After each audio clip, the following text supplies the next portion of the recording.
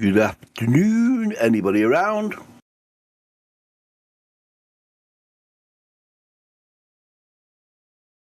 Maybe.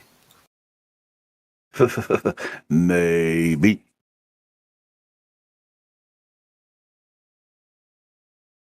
I didn't quite catch who said that. Who said maybe? It was I. It was I, Mr. PMACC. What's that shit? I know that voice. Have you been here before? I have, yes. Yes, I have been here before. Now, why the hell did you come back? I missed you guys. What more can I say? Ah, that's understandable. We are a lovable bunch. Yeah, I came back. Well, yeah, and I came back yesterday. I came back on for a butcher's or whatnot, but I was having quite a bit of problems with my audio and everything and whatnot. I couldn't get in. If it wasn't for old dude who assisted me and we got everything up and running again.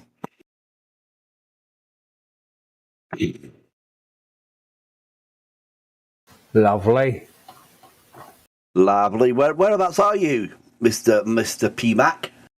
I'm in Ireland. Ireland. What? Northern or southern? Aye, Northern. Oh, so right. So you're Derry. Derry. Yes, I've been there on a couple of occasions.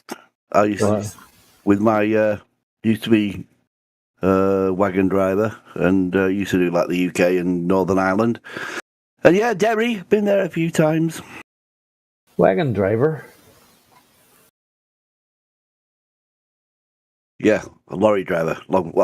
Not exactly long distance because it was only like UK and Northern Ireland that I used to do deliveries to. But yeah, it got me about a bit. Yeah, it's still hundreds and hundreds of miles. I'd say that qualifies as long distance. Not to Europe though. That's long distance. Yeah, that's long distance. But I mean, having said that, I mean, I could get a delivery in the morning, and I could go down to Penzance and do some deliveries around sort of like southern, southwest down Penzance regions, and then that night I could be up at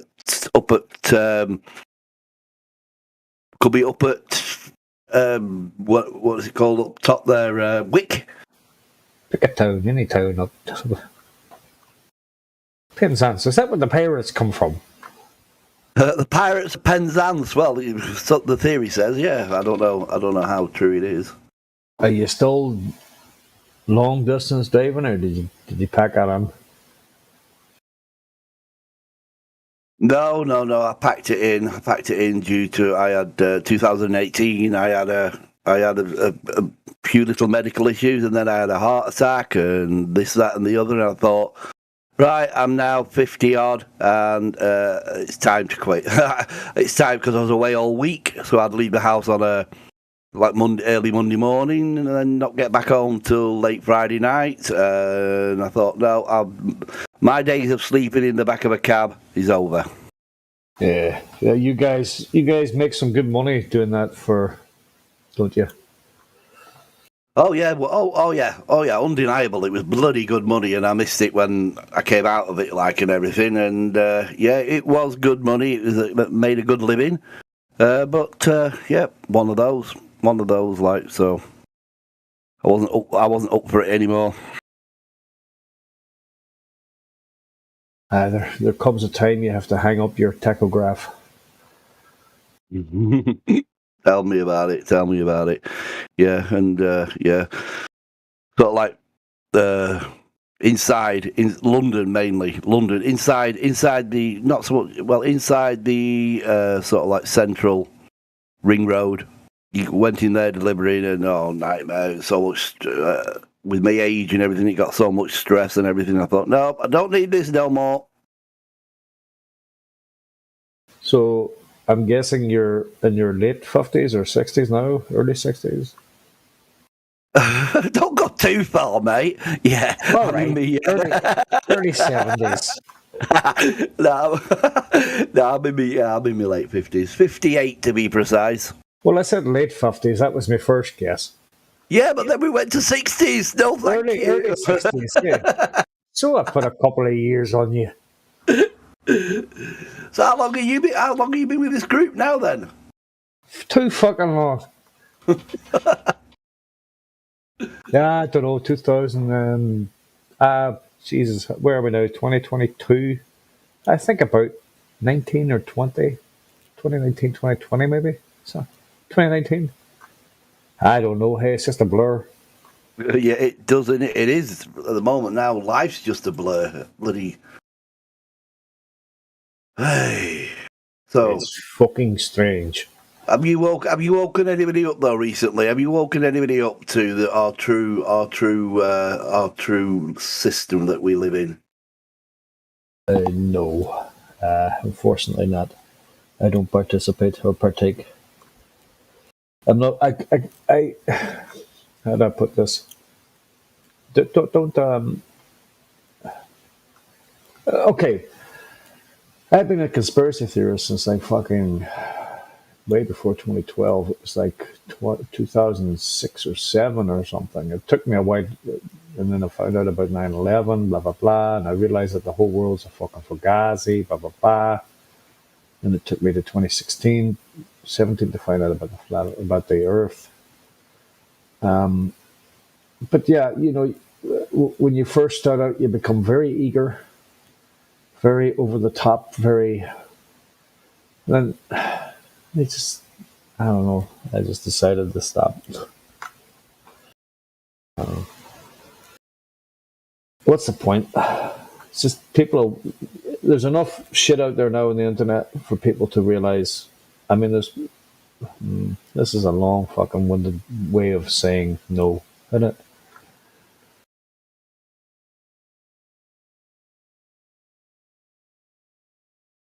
Best to let people wake themselves up, really, and they are. I mean, there's people now talking to you at work about 9/11 and shapes of the Earth and shit that was never spoken of in 10 years ago. You wouldn't even have dared to bring it up and for not for fear that people might think you're a fucking lunatic or whatever. But now everybody's talking as if it's like par for the course. Oh yeah, definitely. I certainly feel, especially 100% within this last 2 years, there's a very big awakening happening, I think, and the realise that people coming to either to the realization or at least sort of like thinking about it. Which, like you say, a lot of the time now, all you can do is show them doors and sort of like give them a bit of info, and then if they can be asked to go and have a look, then that's, like you say, it's down to them, isn't it?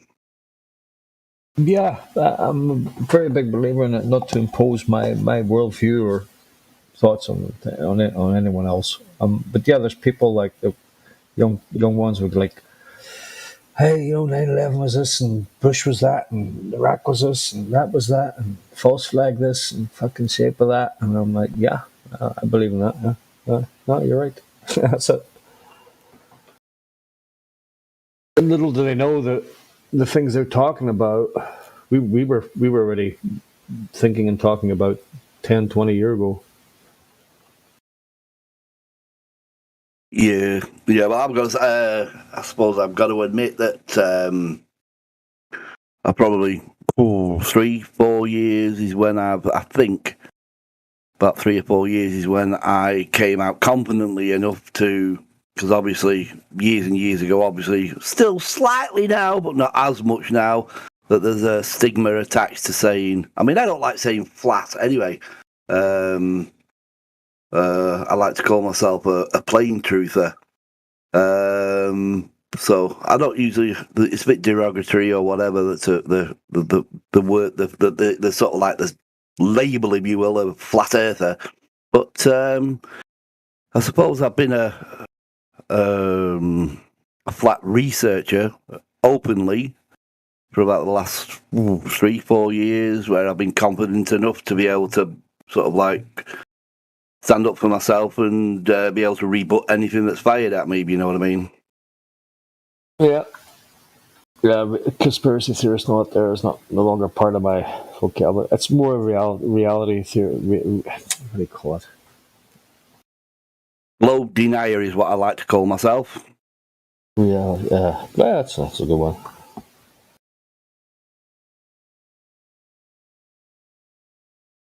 Reality something or other. Everything. I mean, yeah, everything. Everything heliocentric is just Alex.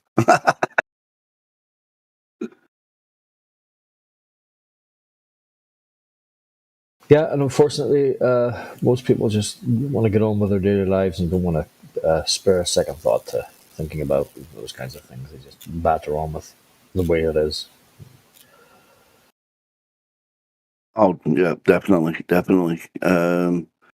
Yeah, everybody's, well, the majority, like I say, yes, we are definitely the minority, and the majority of people are just happy away in their sort of like indoctrinated program system, where they're quite happy to go along with the narrative and spiel out and regurgitate all the crap they were taught at school.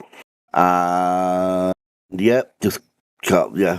It takes time, energy, and sort of like resources to go and investigate this, but the general population.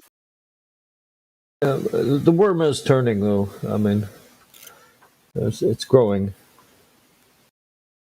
Yeah. I mean, I always say not fast enough, but you can't rush these things, can you? I mean, people. I'm sure people will awaken in their own good time. Yeah, I think it'll be a very different world in 2060. Very, very different. As far as 2060, right? Well, maybe not that far. I think no. I live in hope, and I am a very optimistic person, and I live in hope that there'll be more and more awakenings, especially now. I mean, the stigma of again, for want of a label, the stigma of flat Earth is nowhere near the sort of like stigma that it was at one time, if you know what I mean. Yeah, that's true. I mean, yep. Well, people are automatically programmed to, when they hear the words flat Earth come out of your mouth, look at you like a fucking lunatic. It's just programming. Yeah. But like I say, not as much now. I mean, there's a lot of people. At one time, I was taught to say that or whatever, and they're coming to me now with things like, "Well, I've looked into this. So how does this work?" And they're actually querying it. They're actually thinking about it, which is the start. Has got to be the start to it. Yeah, I always say that there's no proof of spin. Science hasn't proved spin, and it's definitely not a fucking ball. No evidence. No, absolutely 100% no evidence of curvature. And curvature, that's the other one. Yeah. I mean, as soon as they show that, we'll all go back to watching Star Trek. Yeah, it's like you say. It's like when you get the trolls and everything. I mean, we as sort of like, as I categorize myself as globe deniers, can physically, repeatably experiment people and explain that the average person can go out and experience what this Earth exactly is, and find out that you cannot, that there is no curvature, and that you can see too far. All this rubbish, and yet the only evidence or the only rebut that a globie would come out with is just insults and derogatory sort of like rebuts, if you know what I mean. There's no evidence. They can't physically come up with any evidence other than referring to NASA. Yeah, and ships go over the horizon. That kind of crap. Yeah. Ships go over. Well, they don't. They go beyond. They go beyond the. They go beyond the virtual horizon, not a physical horizon, but they go beyond a They go beyond a virtual sort of like horizon where, like you say, yeah, get your super zoom camera and you can bring them back. Anything that's gone over a physical curve, you wouldn't be able to pull them back.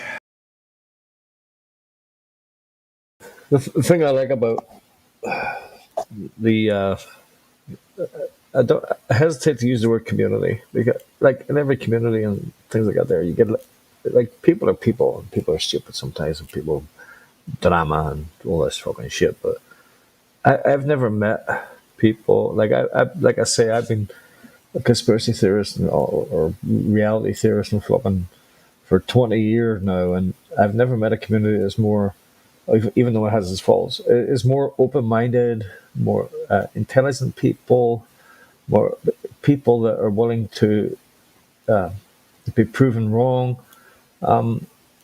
and just having a food for the brain kind of conversations with people. I've never met a community, and it's a very fucking large community. One would say almost global. Sorry. As good as this one. As good as people who are willing to accept that perhaps the world is not what they're telling you it is.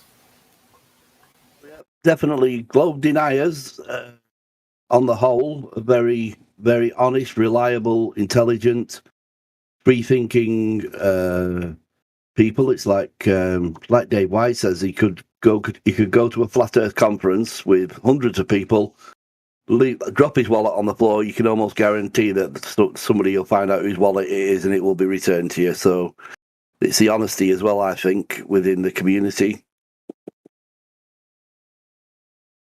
Yeah, it's isn't it? I did something bad a few years ago. I found a couple of £100 in a bank machine, and instead of handing it in, here I go now, fucking. Anyway, instead of handing it in, I just took it, and I felt bad about that. I should have handed it in. I should have said, "Look, somebody left this fucking," but it was like, no, it's like 360 quid or something in the bank machine. I should have just fucking taken it to the Tesco's fucking, but I didn't. And I felt really. I still feel bad about that. Yeah, I think we've all done something, haven't we? That especially like, I don't know. I like to think now. I mean, if you go back a few years, yeah, I'd have probably done something similar. But I don't know. But if I found it now, I would hand it into the Tesco's desk and say, "Look, that was found in the machine. Somebody's probably going to show up and say, was there £300 left? Anybody?" You know, today, if that happened, I would definitely hand it in. Like last night, I was at work, I found a $50 Australian note. And I handed it in. You can take that to the Tesco's kiosk and get £28 for it or something. But I think I learned from that first thing that years ago that was really bad. And I just put it in an envelope and put down where I found it and blah, blah, blah. And there you go. Now, some guy's going to wake up tomorrow morning and go, fuck, I lost $50. And he's going to go to the reception and go, did anybody happen to hand in 50 Australian dollars or something? Oh, yeah, here it is. You know what I mean? Yeah, we get better as we get older, don't we?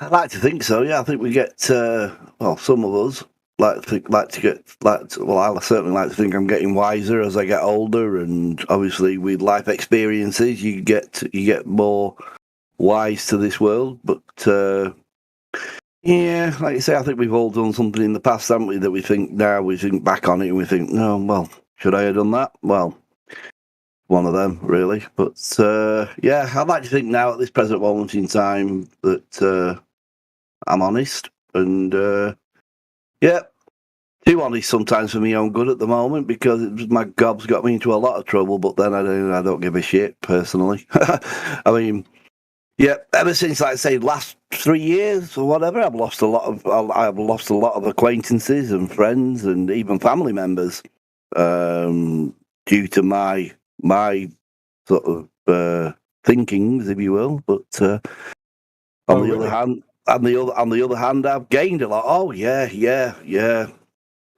believe it or not, I'll tell you this story that in my ex-marriage, which was over 5 years ago now, I split up and divorced. I'm now with my new partner, which with a fantastic life. But yeah, my ex-partner literally had me at a psychiatrist. I mean, I knew there was nothing wrong with me, and it was one of those where if you're living in that situation where, I mean, years and years and years and years ago, like yourself, I covered pretty much every supposedly conspiracy. I don't call them. Well, at the time, you were a conspiracy theorist, weren't you? But anything that's a theory is something that's not proven. But a lot now is proved facts about what I was talking about years ago. But when I was talking about it then, it was like, oh, well, my rebut actually, when people say to me, you're not normal, and I'm saying, well, if you are normal, then thank God I'm not. But that's my rebut for that one. But yeah, I was. My nephew happens to be a GP with his own general practice, and yeah, it was. My ex sort of like, along with him, conversed with each other and said, I think he might need a little bit of help. You know, I was about to say when you went to the psychiatrist, was it maybe a bit of a setup? She was like, okay, I'm going to bring him in and you say that, I'll say this and you say that, and then we'll sort him out. Well, I mean, obviously, I don't know if you're aware of the procedure with when you go to see a psychiatrist, but obviously they do the initial sort of like interview or the initial assessment. And I told the guy, it was a woman, and I talked about everything of my views about the world, what I thought was going on, what I knew was going on, all the deceptions, all the corruption, the lies were told, and everything. And I went through everything that I would talk to my family about and everything. Who thought I was a nutter. And yeah, it never went any further than that first assessment. All it was them saying, well, you've got a point of view. What's wrong with nothing wrong with you? You've got your point of view. We'll be taking this no further. But that's how. But in my view, I knew that that's the way I can put myself forward in explaining why I think what I do, why, and come up with all the facts and figures and everything of why. And yeah, I don't even think the psychiatrist had an answer for what I was talking about. So yeah, they threw it out and said, no, you've got your views. There's absolutely nothing wrong with your mentality side of it, as far as psycho or anything. But yeah, it went no further. So that, like I say, I only did it. I mean, not that I thought I would need to see a psychiatrist, but because they had advised that I went to see one, I thought, right, well, okay, I'll go along with you. Let's do it. And yeah, because I pretty much knew that they wouldn't go any further, and once it didn't go any further, I could then say, there you go. Are you happy now? Oh, they couldn't cope. Nope. It was it was a very interesting time of my life, and ever since then, like I say, it's I don't give a stuff who listens to me, who hears me, who sort of like I will say exactly what I think. I'm not one of these that clam up as if to say, oh, what will people think of me if I say that? Bullshit. Yeah. I say it how it is, and if you don't like it, then you know what you can do. Yeah, you sound a wee bit like me there. I mean, I don't know why, but I just had a vision of, do you know them things they show you, them ink photo things? What do you see? A butterfly. What do you see? A unicorn. What do you see? I was thinking, if anybody ever did that to me, and I go and sit in front of one of them people, and they start showing me these ink things, what do you see? You know, and it looks like a butterfly. Vagina. And then the next one, what do you see? Vagina. Just keep saying vagina. That'll fuck him up. That'll fuck him royally up. Oh, excellent. Show you something looks like a fucking beetle or something. A vagina. Yeah, a vagina. Yeah, definitely looks like a vagina. Clean vagina. A dirty vagina. A closed vagina. It's just vagina. Hairy vagina. Hairy. Shaved vagina. Oh, crap. Oh, that's to say, you've got to, I don't know, I mean, if I've got to go back, like I say, ever since I've known who I am, where I am, and who my creator is and everything, and I go outside barefooted and connect with the earth, especially I love it at night time when the moon's out, and there's just so, I don't know, something just opens up to you, and I don't know what it is, I can't physically explain it, but you just get a feeling, a warmth and a feeling inside that's, I don't know, I am here and all this is... Sorry, Say what? Just start that one again really quick there.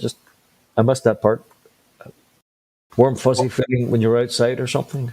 Yeah, no, like I say, especially at night time when it's like, especially this weather, when it's cooled off at night and you go out, and I'll go out barefooted into the garden and just feel the grass between my toes and everything and whatnot, and the moon's out and everything, and you, as I say, you just get a warm, it's very hard to explain, but I just get a very warm, sort of like, very warm, loving, sort of fuzzy feeling inside that just makes me feel, I don't know, that I'm part of all this.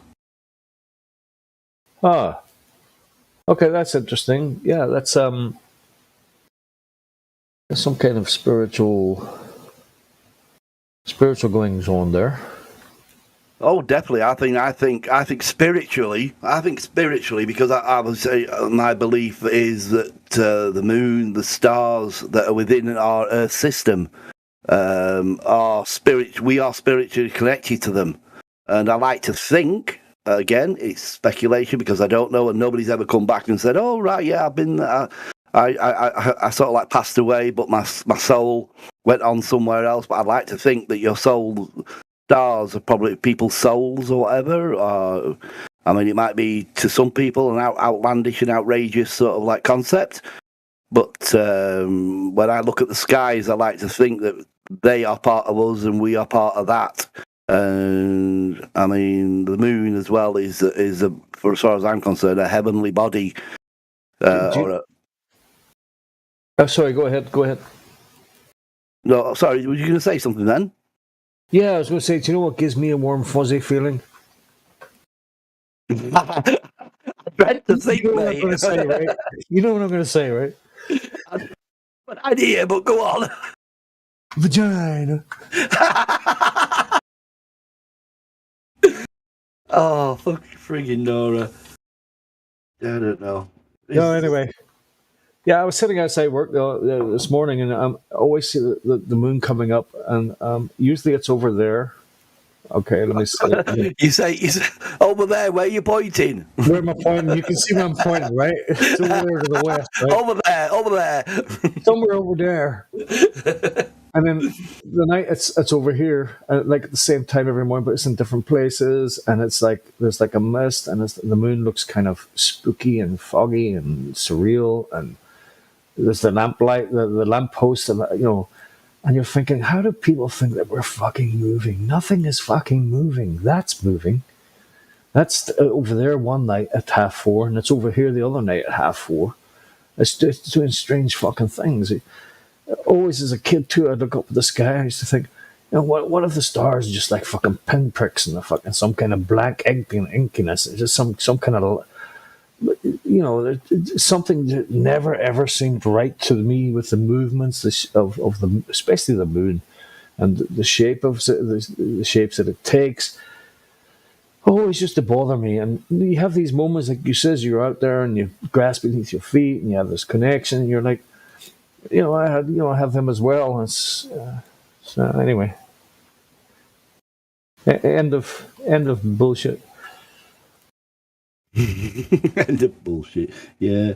No, I mean, like, how could anybody think that we're flying through a beehive sort of like heliocentric sort of like system, going from traveling these what cannot be comprehended as fucking trillions and billions of flaming miles or whatever, and yet, like you say, you go out tonight and plot a star chart, and same time next year, all them stars will be in identically the same place. It's Yeah, and, if somebody sits you down and calmly talks to you and um, explains to you about movements, about vacuums, about big balls and vaginas, then they're talking Vaginas. to you about the birds and the bees. No, it's your dad giving you the birds and bees story. No, but if somebody sits you down and logically takes you through the steps and water and vacuums and shapes and speeds and shit, you would you would hope that any normal human being would go, holy fuck, what are we living in? We're not living what they're telling us we're living in. Um, that's what it would do to you. But unfortunately, from your youngest age, you're told this is what it is. And everybody just accepts it. Yeah, but that's it, though, isn't it? That's it, though. It's the biggest block, as far as I'm concerned. The biggest block is ego. For you Oh yeah. for you probably to even admit one thing that you've been told a lie on regarding what this system is, then you probably have to throw everything out the window and start again. And some people's ego probably just can't handle that. The fact that they've been lied to you. yeah, they've been indoctrinated and lied to all their life, and they just can't handle. Yeah. Yeah. That is a big thing. It was for me too. Yeah. Because what modern day society and Google and technology tells you is men in white coats and blah blah blah, and the science is settled, and dinosaurs, evolution, big bangs, blah blah blah. Google, Nietzsche, God, no God, blah blah blah blah, and everybody just goes, yeah. And because everybody has Google at their fingertips, everybody thinks that they're suddenly, without realizing that they're very intelligent, very, very intelligent. They know how the universe began. They know how everything happens, and they can just 2 seconds do a Google search and find out what fucking neutrons and protons and other things mean. And people are just so, yeah, they've ego boosted humanity into thinking that they know everything. And yeah, to try and break that barrier is extremely, extremely difficult. Oh yeah, 100%, 100%. It's yep. I mean, I've always said that ever since, we only have to go back. We only have to go back, don't we? Probably 100 years, less than 100 years, when the education system was taken over, and since then, like obviously the generation now, even up to my generation, obviously. Well, I mean, you can talk to old age people who were taught differently, and then they'll even say it was all changed. So, yep, it fears. I do have a fear for generations to come. I mean, I've got a 15-year-old. No, sorry, 14 years. 14 at school at the moment, and my basic sort of like advice to him is don't fucking listen to all the crap you're taught. Get your education, as in learn, even though you're not you're not taught at the moment now proper maths in school. Learn how to maths and English, yeah. But yeah, get your maths and English, get to sort of like fluent with your maths and English or whatnot. But any other sort of like history, science, or any of that crap, I mean, he sort of like jokes around with me as the sort of like calling me the flat earther. Which I'll bring him round. I'll bring him round eventually. He's only 14, so I'm weaning him into it.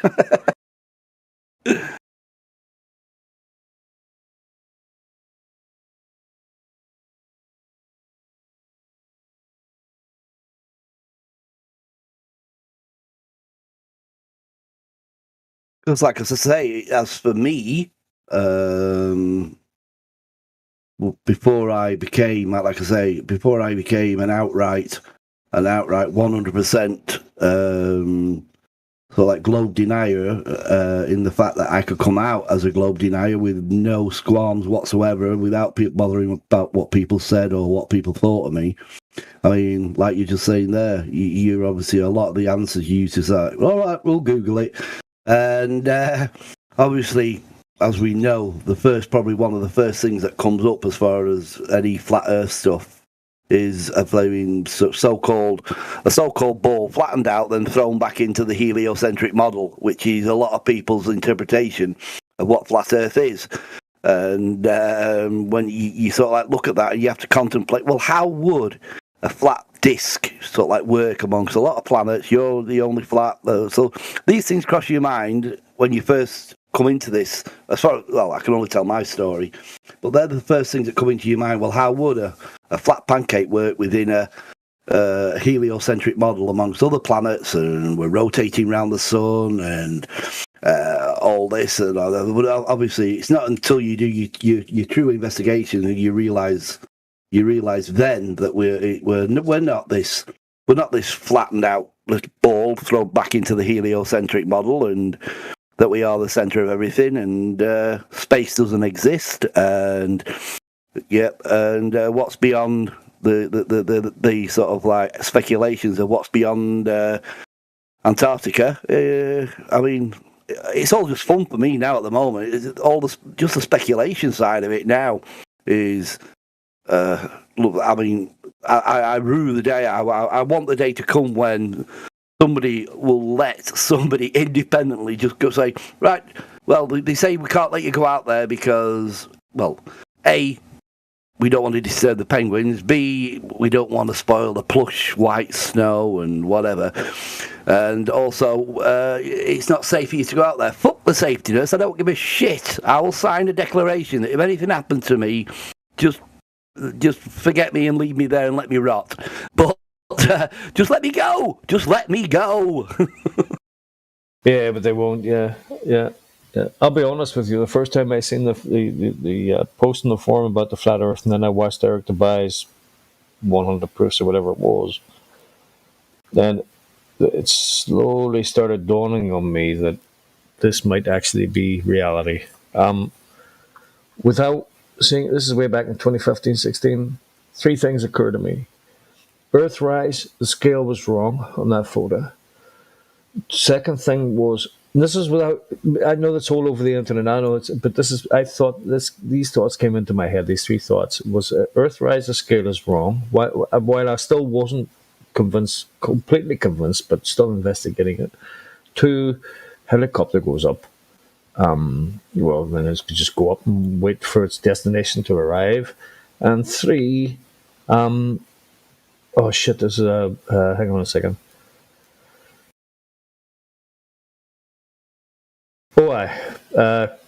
GoPros on the moon. Right? Why don't they just, like, they can send drones to the moon. They could send thousands of drones a month to the fucking moon, put thousands of cameras over the moon, just and charge people for having screensavers of live shots of the Earth rotating, from the moon. Why don't they do that? And that was before I was totally convinced. About 2 weeks later, I was totally convinced. But not to beat myself up, but those logical things, those thoughts occur to you, and I'm sure it wasn't just me. They just popped into my head. What am I looking at here? Is this, what the fuck are these people talking about? Fucking flat Earth and not a globe. It's just crazy. It's crazy. And then you see the Earthrise photo, and you're like, well, hang on a minute. The boy's saying something is completely different. You're like, but that scale doesn't look right. Hang on a minute. Is that if that's the Earth from the moon? Shouldn't that take up the whole fucking still? Shouldn't that take up the entire fucking picture, basically? And then, of course, people talk about it months and years later about this, the same realization. Oh yeah, 100%, 100%. I mean, as far as I'm concerned, I mean, pretty much anything that NASA's put out, or supposedly what satellites have sort of like filmed or supposedly filmed, every single thing can be debunked. And then you see all the fabrications on the ISS. you see all the videos and the blue screen failures and all kinds of shit. Oh yeah. Yeah. I mean, that's what. This is what I don't understand. I mean, probably because they don't want to look into it. That's it. They're just persistent and they don't want to have a look at it. Maybe is it that they think they do have a look at it and things are proven that yes, then that just sends the whole sort of like life-based system right from under the feet, and they don't want that. Or are they just stupidly sort of like negligently sort of like naive? I don't know. Yeah, willingly ignorant or something. Yeah. Excuse me, Yeah. sir. Excuse me. There's an astronaut in the background, right? He's flying past, right? He's got a fucking harness attached, bruh. Yeah. Fucking harness. Oh yeah. Oh, there's loads of them, isn't there? There's loads of them where you can debunk sort of like NASA's NASA's. Excuse me, sir.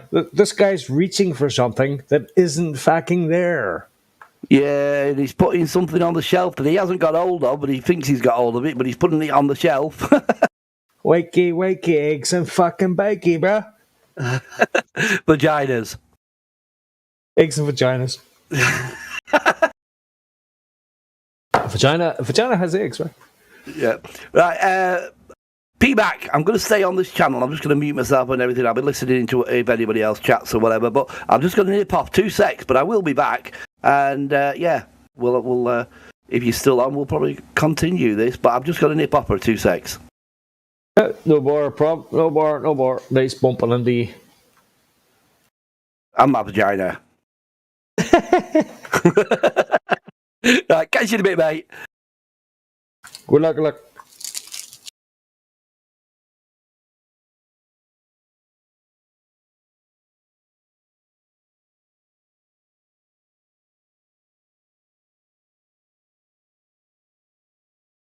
I like bumping into vaginas.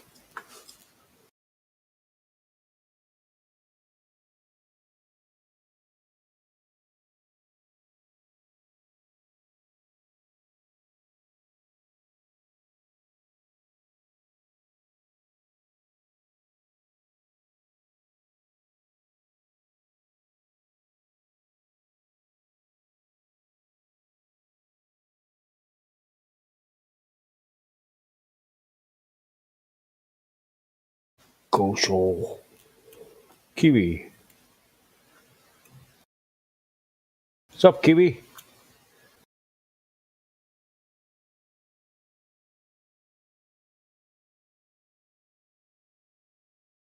What's up, Go Show? Hey, what's going on, man? Hey, man. Long time no smell. Hey, what's going on? What's Keeping it flat in here. We're keeping it the shape. We're keeping it we're keeping it not the shape they're telling us it is. How's that?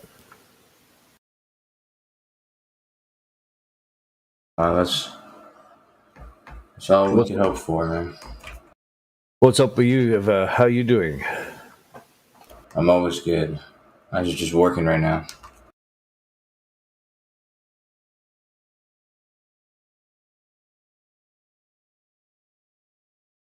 Gotcha, Kiwi. Hey, it's nice to be able to go on Discord while you're at work, eh? Earning some dollars. Yeah, it's distracting though.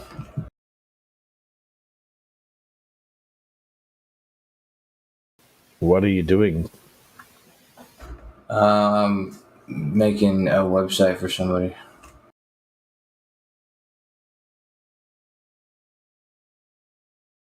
So you're the creative type.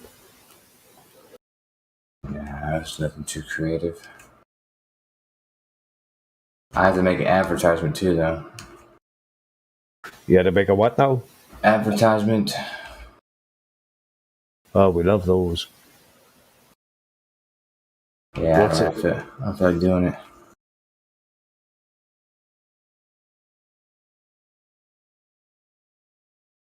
So you work from home? Yeah, mostly. Nice. Yeah, wherever I can get shit done at.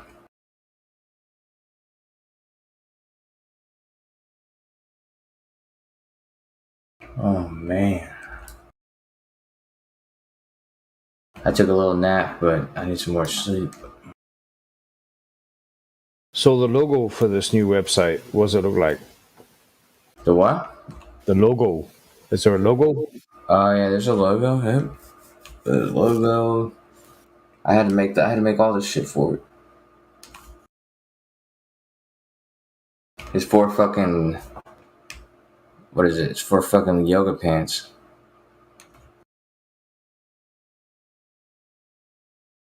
Some pretty sexy yoga pants, yeah. Yeah, some sexy woman in the yoga pants. Yep. Just go naked yoga. Naked yoga. Yeah, I've seen that on YouTube before. I was like, what the hell? And it was under, I guess, educational purposes.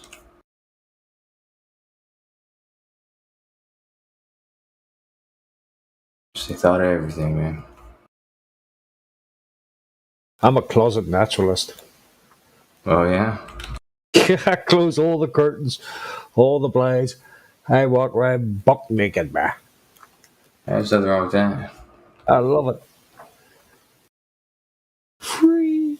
This depends on your company. No company now. No company. Well, yeah, sometimes there's company actually. Oh yeah. That's good. Every now and then.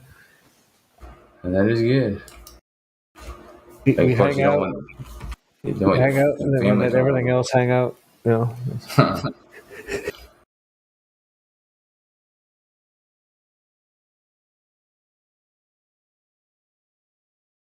Hold on. You have to be careful though. Why is that? I get bruises on my legs if I walk too fast. Wait, baby.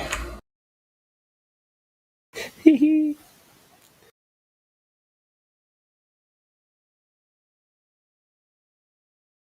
know, sometimes I'm living at my girlfriend's place and working over there and everything, and we wake up and don't put any pants on or anything, and you get kind of lazy doing that after too long. It's nice that you're comfortable in each other's, presence. And just don't care. Just let it all hang out. Yeah, but before too long, you're not getting anything done until 6 p.m. You're laying in bed watching movies all morning. Amongst other things.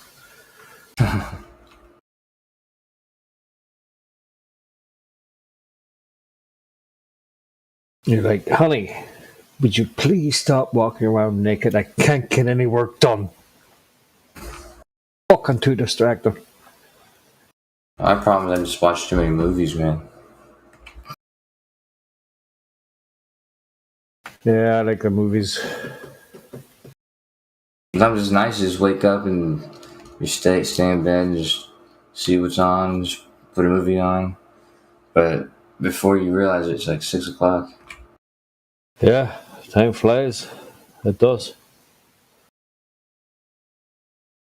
So there's an app. I'm just trying to find it now. Guy showed me the other night. If you're a movie buff and you like movies, there's one called Hurdle, where it'll play like 10 seconds of a song and you have to try and get it. I got it last night. It was Bat Out of Hell. Not Bat Out of Hell. Fucking Meatloaf, the other one. Anyway, there's another one that does that with movies. You get 5 pictures. So it's like trivia. Yeah. Hang on, let me see if I can find it.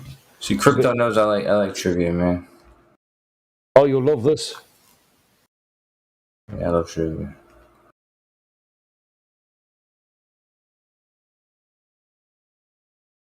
You're not a winner of one of them trivia nights, are you? On here that they used to have. Yeah, I did it a couple times with you guys. I used to do it over a Gem server as well.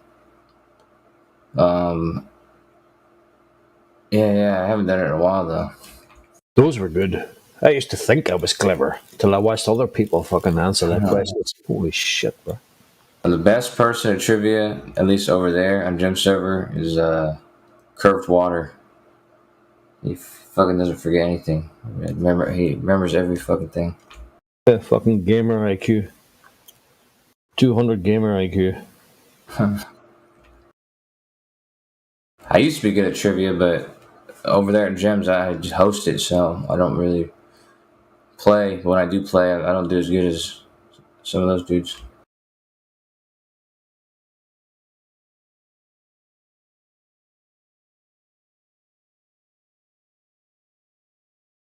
Just trying to find this app now. It was pretty good. The guy showed me it the other night. He got it on the second picture. It was Pretty Woman. He got it. Alright, show it to me. Let me see what I can do. Yeah, I'm just trying to find it here.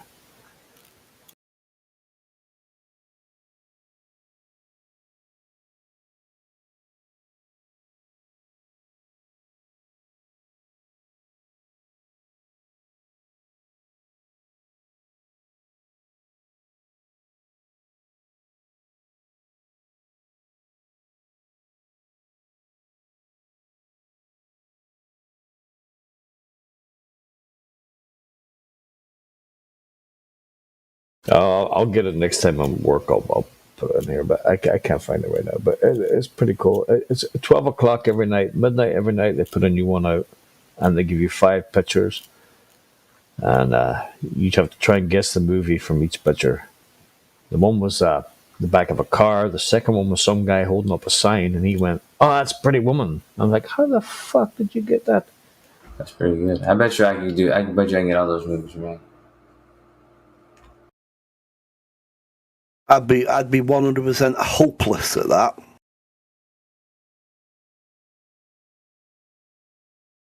I love trivia. We used to do trivia at this chicken place here in Texas when I was in college, and every week we would win, and if you win, you get like $200 in store credit.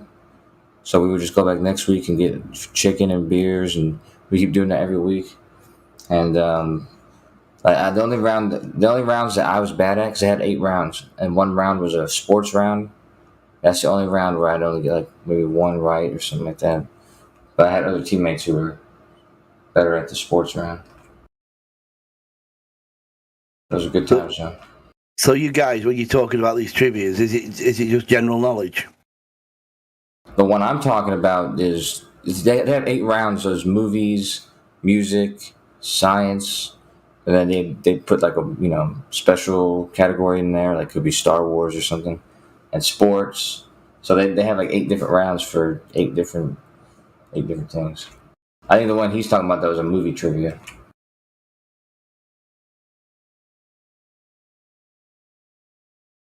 That's right, P Mac. You're talking about a movie trivia. Oh, yeah.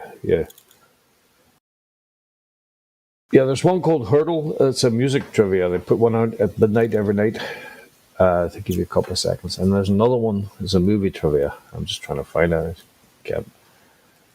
It's like trying to find the horizon or Earth's motion or curvature. I'm looking. It's not, I try to put some flat Earth questions in our trivia over there. Not too many though. They're not having that, are they not? Yeah, there's a couple. Well, actually, I took all the questions from Jeopardy. I got all the questions from that show for all the shows, and I was able to put them in different. So I can do like keywords, and so I was searching for a bunch of. So actually, I have a whole bunch of special. I have them set aside, like ones that are about Earth, ones that are about I don't know science. Like if it has those terms in the subject or in the question or whatever.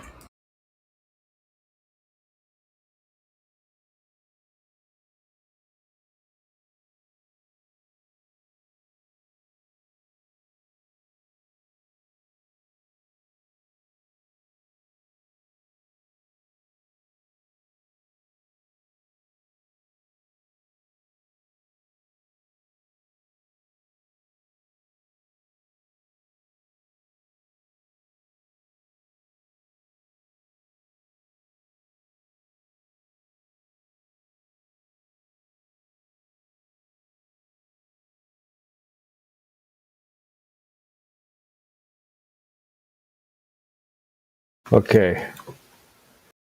I haven't found it, but these are so easy. Of course, you like it. So what I'll do is I'll try and find the hardest one.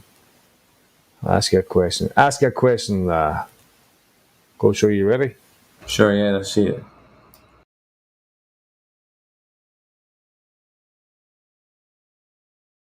Which seminal 1978 musical movie was set in Rydell High School? Greece.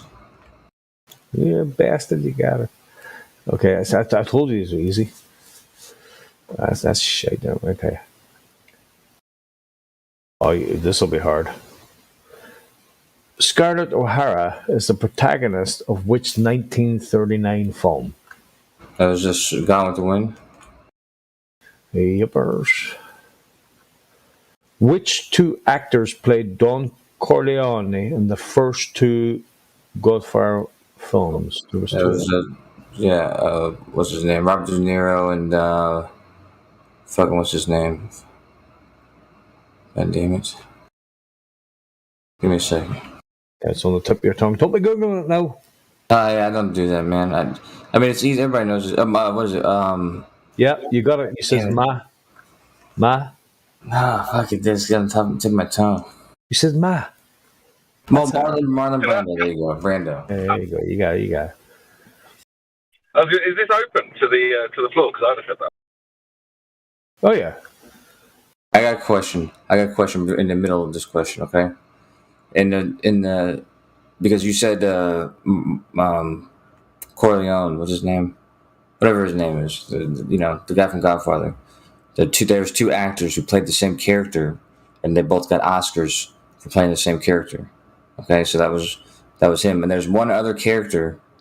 There's one other character in movie history that two different actors, both got Oscars for playing that same character. Who is it? Okay. Can you give us? Was it a mobster film or was it a? No clues. Is it what? No clues. I'm not gonna give you any clues. No clues. Okay, I'm fucked. Because I mean, in a way, there are mobsters in it. So, but I'm not gonna give away any clues. Batman. It's very close. Oh, It's almost as close as you can get without being Joker. Yeah, the Joker. That's correct. vagina. Yeah, because both Who says that? Heath Ledger and I was going. what's that fucker's name? Joaquin Phoenix. Both got Oscars for playing the character. But anyways, you keep going, P-Mac. Good man. Yeah. Okay. Yeah. This'll fucking throw you for a 6. Which was the first feature film released by Walt Disney Animation Studios in 1937? Was it Cinderella?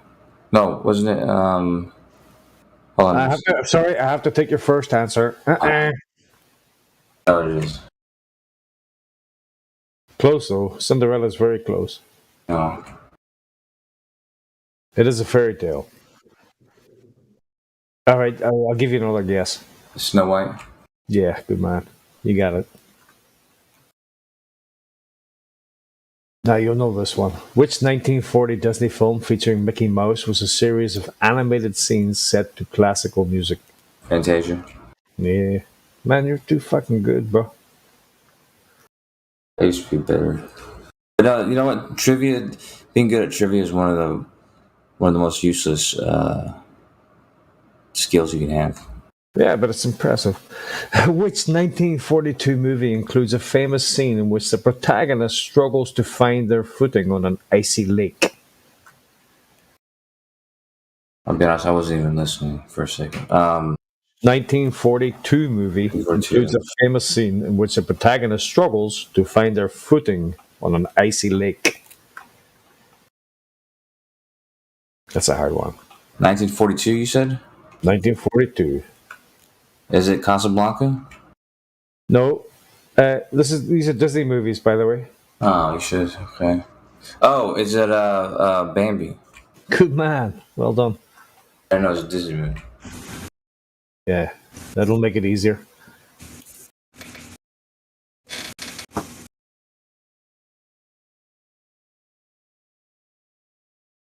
Wow, these are getting hard, man. Okay, so number 4. Pongo and Perdita are the main good characters in which 1961 Disney movie? What are their names? Pongo and Perdita. Pongo. Yeah, that's a hard one. What year? 61. Pongo. Is it Pocahontas? Nope.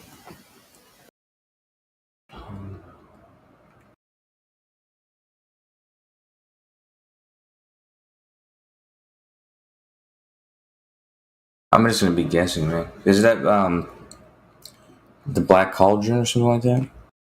Nope. Yeah, I don't know. I don't know, man. You know what? I'm going to give you a clue. 101 Dalmatians.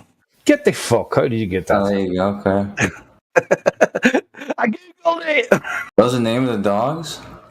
Must have been. I vaginaed it.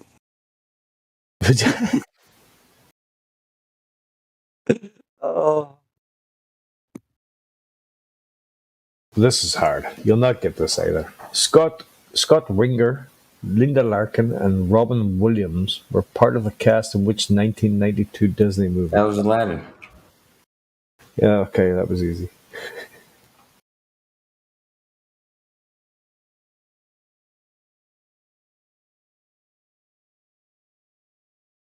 That was a Disney movie with a big actor in it. Yeah. As soon as I said Robin Williams, you're like, fucking Aladdin. Yeah. All right, this one, you'll never get this one. In which 1998 movie does a warrior's daughter pretend to be a Mulan. man? Oh, for fuck's sake. I know why he knows so much about Disney. Because he's a glober. Damn straight. Vagina. Okay, let's see. Let's move on. Let's move on from Disney. Disney's too easy. Yeah, it is. Pongo. Yeah, it sounded familiar. I don't know why.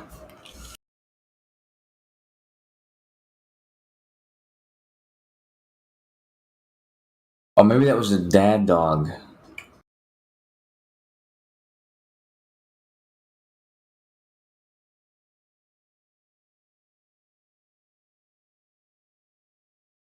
Fuck, you've probably never seen this one. You'll never get this one.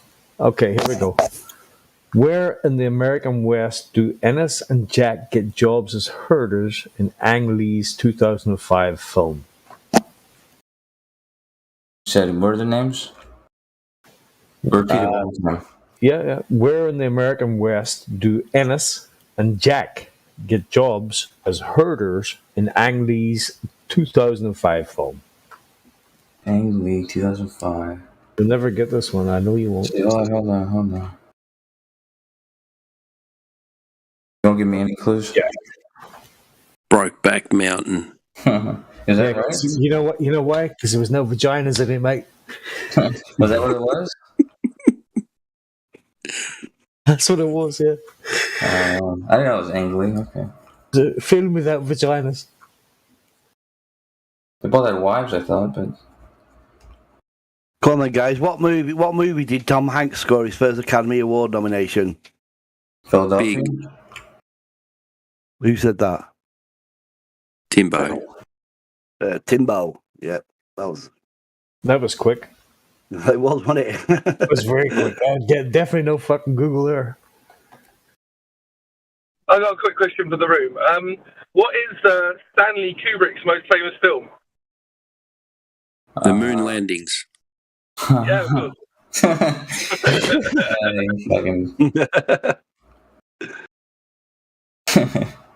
There's me thinking 2001.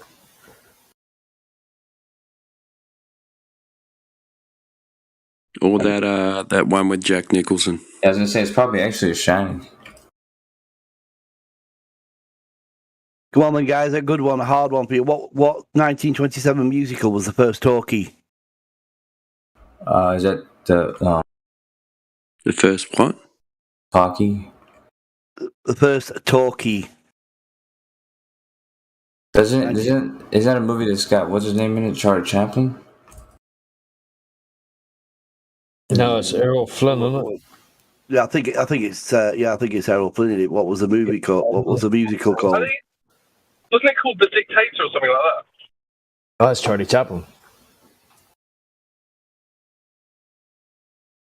Errol Flynn was in the first talkie, I believe. I forget what it's called. I don't know. What was it called? Put us out of our misery. The Jazz Singer. Oh, okay. Come on, guys. A very easy one for you. What was the name of the skyscraper in Die Hard? The Fox Tower. No. Yakashima, some Japanese fucking name. Fucking Japanese name tower. Why am I remembering the Fox something tower? Vagina Is tower. that in real life? You got it. Vagina Tower. Vagina. I'll give you. Tower. If I say Vagina Plaza. It's in Nagasaki or something. Fucking Yeah, nearly. I'll give you Nakatomi. Nakatomi. Thank you very much. I got one. Nakatomi Plaza. It can't be the Vagina Tower because I thought that all manner of feminists were furious that all of these penis shapes were in the skyline. So it can't be the Vagina Tower. You know how they talk about like buildings. I can't remember what the term they use. Like you guys know what I'm talking about. Like they'll say how like things that are created by men have a penis shape to oppress women and stuff like that. Huh. Phallic symbols. Phallic symbol, yeah. That's the one. Yeah. So, sorry, the Die Hard tower is a phallic symbol, so it can't be a vagina. Yeah, it's funny. In real life, it is actually the Fox Tower. But I never knew that it was called Nakatomi Plaza. I didn't know that in the movie. Rami Malek, Mr. Robot, his Academy Award won in 2018 was for his portrayal of which singer?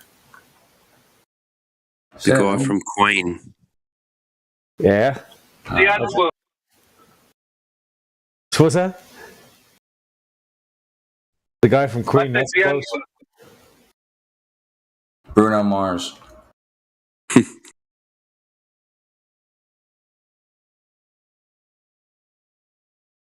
Sally Jupiter.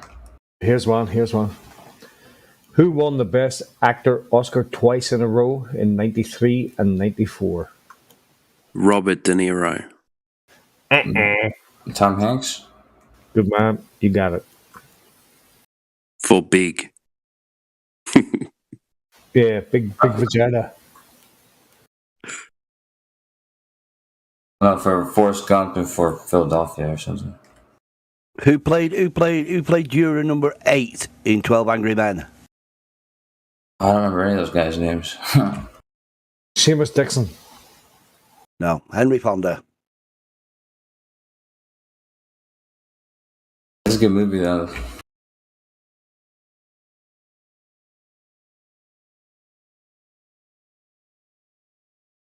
Oh, this is so easy. Which actor won the 1975 Best Actor Oscar for playing the lead in One Flew Over the Cuckoo's Yeah, Nest? it's Jack Nicholson. Yeah. When you said 1975, I already knew what movie it was. 1975. But best to say, which actor won Best Actor Oscar for playing the lead in One Flew? Jack Nicholson won the Best Actor award in One Flew. Which year was it? He's got the most. He's got 4 Oscars. He is brilliant, though. Hey, I hate to interrupt this call, but can I just have a minute with Kosho? Go ahead. Kosho, how's it going, man? It's do you remember me? My voice should have haunted many of your nightmares. I mean, did you have a different name before? Yeah, I think so. Arthur? Yeah, your buddy Arthur, man. Yeah, I do. What's up? What's going on? You know, just I've come around, man. I think it's pretty clearly a ball. Oh, there he is. Yeah, no. I mean, these guys are out of their mind. Stephen Hawking's a genius. He's not a retard drooling, staring at the wall. He's You're being a punk. Yo, Koto, weren't you just in the other server? Anyway, I just wanted to check in. Take care, guys, and Kosho, do what we all know needs to be done. So, thank you. Oh, that sounds really ominous. That's some high class trolling right there, bro. What? There's a funny guy. No, we go way back. We had a debate one time, and he did back out, but Hey, Kosho, are you a flat earther or a glober? Depends on the day and the person. He's He's like, no, it depends on the server I'm in. Wait, what server I'm in? Oh, I'm a flat earther. Kosho, do you still think longitudinal lines are like the best argument for flat Earth, like the sun? Or sorry, That's one of my new arguments, but yeah, absolutely. what are you talking about, dude? Was I saying that a long time ago? A throwback. Yeah. Oh. No, well, I mean, yeah, I do. I think it's one of my favorites. But It's a good argument. I'll be honest, but I don't think it proves anything. He's like one of those typical globers that when people are looking at the ground, he looks at the sky. Right. I'm sure he's had plenty of sleepless nights thinking about things you said. Vaginas. Vaginas. Who is like Or the most... phallic symbols. That's welcome to the name of the day. Begins with a V. Begins Who with is the most ends with an A. Sorry, Australia. Oh, I'm sorry. Did you want to go first? I'm finished. Oh, okay. Sorry, it was quick. Who is the most well-known flat earther? Wow. This is trivia. Now? Yeah, like, who is a flat earther that, like, a lot of people know? Like, maybe he's a YouTuber. Like, is there anybody that's really well-known in your guys' community? Maybe QE? there's a lot. There's a handful of them, yeah. Because Rob Skiba, before he passed away, was well known. I think Eric Dubé's got to be one of the most well-known, isn't he? Eric Dubé is probably probably a name everyone knows. Yeah, sure. Maybe David Weiss at the moment? Yeah, I've got to go for one of the most outspoken and most viewed at the moment. He's got to be David Wise. He's on everybody podcast going. Do you know my favorite flat earther? His name is Vagina. Vagina. Who is Quantum? Sorry, there's a woman in. He's a crayon muncher. Like, what does he do? Like, why? Like, I feel like I get a lot of notifications on my phone when I'm at work, and it's like, new video by Quantum Eraser. Like, who is that? Like, I don't know. Yeah, that's QE who I was talking about before. Oh, okay. What about Oakley? Who's Nathan Oakley? Do you guys know that? Yeah. Yeah, he has his 24 server as well, doesn't he? Nathan Oakley. He's yeah. These are like, I don't really know. He's the one that debunks. He's the one that debunks people's sort of like evidence for the flat Earth for Dave Wise's 3 bitcoins. He's the go-to man for Dave to say, right, well, debunk this for me, and then if you can't, I'll give him 3 bitcoins. As a flat earther, I look at this picture and say, clock at 21. I think it's Uncle CB with his rap songs. Yeah, but it's not about the flat earther, right? It's about the flat earth. So it's like you have on a football field, there's 11 different positions. You know what I mean? So we don't know how to play the same position. You know, somebody can be the quarterback, and then maybe someone's good at running the ball. Someone's good at catching the ball, so on and so forth. So there's different styles. You don't have to be like anyone. It's not about the flat earther. It's about the flat earth. So, it's just been all about globe denier. It's kind of hard to deny something that doesn't exist. It's like calling somebody a unicorn denier. Kind of hard to deny something that's not there. Maybe Kosho's the best flat earther ever. That's right. Flat Earth in disguise. Yeah, Kosho, I've seen him around quite a bit. I've actually, it's funny. It's really funny because I've been in these servers for so long, and people just kind of laugh at me because they're like, "Oh, and you still haven't come to some sort of consensus?" No, I haven't. Because yes, I've been in the server for like 2 years, but what? I join maybe once a month. Like, I don't know. It's just like, do I have an inkling to want to come more? I mean, I guess I'm just very busy, and whenever I have free time, I'd rather spend it with my friends or reading my own shit. Like, I want to know more, but like, I'm just not like feeling this urge to come to some sort of conclusion. And let's pretend I was to come to a conclusion about the shape of the Earth. Let's pretend I settled on it being a globe or settled on it being flat. What if something else comes up that might change my mind? Like, I don't want to have to like be, one way or the other. I just want to listen. I guess Well, if I would, what do I think how about now? you just say you don't know? Yeah, exactly. Well, That's don't be fair like a enough. baller and start with a conclusion, right? You don't want to do that. You want to Yeah. start with observation and then build towards some sort of conclusion. But you don't have to start with a conclusion or an assumption and then work backwards from there. That's what a baller would do. So you don't have to do that. Good news. Like, I like it here, but like, I don't want to feel pressure to have to come to some sort of consensus because, like, Yeah, who wants that? yeah, you definitely don't have to do that. It's Yeah. not an Yeah. overnight process, right? It's something you should take your time, go and actually test the things people are saying, go check. You don't want to leave here and be like, well, this dude on Discord told me. Oh my god. You want I to be watch like, well, I went out to myself. the ocean and I did this myself. So, yeah, go ahead. I really, really watch his YouTube video. He's really, really legitimate.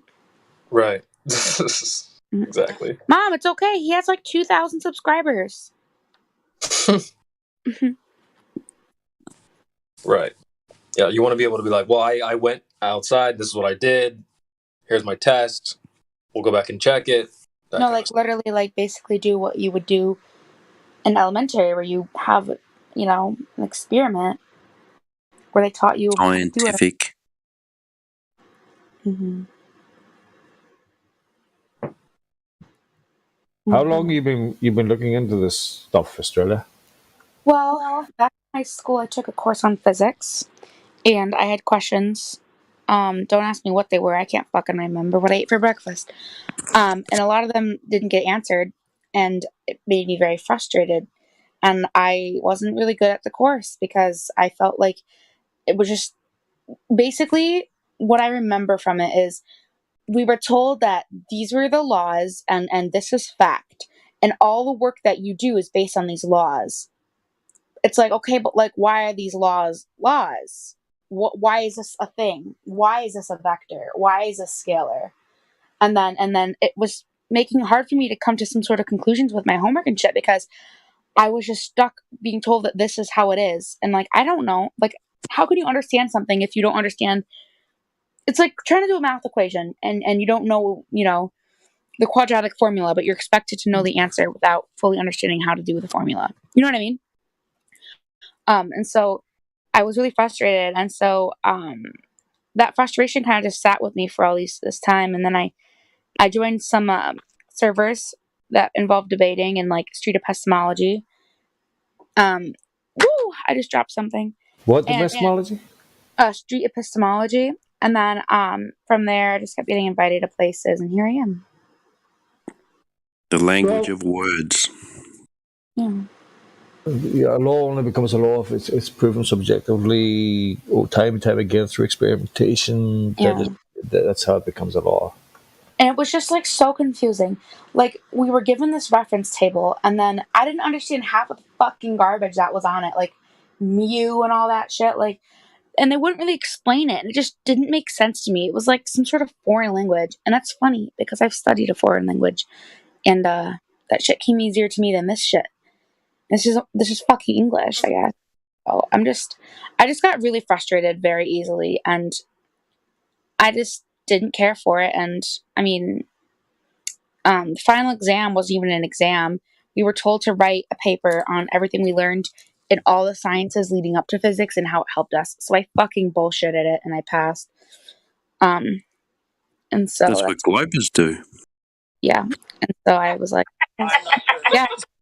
No, I'm pretty sure my teacher knew that I fucked up really bad in the year, and she was like thinking to herself, "Ma'am, if I don't make the final exam something to do with English, this bitch is gonna fail." So she made me write a fucking paper. Like, okay. So I wrote a paper for physics class. What the fuck is that? Oh, it's somebody laughing. Downboard. Oh. Yeah, so, and then I found this server, and it started off as somewhere that, okay, so it might have been the server. I have a friend, and they were like, hey, because I was on a different server, hey, me and this person, we're going to go trolling in this Flatty server. You want to come with us? I'm like, what the fuck is that? And they explained it. I'm like, people actually think the earth is flat? That's fucking weird. So then we joined here, and I just listened to them troll. And then after they left, I stuck around because I was stuck in a match in my game and didn't disconnect. And then people started talking to me. And then I just stayed even after the trolling stopped with the friends. I didn't troll, they did. I was just the audience. So do you But think it's something round or flat? What's that? Do you think it's round or flat? Round. If I had to choose. Do you have one proof? No. That's what I was taught, so I might as well just believe what I was taught. Oh my god. Yeah. Deadass. I mean, hey, like, what do you want me to say? Like, I Australia, have you been listening to this server for the last how many years you been here? Since 2020. Okay, so a couple of years. Yeah. That's probably You one of still the believe worst it's things flat. somebody could say. I know, but that's the thing, though, is like, I've been in here for 2 years, but, like, I haven't been active. You know what I mean? Like, Yeah, I'm not that's- if I was more. Oh my god, I can't hold this fucking glue. Yeah, you remember I'm you used to come in a gem server and we'd play what is that game? Code Words. Code words, Yeah. yes. Oh my Australia, god, can I ask you a really weird question?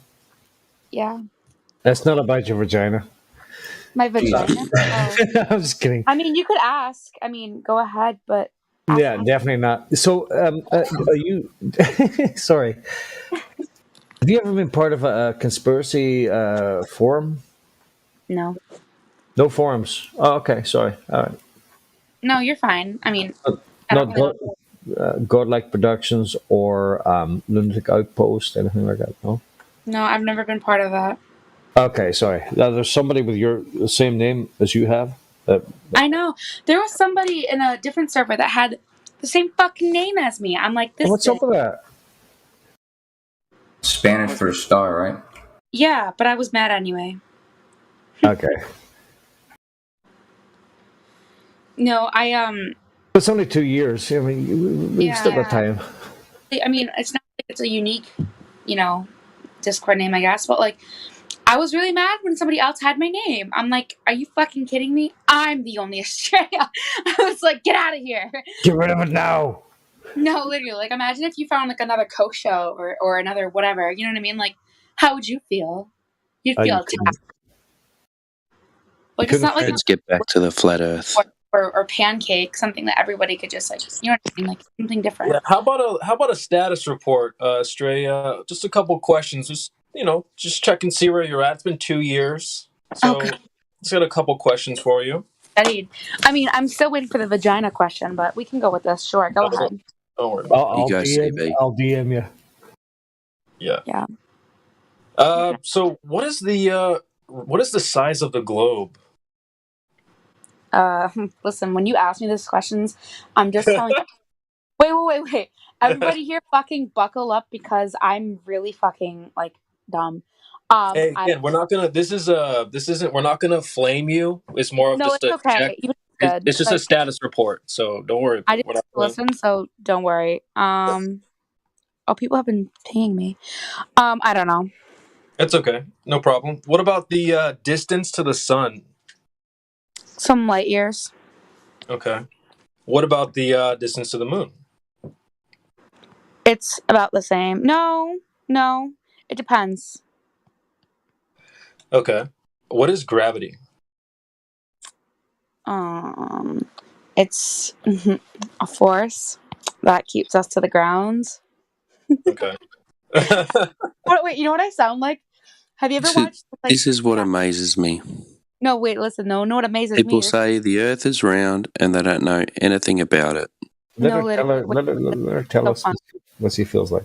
Have you ever watched those like fashion, like Miss New York, Miss Pennsylvania, whatever? Like, Oh my god, that's my favorite show. No, I've and never then you know when they ask them real world questions and then they answer like fucking retards. They're like, I think education is important when they ask about gas prices or something. Like that's how I feel right now. Like those like fashion models that are like talking about random shit just to make themselves seem smart. Yeah. Yeah, I don't fucking know off the top of my It's all head. good. I could look it up. No worries, no worries. Maybe just a few more questions and I'll leave you be. God. Okay. Is there more than one scientific method? Isn't the scientific method where you prove something and then like you do tests and stuff using a scientific theory or whatever? You almost got it. Yeah. Have you heard about the black swan? What the fuck is that? Sounds like a racist term. No. Oh, okay. Yeah, that video that PMAG just. That looks like me. What the fuck? Yeah, no, that's actually like how I feel right now. Miss Teen USA. No, watch the video. That's actually me right now. I think I've seen this. I've seen this one before. So It's fucking. hilarious. Okay. Who has the positive claim or the burden of proof? Flat Earth or the globe Earth? The positive claim for the burden of truth. Who has the positive claim or the burden of proof? Oh, I mean that sounds like something that Flat Earth would say. So Flat Earth. Okay. All right. Well, maybe we can help you out with some of these questions. Maybe. I fucking hope so. I literally feel like a big. We're just going to need you to write an English paper instead of taking an exam. I guess so. The only thing I'm actually talented at is singing, painting, and I saw you coffee making. That's the third thing. Yes, coffee making. Right? I do like coffee. I'm literally making coffee right I'm now. a bartender, but that's it. Sorry. Question for you, my friend. Are you located near a body of water? Yeah, What body of water are you located close to? I'm not telling you. I'm located Well near. played. Okay. Personally, I love it. You're here, Australia. Or sorry, Star. You're in love with my who? Yeah, you know, PMAC loves your something. Oh, personally, I'm in love that you're here. Sorry, that you're here. Love your my hair. Okay. Relax, PMAC. Don't make it weird, bro. You're saying, but thanks. All I said Let's was go- I'm glad you're Let's go here. back to Kiwi's Here. question. Oh, you're glad I'm here. Well, thank you. Here, yes, not hair, vagina. Okay, You know what's PMAC. really funny We get though? it. Jesus. I'm really smart, and I was like a girl. I was kind of like nerdy. Like I wasn't like other girls. Like I was different. Now I'm just. I don't know what happened to me. I think Kiwi was just asking you about if you're close to a large body of water that you can have observe. Yes, I'm actually right next to another country, and I can see cars moving across the body of water. Go Kiwi. You just gave yourself away. Yeah, it's all right. So you're in Seattle. No. I know exactly where she's at. Oh my God, go shout. Sorry, I'm just in the middle of making coffee and breakfast and whatnot. No, I just wanted to point out the fact that if you're located close to a body of water, that's the major hurdle that a lot of Globers face, is that they're located inland. They don't have the advantage of being located close to water. So the fact that you're located close to water makes it super easy for you to set up a little observable so that you can start I mean, to... yeah, I wouldn't be opposed to. I mean, yeah, I won't say. I mean, obviously, this really narrows it down, but I'm right next That's to another. fine. What I think he was getting at was, do you know how water reacts? Do you know how it acts? What? It lays flat. Yeah. Do I know Water how? always finds level. So what he was getting at was you can observe if you're close to water, Mm-hmm. water being level and flat. Right. Water? Yeah, water. Water, mate.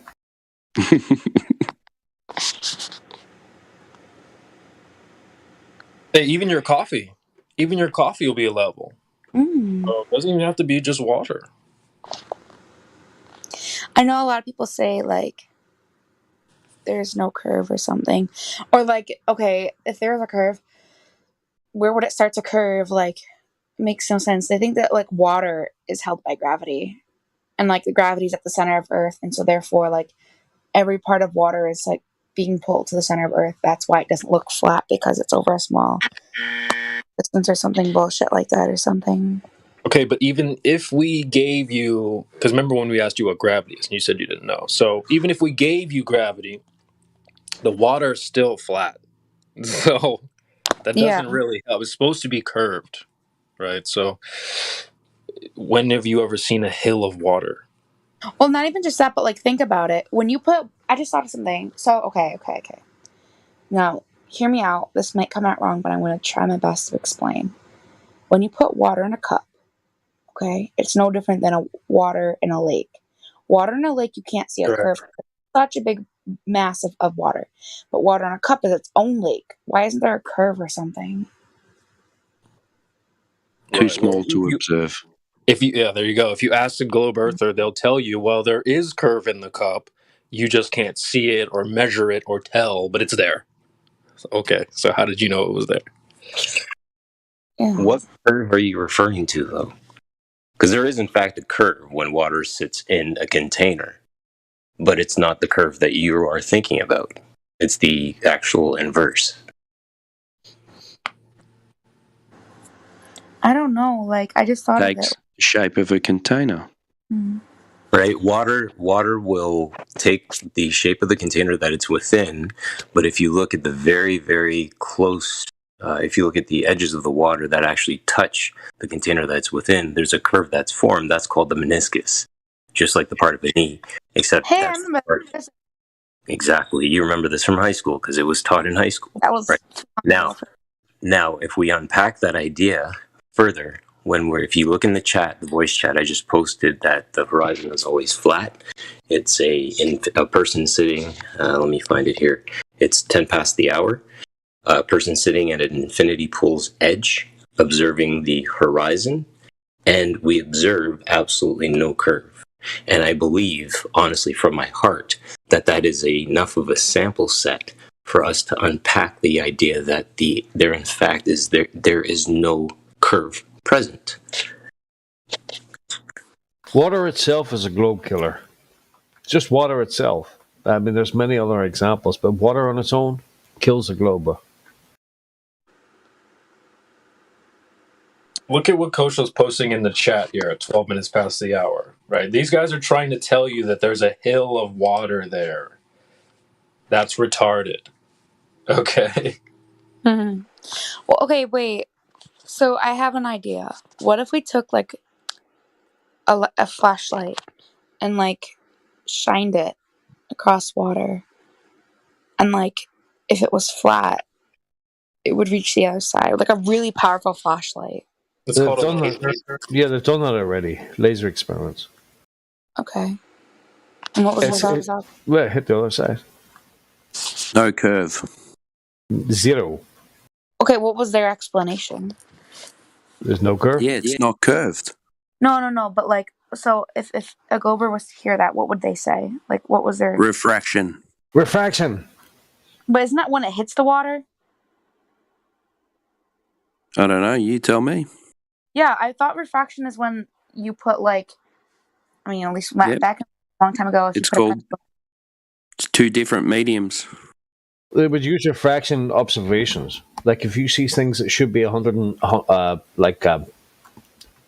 600 foot behind the horizon, and you can see it, that's when they use refraction. Oh, Yeah, but the actual definition of refraction is when it goes from one medium to another and then it refracts. So I'm Yeah. not sure how it refracts through. Of course, there's refraction, but the definition of refraction is between two mediums. yeah. Air to water to meet your lighter eyeball. gas to heavier gas. What you're seeing here is a mirage. Yeah, I don't know. It doesn't make any sense. Like, how the fuck does fraction work like that? It's 1/6R, isn't it? But then you need a radius. 7/6R. Yeah, 7/6R. the Globers will say the refraction is what is needed for the picture to match whatever the radius of the Earth is, right? So if we see something like the Black Swan, where it's a 1 foot observer height, but the horizon is more than 10 miles away, they'll say that that's refraction. Denial ain't just a fucking river in Egypt, bro. But if we look at that same location at a different time, and there is what appears to be obstruction by a horizon that's closer, obstructing the oil rigs, then they'll say, that's Earth curve. Okay, I have a question. You said that Globers say that it's So refraction makes it look flat. I'm just so confused. Okay, so like the Globers would say refraction is the reason why the laser beam test doesn't work. Okay, but can somebody explain why they say that? Like, what is it? Yeah, I'll explain, because you got to set the table, right? You got to look at the whole timeline. The original claim is the horizon is Earth curvature. So then you have flat earthers going out and debunking that claim easily, right? Because you can see way too far. But then you have the globe earthers throwing away the original claim that the horizon is physical Earth curve. And then they start saying things like, well, there's refraction. Okay, well, that's been our argument, right? When you guys were arguing for a curved physical geometric horizon, flat earthers were saying, well, no, there's different factors for why there's a horizon, and things, quote unquote, disappear behind it. You have observer height, weather conditions, refraction. So fast forward to today, now you got these goofballs saying refraction. It's like, hold up. What happened to your physical Earth curve? If it's refracted, then it's not geometric. So sorry, guys, you lose. It's not Earth curve. Yeah, so I'm not sure. Should we go back to maybe the radius that they suppose, so she understands maybe the curvature thing? I just threw it in the chat. Yeah, so Australia, what's needed for a globe is a physical geometric horizon, meaning that the physical leading edge of the ball, as it's curving away from you, will obstruct things in the distance. What we don't find in reality is a physical geometric horizon. We find an apparent horizon, meaning it's ever changing, never in the same spot, and it's due to atmospheric conditions. I just this is crazy. I can't believe that I'm not taking better advantage of this. I don't want to like dox myself here, but there's a body of water separating me from another country, and like I said, it's so fucking close. I can see cars moving. I wonder if there's a test I can do. How far? Let me see. I'm on Google Earth right now, so let me see. Like, Are you close to Canada? Grab an Earth curve calculator, because it'll tell you what distance the curve should be blocking these cars from the other side. If you give us a distance, we will tell you what the. If you give us a distance, we will tell you what the observable depression should be. I.e., if the cars are X amount of distance away, based on the curve, we can tell you that you shouldn't be seeing them, basically, because cars are only, 20 feet, not even 20 feet, 10 feet above right. It's hard to tell because it varies at different parts, but if I was on the dock that I would go to test it with, it says it's about... it's not working. It's not really another country too. It's the same land. It's just an imaginary border. It's about a mile. It's almost exactly a mile across from that one dock. Not enough. Fuck. Yeah, unfortunately, over a mile, you're only going to get 8 inches of drop. Motherfucker. So 8 inches is hard. Yeah, 8 inches is hard to really determine, especially at a 1 mile distance. Yeah. That sucks. You know what else sucks? There's plenty of other information out there as well. I'm sure there's information below in the channel too. So There's also other bodies of water. Yeah, but like I really would have something. Yeah, so I have an observation point here where I live that I view a bridge that's right around just a little over 17 miles away. And from my viewing point, depending on the day, some days I can see the bottom of the pylons for the bridge, meaning where the pylons meet the water. And some days I can see some obstruction. So it varies due to atmospheric conditions.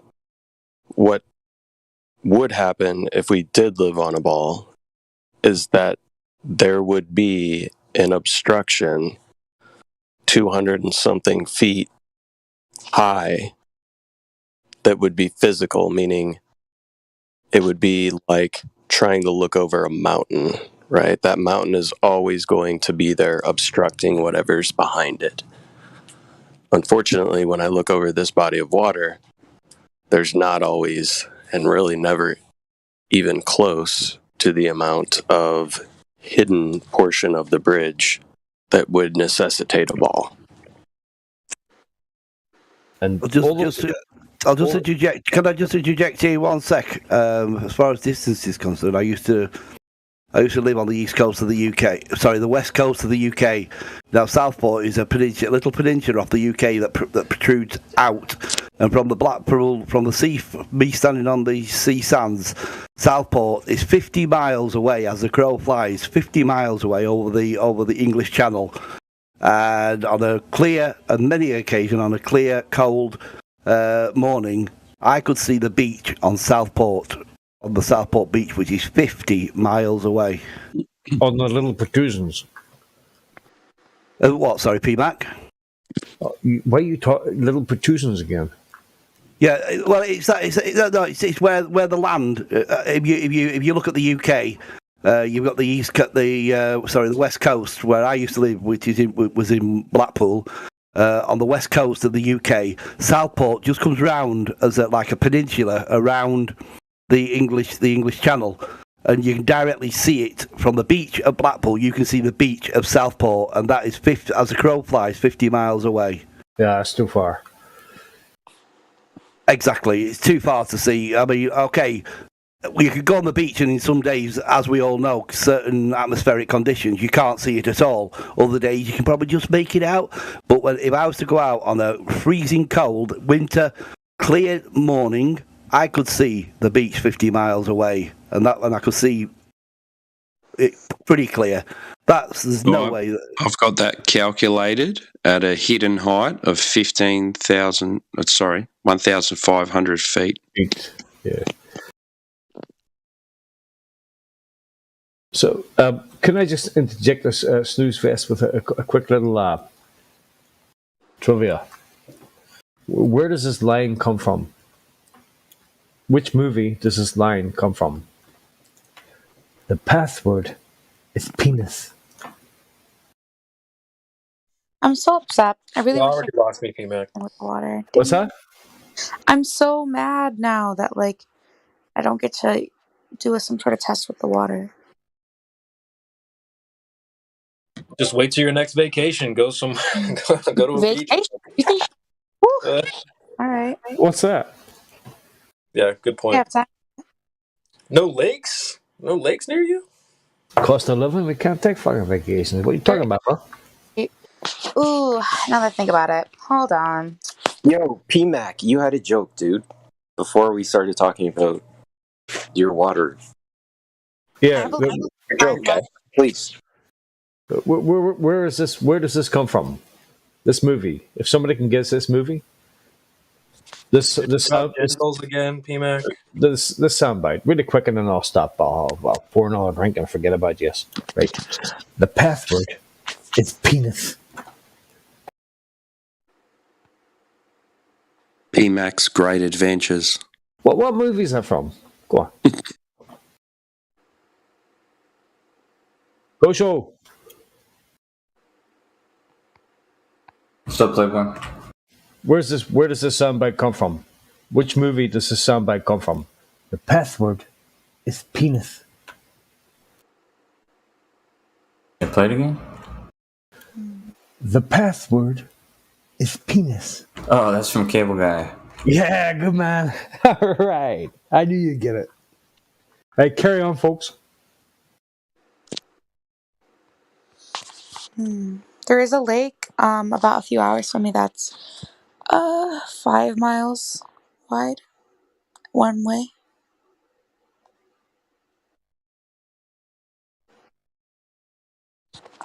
Said 5 miles? That's pretty good. Yeah, but like, I mean, I could drive, I guess. It's like 2.5 hours though. Huh. Yeah, that's the same for me. The closest lake that's a decent enough size would be, I don't know, a little bit of a drive, about an hour. Maybe if I get more involved with Flat Earth, I'll consider it. But gas prices have doubled since I started, driving my mic. So I took 20 bucks in my car there yesterday. It's nearly done. I went But to I think work. before you need to start looking, I think you need to understand the what it's supposed to be curving at. yeah, see, I don't know nothing. Understand that? Nobody with me, but like nobody around here knows anything about any of that. So Well, you can just look it up on your Google. I mean, yeah. Earth curve calculator. Yep. Kosho, is there anything wrong with the Earth curve calculator? Thanks, McWest. It's a parabola. Not particularly, just you got to use it correctly. Maybe tell Australia how to use it correctly. Sure. Let's see here. I'm going to plug in these numbers. Give me a minute. Fairly simple. Is it? I'd like really dumb it down for me. It's actually really funny because I'm actually kind of smart with other things, just not this fucking shit. And like, I really regret not paying more attention to physics, but for God fucking sakes, I hated her. My teacher. You don't need physics for this. Understand? Seems like everybody does though. Everybody's like learns something to some sort of degree. And stop blaming your teacher for your inability to fucking grasp logic. Was a cunt. Thing is, what you got to understand that a lot of it is what we've been taught. It's all self-observation. Mm. Can't keep Kosho. keep What's going on with the Earth curve calculator? What's wrong with it? Companies. Do you guys think that the gentleman who took this picture was 1 foot off the ground? Yeah. And do you understand why it would be a problem to enter that as the height when it clearly wasn't? Why isn't it? What picture? Why isn't it? Where's the picture? Yeah, which picture? It was posted at 16 minutes past the hour by John. Gotcha. Oh, where's that?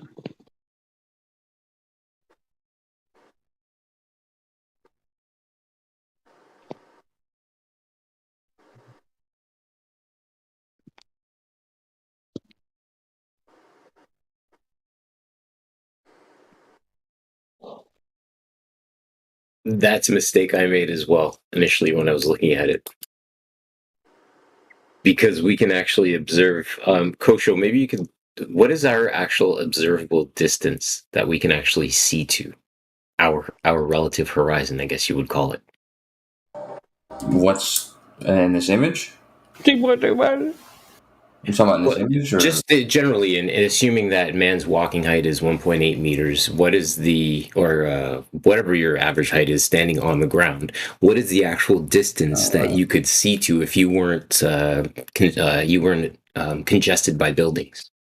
Without refraction, and you're talking about objects that are on the ground. Yeah, just on a plain Jane day without refraction. Let's say on a cool, crisp day, no humidity in the air, and yeah, you can just see for as quote miles Let's and miles. imagine, let's imagine there's no refraction, and we're only talking about objects that are strictly on the ground, right on the ground. Then about 3 miles. Okay, so this is where you have again the observable distance, which would be in the picture that John posted, D0. And then the distance that we could actually see to would be the horizon point. Then you would have to establish where that object you are actually viewing would be to actually see if you had like a measuring stick or something. I knee-jerk reaction measuring sticks in real life for like the CN Tower in Toronto, the Eiffel Tower. The Eiffel Tower actually works as well. Statue of Liberty is another great one because that is sitting literally right on the water, right? So if you can imagine you're driving your boat down the Hudson, gives you a vantage point. How long is the Hudson actually? Just had a side thought. I don't know. Pretty long. Goes all the way to Canada. Bro. Wait, isn't that in New York? Yes. That's right, New York City. Are you guys around there? No, I'm in Toronto. That's actually why I posted this picture. Oh, sick. 15 miles long. Where's the picture, Kosho? Oh, I mean, we're talking about it now. I posted several pictures as part of a GIF, and then John reposted it. There's Toronto and CN Tower pictures. Sick. So I just oh yeah, there it is. Sorry, I got excited. Sorry, voice. I just joined this voice chat, so Kosha, catch me up because I am setting you up. I'm sure you can smell that I'm setting you up. So you claim that what I posted on your Earth calculator of the curve. Now that's the globalist worldwide Earth calculator of the curve that can be found doing the whole entire complexity of how the formula is to getting that number. So stated in the text that you did not believe that 39 mile of what it said of distance of the height that you cannot see, you said was incorrect. That's right. Am I correct? That's correct. Yeah. I mean, you said there should be a mile hidden. When the picture you posted says there should be 900 feet hidden. Correct. Right, and then you put the observer at 1 foot. It's clearing that at 1 foot. Hold on, because there's one more problem now. Okay, so the picture state. Let me look at it so we can be on the exact same page. Okay, the exact same page. So your Earth calculator says 951 feet should be hidden. But you have a problem with that. Is that correct? I've just stated what the problem was. You put the observer at 1 foot. The calculator you decided to use doesn't have anything for refraction. And hey, look, man. Refraction is nothing more than a simple way of saying, hey, there's an optical illusion taking place. That's what refraction means. It's not merely just a simple way of saying there's optical illusion taking place. It's a obvious way in which huge errors can be found in these distance calculators, especially over the water. No, just you getting away from the original claim that the horizon is Earth curvature. Sorry, no, it's not getting away from the original claim. Let me tell you, if you guys are all going to deny that refraction takes place, that's fine. That's our claim, Kosho. That's not an issue with the curve technique. This is our argument, dummy. Because you cannot measure refraction. It is literally impossible to measure refraction. Here, let me give you a demonstration real quick of why. Hold on. Before you say example, I just want to put it out really simply and say the Pink Floyd album, boys, is refraction. Correct. Thank you. I was thinking about that earlier when we were talking about it, like the prism with the rainbow. I was like, Right. See, here's another problem. Right now, there's a big debate on all of TikTok of like all these globalists who think they have something pulled over on flat earthers that prove there's a globe. And it's called Southern Cross being able to be seen in the southern hemisphere. But here's the freaking funny part. The Little Dipper, which is about 85 degrees, so or 83 degrees, okay? No, I'm sorry, 87. Okay, it is 3 degrees away from Polaris. Can be seen in Australia. I literally have a generator to where I can put in longitude and latitude, and I can punch in Australia. And I can seriously sit there and ask somebody, hey, what is the time that you're able to see this part of the Little Dipper, which is at 87 degrees? Okay, so that means that the only way that they're supposed to see this is if they were looking through the dang equator. However, what I'm they not try sure, to mate. do, Wait, what part of Australia? It's a big place. Southern Australia. So you I'm can right here, mate. Do what? I'm right here. Okay, so you're in Australia. I'm in southern Australia. May I? You're in southern Australia. Yeah, right down the bottom. Okay, so let me go and see. Give me just a second. Are you close to the Bass Strait, my friend? Yep, I'm in Melbourne. Hey, so can you see Tasmania? No way, mate. It's too far away. I don't know. I'm just asking. I have no relative. I just know that that's the Bass Strait, and then Tasmanian's over that way. So I figured I'd ask. Yeah, it's a long way away. But... so you're close to the 60th parallel, there, right? I'm actually not sure. So Melbourne's maybe That's the where southern main city, but apart from Tasmania, that's where that fishing boat got capped, apparently, for well, you trying were to cross. Me. But sorry, John, go ahead, man. I just wanted to clarify that. So what are we supposed to be able to see? The Little Dipper. Yes. So if you are, you won't be seeing right now. Hold on just a second, because I gotta put into my settings. Because I'm just asking because a lot of people come on, they make claims, and then, you know, I'm not saying you're doing this because you've been on all day of hearing it. Yeah. A lot of people say, "Oh yeah, we can see this in Australia," and then because there's no one Australian on to hear them. So if you got, you know, tell me what time I can see it, where I'm supposed to look, and I'll look. I can tell you right now that if you're not below 20 degrees south, I don't think you're gonna be able to see it. Well, we're gonna have a look, aren't we? Yeah. So because you are apparently within 12 to 15 degrees. So here. Just a second. Okay.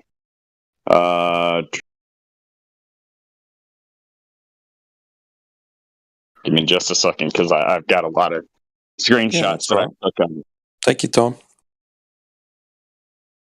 I believe Darwin's one of the only places that would be able to see it.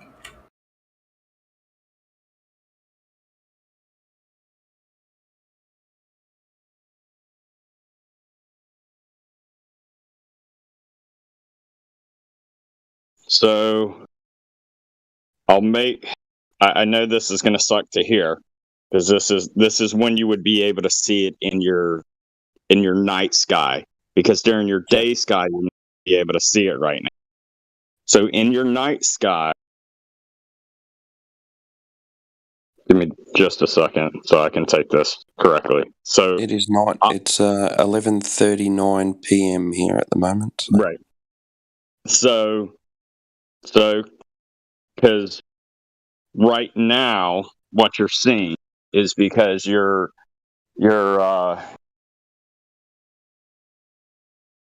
if it's 11:30 p.m., then eventually at some point in time, I don't know if it's at the beginning of the night or the end up seeing the Little Dipper, which is if you look in chat text, okay, Ursa Minor is what they call the, aka Little Bear, whatever the heck you want to call it. It goes by middle names.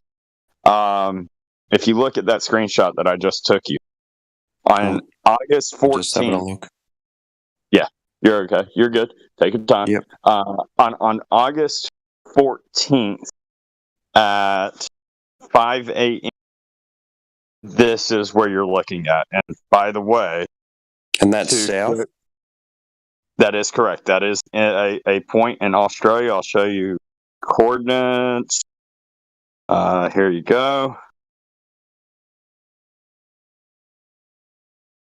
And that is the coordinate. That's Darwin. So that's correct, very north. So yeah, I'm sorry, north. I did say that wrong because I said south. I meant northern. So northern Australia. Okay, so that is going to be at 13 degrees on the what line is that? Is that the latitude line? The latitude line at 12 degrees. So that's 12 degrees on the equator. That should be impossible. Okay. If you take out refraction, okay, in order to see something that is sitting at the top of the North Pole, therefore something like Polaris and the Little Dipper, because Polaris is attached to the Little Dipper, it's something that goes at 87 to 90 degrees, okay, as a three degree swing. And you're able to see that for, I think it's in between like 2 to 4 hours, something like that. You're able to see that for 2 to 4 hours in your 24-hour day. And for instance, coming up in August at this time, you will be seeing it. There will be no denying.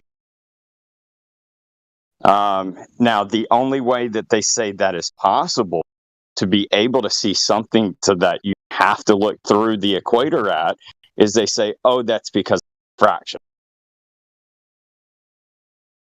Because they say that light bending as it goes over the equator. But what's so funny to me is that light only in a refraction only bends when it's going north to south. However, on a globe model, you see that it should also bend going from east to west. There's a curve, unless I'm looking at the wrong globe Earth model that has been always in my schools and what's projected in all these conversations. Maybe that's what I'm doing wrong, and that it's just a latitude map. But once you put longitude and latitude line, they both are curving line going over a curve. But it's so funny that every single flight that goes longitude, so if you go from Argentina up to Atlanta, Georgia, it's a straight line flight path. But when you go from Atlanta, Georgia to London, oh, now it's a curved path. And when you say, hey, why are you having to go over Greenland? They say, well, that's because of the globe and it's got to do its curve. But like I said, it only curves latitude. It never curves on longitude. And I got a problem with that. Yeah, but that flight paths, you can't measure anything from flight paths. Like So You- just because they're telling you they're going from here to there doesn't mean they're going from here to there. So off of what they tell us in your globe model, okay? Y'all My use globe model. okay, your globe model, okay? No, it's not me. I'm not a glober. No, dude, slow down, John. Okay. I realize you're probably using your phone for the conversation, so you don't know who's saying what. But please, let's Yeah. please understand. Let's put a few constants in place. When you observe a plane, the average cruising speed of a commercial 747 is approximately 550 to 650 kilometers an hour. I believe that's the speed, right? So when you take that and you multiply that by the time that the flight is in place, you arrive by the distance traveled, and therefore we can demonstrate that work is taking place because the plane is traveling over a distance over a certain amount of time at a certain speed. So we can, in fact, extrapolate What as about to air why current? flight paths make sense over a plateau versus a globe, including stopovers for fuel. Yeah, so here's And you got to add in every- air currents as well. So yeah, so sorry, I didn't mean to accuse you of a globalist or anything. It's just like he said, I'm not looking at who's talking. no, that's so. all right. That's why I thought you might think that because I was questioning you about the being able to see stars. I was just hoping you would be able to back it up so we could use some more evidence. But Right. So here we are. Okay. Because this is what I'm getting at with the stars. In order to see, okay, when you go to southern Australia, okay, which is below the equator, in order to see something that's at 87 degrees should literally be impossible. But their only way that they say it when you talk to a globalist who knows what they're talking about and knows how the globe works, their answer is a reply back of, oh, this is refraction, that the light bends. However, like I said, it only works. Light is only bending when you're going in latitude. It never works in longitude, and that makes no sense to me because you have a curve when you go north to south, and you have a curve when you look east to west. And my point about the flight paths is that they use GPS location, and you can do the flight yourself. I've actually flown across seas. I went to.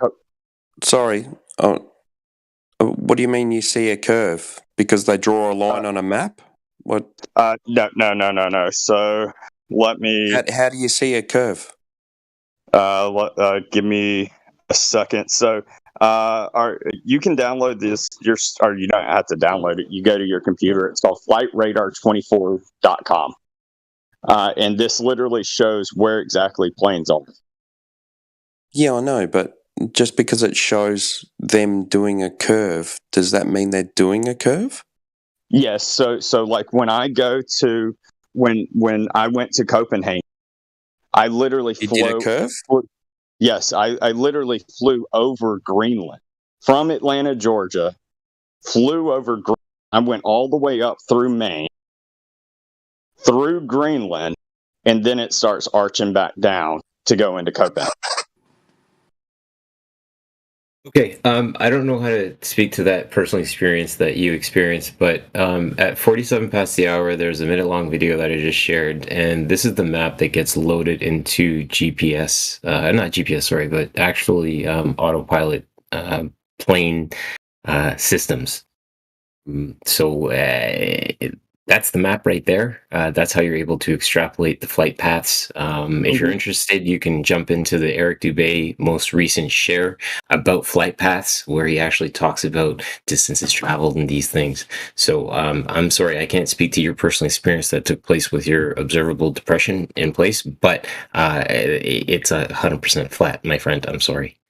Yeah, they just fly in a straight line. Yeah, correct. They're flying a straight line. So if you look at the path on that video you just posted, okay, if you're using that flat map, then when you're going across that flat map, you can look at Atlanta, Georgia, to Maine, to that you cross Greenland. This is all a straight line on the flat map. But when you look at a globe, okay, when you look at a globe on Flight Radar 24, it has to curve. Give me just a second. I'll show Why you are we why we're looking at a globe? because what I'm getting at is whenever I go from Atlanta, Georgia down to the southern tip of Argentina, I do a straight line on a globe and I do a straight line on flat earth. When Yeah, I should be when exactly. I'm going across the equator, okay? When I'm going across all of these latitude lines, there is a curvature that happens north to south. However, they say that no longer do they need to do a curve for their projector. And I'm lost in the woods here. We're talking about curving Okay. planes. Give me a second. If you relay Yeah, I'm those trying to flight figure out paths the point. onto a flat map, you'll get a straight path. Yeah. Correct. Yeah, if you're on a flat map, you get Why are No, we if you no talking no about no no no no curves? no no, we're not talking about anything about. I'm sorry, my friend. We're just gonna cut right to the meat and potatoes of this. There, when you go up in a plane, everything remains flat from left to right. Period. 100%. Pilots talk about it all the time. I bloody well almost said captains. Captain. Pilots talk about it all the time, my friend. I'm not even. I don't even think we can be in a headspace where we're entertaining any kind of curve that we're traveling over, unless we're going to talk about mountains and above sea level. But above sea level terrain is all observed at an average, I guess here in my local municipality, at approximately 150 meters above sea level. And sea level is a consistent average, if you can call that a consistent average, if that makes sense. Okay, so I just posted it. Okay, again, you can view this on your own. It's flightradar24.com. You can literally do this yourself if you ever want to. Okay, and what you see is that on this globe, Flight Radar 24, that is on a globe model. Okay, it has to curve, but when you're on a flat Earth model, like what you posted in your image, it goes to a straight line. Of course. Okay. Okay, but and again, I look at your image, like the second one that you posted, where it shows Greenland, Iceland, and what is that? Poland is the finish, I think. I look at an image like that, and I'm like, no, the plane's going up, and then it's coming down and touching down in Iceland, and then it's going up, and it's coming down and touching down in Poland. That's my knee-jerk reaction to looking at an image like that. I don't look at it and say that there's an arc shown in the plane's flight path, therefore So there's a here you globe that are. exists. So here's your flat Earth map that you used. Okay, That's 100% correct. Yeah, so it goes in a straight line. Yeah. Okay. What I would love you to do is take. Hold on a second, and to interject, what I would love you to do is take the places that you visited, right, based on the time that you're in the air. Take that, multiply it by 500 as a constant, and tell me if it equates to the time that you were actually in the air for, based on the distance that you're away from the places that you traveled, based on a flat map. That is something that you can unpack 100% and tell me if the world is a globe or flat. Yeah, but that's also confusing because there's also airstreams as well. So you can add the air speed to the plane, so you never actually know where you are. When I say taking 500, 500, yeah, you can get an average speed. I'm saying it's an average, right? Yeah. That I think can give us a rational explanation. And with the other explanations that exist pertaining to flight paths, I believe that he can begin to formulate an edifiable experiment for himself to satisfy his globe skepticism. This is my point. Fair enough. Good point. So here's all I'm getting at is that on a flat map, when I look out the window and I go, hey, I'm above Maine. Hey, I'm above Greenland. when you look at a flat map, guess what? That's a straight line.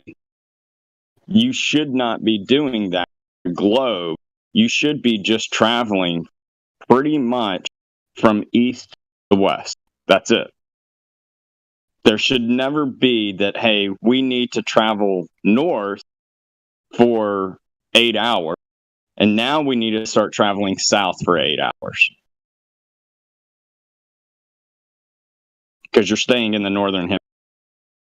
No, you're talking about when it comes to the actual, like an actual compass compared to what they're saying. Correct. You're traveling.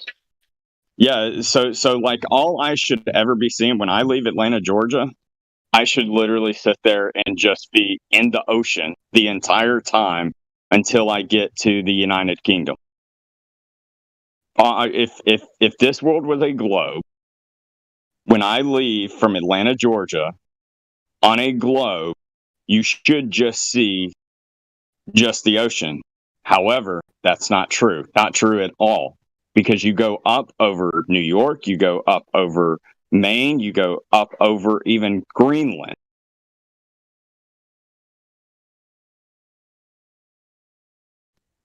The country? Yeah, the country. The continent, whatever. Yeah, I guess it is a continent. Sorry, I don't get too technical. All I'm getting at is that I am seeing land, in these places. I am seeing, snow in these places, when I should be just, apparently on a globe model, I should be just. I still don't think we should be using planes as measuring devices. I think we should, because here's my fact. When I go, okay, so it's a measuring device. Yeah, is it? So when I are not a measuring device, but a, hey, what's going on here? Because like I said, when I'm going east to west, they sit here, they do a flight path that arches on a globe. But when I go from north to south, from Atlanta, Georgia, down to the tip of southern Argentina, so I can do this imaginary cruise that goes around Antarctica or whatever. We'll get into that discussion, okay? But when I go from Atlanta, Georgia, down to Argentina on a globe, okay, so it's a curve there. However, on their flight path, it's a straight line on the freaking globe, and it should not be that way. On a globe, it should be curving, regardless if you're going north to south to east.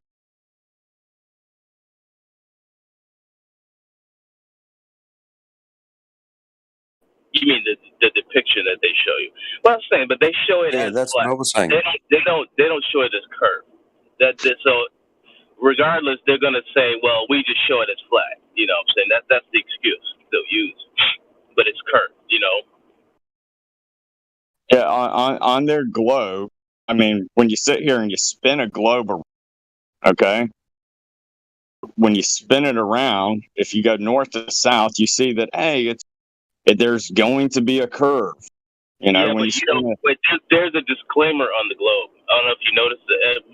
They've talked about that here. That there's a disclaimer on the globe about scale and all that. So decorative purposes only. Right. They don't say that this is an actual model of the distances and the sizes and all that crap. Yeah, I get that. However, you can't. A globalist cannot sit there and say that, hey, a curve only happens from east to west. It does not happen from north to south. I'm not sure what you're getting at. Yeah, that's my confusing point. Okay, What is it that you're saying? How you guys confused? Argentina to Atlanta? There should be a fucking curve. What do you understand where Argentina? Yeah, I know, but that's just what it shows on a map. It doesn't. Okay, they just show you this line. No, it's the distance. It's not about what it shows you. It's the distance. He's not talking about distance. He's talking about a curve. Yeah, there should be a freaking curve because of the distance. And there's not. And there's not. That's my Okay. point. So what I'm saying is it seems to be that and my question at this point in time to John specifically is, because again, based on the rules, he's edified as a globe skeptic. So my question is, what is confusing? Are you actually observing a curve? Because I would like you to take 2 minutes or 5 minutes actually, and look at the share that I just posted Now, he regarding said flight he's not. path. If you're paying attention, I don't know if you guys. He's saying he's not. He's saying Fraud. it's a straight line. So I Fraud. don't know. I'm hanging on to what he's saying, my guy, right? But above, when he's posting pictures of planes going up and down and saying that there's a globe in place, I'm literally confused as to which side of the fence he's sitting on with Globe Skeptic in his role. So please, if you have the clarification, go ahead. You say that I'm not listening. I'm paying attention over here. I don't know. Call me an idiot, please. Unless it's, well, yeah, you're an idiot. Then. All right. Give me just 10 seconds. Give me like 10 seconds to make this video, and you'll see exactly what I'm talking about. So just hold on just a second. If you guys are, and when you go on a plane nowadays, they have that little prompter or whatever freaking thing showing you where you're at, and it shows you a straight line of where you're going. So what I'm saying is they're never going to show you the curve because they depict it as a straight line.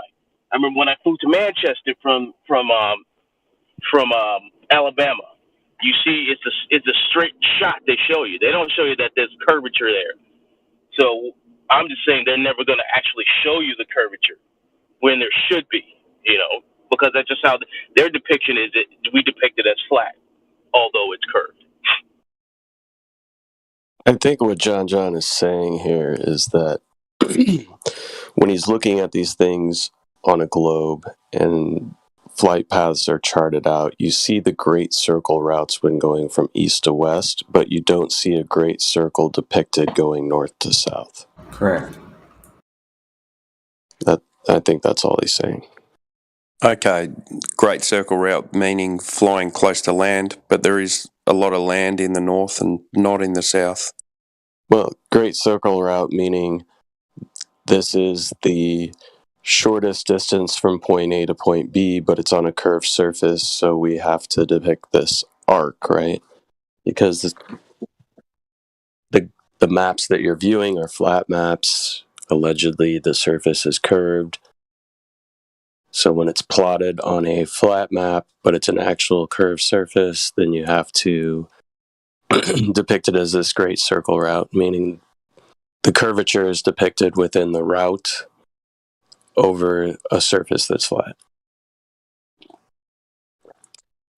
It's all perspective, to be honest with you, where you're viewing the map, how you're viewing the map, what the projection of the map is.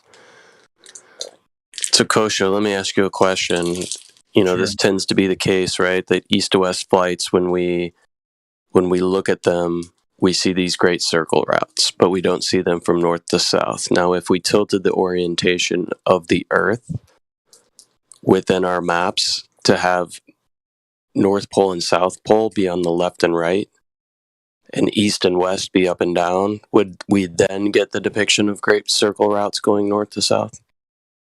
I mean, it would depend on what sort of map projection you're using.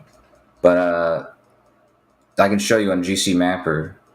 There's just a type of website program that does these flight paths. You can pick which map projection you want to look at it through. And I think on an AE map, like you said, with North Pole to center, the great circle going north to south is going to look like a straight line, whereas it's not going to look like that east to west.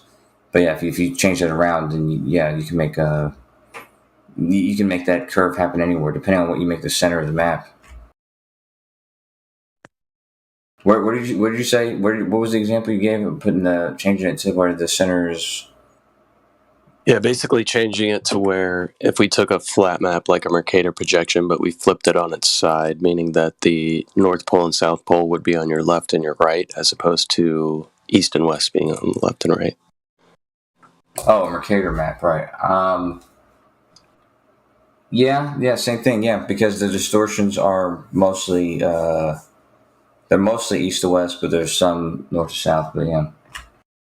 So you get a more exaggerated one if you turn it sideways. Well, what airport in Argentina was this from? Argentina's a big country.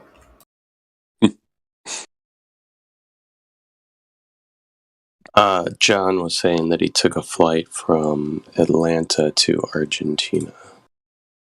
I'm not sure if he took a flight. I think he was just saying if I took a flight. Oh, okay. I'm just going to pick an airport then. It's a very big country, but Buenos Aires. But I think John's point of contention is more a matter of perspective or the projection of the map that you're using. Yeah, I don't know. I was just getting a bit confused because I'm not sure what we were actually arguing about. Like, he was saying it looks curved, but it's not. It's just because they drew it curved.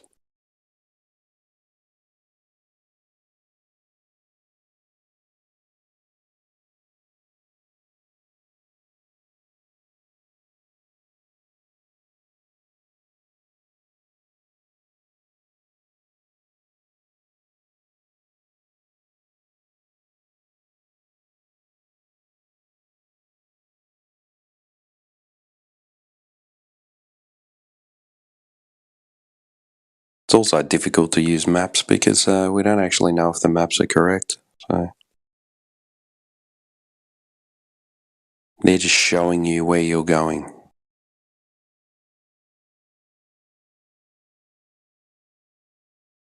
Yeah, there's really no such thing as a accurate map. The map is not the terrain.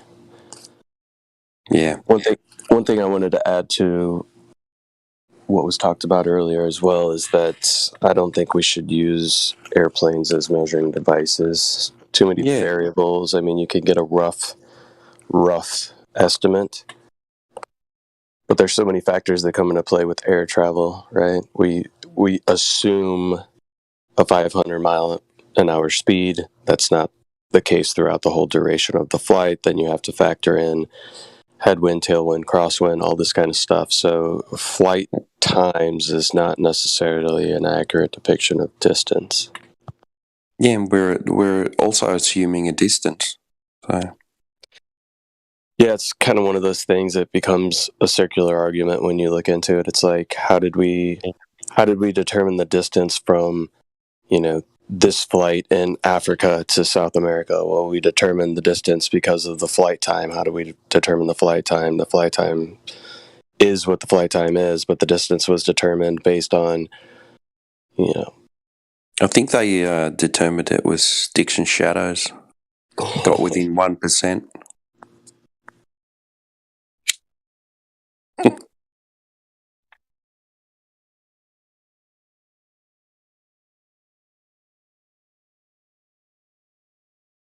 Yeah, so it's, if you've got a 500-mile-an-hour tailwind and you're flying 500 miles an hour, is your ground speed 1,000? Is that factored in? It's a really good question. Or do you just say, let's take that example, right? If we just assume we're traveling a 1,000-mile distance and it takes us 2 hours to do it, our flight speed is 500 miles an hour. But if it takes us 2 hours to travel from point A to point B at 500 miles an hour with a 500 mile an hour tailwind. Yeah, you could be going 2,000. Exactly. So that it's not even that it's like a rough estimate. There's a huge area that's opened up there for inaccuracy. Yeah, well, you're out by 100%. Exactly. There is no acceptable margin of error there. John's back. So, I had to upload it to YouTube just because I went into a 2-minute video discussing what it was. So let me Hey, upload that. hey, John, were you here when I was talking about that it might just be a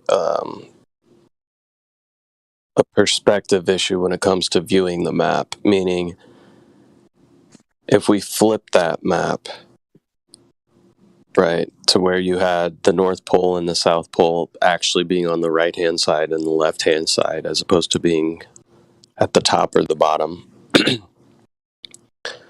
would it then depict a great circle route, meaning an arced route from a flight from the north to the south? It all depends on the projection. So see, typically, this is typically where when we're viewing these things, right, we're viewing them from some sort of map projection, right? So it's flat, but it's allegedly actually curving, right? So it's a projection of a curve onto a flat map, allegedly. Yeah, so hold depending on. on how you project that would determine how your great circle route would be depicted.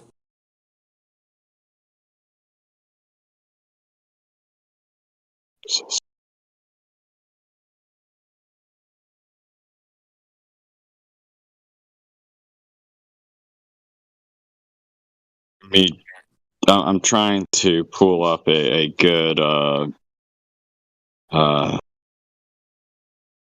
latitude line map.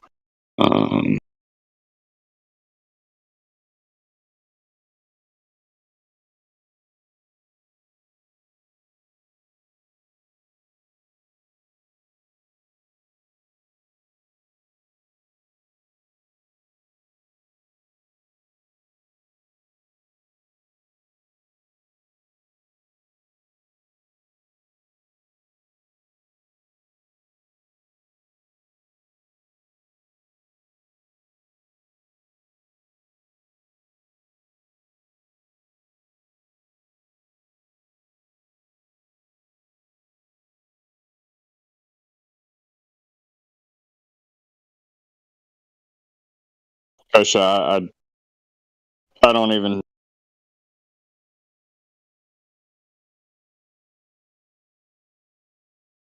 Just ignore Kosha for a second. He's going Of off on. course, the dude's confused. Obviously, Kosho. I'm just posting. Yeah. So, here's a latitude map. I have a better one, but I drew on it earlier. So actually, never mind. I might have it. There you go. There's you a good latitude map. Okay. Now, again, this is not what I believe. I'm just getting to my point. Okay, so when you're in a latitude map and you're traveling from somewhere in Atlanta, Georgia, okay, so Atlanta, Georgia, you're like at 38 degrees latitude, okay, and you're going somewhere to Copenhagen, okay, that's to be roughly at this, about 60 degrees latitude. You should be able to go in a straight line to where you are doing nothing but crossing the Atlantic Sea. But it doesn't go that way. It literally has you, when you're on these flights, you literally go over Maine and you go over Greenland. Therefore, that is a more of a proof, a point of a favor of, hey, we're on a flat map. Okay. So now what the reason is globalists say that it takes place is because, well, yeah, it's got to do a curve because there's the Earth is a globe. You have to do a curve around it. And if you look at my video, I don't know if I've given you all enough time, but if you look at my video, I show how the curve goes from north to south as well from west to east. So I would say the best way to ultimately figure out what that route would be on a globe is to take an actual globe. Kosho, do you know of any globes that are allegedly accurate predictions or accurate maps as to the relationship between the land masses? Yeah, I mean, I posted one of them, but you can use Google Earth just as well. No. I'm saying like a physical globe, something I can stretch a string across. Is there a globe that's sold that isn't just for decorative purposes, that is actually an alleged accurate representation or scale model of the globe? Yeah, I mean, I would trust anyone I bought at the store, even if it said not accurate. But they do sell accurate ones too. But the land masses and distances should be correct. On even which one is accurate? I'd love to know which one is the most accurate. Which one? Do you know? Or you just... I don't think that there's really that much difference in accuracy between... So you're just making this up? You're just making there's no reason to change the accuracy. Well, but you don't have any definitive answer. Yeah. It's ad hoc, right? You don't have an actual... Everyone I've seen, they took no liberties and changed things enormously. They kept things consistent. So I've never seen one that made the countries absurd. Okay, well, here's what. How do you know what the accurate one? How do you know what to compare it to? Which one is the accurate one? Well, they're all accurate, right, Kosho? All of them. Right. I've never seen one that was like I said, bizarrely, placed. So your answer actually is all of them is the accurate one that he was asking. Say what? He's asking where can you find an accurate one. I'm saying you can probably pick anyone up and it would most likely be accurate, give or take some clown store. You couldn't be any more vague. Let's hear what. Any more vague? You can go to Target and get a globe for $20. And it says not. Relax. Yeah. Let's hear what the experts have to say about this. Misrepresented to us by geologists. What do you say? Earth has been misrepresented to us by geologists. Huh. Because the globes that you buy, that you rub your fingers over and you feel the Himalayas. Talking about the texture. Rocky Mountains. No. No. Yeah, so the globe has been misrepresented to us. Yeah, what would he just be honest? What would he? The globes that you buy don't represent. So you're just saying all of them are right. Why? Especially when his specific question was, "I'm looking for the most accurate."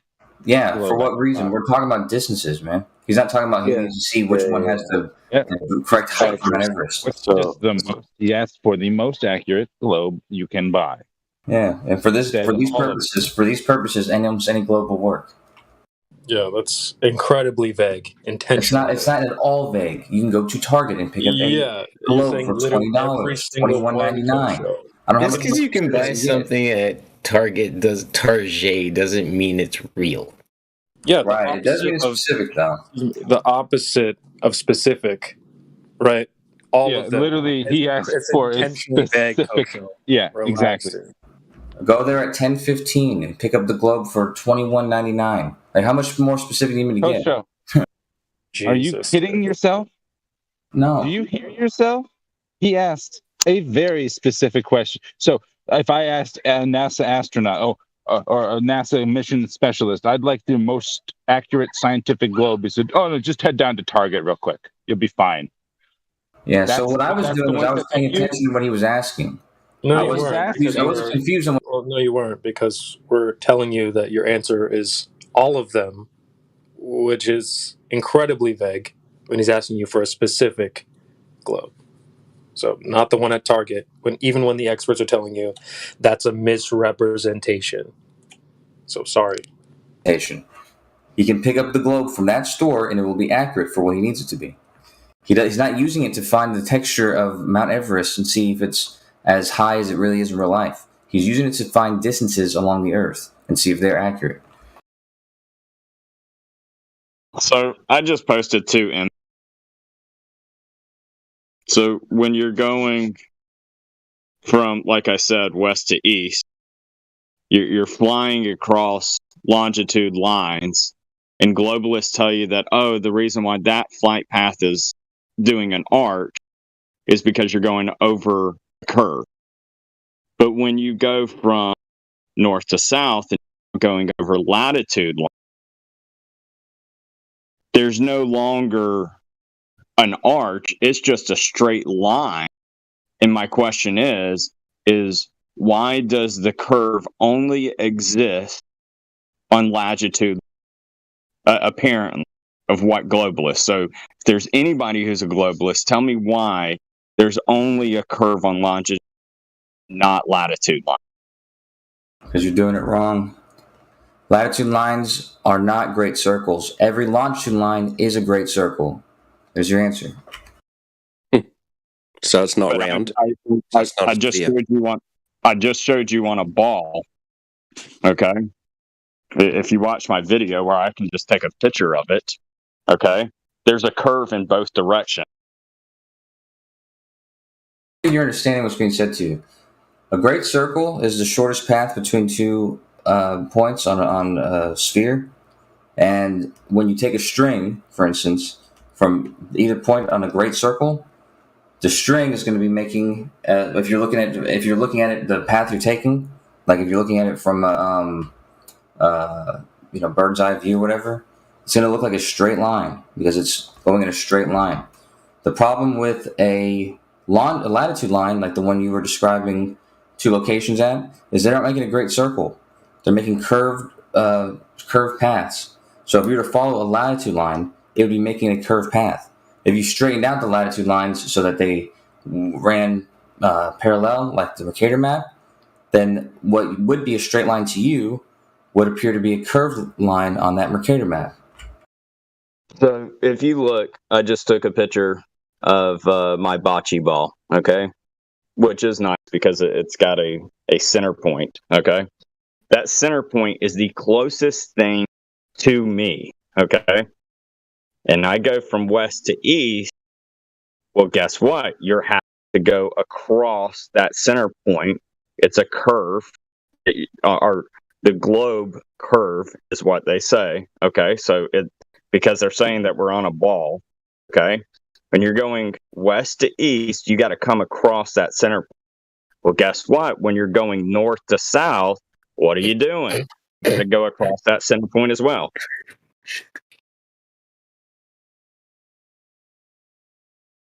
You see this image I posted? Damn it. Hold on.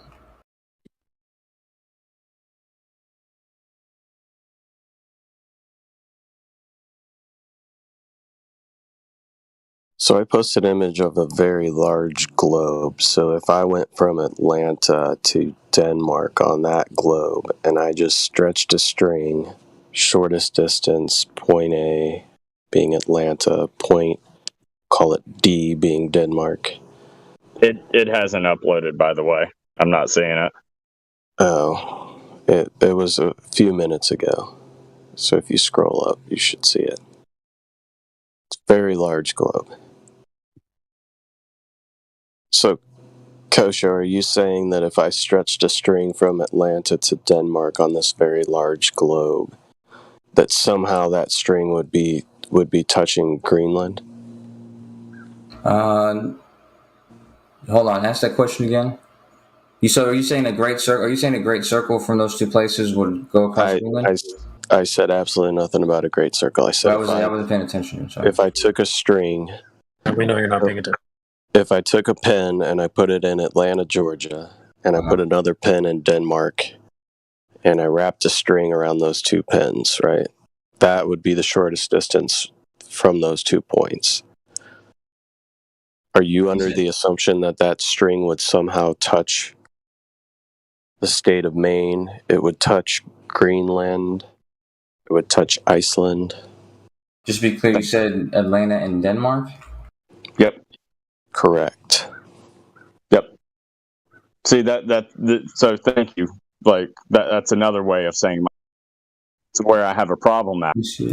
Because you should be just seeing nothing but a nice blue ocean the entire time. You should never see New York, Maine, and Greenland. Yet you do. And FlightRadar24.com confirms that you do. Yeah, hold on. What's And you said just real quick. You said Denmark. Is that what you said? Yes, sir.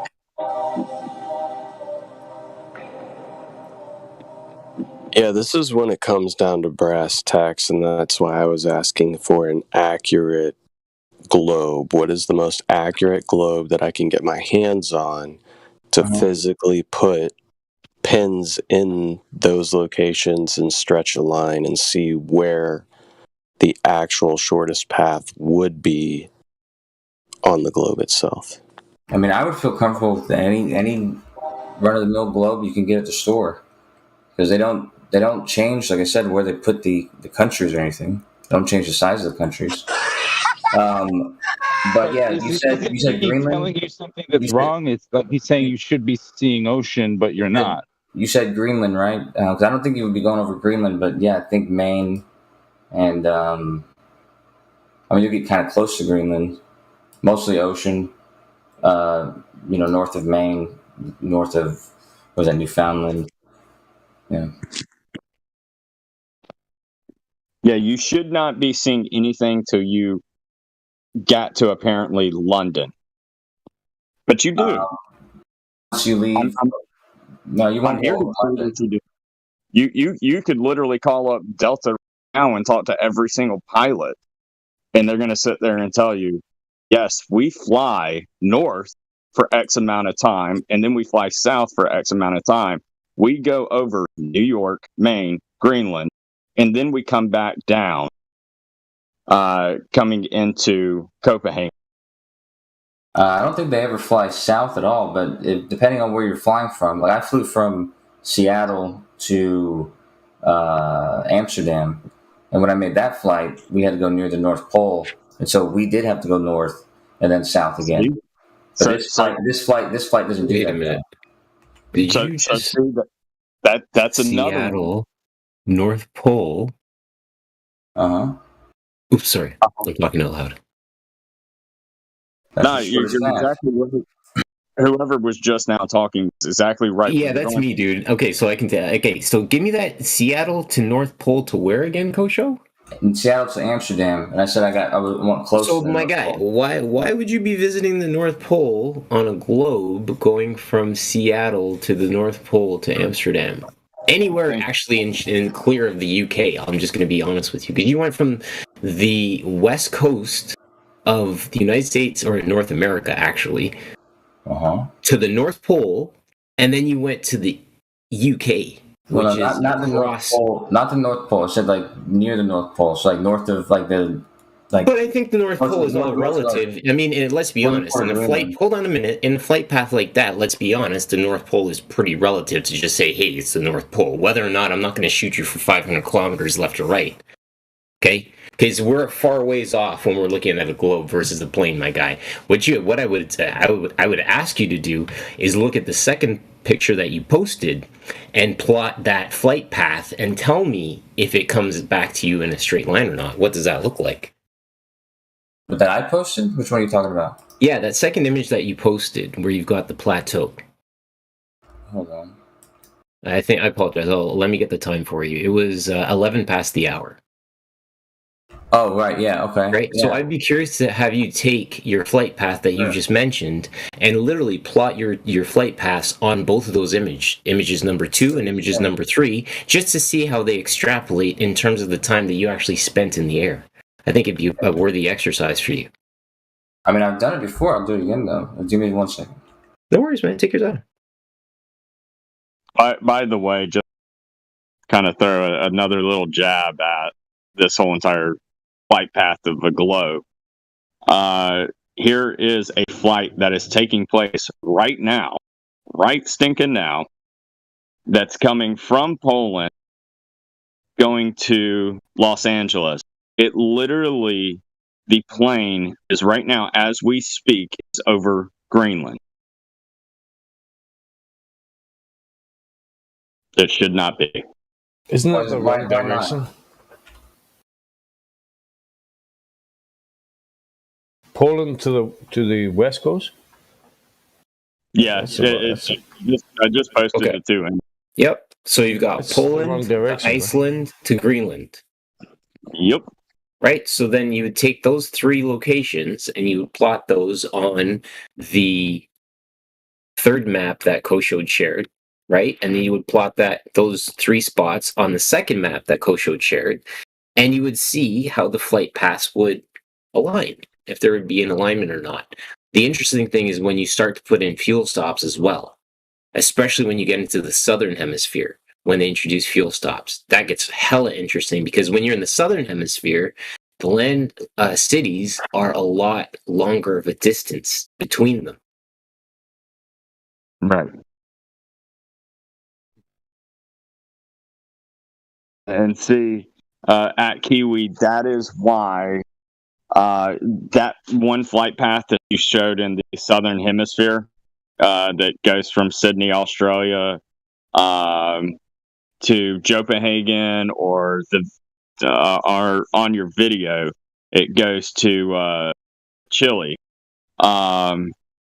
Well, they are saying that's what that flight path is. However, all you see on that, when you do that flight, all you see is blue ocean. So you can't sit there like we can in the northern hemisphere. We can sit there and show documentation of a flat Earth by saying, "Hey, here I am in Atlanta, Georgia, Los Angeles, or I'm going from Los Angeles to Poland, and right now I'm going over in Iceland and everything," which should not happen on a globe. But when you do it in the southern hemisphere, guess what? Everybody that looks out a window, what are they going to say? Oh, I just see blue ocean. They don't have a landmark that they're crossing over. So are they legit doing that flight? That becomes of where it's a question. Furthermore, there is another that someone posted. It's a different flat Earth map. Let me see if I can find it. He posted it last night. So, Kosho, my guy, thank you so very much for sharing that. What do you think of that image, my friend? It looks accurate. Looks fair. And do you think the third image is more accurate of your flight path, or do you think your second image is more correct of your flight path? All 3 of them are correct. The only one that's actually depicting a realistic path is the first one. Okay, the other 2 are projections. Yep. Good. So did we just convert you? To what? What do you mean? Because you in your role you have. Let me verify here. The first one looks more correct. But in your role, it says you're a globe earther. That's right. So, based on the flight path that you just drew and demonstrated for us, based on your own observation, would that not make you a flat earther?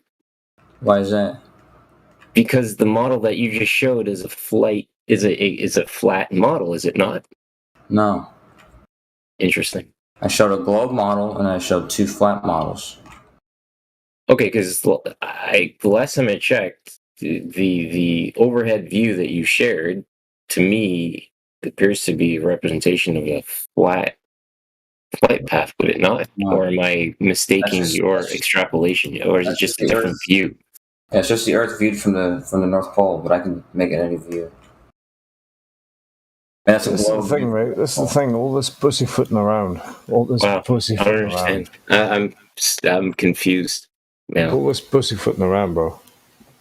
Oh, I changed the view. Can you make an experiment that shows water adhering to the outside of a fucking shape? It's not about fucking bullshit. No. Sorry, PMAC. Quick second. Listen, I don't need another view from you. I totally understand what you're attempting to show in these different views. The fact that you believe in a globe, though, is problematic to what we're witnessing. Right, because you've got your it appears that you have your feet in both pools. You're sitting on the fence and you're juggling both sides. And I'll be honest with you, I engaged with you. I listened to you chat a bit last night. I saw the purple beside your name. I kind of discounted it, whatever.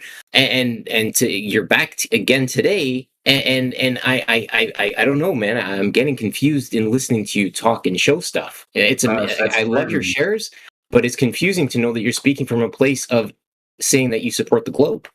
It's clear to me that you're confused.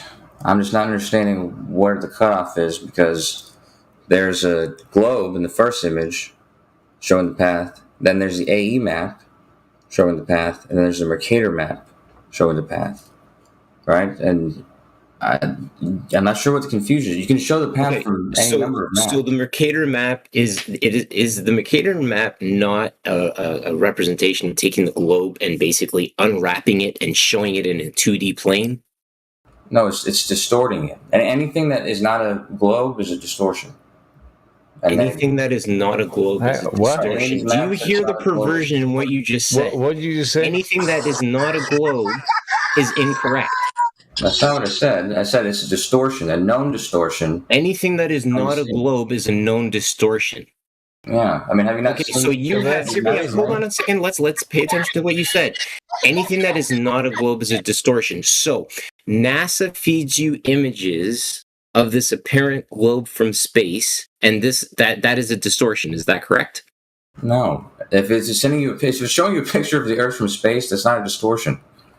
Okay, so you believe in the pictures of the globe from space, then? Oh, he does, yeah. Depending on the picture, sure, yeah. That is all I needed to know from you, my friend. Thank you so very much for being here. I mean, honestly, crazy, you said you're confused, right? And it seems like you're not aware of the map projections. And Kosha, you do realize that you just posted a picture of your globe model doing an arc. You do realize that, right? Yeah, you do realize that if you're looking at that view from anywhere that's not directly over that path, it's going to look like an arc. Depending on where, if I center the map to where the center of the map is somewhere in the middle of that path, it's going to show up like a straight line. I think you would actually convince yourself, even though you know what the truth is, you would actually convince yourself it's a lie. You would. Another thing he was doing earlier that I was getting at is he sat there, he was posting the CN Tower from 39 miles and was like, oh, look, 700 feet is not viewable. And then I sat here and I showed him that on his Earth globe calculator, okay, of what they come out with is 930 feet or whatever. So why am I still seeing 200 feet? Reply back to that was refraction. And then I said, oh, well, what? It wasn't just refraction. I told you there was three things wrong with what you did. And so then he sat here, he goes on to, well, every mile is 8 inches. So that's where I sat there and was like, so you're saying in 3 miles that it's 24 inches. Say that, 9 miles, that would be 321 inches. Therefore, it's not even. I never had this conversation, dude. What are you talking about? I never said to you. Do you have a really big ego? You did. So what happened was what I told you was you have to start that 8 inches per mile squared once you get to the horizon. So the first thing you need to do is figure out how high you are to determine where the horizon is. That's what I told you. A big water ball. So where's the horizon start, man? Against the vacuum of space.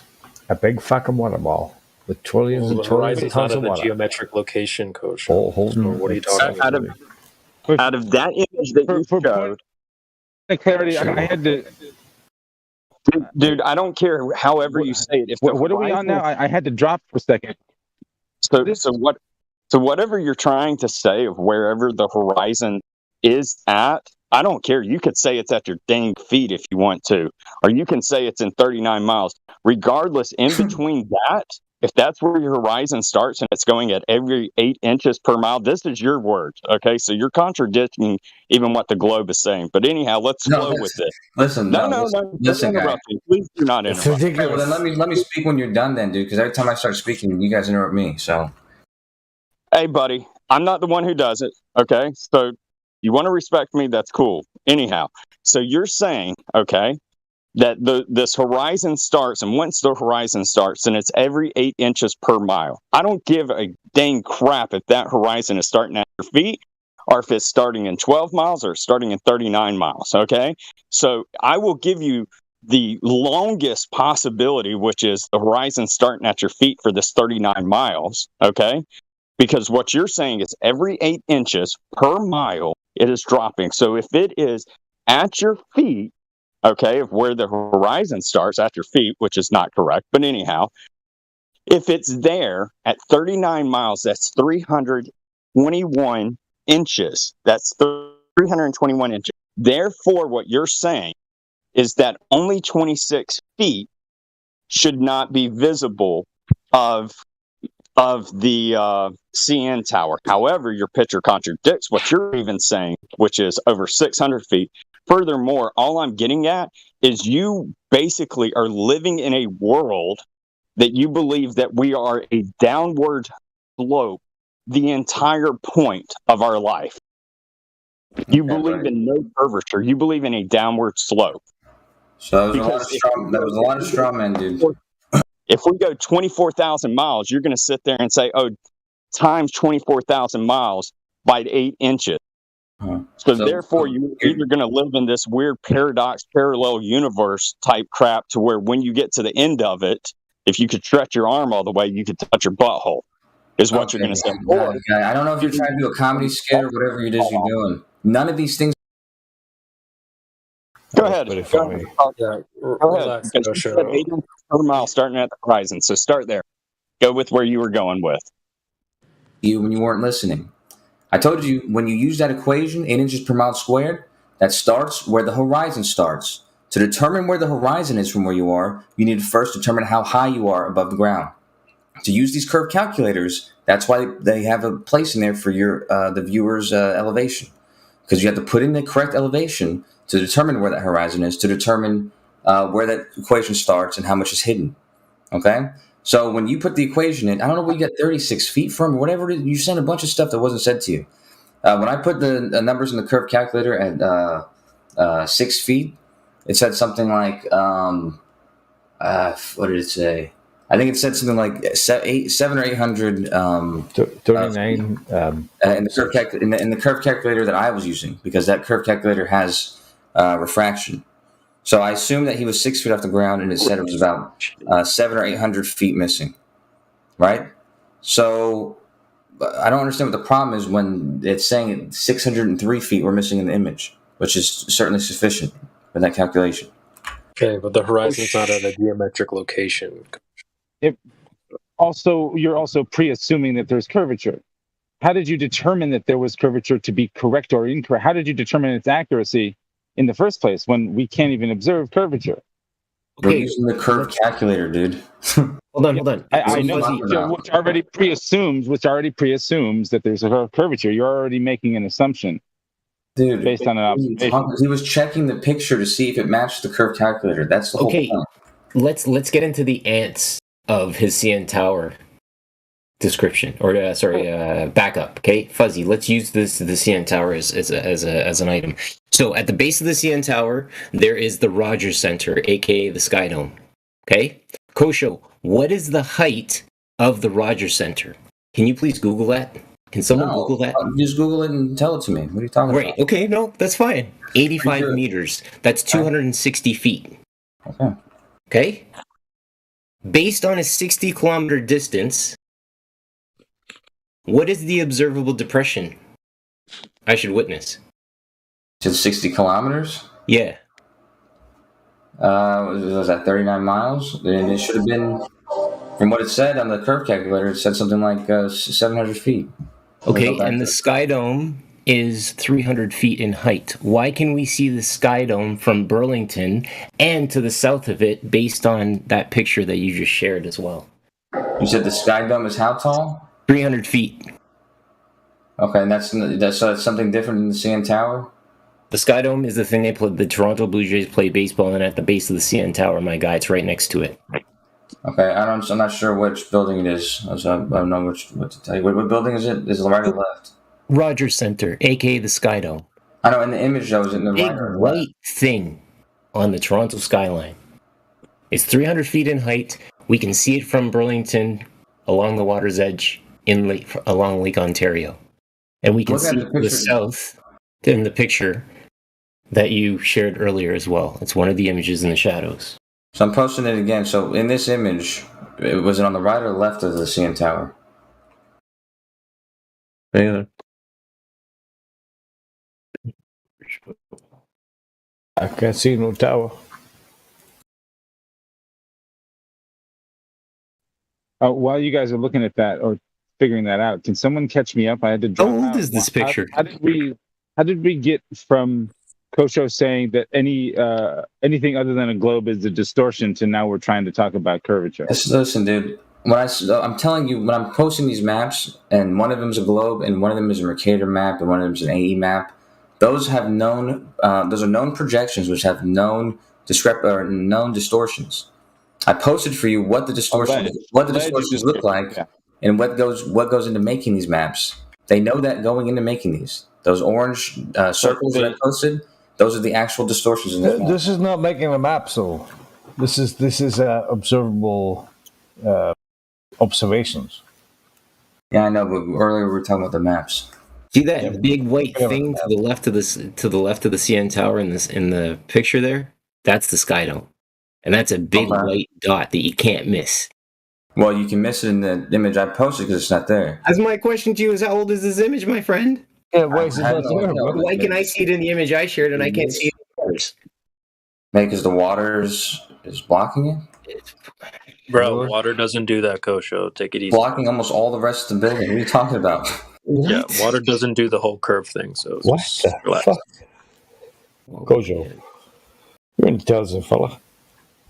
Why are you talking bullshit right now? Now, if you're looking in the image that I posted, you can see that almost there's no buildings except for the tall skylines. I don't know. That's not bullshit. You can see it in the image.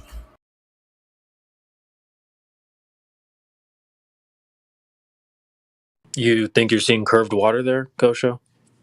Well, I think I'm seeing water obstructing the bottom of the building. It's okay. You don't have to tap dance around. It's a simple where question. you can see it at of this GIF.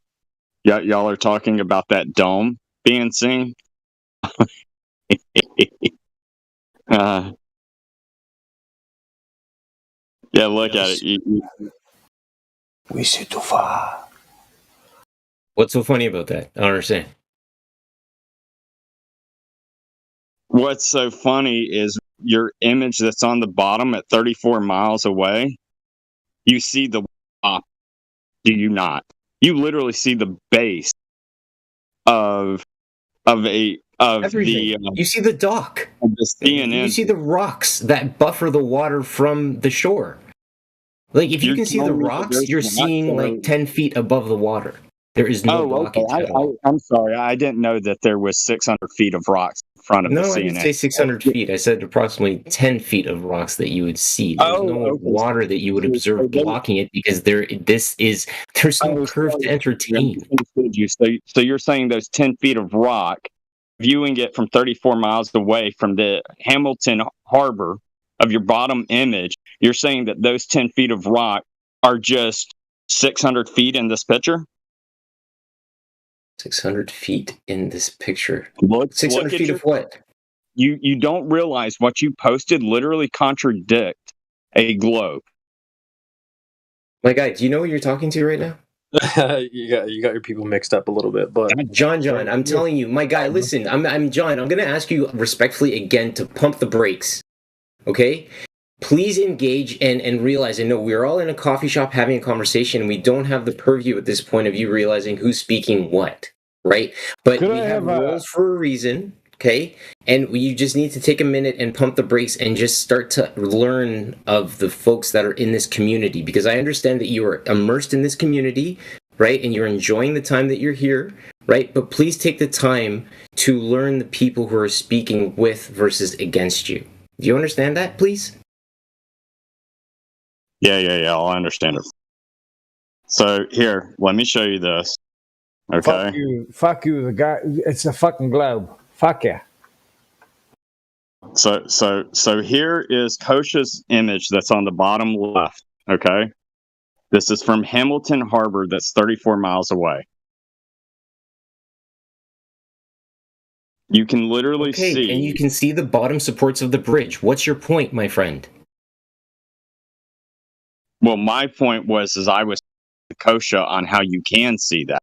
Yeah, we all when know he that. was saying that that's blocked. You know, we have a whole room of people who are beating him over the head with bats right now, including myself, Uncle CB, What are you talking about? yourself. You don't need to be the only person that is monopolizing the beating over the head that's taking place right now. Okay, so how are you beating me over the head? Then these images, the buildings are being obstructed, right? My friend, you're the only person here with. Let me get to the brass tacks. You're the only person in here with purple. You're the only person in here with purple on his name, right? You're a globe supporter. I thought you were getting to the brass tacks, man. And that is the brass tacks. It's your role. Means your point? Like you're making your point now? Kosho, the point is, I know you're an intelligent fella, right? How do you still believe in fucking Glover? Okay. So in these images where someone's beating me over the head, right? What's being done is I'm showing him images. I mean, actually, I was showing that person earlier these buildings because I think she lives right over there. But regardless, these buildings or these observations are perfect examples of where the water is obstructing more and more of the bottom of these buildings, depending on where you're seeing it from. So I'm not sure where the disconnect is or where. Well, you should be able to You're see. seeing curved water there, Kosho. So you're beating your own self over the head at this point. Yeah. Right. So how are the buildings being obstructed by the water then? Oh, what's happening here? Lots of different reasons, right? There's weather and refraction and a whole bunch of stuff going on. You know what's not going on? Curved water, Kosho. It's that easy. And what sort of refraction would you need to allow for this observation? Well, like I said, it's our argument. So nothing that has to do with a radius value, Kosho, because the water doesn't curve. So notice how you'll keep tap dancing away from that very crucial point, right? It's not even a point. So the question listen, it is the whole point, and that's why you want to get away from it. The water doesn't curve, Kosho. That's the whole point.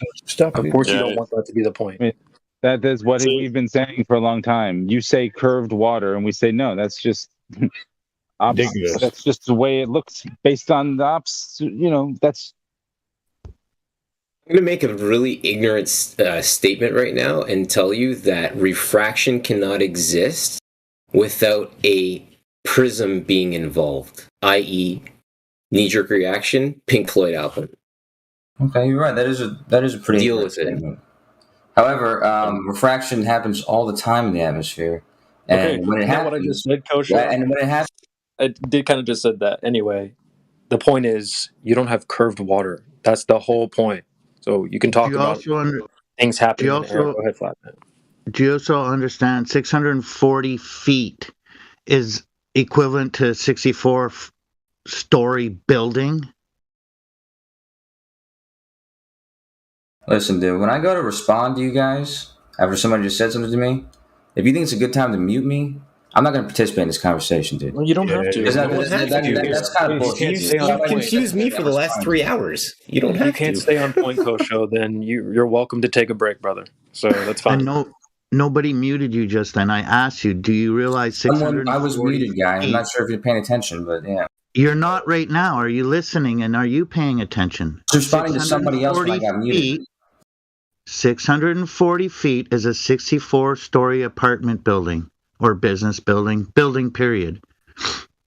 So how are you seeing all those buildings that are less than 64 stories if your curved water is obstructing them? Refraction. It says the CN Tower It says the CN Tower is 1,800 feet high. I didn't ask you for that. I asked you for the. I'm not worried about what was asked me. I'm responding to the other guy. So more than half of the CN Tower should be blocked by your water, including the Rogers Center. That's my point, man. It's a big white thing, and you can see it. I'm saying to you that if you're going to start talking about the CN Tower, look a little deeper to the bottom of it, literally, and realize that you can see the Sky Dome, aka the Rogers Center, where they play baseball. Yeah, and the picture that's concerning. The picture I'm talking about, the picture I posted, you cannot see that at all. You can only see the very top of the tallest buildings. Buddy, I'll get any kind of updated skyline of the CN Tower. The Toronto skyline, it's all there. You can look at any of them and you will clearly see it. It's all there. Your image, I don't know what even year that came from. Resolution wasn't even a thing when I looked at your image. Dude, this was 3 years ago. This picture was taken 3 years ago. Like, what are you talking presenting about? You're presenting a 34-mile photo when Josh Nowicki had a 60-mile photo of Philadelphia skyline. And look at the horizon changing a whole bunch. That's weird. It must not be Earth curvature. I mean, like, Kosha's sitting here talking about what he did and didn't post. I just want to notate, I literally took a screenshot of it. Kosha literally shows a picture in the bottom left that is is of the Hamilton Harbor, 34 miles away, okay, which is able to see the base of the bridges. But when you put into the Earth globe calculator at 600 feet, what someone was just saying earlier is that is 64 stories. I mean, come on. Dude, it's like you're not even paying attention, dude. Those images are all images of across the lake, right? Across the bay. What you're looking at is people overlaying the buildings on top of the pictures so that you can see how much. Why would you do that? You're saying the images are doctored? So I mean, are you guys really that clueless that you just now? Hold on. So I have another question for you. Kosho, at 48 minutes past the hour, you posted a YouTube link, seeing Toronto from 30 miles away. The Earth is flat. Why did you share that? Because in this video, it shows these images, or one of these images, the one I was going to discuss. So doesn't the premise of this video contradict the very soapbox that you're standing on right now? Yeah, just like you guys, this guy's horribly mistaken, has no idea what he's talking about, and puts the viewer height at 1 using flat Earth proof to debunk flat Earth. Flat Earth proofs. He made the exact mistake that this guy made. That is amazing. That sounds like a dog chasing its tail. The doctored photos don't make sense anyway. If I take a picture of something and then put it on top of another picture, what are you doing? I mean, and there's a whole lot of reasons why that doesn't make sense. Agreed, Uncle, because what's funny, Uncle, is that he literally was the one who provided these pictures to us. And he sits here and is pick and choosing of all the pictures that he posted and says, now, this one was doctored. So why the hell did he post that one of the Hamilton Harbor at 34 miles to begin with? Is there anybody here who's listen, when I respond, dude, I'm just gonna make a full response, okay? Because somebody asked me about the video just then and then muted me when I'm fucking responding to them. So I'm pretty sure somebody here has to be knowledgeable enough to realize that what's happening in these images is somebody is taking an image of the buildings across the bay, and what they're doing is they're putting the buildings, the actual size of the buildings, in an image over the building, the pictures where they're obstructed, as if that to makes show sense. to show the viewer how much the building is actually missing. It's clear to see that's what's happening there. So you guys are just now catching up to that. Kosho, if they're showing the viewer that the bottom 10 stories of the building are missing, when 64 stories are supposed to be missing, it's not proving your curvature of the Earth. It's not proving your globe anyways. Kosho, I just want to ask you a quick question, right? So the pictures being overlaid, right, to show the portions that are missing, are those photographs of the buildings taken at the same distance? No, they're probably taken somewhere closer. So those wouldn't necessarily be relative, right? So if we have, like you had one where I don't know what the tower was, but it looked like kind of like the Space Needle, might be a CN tower, whatever the fuck. When that's overlaid, that top portion actually matches, but the picture that's being overlaid was taken at a much closer location. If that shows me anything, it shows me that the atmosphere is actually magnifying a portion of that building, right? No. Oh, you could be at any distance in the world. You could be right up close to the building. You could be a million miles away and take a picture and zoom in.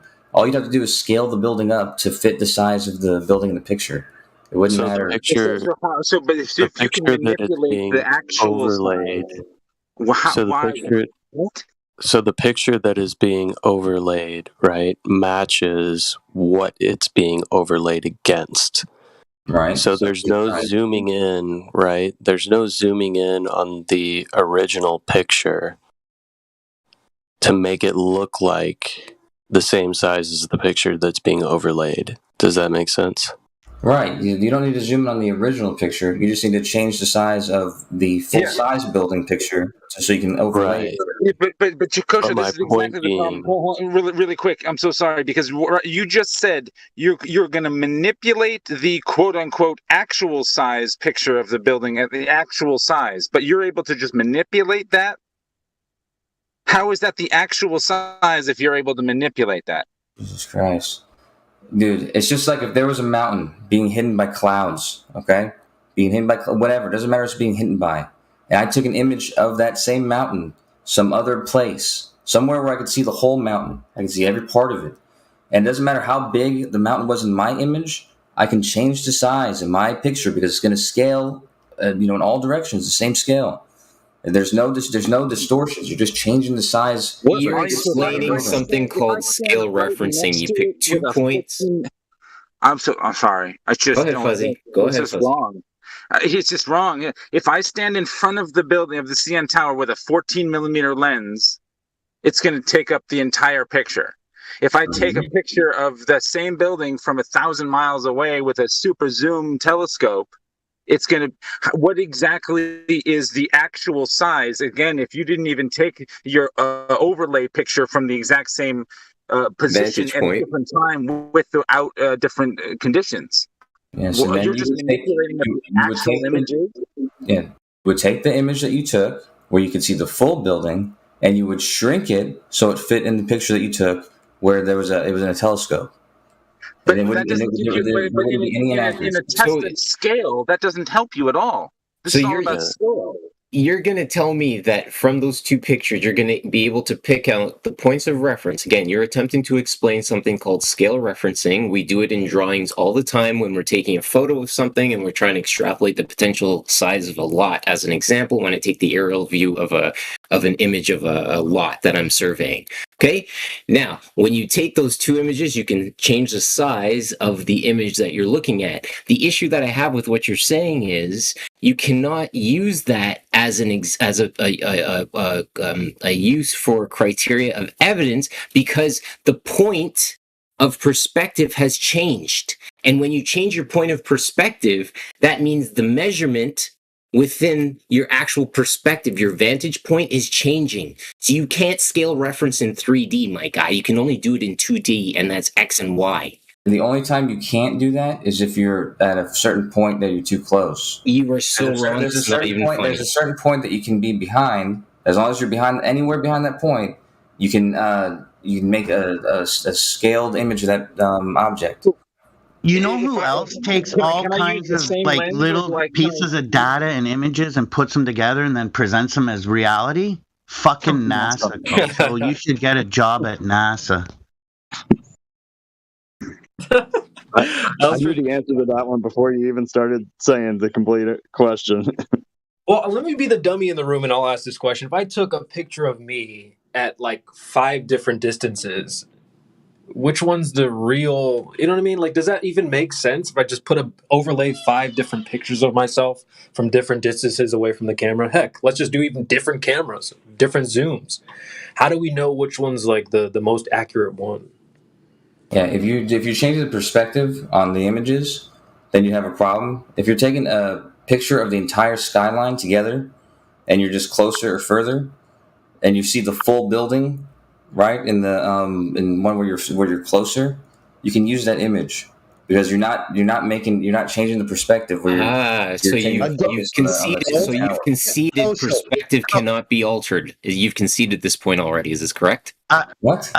No, You just actually, conceded I'm because gonna call initially you you were Linda. saying that you could scale reference in 3 Yes, dimensions. of course you can. Yeah, but this is not. So you can scale reference in 3 dimensions without significantly distorting an image. Is this what you're saying? You can easily do that. Listen, Linda. And Linda. you can also change the focus. So you can change Linda. it. Well, why Listen ask for me a minute. questions to talk over the answer? If you are at a distance where 640 feet of obstruction is supposed to be there, but you can see a 30-story building from where you're photographing. There's no 640 foot of curvature in between your 2 points. So I don't care if you're not seeing part of the building from 34 miles away. You have to be missing 640 feet of the building, not the bottom floor.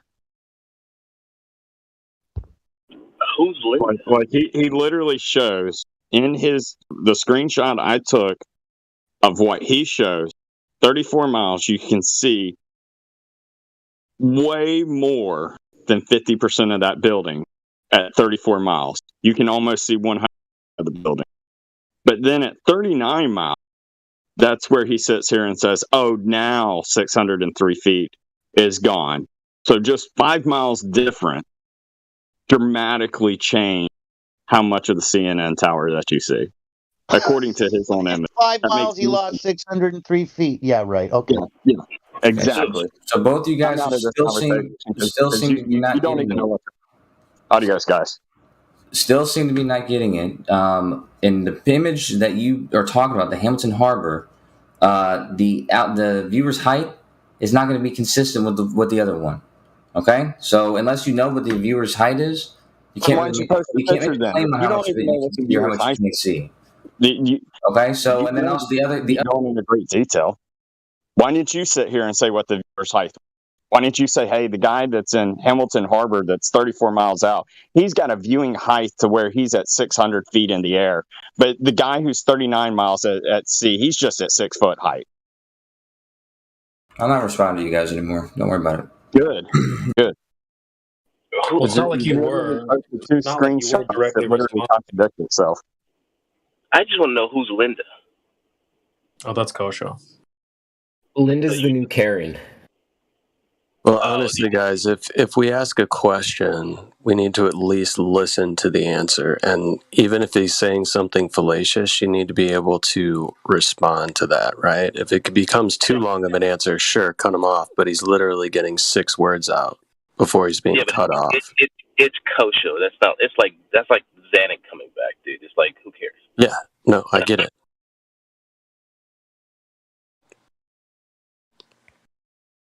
What is the point of me asking somebody a question if I'm just going to let him get 3 words out?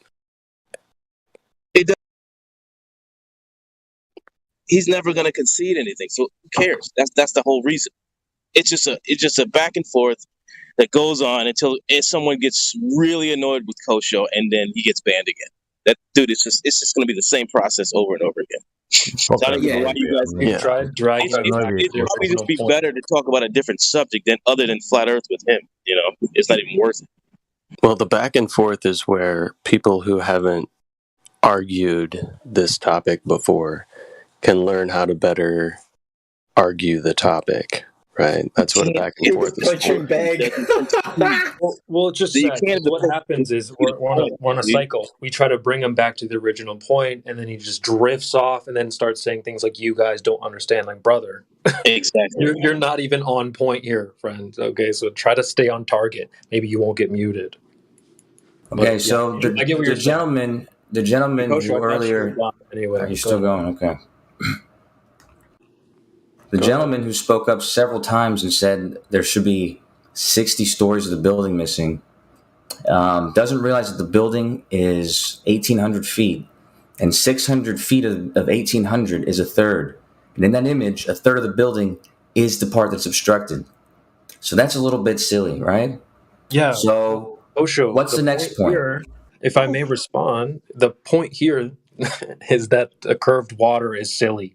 And notice how you don't want to talk about that. But that is the whole point here, brother. So that's the ultimate silly thing. First, how is that being avoided? The water is there. What's obstructing the images behind it? The water is obstructing the buildings. That's not being avoided. That's the whole crux of what I'm saying to you. Okay, but you think that water's curved, Kosho? I think the entire Earth is curved, yes. Yeah, okay, well, water doesn't do that, though. So you want to talk about that's silly. At Hamilton Harbor, you literally see the bottom of the bridge. There's not 1/3 of the CNN building gone. That's your own image that you posted 34 miles out. In that image, the bottom of the CN Tower is gone, dude. What are you talking about? So you're What are saying you that talking about? 600 You can feet is clearly see gone? that the bottom part of the building is not there. That's 600 feet. I cannot for one moment believe that you actually believe that the Earth is a spinning fucking ball with all the water upon it. I can't believe it. Somebody as intelligent as you are actually so caught up. That is where you are. Dude, P-Mac, this is kosher. What's wrong with you? Intelligent. I mean, I refuse to admit it. So just Come a on, second Coach. ago- Come on, just a man. second ago- It's just more a second ago, related this guy, John, persistently again repeated himself that the bottom of the building is missing. When it clearly isn't.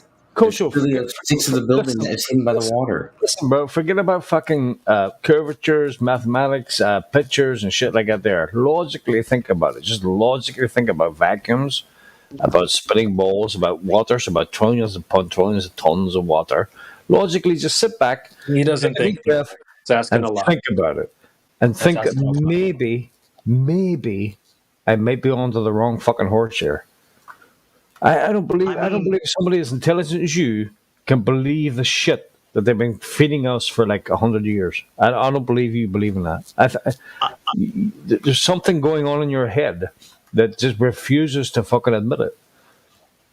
I know when I sit back and think of how much the 3 rovers on Mars have changed my life for the better, lowered the price of rent and gas and food, and has helped the homeless, I just can't wait till there was a 4th and 5th fucking rover on Mars, to be honest. You know, when they sent fucking $3 trillion to Afghanistan, Yeah, man. All that money spent on going to space has lower taxes, has lifted or standard. Americans living under bridges. It's just like trying to spend it on American families. Like, What do those things have to do with the shape of the Earth? I don't. Hey, Kosho, I have a question for you. You know why we go to space? We go to space for the children. bro, it's a fugazi. They're lying to you. That's the whole purpose. That's the whole We reason. do it for the children and That's the what we future. start to do. We are not living in what they tell us we are living. Does gas need a container, Kosho? Does the air going into your tires need a container? The air going to your tires, yes, it does. Okay, does the atmosphere or the space that we live in, and I use the term space loosely, of course, need a container? Space is a fine word to use, and the gas that we use in this atmosphere, the space that we live in, I said that's why I said the term space, I'm using it loosely, right? But this area that we occupy, do you believe that it is an open system or a closed system, my friend? Well, that's a different question than the one I just started to answer that he asked me. Well, you can answer that one, open or closed system. So a second ago, you asked if the air requires a container, and the air is contained by the air above it. That's why there's pressure. The air is contained by the air above it. Do you understand how ludicrous that sounds? To you, absolutely. To you, absolutely. So are you attempting to argue that the density of air is what keeps oxygen in its place? No, that Come would on, be guys. bizarre. You know Hold on. I'm not done. Are you attempting to say that oxygen is what keeps it in place because it's more dense than the air above it? No. So how are you saying that the air above the air keeps the air in place? Yeah, I understand. In this open system that you state we're in? I'm still answering the question, man. Go ahead and answer it. The oxygen or air, whatever air is on the Earth, just like the water in the ocean or in the swimming pool at the park, the pressure below is caused by the weight of the medium above it. So the air, the pressure down here, is caused by the weight of all the air above it. Your reaction is, how do you explain clouds? You would make a fantastic politician. How would explain clouds? What needs to be explained? Explain it. How do you explain clouds? Clouds are water vapor that go up high enough to where they turn back to liquid water. So you're saying that clouds are magically suspended in an open environment in the sky? No, it's not magic. The water vapor is lighter than the air. So when they're raising up there before they're clouds, they're lighter than the air. When they get up there and the water vapor attaches to particles in the air and become liquid droplets, they're light enough to be moving around in the wind, and they don't become heavy enough. They don't fall down until they're heavy enough in a heavy enough cloud. So what prevents the air above the air that contains these clouds that we're talking about from sucking the clouds out of the sky that we're looking at? Well, that's not a mechanism that they can do. That doesn't happen. That's not a mechanism they can do. Oh yeah, I don't know what sucks are you talking about. I'm asking you how the heck a cloud is able to suspend itself in the middle of the air in an open system and the vacuum of space doesn't suck the essence of the cloud away. It's a simple question. Okay, so the vacuum of space doesn't suck anything. The water vapor is lighter than the nitrogen. The nitrogen is below the water vapor, and so the water vapor is allowed to go up to where the clouds are. Hold on. Where does nitrogen come into play? Nitrogen is what the atmosphere is made from. It's the majority of the atmosphere. So if the water vapor is lighter than the nitrogen, then the water vapor can go above the nitrogen. I think he's right, guys. I mean, air contains air, and I use water to drink water. Like I got a water cup, and I put water in it, and then I drink the water in the water cup. So you're saying that the air that we consume within our atmosphere is constantly being created versus renewed? No, I didn't say anything of the sort. I didn't say anything close to that. In an open system, no. Well, your suggestion of this being an open system would suggest the fact that the air is being created versus renewed. I didn't say anything about whether you said it's an open system. That is what you're alluding to. Well, it's not what I said. So that's what you're alluding to. Then how would you say that air will? That sounds to me that air can make the choice when it's used as to whether it would like to be sucked away by this open system that you are saying that we are living in, versus being recycled by the trees that we know in fact recycle air. So what is it? What is happening to the air that gets breathed by me and expelled? Does it get recycled by the tree? Or does it get sucked away by space? When you brought this up last time, I explicitly told you that there is no sucking going on. I'm sorry. I got to stop it because, Kosho, there's not a single person here that says that space sucks. Okay, so you don't need to say that again for the second time. If I puncture the tire on my car, the air is going to piss off somewhere from a higher pressure area to a lower pressure area. No one said anything about sucking, bro. So just try and take the tap dancing shoes off and answer what he's asking instead of bringing your own narratives here. Thank you. I'm done, dude. All right. The guy I was talking to just told me it was fucking sucking. How does the air not suck? The air above it not suck it, dude? He just said that. So if I'm gonna get muted for responding to what he said, then just fuck off. No one here says that. You know exactly what he means. If I puncture the tire in my car, the air is gonna go from a higher pressure area to a lower pressure area. It's not getting sucked out. No one said anything about sucking.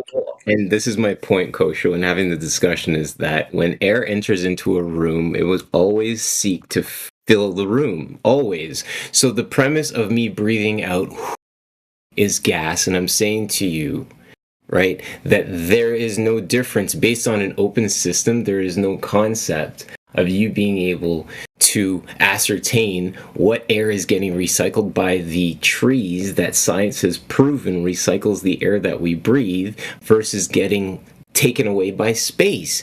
The aspect of stating that air sits in place because of density, which is a knee-jerk reaction of gravity, it's a ludicrous system. We live in a closed environment, as quoted by Bill Nye, your science guy, and humans need to understand that we cannot leave this place. It's a closed system.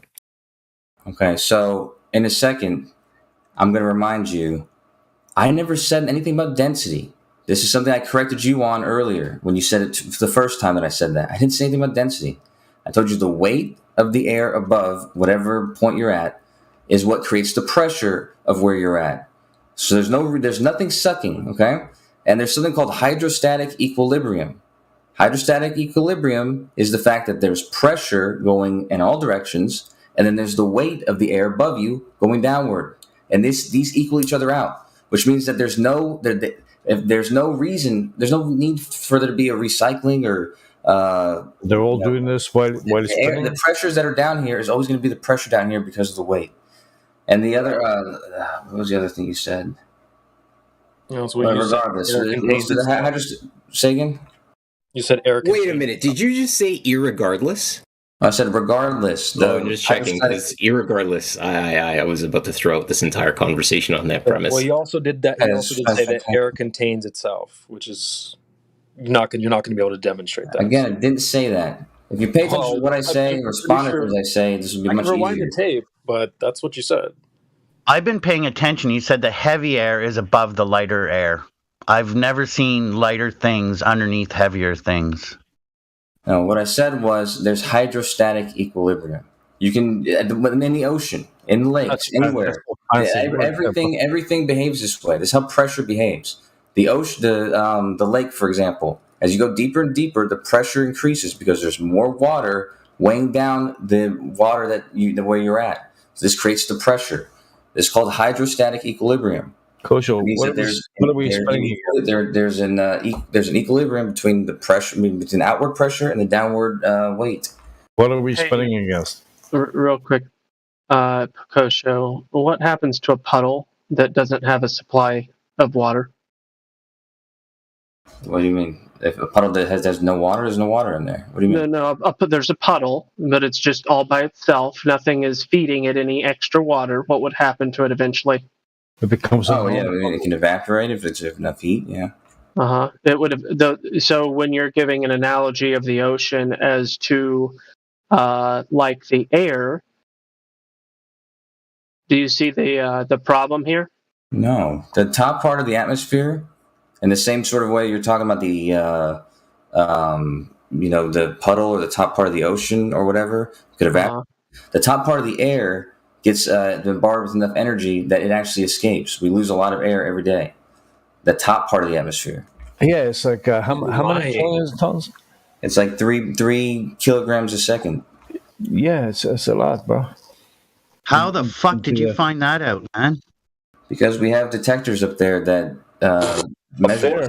What? Detectors. Detectors. That's funny, you guys, but yeah, there's actually things called satellites that are in the upper atmosphere. Oh, here we go. We're in space, guys. We are in space. Satellites. Let's talk about satellites for a second. Wait, so the satellites are air detectors now. This is too funny. Who tracks the satellites, Kosho? Who tracks the satellites? It depends on who's using it. What are you talking about? Who tracks it? All the satellites belong to different people. Somebody's contracted to keep track of the satellites. Who is it? What entity is it? It's about NORAD. I mean, there's a bunch of companies. The people who own the satellites. NORAD doesn't do it anymore. They subbed it out. So who does it? Do you even know? Yeah, the people who own the satellites will keep track of their satellites. No, they are not the people that own the satellites. Keep track. No, I'm saying the people who own them. So Starlink, for example, who's run by SpaceX. SpaceX will. They're not run by SpaceX, dude. It's right too bad. Kosher, we're gonna have to give you a award, man. You're doing some good tap dancing up in here. I have to have a recital for you one day. Okay, Kosher, here's a question for you. How many satellites are up in the sky right now, you think? Last time I checked, there's upwards of 40,000. Okay, and hold on. Guys, let's keep the laughter. Hold on. I have questions. Let's just walk with him. Let's walk with him down this path. Now, my next question for you, Kosho, is how fast are these satellites traveling, my friend? Going at all different speeds. All different varying speeds. What would you say the minimum speed is of one of those satellites? The minimum speed? Yeah. I mean, the moon is going fucking 2,000 miles per hour. The moon. Are we taking the satellite as an observer? Hold on. Are we taking the moon as a satellite, as an observable, movable satellite? Yes. I didn't think the moon moved. The further away the object is, the slower it's going to be orbiting. Okay, so you're saying that there's all of these satellites that are moving around in the sky, all within this perfectly orchestrated dance, moving how fast again? The slowest one's going 2,000 miles per hour. And that's one's going to be going 60, and who do you think plots these flight paths of orbit? Because I think I haven't heard of any of these items crashing into one another. Has that ever happened? I don't know why you would expect them to, but before NORAD would keep track of that. But dude, if they're on different altitudes, 40,000. You don't think they've ever collided with one another? you understand how much space each one of them have to themselves? I mean, come on, guys. Cars never hit cars. Cars never hit cars down here on Earth. We never have accidents on Earth. But yet cars don't have as much free space orbiting. as satellites do. But yet they're all orbiting Humans in drive perfect those. synchronicity. Whoa. And everybody, and you're saying that the people that put them up in the sky, right, all have separate control. So there's a potential, 5 or 6 governing bodies that all control their own little sector or vector of satellites, is what you're saying? No, dude. Listen, if you want to send something in the orbit, no, my friend. Listen to me very carefully. Let's get specific. You don't get to you pick and choose and cherry pick and and skip through the garden and pick the fruit items that you want that are hanging from the tree, because you're just low hanging fruit at this point in time. I'm trying to orchestrate and figure out how 6 groups control 40,000 satellites orbiting in the damn sky, according to you, my guy. That's great. Don't listen to me. If you mute me, you're gonna fucking get what I'm saying wrong every time. I didn't say anything that you fucking just said, right? So why the fuck? Junior, today, Linda. Relax, Kosho. Relax. You're not going to tell us what to do up in here, so just respond to what he said and move on. I'm gonna respond to what he said. Okay? You're not gonna tell me how I'm gonna respond to what he said. So what I didn't say was anything about 6 countries or anything like this, dude. If you work for some company in who knows what, you do some sort of aerospace, weather fucking technology, or you work for fucking satellite TV, okay? You're going to put your satellite into orbit, and your orbit is going to be at a specific altitude. You're not going to need to synchronize it with anything. You just need to get to that altitude. As long as there's nothing else in your at that exact altitude, you're going to be fine, because you're not going to the speeds that you go and the if you're maintaining your altitude, you're not going to be in the path of anything else. Oh, the programming is so strong. There's plenty of space for plenty of objects to be up there and never come in contact with each other. Well, I'll give you this. You've got a good imagination, Kosho. Are you telling us that these satellites are the things that detect air moving away from the Earth? Is that what you're claiming? Oh, yeah. Yeah, at 3 kilometers. What was it, 3 kilometers per hour or a second there, Linda? Kilometers is not an amount of air. Okay, so the satellites are the air what was it? detectors, though. Is that what you're telling us? Yeah, what was your volume of air we're losing per second or hour? I said 3 kilograms, which is a mass. Okay, so the satellites are the air detectors, Kosho? No, there's plenty of scientific tests up there. There was one of them that was measuring measuring something to do with the magnetic field, and I forget exactly how they used whatever they had some detectors that were measuring the magnetic field and doing something to investigate some other consequence, and this ended up being related to it. So they were able to also measure the amount of air that's escaping on average. There's an air scale up there in the sky. How are we losing air? An air scale. Somebody popped a hole in our tire. We're pissing out air everywhere. Oh, but it's not which one is it? Are we contained or not contained? Both. Whatever it needs it to be, right? Does anybody here know what a closed system even means? Yeah, Kosho, that's why we're educating you. Yes, we do. We're asking you. You clearly I'm asking you. If it means something for you, something else for you, why would he follow it up with "We cannot leave the Earth"? Why would he say that? You gotta have to ask Bill Nye. No, we don't. We can explain it to you right now, but we're not. I don't even think you're in a place of receivership. How do you interpret his words? What's your interpretation? Right. Kosho's the globe whisperer, so when Bill Nye says words clearly, he's the only one that can interpret it, right? Yeah. I want to see the level of dishonesty in Kosho. What's your interpretation of his words? Bill Whisperer.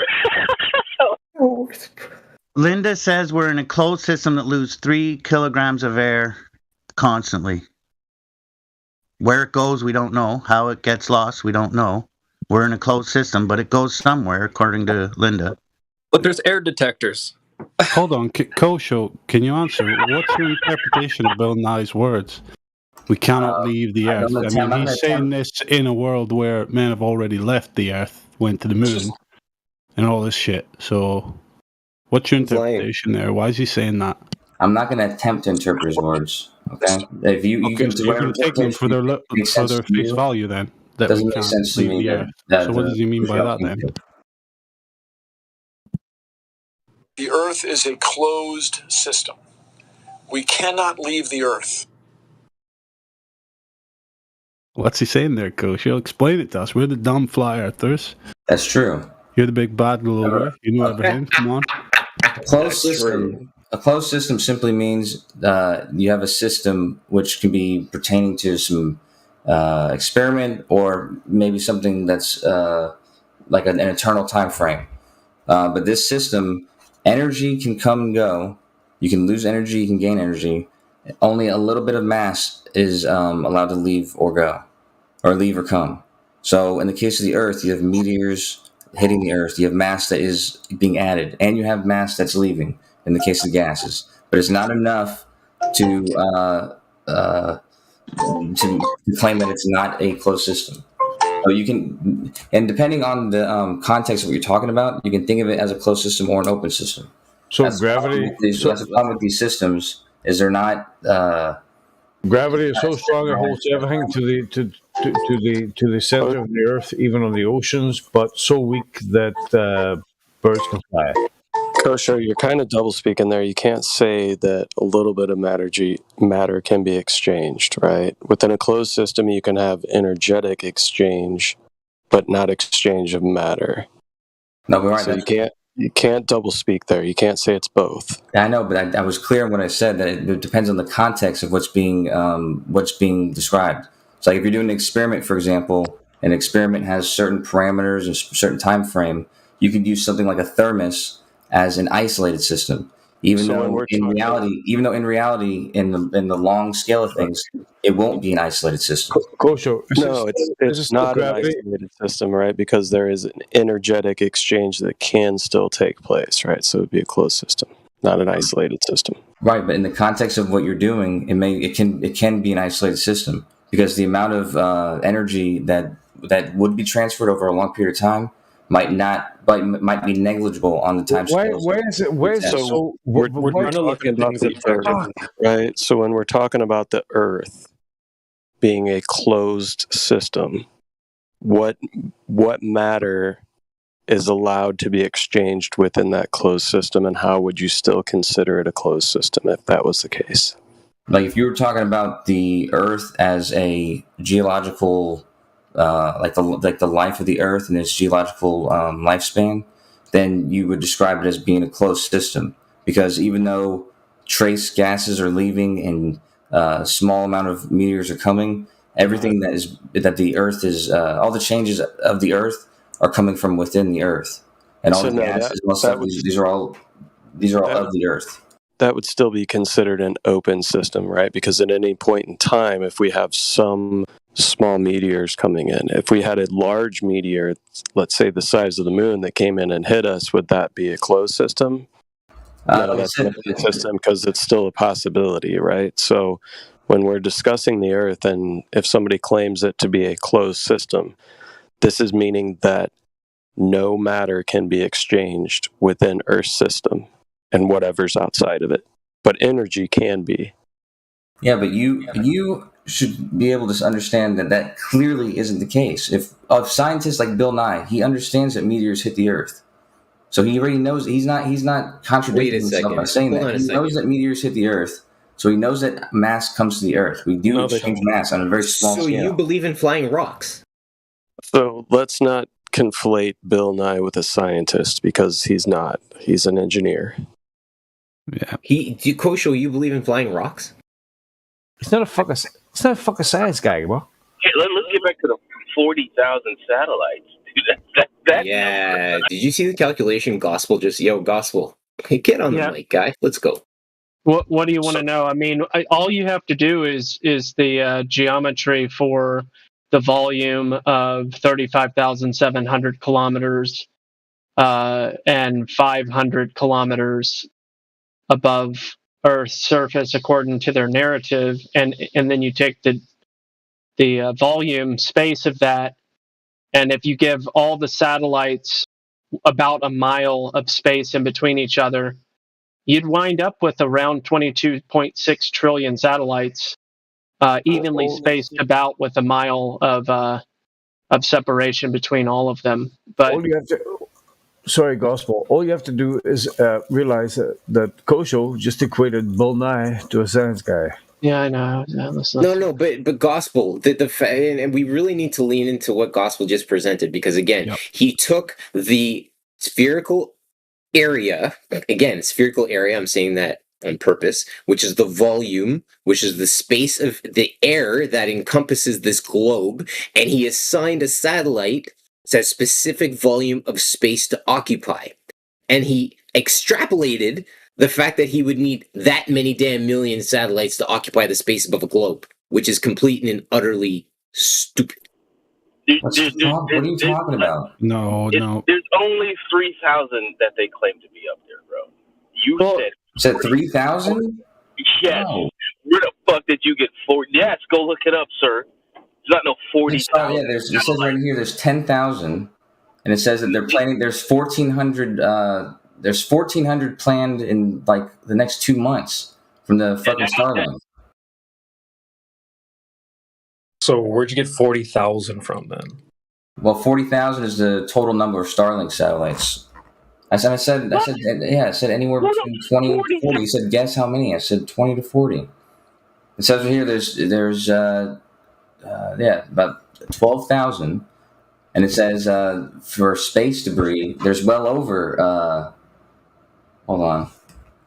They can say anything. Yeah, basically that's my point. Do you actually believe that? He does. Where would you get your information from? What are you talking about? I'm just going off what they're saying. He does believe it. He does believe it. Somebody tells him there's a million fucking satellites around the globe. He's like, yeah, there's a million satellites up there. So before Starlink, there was just under 5,000 satellites, allegedly. And then Starlink is 2,500, right? So we're talking maximum, let's say, 7,000.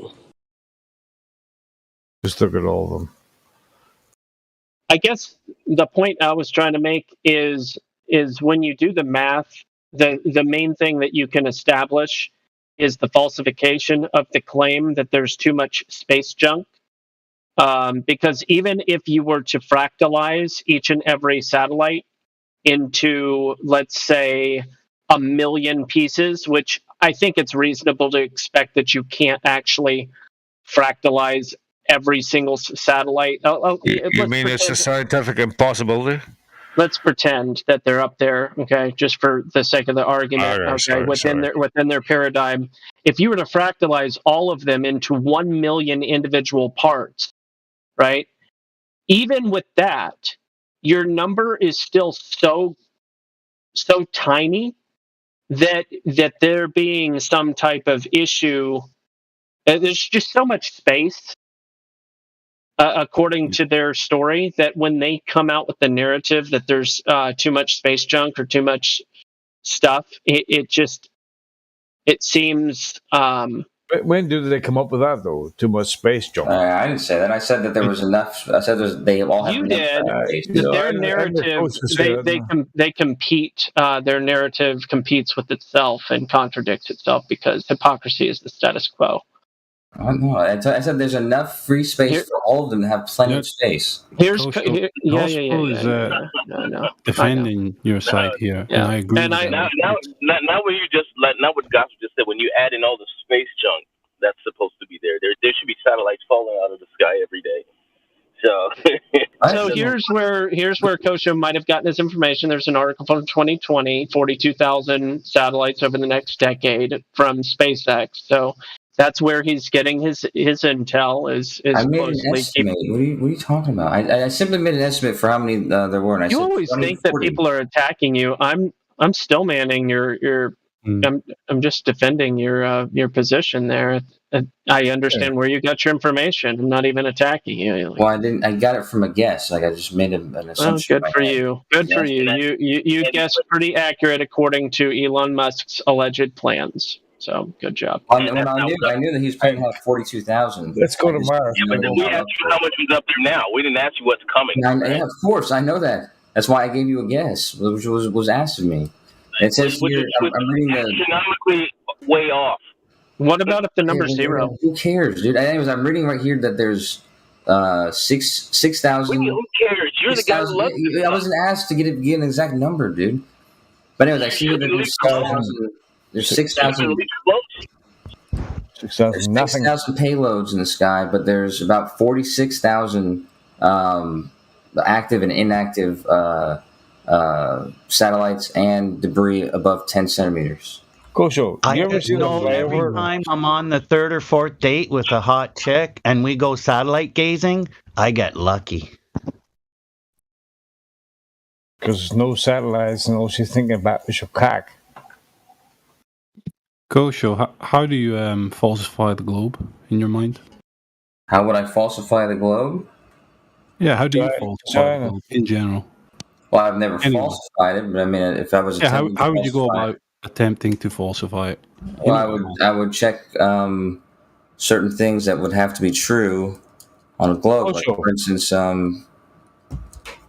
this is the most ridiculous thing I ever heard in my lifetime, and it was very short. It's I'm sorry. We falsified the globe with the lack of 8 inches per mile squared of curvature. Don't go back there. Don't bring that up. Obviously, it's not good enough for Kosho, so don't bring that back around. If I we are the 8 inches per mile squared. 8 inches. It was brutal. It's flattering. That's flattery. No, but I mean, it's Kosho, one of these guys, and you need to see like fucking Europe from New York or some bullshit like that. Is that? I would have told you.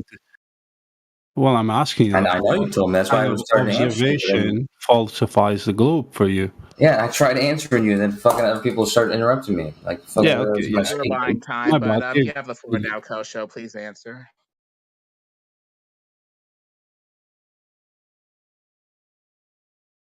Go ahead. What false?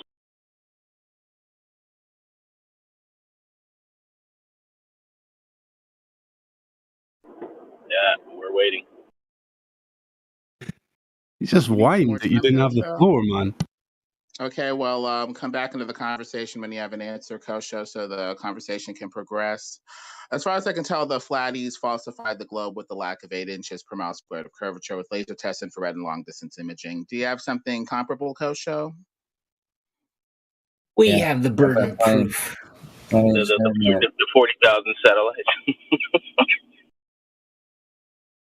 No, you have the burden of proof. Oh shit, we see. No, Flat Earth has the burden of proof. Period. Yeah, they have the claim. We have the burden of proof. This is where things are at. Let's be But Flat Earth meets the burden of proof of the senses. What we see at the horizon is a flat horizon, and what we feel on the Earth is a motionless Earth. So it's met the burden of proof of our unaided senses. The globe would actually have and continue to have the burden of proof because it is unnatural to the senses if you use the burden of proof being, what is presented to the unaided senses. So you take NASA's creation as the burden of proof?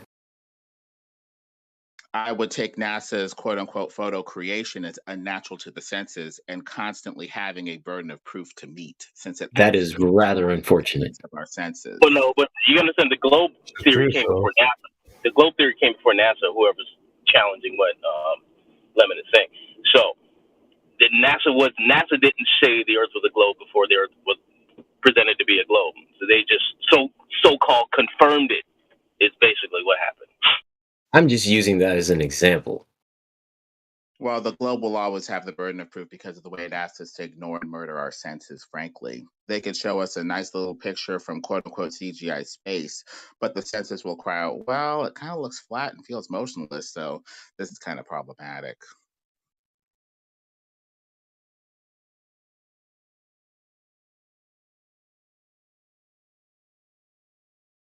Yeah, I'm not convinced.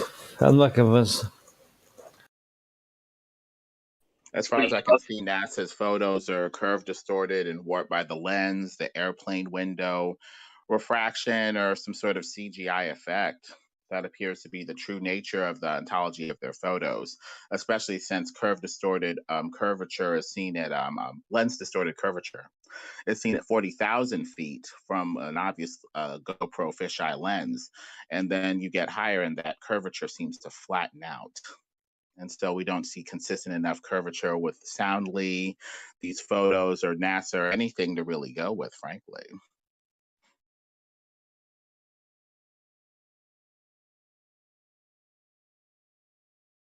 Ideally, this proof would give us consistent evidence, and we don't see that. Yeah, it's fuck all consistent about that, bro. Absolutely nothing.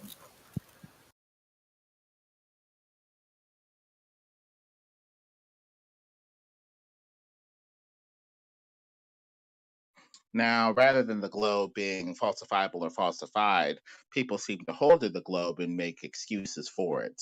We're seeing too far over a ball way past the 8 inches per mile squared threshold because of refraction or some sort of weird effect that allows us to maintain our ball presumption without falsifying it. That's why that question of what, if anything, would falsify, the model is so key. It's asking the person, do they have any sort of way that they'd give up this model if it were wrong with some level of falsifiability? And if we write excuse after excuse after excuse for the model, well, then effectively that model is unfalsifiable. We'll just hold to it and just, write workarounds for it, round or flat. So, well, I'm still waiting to hear what Kosho has to say. Yeah. What was that? Still waiting to hear what Kosho has to say as far as what would falsify it in his mind. He's had a minute. I assume he has no answer. I have plenty of answers. I just need to be able to speak. We've been waiting for you, man. It's been like 5 minutes. Yeah, there's tons of shit that you can do to falsify it. Tons of shit I've done to attempt to falsify it. One would be the GPS post-processing I brought up the other day, where you're making straight lines by getting precise positions and measuring points all over the Earth and comparing the surface to that. Another way would be comparing the distance from the equator to the North Pole and the distance around the equator and seeing if that matches any sort of flat shape, like a circle and a radius, which it should if it were flat. Otherwise, it would have to behave the way a ball does, which the circumference and the distance from the middle point to the North Pole or whatever is a totally different distance. And the relationship between these two, can be compared. And there's plenty of other tests that, like I said, can be done and have been done, like the measure the distance of all the latitude lines and see if they grow bigger and bigger as you go further and further south, as they should on a flat plane. If they are if they're the biggest distance at the equator and there's smaller distances at either side of the equator, that's physically impossible on any sort of planar map. You can't make a planar shape like that. So there's all sorts of things that can and have been done. And which one of these have you done? I've used the Nautical Almanac to measure the latitudes, and I've used the on what maps? So what? On what maps? Sorry, I'm going back. You don't need to use a specific map to use it. You just need to use the coordinates in the almanac. The almanac will point out specific locations on Earth using the celestial sphere, and you translate those coordinates to the coordinates on Earth and longitude and latitude that we use. So you don't need to use any kind of map. You just got to use the coordinates we use. Well, these would be good ways to disprove the globe. Latitude lines, distance from the north to the equator, you said, and some other method. The straight line test. The GPS. No motion. The problem I have with the GPS is the GPS assumes a globe model, so that's begging the question logically, using something which assumes what we're trying to prove, namely whether it's a ball or not at all. So I don't know if I'd use GPS since it appears to be made by globe computer geeks using globe presumption or an oblate spheroid presumption of some sort. I've told you this before, Lemon. In the nature of this test, there's no model that's used. The model only gets used in GPS after the raw data is taken by your device and then translated to spherical coordinates on the ellipsoid WGS84. But the coordinates that the raw data gives you are Cartesian coordinates in 3D space. That couldn't happen on a flat plane. I think that could happen on a flat plane if you have a satellite taking the picture. The satellite takes a picture like Soundly's swamp gas refraction picture in Pontchartrain, and it sees what appears to be a curve. It has to give you X, Y, Z coordinates from some sort of proposed center as the raw data in GPS. But yet again, GPS would be assuming a curve to get an X, Y, Z coordinate system that's Cartesian or whatever in the first place. Those X, Y, Z coordinates need to be centered somewhere. And guess where the center is in their supposed GPS model? Most likely the center of the supposed ball Earth. So as far as raw data that's raw enough to discount the globe presumption in GPS. Otherwise, how would you have X, Y, Z coordinates without a center of some sort of shape like a ball in the first place? It doesn't make sense, but I'll need to look into this further. As far as I can tell, there's no raw data that doesn't presume a globe with a center anyway.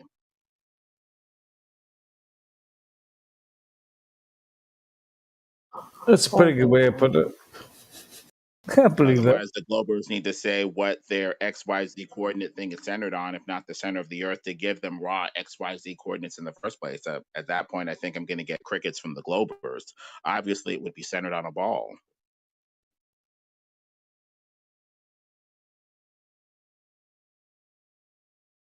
Hold on. Where is that? Where are the people that circumnavigated Antarctica? That the numbers. What it was like 70,000 miles. Does anybody have the articles or whatever that we're talking about, the approximately 70,000 miles? It was Captain Cook. Yeah, the Challenger. Okay. So, for instance, if the diameter is approximately 24,901, and by diameter, I'm referring to from the North Pole to the South Pole times 2. And by South Pole, I'm talking about the limitation that we can travel. So if that were 24,901 miles, you've got a circumference of approximately 78,000 miles, or 78,228 miles. So if it really was 6,225 miles from the equator to the North Pole, what exactly are you believing that would prove, Kosha, when it's been demonstrated that to circumnavigate Antarctica, it's over 70,000 miles, which is absolutely more consistent with a circular plane than any possible explanation that the globe could provide for that.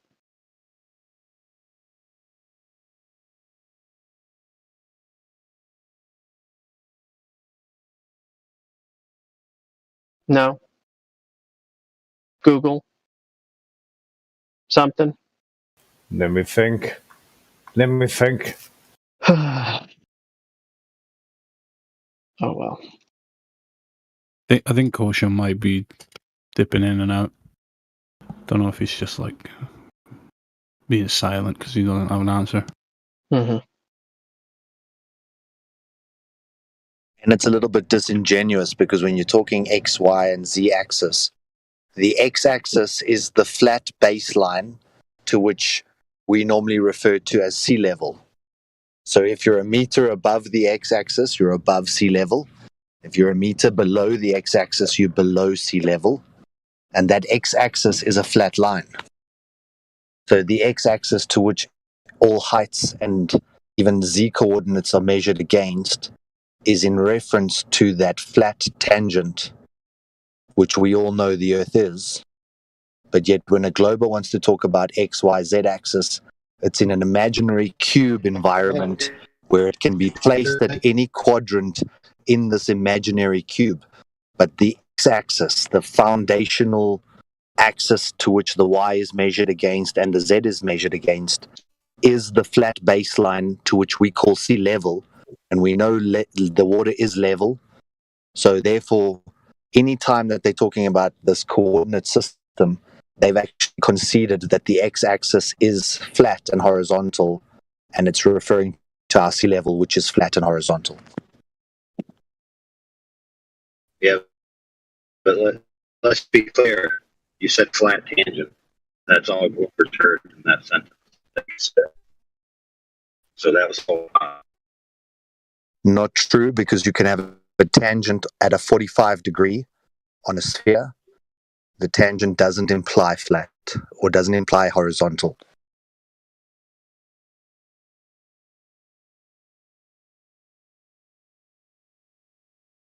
So why say flat tangent at all?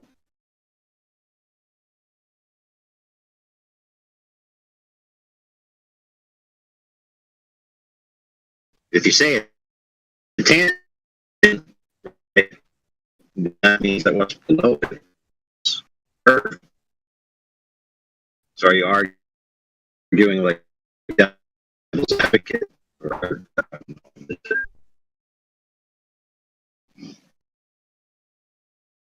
Sorry, you're roboting for me. I don't know if it's just my side.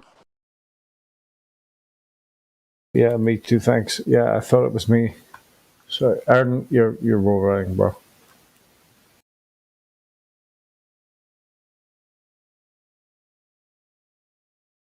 oh, what I was saying was, why were you saying flat tangent? Like it sounded like you were trying to make a flat Earth argument, then threw that in there. So I'm confused. In order for there to be a tangent, there has to be a curve below it, right?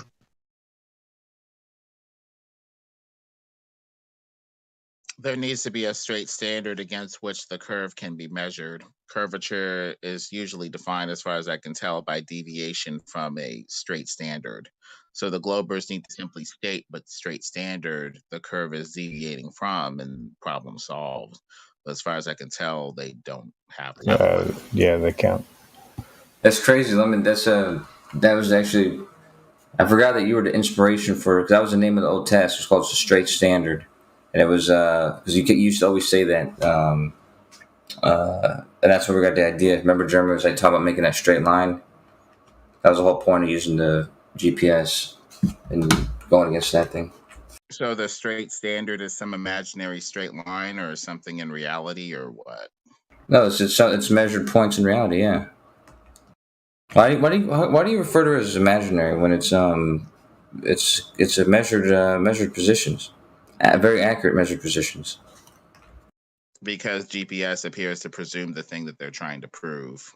The only way to get an XYZ axis that's centered anywhere is if you have a center of a shape, namely a ball in this case. The flat Earth does not presume a center, the globe does. So the only way to have XYZ coordinates that are centered on anything is with a ball presumption with these two options. No, but they don't use the center of a model to do that. They use the center of their constellation. So if they're at these different positions, far away from each other, whatever is the central point of their 3D positions is the origin of the grid. So, in order for us to know where we are, we have to look up. No, you don't have to look up. No? No, you just have to. The good exercise. You say constellations? Well, no, they're called. That's what they called the satellite, the GPS satellites, because they're coming groups, so they're called constellations. But what you could do is, if you trust that GPS gives you your position, and you can trust that the post processing will give you a more accurate position, then you don't have to go into where those positions are actually coming from. As long as you trust that they're giving you actual positions, you can use those positions to make a measurement like this. On a plane. You say it's from a constellation, so these are distances from stars for the GPS? Oh no! I just told You mentioned a constellation. Yes, I just told PMAC. Does the constellation have to do with the XYZ coordinates or whatever of GPS? Are these distances from stars or what? I just went over that with PMAC. So you heard one word of what I said, but you didn't hear the whole of what I said, because what I said was they're called. Trying to see if it's the center of the ball model or the center of a constellation or whatever the hell you're talking about. What is the center of the XYZ coordinates for this GPS? So was well, yeah, that's the point.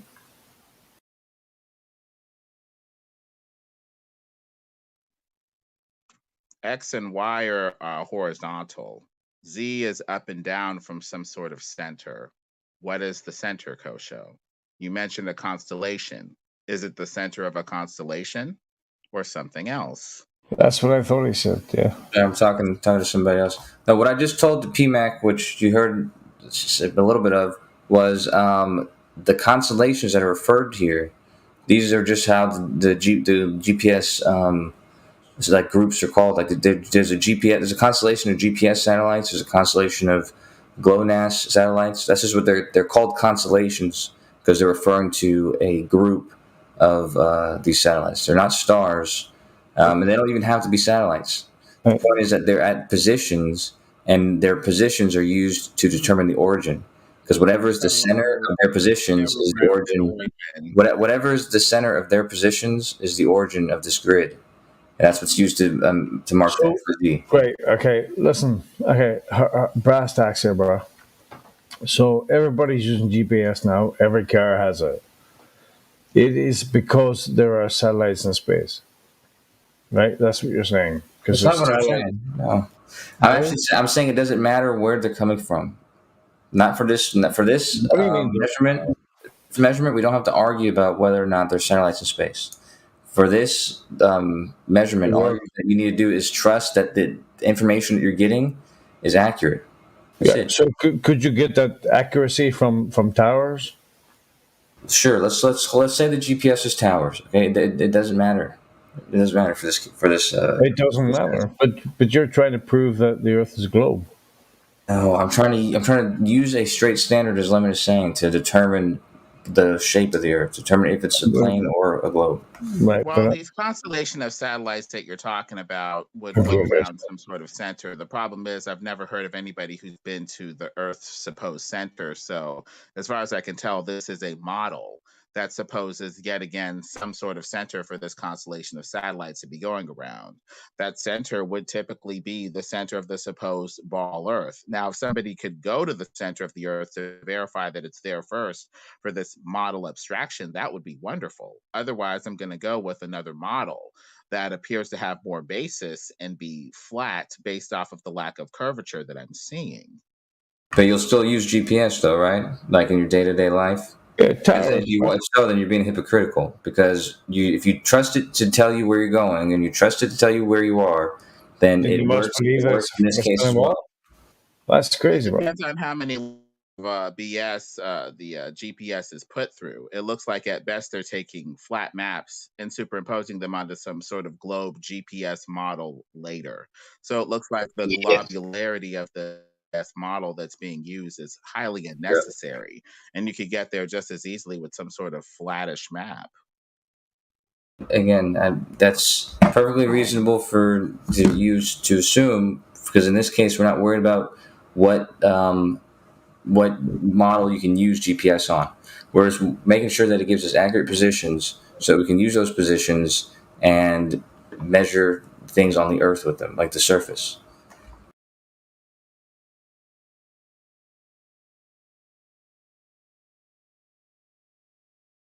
I have a question for you, Kosho.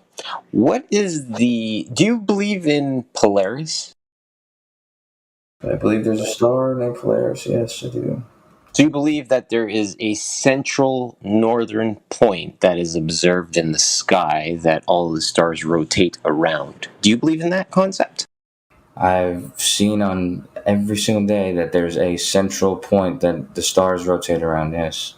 That you can observe from this plateau. Okay, great. So my next question, my follow-up question to that is, what would be the southern centrally observed rotating point, the opposition to the northern, if you will, based on the fact that you're on a globe? And hold on, based on the fact that you're on a globe, there should be a northern observed point and there should be a southern observed, shouldn't there, slightly, or not? Yes, there's a southern celestial pole, yes. Can you provide a picture of this southern celestial pole, please? I'd love to see it. I'm not going to provide you a picture of it. But I will tell you that it exists. So why won't you supply a picture? Has because your I know it science not exists, you know supplied it this? exists. Hold on. I have the question, a premise question. Has science not supplied you with this media that you need to continue to conflate your false narrative? This is not needed for me to do anything. If you guys claim two poles. If you claim two poles, you should hold on. You guys claim two poles. Hold on. So you should supply a northern observed rotating point, and you should be able to form some form of southerly celestial observed rotating central point. Should you not? Okay, so I was going to respond to the last thing you said before you cut me off, which is there's no need for me to require this media whenever I'm certain that there's a south celestial pole. I'm not trying to convince anybody of that. If you don't believe there is one, then I don't know what to tell you. But it's just easy to show. It's easy to show. Okay, so just like if you don't believe that we're on a flat, stable plateau, I don't know what to tell you. You understand where you've gotten to? Yeah, but if you don't believe that, it's because you're being foolish. Like, you should know that there's stars in the south orbit around a south central pole. Quite stable, my friend, in my stance. You don't have to call me foolish, my friend, at all. You can just stay in your lane, mind your business, and continue to conflate this bullcrap argument you continue to blow hot air into. Well, I'm telling you that if you're claiming that there's not a south celestial pole, that's a foolish claim. Well, we need curvature first, and as far as I can see, Kosho, you're invoking this XYZ GPS coordinate as some sort of standard, but it's really not. It appears to be a model that assumes what must first be proved, unless we've been to the center of the Earth to justify the center of these XYZ quote-unquote raw date coordinates that you're talking about that don't even appear to be raw, in that they kind of presume what must first be proved in the first place to have an XYZ coordinate. So until I see a neutral third-party metric that both sides could use without bias, or with as little bias as possible, to determine whether it's straight or whether it's curved, I'm going to have to call bullshit, basically. That's fine, Lemon. It's not like no one's trying to sell you anything. So if you don't want to trust that GPS gives you accurate positions while you at the same time use GPS, that's fine with me. That's another issue. GPS is accurate because they take flat maps that are accurate and then superimpose them onto some sort of ball monstrosity post-processing. It's good enough up to that level of bullshit processing. I didn't say that GPS wasn't accurate. I said that there is a bullshit step that is unnecessary, namely distorting it into a warped GS84 globe model. Right, and I've told you plenty. This is what it makes me angry, Lemon. Is I'm explicit when I tell you this. That's the one thing we're not doing. We're not transferring it into a WGS84 model. We're not transferring it any geoid model. We're simply using the distances that are obtained from wherever they are, whether they're towers or balloons or whatever. They're giving us distances to where they are, and they're using a origin point, which is the center of wherever all of them are. And it makes a 3D grid. And we're just using those 3D points in a 3D grid to make our measurement. Where's the assumed center of them? The center is the center of their positions. So wherever their positions are, the center point is the origin point. When you say it's mapping it out to the assumed center of their positions, if you're talking about satellites all around this alleged globe, would the center of rotation be the center of the Earth? No, what happens is they later transfer the origin point of their positions onto the center of the Earth. That's not something we're doing. They simply use their positions and where they are in relationship to each other, and they create a grid system that uses the center of whatever they're all encircled around. They use that as the origin point of their grid. They don't attach that to the Earth until they're changing it to latitude and longitude. But before that, they're just determining their distance from you. Do you understand what 3D is? Yes. What is 3D? It's 3 dimensions. Okay, what are those 3 dimensions? Length, width, and height. Length, width, and height. So, x-axis going left to right, y-axis going up and down, and the z-axis going literally your perspective, in and out. Okay? This is the perspective that science forgets to track. This is why your argument falls apart completely when you're attempting to explain GPS coordinates without understanding that in a three-dimensional space, you orient yourself on that basis. So it takes your lateral, longitudinal, and literal location, I believe that would be the correct term, based on that axis coming in and out, to orientate your position. It does not then circle back to the central point and then double back to where the other position is. The two positions are always tracked relative to one another in X, Y, and Z space. So latitude and longitudinal are spherical coordinates. We're using Cartesian coordinates. And in a Cartesian 3D space, there's 8 quadrants. Okay, so there's four in the positive Z axes and 4 in the negative Z, and so there's 4 positive and negative for each of them.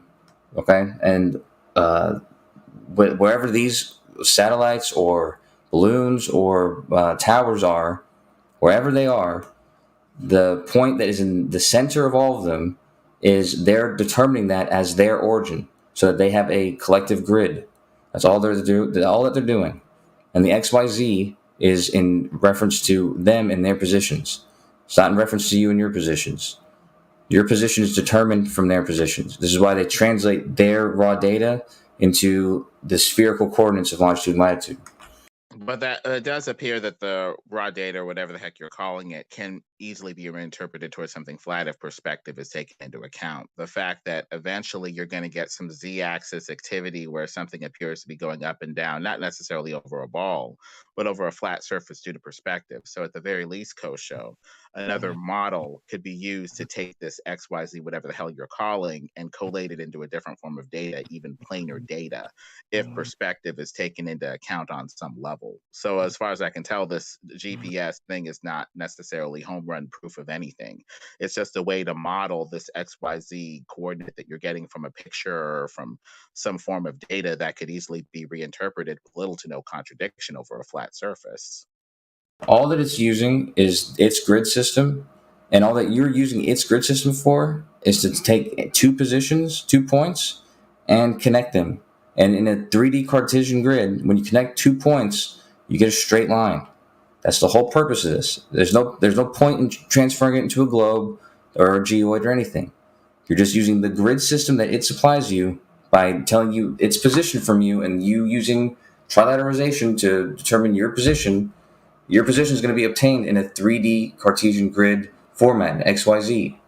But any 2 points can be connected by a straight line anyway. You could connect 2 points on a globe with a straight line going through the surface of the globe. I mean, what you're saying there is kind of tautological, because some conceptual straight line can connect any 2 points in space or whatever with a straight line. The thing is, we need to see if there's actual evidence of curvature first to justify the use of this XYZ globe conception. And as far as I can tell, we haven't even met that burden of proof yet.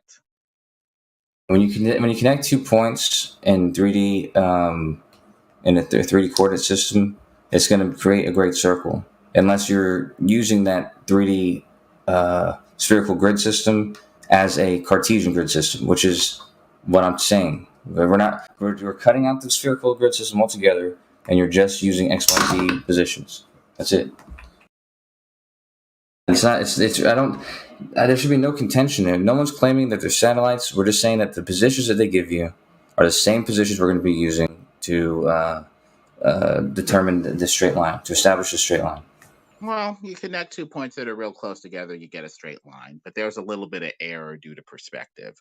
Perspective is cutting off angle, cutting off distance, and eventually the sky is merging with the ground, and all the objects that are sticking up and above the surface are eventually seeming to merge with the surface. That little bit of error is compounded over a straight line distance from point A to point B, from point B to point C, from point C to point D. It just keeps on stacking up. From point A to point B, it's straight enough and good enough.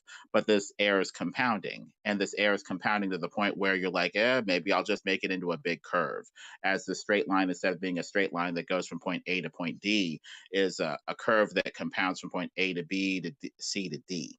So it looks like, this globe was used in error to basically factor in the lost distance and angle from perspective, as far as I can tell. We really don't have real evidence of curvature beyond that. Yeah, Lemon. See, that's all fine and dandy for something else. In this case, though, you're not using anything to do with perspective because you're not making any visual observations. You're going to measure to see if it's curved or not by using simply the measurements and the positions. You're not taking any optical observation. You're just measuring positions along some, whatever, like a causeway, a waterway, doesn't matter. Just measure their positions and compare them to a straight line that you've established. It's fairly simple. Even saying measurement is kind of deceptive, because when you measure something, you use an unchanging standard to verify something else. And as far as I can tell, based off of this XYZ coordinates that they've shown with Soundly swamp gas refraction picture, the measurement, quote unquote, amounted to taking a picture of a heavily warped and refraction distorted image and assigning XYZ coordinates to the apparent curvature that you see. Essentially, it was eyeballed, not measured. It's not measured like you took a ruler from here to here to here is the unchanging standard to verify what's going on. It appears to have been eyeballed using satellites or some sort of fake, deceptive visual cue, where perspective can warp, distort, and cut off length and distance. That's highly unsatisfactory, and calling that a measurement is a little off. It's actually exactly what it is. When you do trilateration, you're doing a measurement of distance. You're literally measuring angles, or you're literally measuring positions from three other objects or whatever, and you're literally creating circles so that you can narrow down your position. And you're doing all these by making measurements to each of those, beacons or whatever it is, whether it's GPs or satellite receivers or satellite transmitters. Well, trilateration is one thing. You have three things that surround an object. They give off a beacon that spreads from them like a circle, and you see where these beacons intersect. That makes a lot of sense, as an assumption. But to say that it's a measurement or that there was trilateration with these GPS coordinates, I highly doubt that. I mean, for a measurement, you need something unchanging, Kosho, like a ruler. A ruler tends not to change unless you think that it's warping and distorting due to the curvature of space-time or some crap. When you're dealing with angles and visual cues, in the same 2-degree angle, Mr. Kosho, you have a height and a distance that can change. The 2 degrees by your face could be 2 feet away from you and have 1 foot of height in it.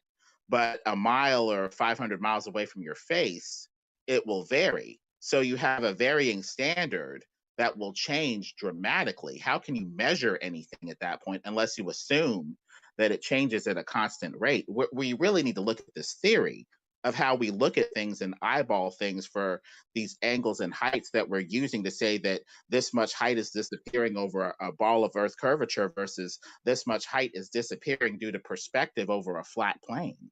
And Lemon, the first thing you do is realize that there's no angles involved, and so that's not even an issue whatsoever. All that you need is the distance to wherever those signals are being sent, and what you use is the time it takes to get to you and the speed of light. And there's error involved in that, which is why your GPS is usually a little bit off. But that's why you do the post-processing, the post-processing that gives you the precise position. And once you do that, you can measure the same position 3 different times on 3 different days and accurately, confirm to yourself if it was within 1 centimeter every time, which means that it is consistent. It's consistently giving you, the correct position, which is perfectly reasonable, as you just stated. It's regular measurement. There's so much theory we have to go through here, Kosho. The way that light travels, whether something's intercepting the signal or slowing down the signal, if there's some sort of SAGNAT correction over a flat plane, that could explain the loss of signal.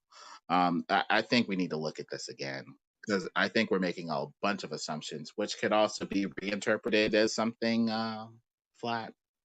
Lemon, it's like you ignore what I say, man. I just said that regardless of what errors that you could possibly get, what you do with post-processing is you correct for those errors. And when you do that, you can test to confirm that those errors have been corrected by measuring the exact same location. Like put it on top of your fucking pillow in the corner of your bed, and do this 3 days with 3 different phones, and on 3 different times of the day, whatever, and measure the exact same position and see if this post-processing is giving you consistent information. And if it is, then you can trust that it's accurately giving you your position. Otherwise, how would it have done that consistently 3 times in a row? It's good enough, especially if you're doing short distances, this GPS conception. But based off of the reports of Robotham and others saying we're getting too much land down here, I'm it convinced. appears miserably toward the poles, quote unquote, or rather toward the outer southern perimeter, where there appears to be more land, not less, tapering down to a ball point. I'm convinced. Fuck. Koshu sent me back to the fucking Globe Earth, bro. Thanks, Koshu. You know what, P Mac, you know what, do you remember earlier when you asked me, say what, sir? What did I ask you? No, earlier Lemon, well, I don't know who asked me, but I answered, well, you asked me, all of you guys asked me, so regardless, about, what proof how would I falsify the globe or something like that? How do I prove you're a silly bastard? That's right, yeah. Yeah. Well, anyways, one of my answers, I told you about the measuring the latitudes, and as I said, I've already done that using the information from the fucking, what do you call it? That's right. To make sure that we're listening to each other, I did hear his 3 answers, and I'm trying to process them as much as possible. He said, check the lengths of the latitudes to see if they're, consistent with a ball or a flat Earth where the latitude lines would expand outward. He talked about GPS, and that was the main one that I was harping on because, as far as I could tell, GPS assumes what must first be proved. And he talked about taking the distance from the North Pole to the equator. Regardless, focus on that GPS thing right now before this thing gets out of hand or whatever. I keep saying the same thing over and over to you, and you keep saying, "Yeah, we can try that and see if it's good." I mean, there's nothing else to say about it. It gives you accurate positions, and if you don't trust it, you don't trust it. But that's what it's doing, and you can test to see if it does that. It's towers, well, your argument then reduces down to GPS is accurate, therefore ball. No. We need to see what's actually making GPS accurate. Jesus is it the globularity, or is it really the flat modeling before it is warped and distorted beyond all recognition with some unnecessary level of globe modeling? That's the reason why saying something works is not good enough. The argument from pragmatism, saying it works, therefore ball, is a little off. Yeah, it is a little off, Lemon. And if I were to say that, I would be on your side with criticizing me for that. However, I didn't say anything like that, Lemon. What I said was the GPS, in this case, post-processing, can give you accurate positions that you can use to map out a straight line, and you can measure the surface of the Earth in reference to that straight line. And you can do this not to say, oh, the Earth's a globe, but to actually measure to see if that straight line is moving with the surface, like they stay parallel, or if the surface is curving away at the rate at which the globe insists it has to. This is not a claim one way or the other. This is a simple way to test to see what the answer to that question is.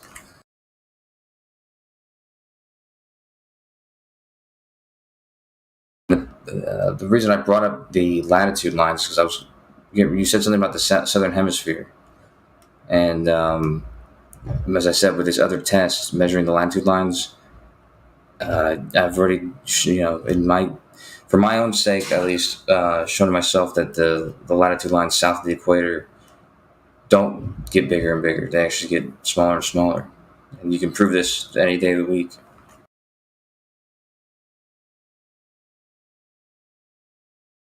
Let me see, what's stars down there? There's any of these stars. Sirius, any of these stars.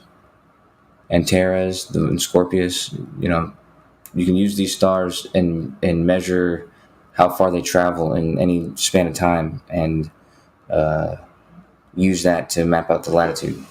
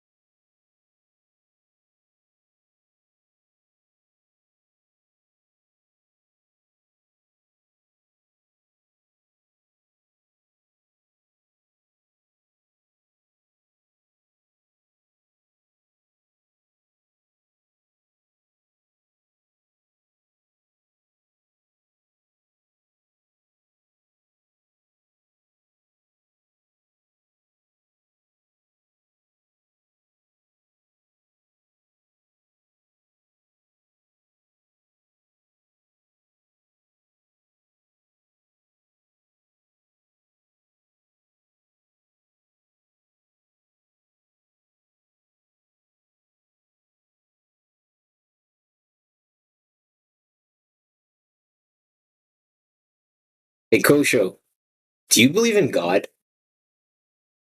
Why do you ask? Sorry, I didn't hear you. What'd you say?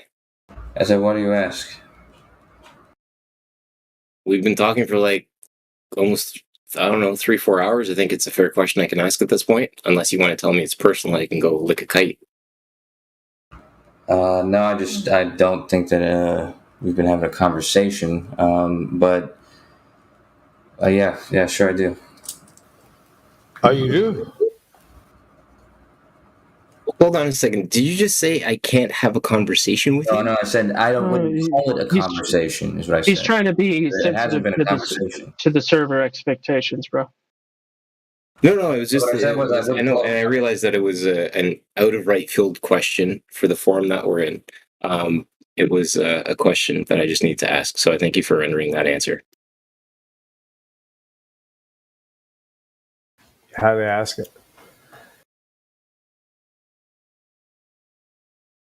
It'd be strange if he says, "No, I didn't. No, I don't."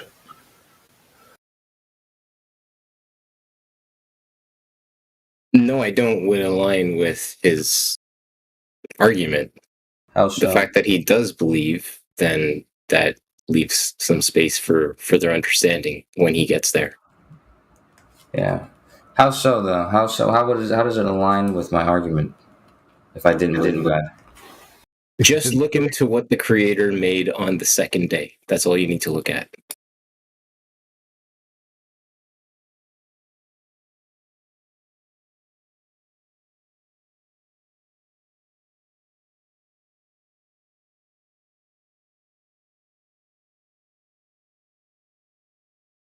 Maybe it's just me, but it seems to me when you're either here or you're gone.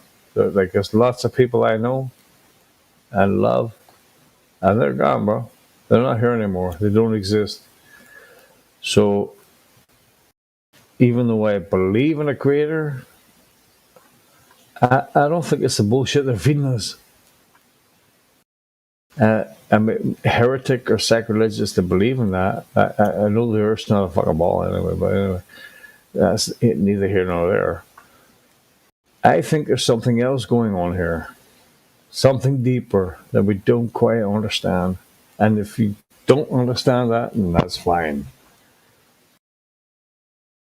The funny thing is, though, that there's plenty of things, plenty of information, and plenty of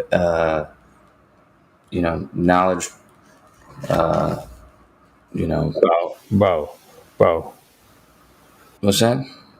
Listen, no matter what you believe, right? You believe in spinning water balls and shit against fucking vacuums and all that crap there. That's fine, bro. You can believe in it all you want, right? Go for it. Knock yourself out, bro. That is not what's happening here. It's something different. All right. You have to understand that these understandings aren't a choice of, of a desire, something I desire to choose. These are what the evidence points to is the truth. I'm going to have allegiance with whatever the truth is. I'm not going to just choose what I think feels better. Right. So I suppose what I should tell you is my belief in something. It's definitely not a fucking spinning ball, right? And I also think that life and what they're telling us is not what it is. I think it's we take it seriously, but it shouldn't be taken seriously because it's not serious. There's something else going on here under the surface that we don't understand yet, and we're trying to figure it out. Us ballers, non-ballers, we're trying to figure it out. I agree. Nobody knows the answer to anything, right? We don't know the answer to fuck all. That's basically where we are, right? It took us to 2022 to realize that there's still fucking modern day slavery. People are still doing the same shit to each other all their fucking lives. World War I's, World War II's, people are destroying each other, people are taking advantage of each other. Politicians and politics is an absolute pile of shite. But we're still sitting here thinking, oh, what's going on, bro? It's bullshit. It's all bullshit. Actually, we're compounding the information and novel insights that people before us have had, and that people today are continuing to have, and we're continuing to understand more and more, and we see the fruits of all those all the time. So how's that? So how's that? We don't know nothing. We just don't know everything. Well, yeah, we know something. But yeah, you're right. So let's see. Let me try to put this another way. What is happening here is not reality. If you can try to figure that out, what is happening is something. All right. No, let me start again.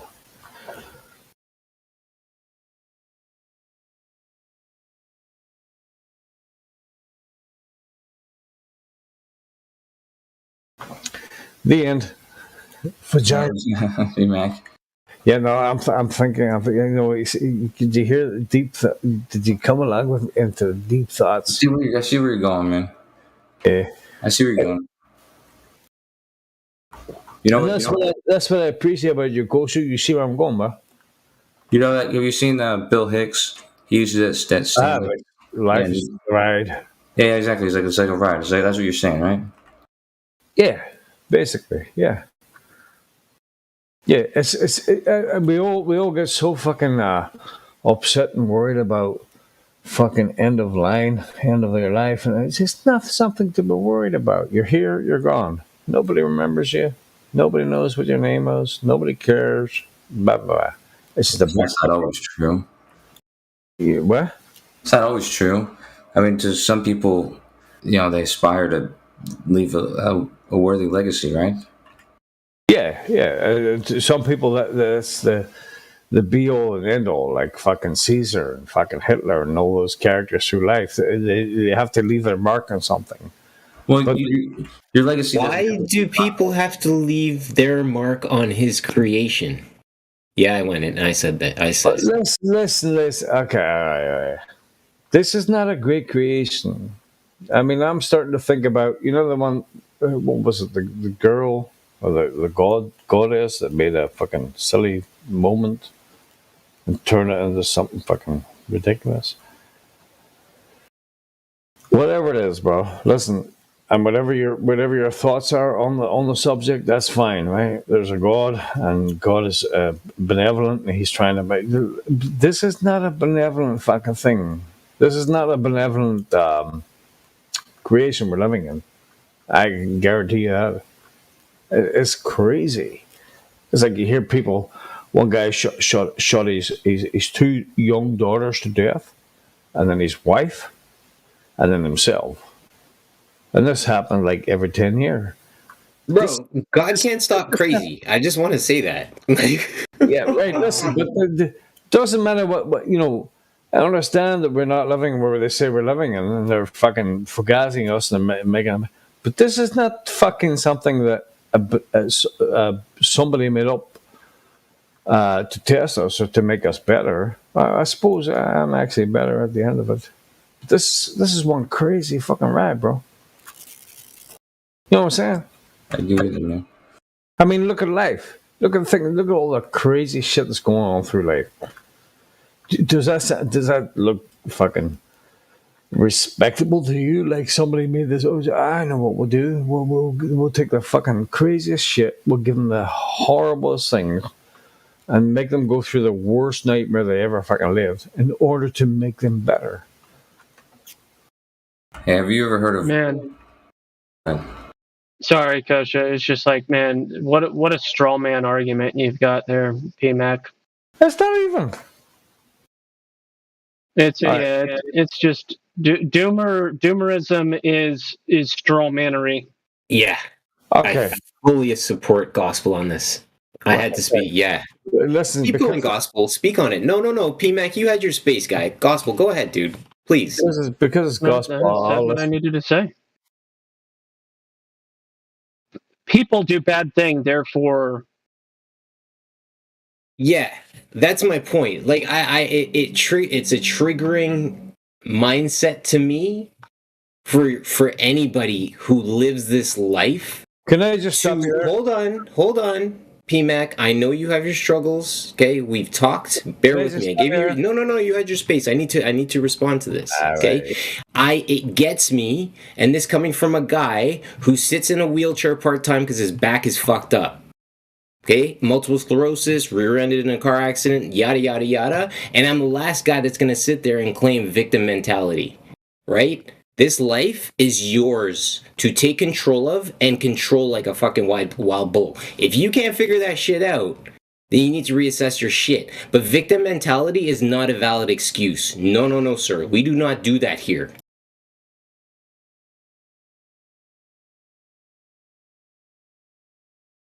I would rather listen to anybody else but PMAC speak, please. You know what, bro? I'll shut up just for you. Nah, P, it's not. No, I don't need you to go there and take your ball and go home or any kind of bullshit, dude. But you and I have spoke on mornings and whatnot. I was ready to engage with you this morning, but I just gotten back in from training, working out upstairs in my local gym, right? I just want to say, my guy, right, we've connected on that level. I've shared with you multiple sclerosis and my story, the car accident, the whole 9 yards and whatever, right? But my guy, there's no way that we're going to sit on this awesome side of truth that we've found collectively as the group that we are here that speak together and share this idea, and I'm going to let a fellow brother lily pad over to victim mentality when it suits his case. Right? You need to control this shit. I.e., and I'm not saying control you. No. I'm talking about control life. Right? Take this bitch by the horns and own it.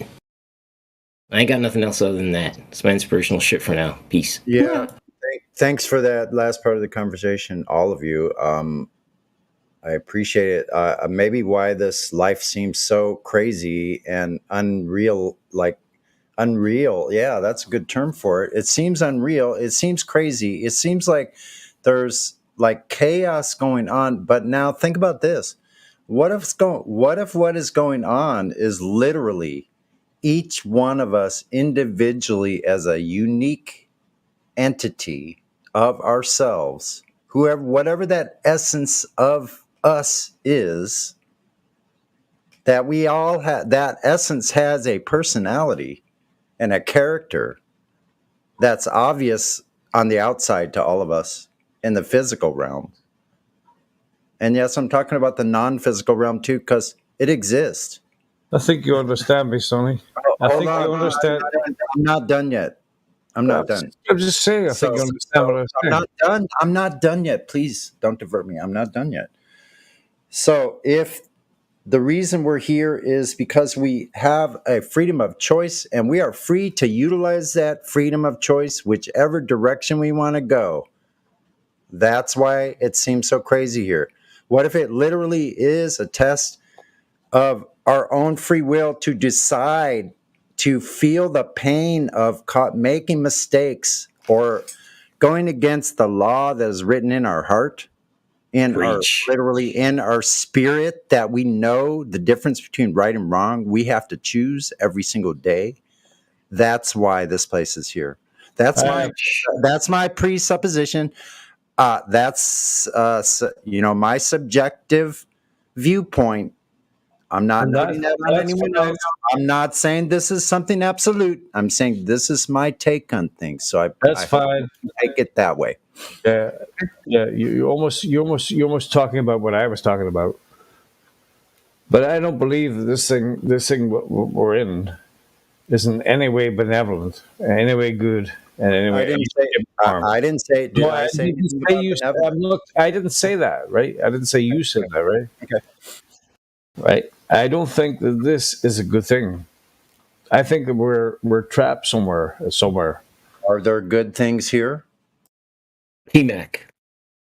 Let me ask you this, my friend. I'm going to ask you this. With everything with your years on this plateau that you've experienced, I'm going to ask you this question.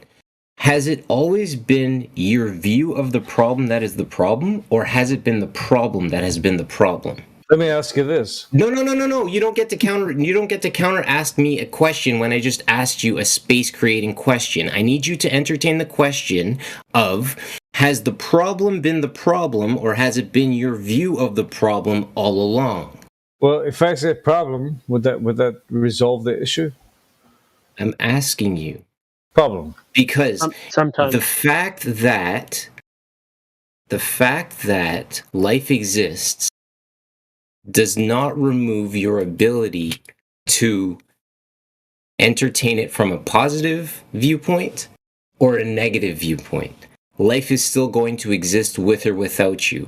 So if you choose to engage in life from a negative purview, stating that this place is benevolent, it is not of you, and so on and so forth, I can align with you and agree with you, but my knee-jerk reaction will also be to say to you is that you have to take what is in front of you, and I say this again respectfully, and Lord, please forgive me, you have to make lemons out of lemonade, lemonade out of lemons in this case.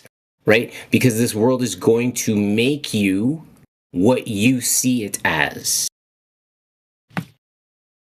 If you see it as disaster and benevolent, you will become disastrous and benevolent.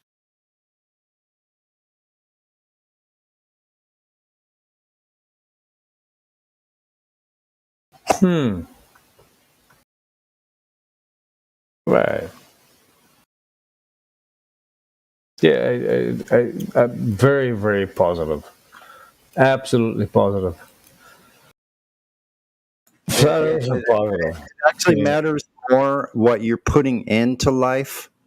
That has far more to do with what is actually happening in your life, and the way, in my opinion, of what I see in life has far more to do with my belief about it. Like if I wake up with a negative belief that the day is not good for some reason, and I just want to start collecting data that is all negative, I can surely find as much as I want. Or I can go the other way and say, look, like I'm not going to pay attention to the negative things because, for one, I'm a physical being and it makes me tired and it makes me feel grumpy and it makes me feel like helpless and shit. So I'd rather focus on things. Well, what can I change right here, right now? Maybe there's some lint on the floor. Like simple as that. Why are my ears out of place? Like honestly, like I think that's more about what life is, actually just moving throughout my day and not being unbalanced about anything, trying to be balanced with everything. And not, I don't mean like in some kind of like really controlled way, but I mean just in a, we're supposed to be like casual observers, but active observers also, and I think it is totally what we put into life. And I think we can put far more into life than we think we can. And I think we can accomplish far more than what we believe we can accomplish. And I suggest everybody go try to challenge themselves and try to do the things that you don't think you can do. Because if those things that you don't think you can do are coming up in your mind, then there's a situation there. Probably needs to be looked at a little bit, in my opinion. And I'm telling you all of this based on my own experiences. Like, I'm not a perfect being in any way, man. I've been a fucking train wreck here just recently, but I'm getting better because I chose to not check out anymore, but to stay present, to stay conscious. Well, here's the thing. Life is very, very temporal. It's very quick. It's over. All right. Well, not Sonny, really. Think about how hold much on. time we're sitting here pausing in between us talking. Like we have one day. Yeah, that sometimes days seem like a long time, but we only have one every day. We only have one day. All the rest of it that already passed doesn't exist. Neither does what is coming. When it gets here, it's always right now. Sonny, that word you said, and PMAC, I want you to take it in. You said present. Y'all remember in grade school, we'd be taking attendance in class. Teacher would be like, President! We said we were in Canada, so we didn't have that advantage. Yes. We would say present, right? Okay. So the idea of being present, and I explain this to, when I used to coach basketball, I would explain this to my players to say that it is different to be present versus just attending. I can show up to something and not be engaged and just be there. Versus, am I actively attending? Am I engaged in the discussion? Am I listening? So on and so forth. Am I processing what's happening in front of me? Right? And these are the things that we're asking for of these globers who actively show up every day to life, walk outside, and don't take advantage of being present in the life that they are engaging in to witness that we're on a stable plateau. Now, when my guy Sonny in Cali talks about stuff that he's gone through, this is where we can start to say, I can own this. I can do this. It's literally one foot in front of the other. Right? Because I heard somebody say life is binary. It's just full of yes and no choices. Do I want to be a good person? Yes. And you just start unpacking everything else from there that literally greets you every day. You make your bed up in the morning because it's the first task of the day. You complete the first task of the day, you make your bed. Then you brush your teeth. Like, these are all the things that you engage in steps to life.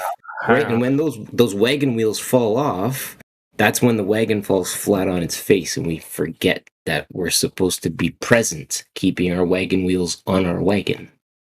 Life is supposed to be far more than what it is. Our life is supposed to be far better than what it is. How would you know? How would you know? Well, because I experienced it for the last 2 years. I was in a complete state of nirvana, almost. It was crazy. Absolutely crazy. I didn't care about the past, the present, the future. The only thing I cared about was the present.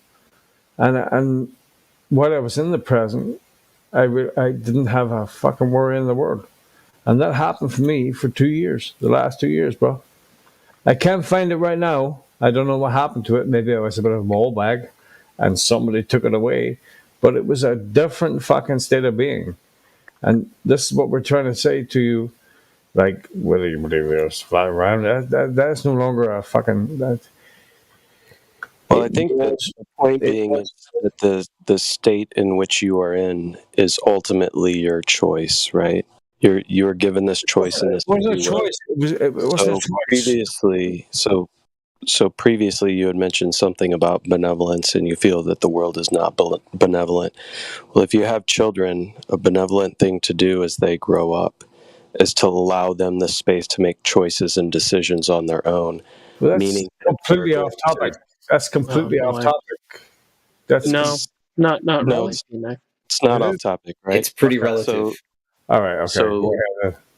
so a Okay. benevolent thing you can do for children is allow them the space for their own personal growth, right? Meaning allowing them to make choices for themselves that may be harmful, but we all know that we don't learn anything, or we learn better through our mistakes, right?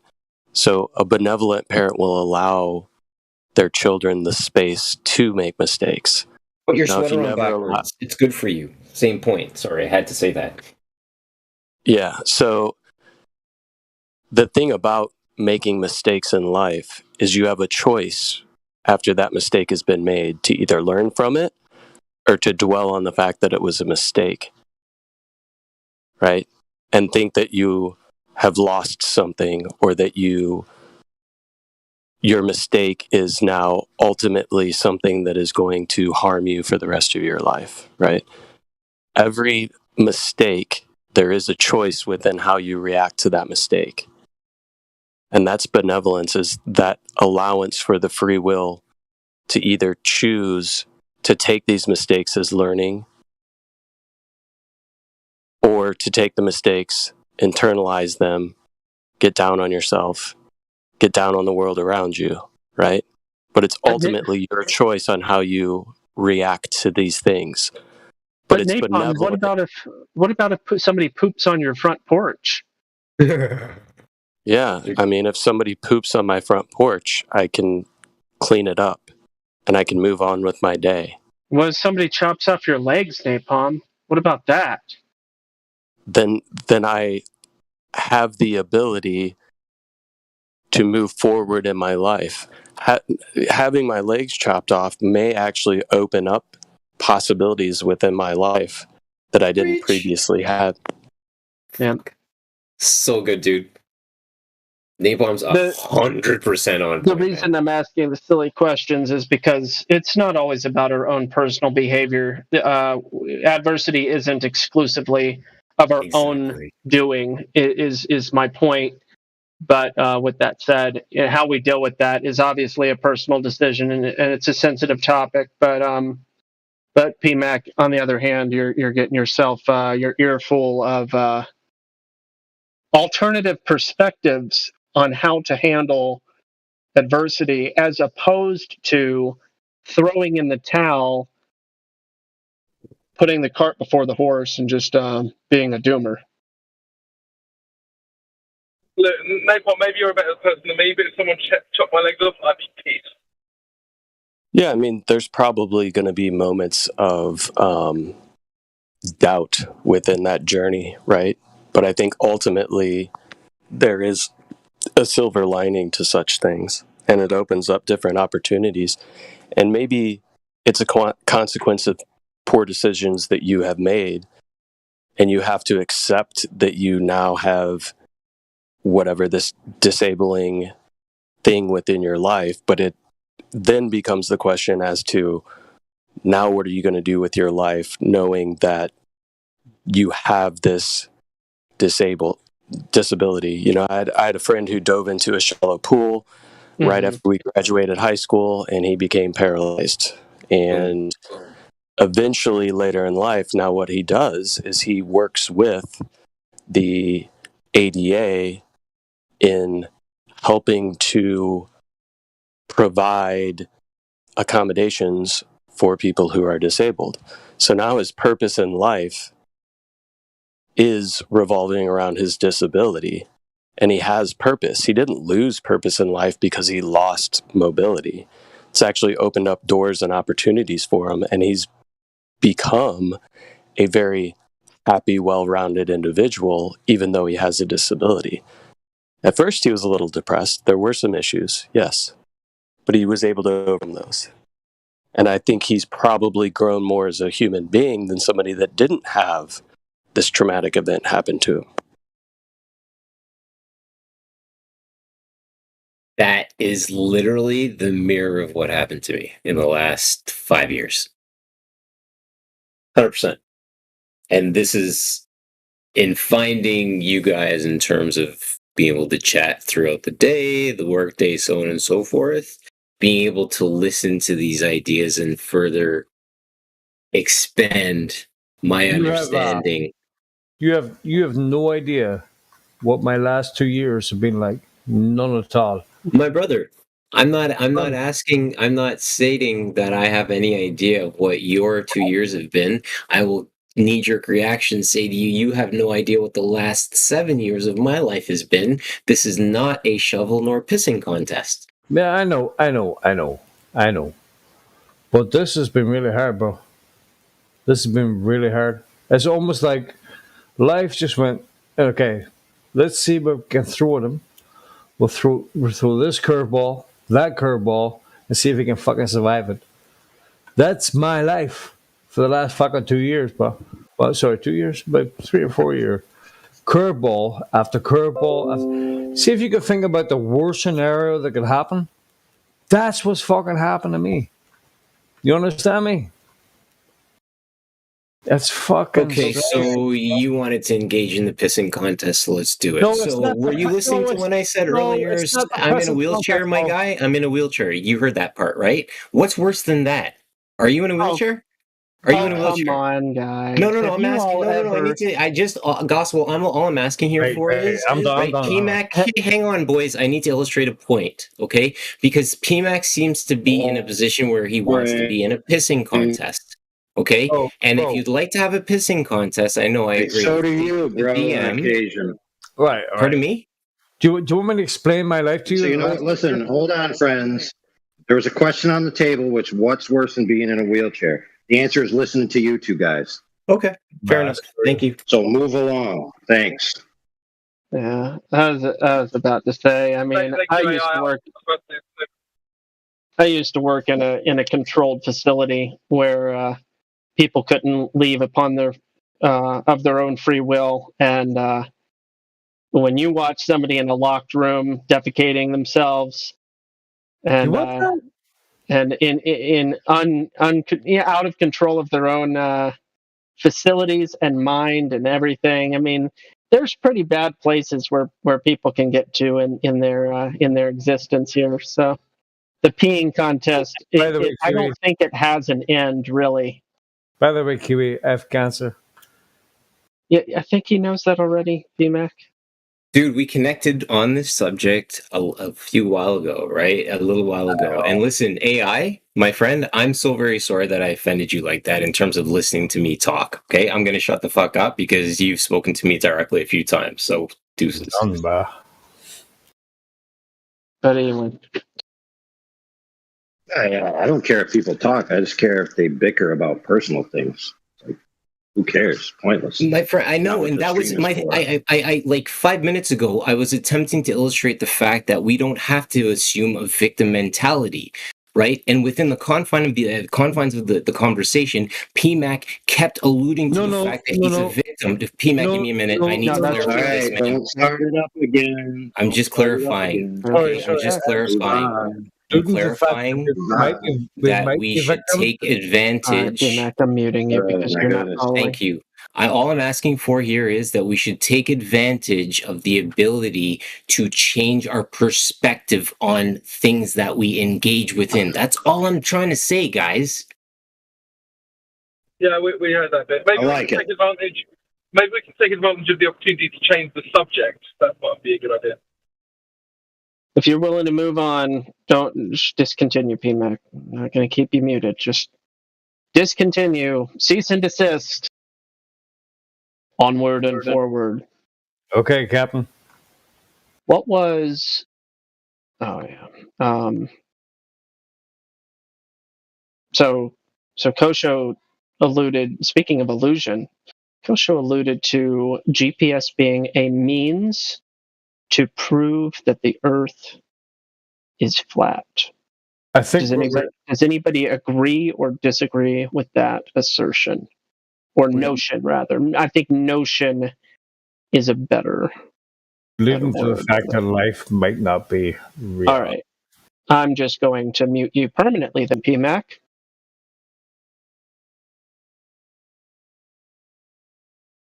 Go seek counsel. Anyway, does anybody agree or disagree with that notion? That GPS proves the globe, right? That GPS could be a means to proving either a plane or a curved surface. It's inconclusive. GPS coordinates is inconclusive. If there was a way to, well, it depends on how you're talking about. So I would need to see, like, what are they referencing? Are they back? They would have to back engineer the GPS back to something that more or less is basically where their starting point is, that it is a flat horizontal plane that they're beginning with. But yeah, I would need to see that taken apart.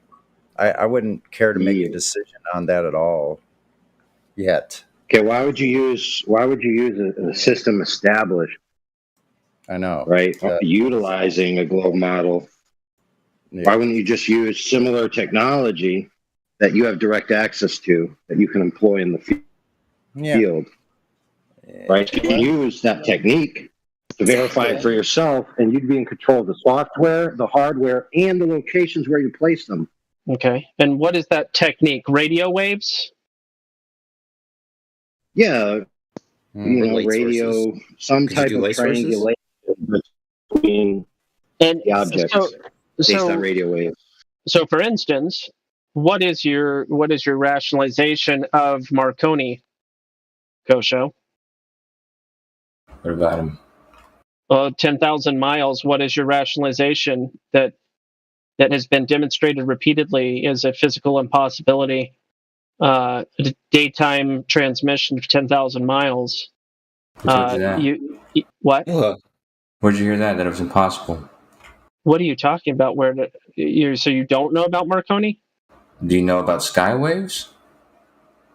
I know about skywaves. If we both know about skywaves, and we both know it's not impossible. No. Let's stay with Marconi because he's the person that invented the radio, and what he's attempting to illustrate here is radial broadcasting. Skywave is the name of the. Can that be done during the daytime? Signal you sent. So what about daytime? Yeah, does that occur during the daytime? It can occur during any time of day. It can? That's right. Okay. And what's it bouncing off of and back to and off of and back to in order to get from England to Australia? Well, it's being reflected and refracted through the ionosphere, depending on the wavelength and the weather conditions. How many times? It depends on the strength of the signal. So it's bouncing off of the ionosphere, back off of some aspect of the surface of the Earth, back off of the ionosphere, back off of the surface of the Earth, back off the ionosphere, back to the surface of the Earth. That's what you're claiming is feasible. This is what I'm claiming. This is what you just brought up. This is what Marconi had done. It's quite apparent that couldn't possibly explain how it happened. Why is that? Can you bounce radio waves off of the ground, for instance? Yes. Uh-huh. Can you reflect light off of objects? No, you cannot bounce radio waves off of the ground. Yes, you can. Go on. I like story time. Now, reflections are when light bounces off of a surface. It's called a reflection. Uh-huh. So the Earth is a mirror now, or what? No. Yes, yes, it is. No, the moon is not a mirror, but the moon reflects sunlight. No. The object doesn't have to be a mirror to reflect light. What does a mirror mean? A mirror? It's an object. I don't understand what you do. Understand there's a difference between shining a light onto a car or a person's face and or grass. And there's such a thing as diffused reflection versus specular. Yeah, we were on radio waves. Why did we get to light? Oh, reflection. He's equating the two. Okay. Oh, they're the same thing. No, whoa, no, you didn't, boy. Yes, they're the same thing. No. Both wavelengths of no. That's why they travel at different speeds, because they are the same thing for $100. Same speed. Yeah, they travel at the exact same speed. Light and sound travel at the exact same speed. Oh, if a tree falls in the forest, I saw it before I heard it, my friend. I said radio waves and light. Radio waves and sound are the same thing for $100, Alex. Ding! No. Are you hearing? Radio waves do not function the same as light waves, my guy. So I gotta remind you, nobody is saying sound except for you. Okay? I'm saying radio waves and light. Do you think you hear when the radio is played? What's coming through your speakers, my guy? Sound? Yeah, that was pretty horrible, bro. That was a pretty horrible red herring that completely destroyed the conversation from moving forward on the point. Yeah. So before we continue, all objects except for something which I believe is called amorphous carbon are reflective at certain angles. So all you need is the light or whatever coming in at a certain angle and it'll reflect off.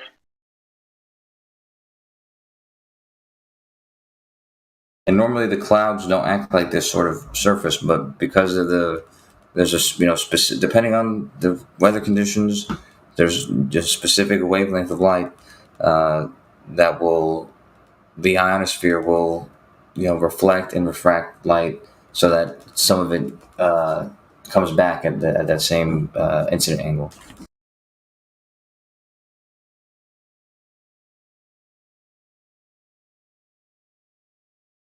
Okay, so can we get back to Marconi and the radio waves? I thought that's where we were. So how does radio waves reflect off of the ground? Because I thought antennas were put high up in the sky, or high up attached to buildings. Well, usually a signal that comes directly from the source to your antenna, you're going to be right, A-OK. However, when you're in your house, for example, depending on the size of the wavelength or whatever, if it's microwaves or radio waves, some of them can penetrate the wall, some of them can't, but some of them can still reach you by reflecting, if it just happens to reflect off inside the window, off the wall, and you might get a trace signal. So these sort of reflections happen all the time.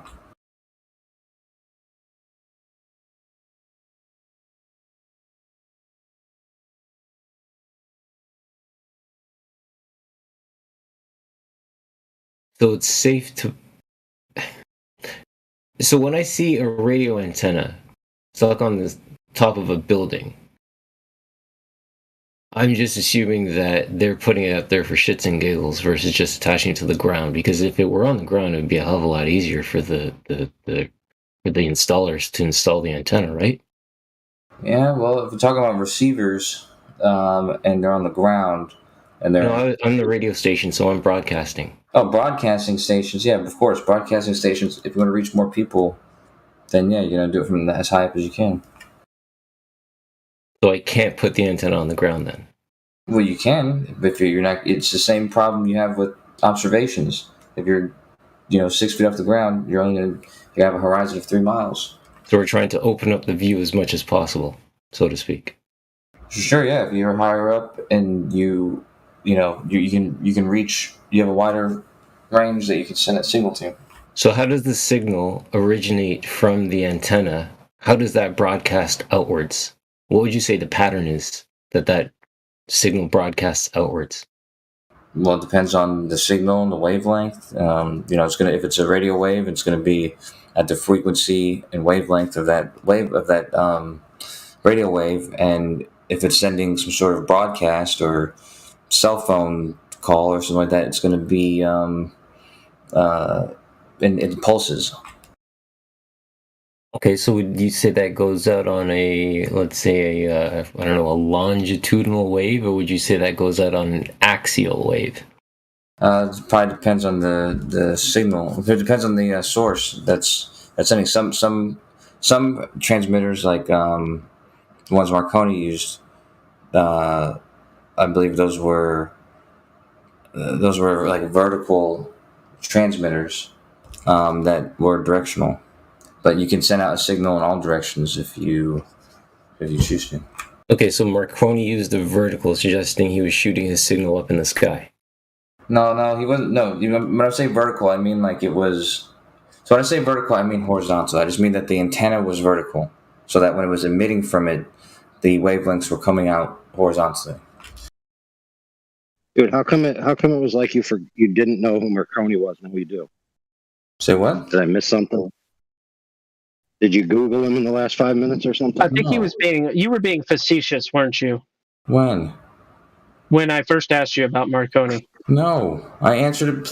Whenever you asked me about Marconi, I brought up the skywave because that's exactly the name of the phenomena that he engaged in. That's what it's today called. It's called the skywave. This is the way that those signals are transmitted. That's the name of that transmission.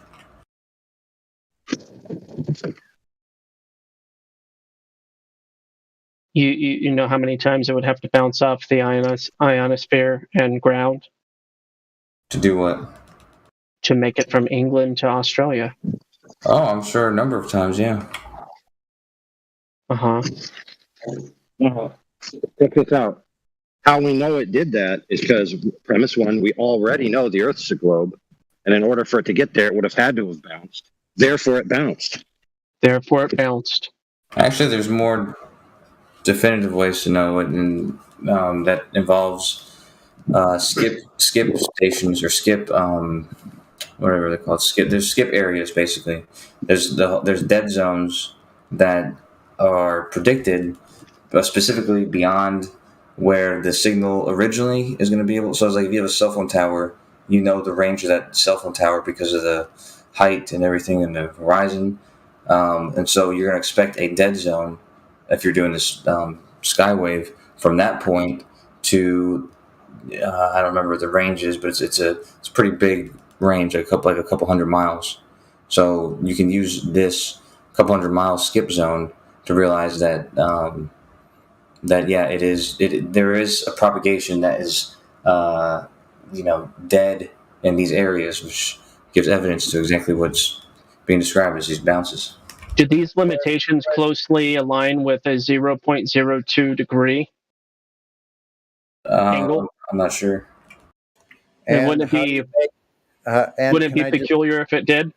I'm sorry. I don't know. I don't even know. I'm not sure what the significance of that angle is. How do you make a horizontal, something that's moving horizontal, bounce off of something that's not horizontal to it?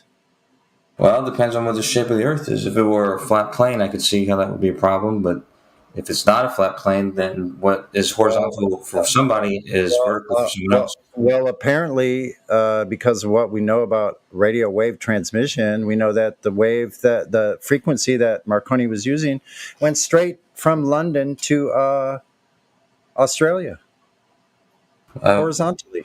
I thought it went to Canada. Or what? No, I think so. There might have been, I think there were transmissions from Canada. There might have been one from Australia too. I think the main one was from London to Sydney or something. That might be true. The one I remember is the one that went to Canada somewhere. But whatever it is, like the frequencies they're using, I think that was asked in the very beginning of this conversation. What is the excuse or reasoning or logic? How could this possibly work if Earth was curved at the rate? That means that Australia would be nearly antipodal, upside down. How are you transmitting a horizontal beam of radio transmission that is going horizontally? That means level. No, that means they're higher than another. You couldn't say it's moving around a curve. If it's moving, its propagation is horizontal. as I told you, Period. Yeah, on a sphere. 10 after. Hold on. Kosho, just wait a sec. 10 after the hour, I posted a GIF. Super easy. I went into the GIF search and I just typed in radio waves, right? And that popped up. So that's an antenna, right? And this is how radio waves are broadcasted. That is a pattern I would call axial, right? Circles, circular, whatever the hell you want to call it. Now, with what Sonny had just explained to you is that an aspect of this antenna working on a globe would mean that these radio waves would have to have some kind of a reflective surface involved in order for that radio wave to reach around to Australia, which is not involved because you guys say that it's an open system. Could you remind me what this other gentleman said? Because I got to respond to him first, and I don't remember what he said anymore. He was saying, and I was further expanding the idea that radio waves cannot reach Australia. Okay. As I stated, so there's three things now. I'm not aware of anyone that went to Australia, although I'm fairly certain that it's not an impossibility given the strength is high enough. That's fine. I think it went to Canada. The point is that the way that it's possible is, that's right, he said the thing about horizontal. What's horizontal for any position on Earth is unique to only that position, and when it's traveling horizontally from that position, it eventually will become vertical to some other position. So that's not very difficult. And the GIF that you posted, I agree. As I said, this is how you can have a radio tower that propagates like this. This wasn't what Marconi used, though. He used radio. He used specific transmitters that were directional. So only one horizontally with like a vertical. When I say vertical, I just mean it was propagating. The wave was propagating, up and down horizontally. So you're suggesting that Marconi took advantage of directional radio wave broadcasting? Yeah, absolutely. Based on him broadcasting to a known destination? Or was he broadcasting to say, hey, is anyone hearing this? Because there's a big difference between the two. Yeah, he had somebody at a specific place, and they did pick up the signal from that specific place, but it's argued that they could have been in any number of places and still received that signal. But regardless of that fact, yeah, this was directional, as in it didn't go 360 degrees around him. It went and propagated outward from one direction. Yeah, there was like 5 towers or something like that, and these 5 towers, these 5 poles or radio towers work together to send one massive signal in one direction. From what I remember.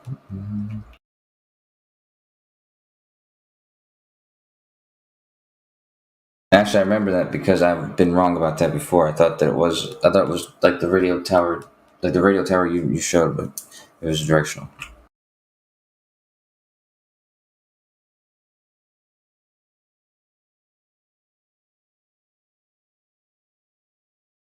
And I think something else you said was about reflection, and as we stated plenty of times, light, radio waves, microwaves, depending on the wavelength, they are all capable of reflecting off of surfaces, depending on what the surface is and what their wavelength is. Yeah, but they don't project horizons 10 miles further outward than they're supposed to be according to your globe. That's one thing they don't do. You're right. Well, so depending on the propagation, yeah, you're right. Which is why there's a skip, as you said, a skip zone. So where that horizon was, there was no signal between that point and the point where the signal reached the ionosphere and bounced back down. Okay, great. Just, you know what, Kosho, just show us the technical data like I asked you before to do when you're talking like this about these types of things. Show the technical data for what the way you're saying it's happening so we can know, what you're referencing. So we need that, that citation with the technical information in it. I can't promise anything too technical, but at least something hopefully sufficient. Let me see. So basically, you just admitted that you're making up what you're saying and you're stringing it together based on what you believe to be true, but you don't have anything to back it up as far as solid, concrete, technical data saying this is the way it works. No, what I'm saying is that I'm not going to promise you I want to do your homework for you, but I can at least, at the very least, find an image that will display exactly what I'm describing. I'm not asking for an image. I'm not asking for a concept.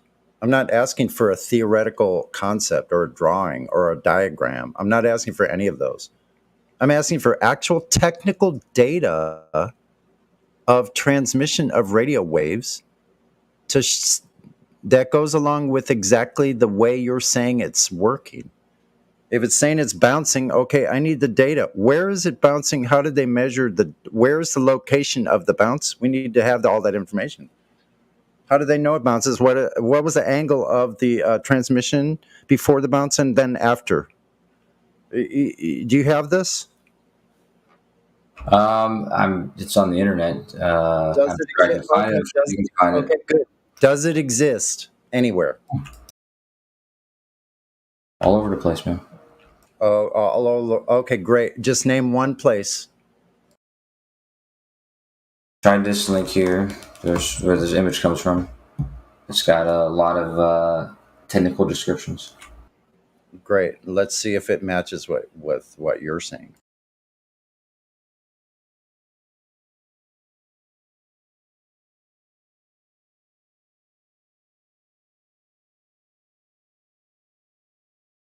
What have you posted, Gospel Bear? A letter from 1940 titled Distance Ranges of Radio Waves. But there's one other technique that will defy these sort of limitations, and I forget what it's called. What the hell is it called? Damn it, I can't remember what it's called, but it's not bouncing shit. Kosho, you realize what you're showing here is this RayNet thing. So it has this title, propagation. It has a cartoon, and then it has text explaining the cartoon. I'm not asking for an explanation. I want to know exactly where and when they bounce. I need exact technical data that it was received at this time of day, at this angle, from this location. You're just showing me cartoons, man. Well, at the bottom, there's a thing that says... I can find thousands of cartoons, just like you said. The cartoons are all over the place. Yeah, I'm not asking for cartoons. I'm not asking for explanations with drawings to explain. I'm asking for actual technical data of the radio transmissions locations and receiving locations. I need all the technical data. I guess you don't understand, just like you didn't about navigation as well. Okay. You don't understand the question. Well, it's like you're new to the internet or something, but on this website I've given to you, there's different there's different pages at the top, and they lead to other sections. They have actual technical manual data, logbooks, technical data in there with logbooks, manuals, showing how these things are working, and then actual sign off on when they're actually used that way. Not just somebody saying they did something. I need to actually see the data where they actually did it. I guess you don't understand that part either. I mean, it's all in the site, dude. I'm looking through it now. It's presentations, group links, HF observations. No, none of those are what I'm asking for. I'm asking for on the field, actual incoming and outgoing data with real time physical technical information, locations, angles, power ratings, like the type of antennas, everything. That's what I need the technical data of the in-field live technical data. I don't care about somebody posting some information on the internet. I don't give a fuck. I want the actual technical data from the field.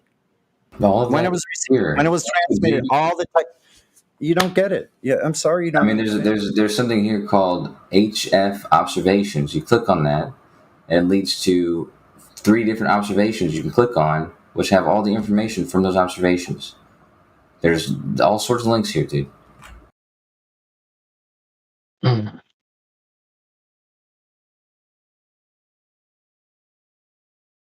The PDF I posted, Sonny, actually provides a lot of what you're asking about. As long as it shows when, where, and how it was actually used in the field, live, in real time. That's what I need to know. Yeah, the one you posted at 19 after? Is that? Mm-hmm. Okay, let me look at this one.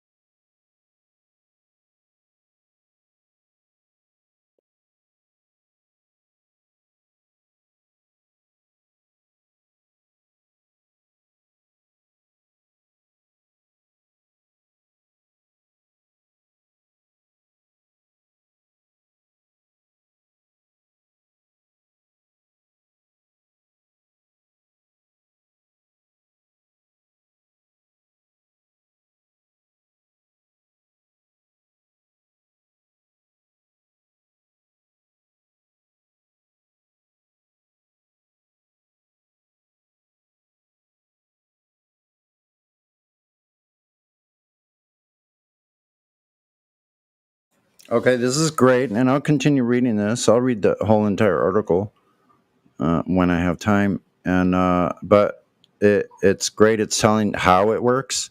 Mm-hmm. I need to know exactly when it was working, technical data about when it actually was working at the time. There's usually they do day and night stuff in this article. I guess the issue I have is they don't make any definitive claims. They just say that, it's inconsistent and sporadic, and it, what is possible ranges wildly between, the seasons and the weather, and there's like all sorts of different factors that play a role. But what I'm not in the first paragraph that says that it moves along the ground, that the waves move along the ground. Well, since we know that the Earth measures flat and level, that's the direction it's moving then. So if they what they're claiming, fundamental measurement of curvature of Earth, what they're claiming, Sonny. Yeah. Mm-hmm. What they're claiming is that there's a limit to how far the waves travel, which is being referred to in the skip distance, is what they're calling it. Okay, so then, but then the wave, whatever the information is picking up again, or to be found again after a certain distance.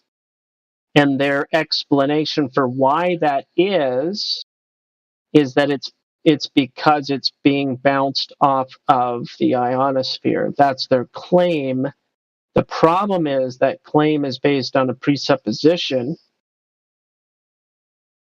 The question would be, are there any other possible explanations for the quote-unquote phenomenon of skip distance?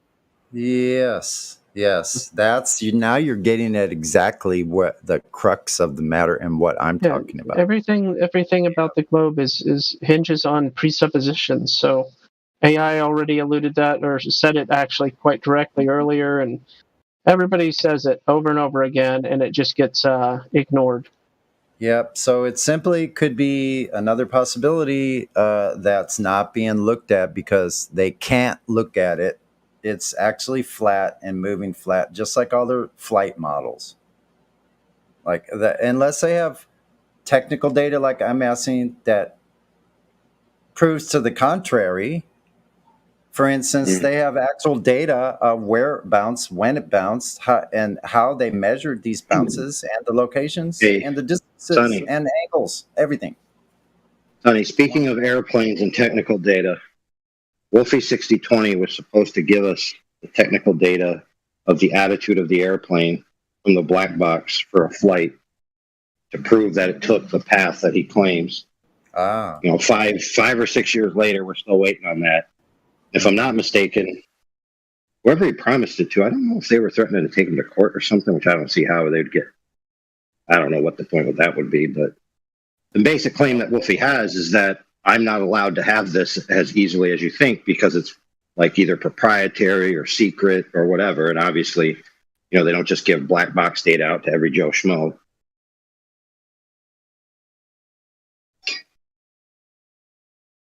Yeah, there's just this really high appeal to authority, and the information that's being put out is not listen, I grew up reading technical manuals. Like when I was in the Navy, my recreational reading, I read technical manuals.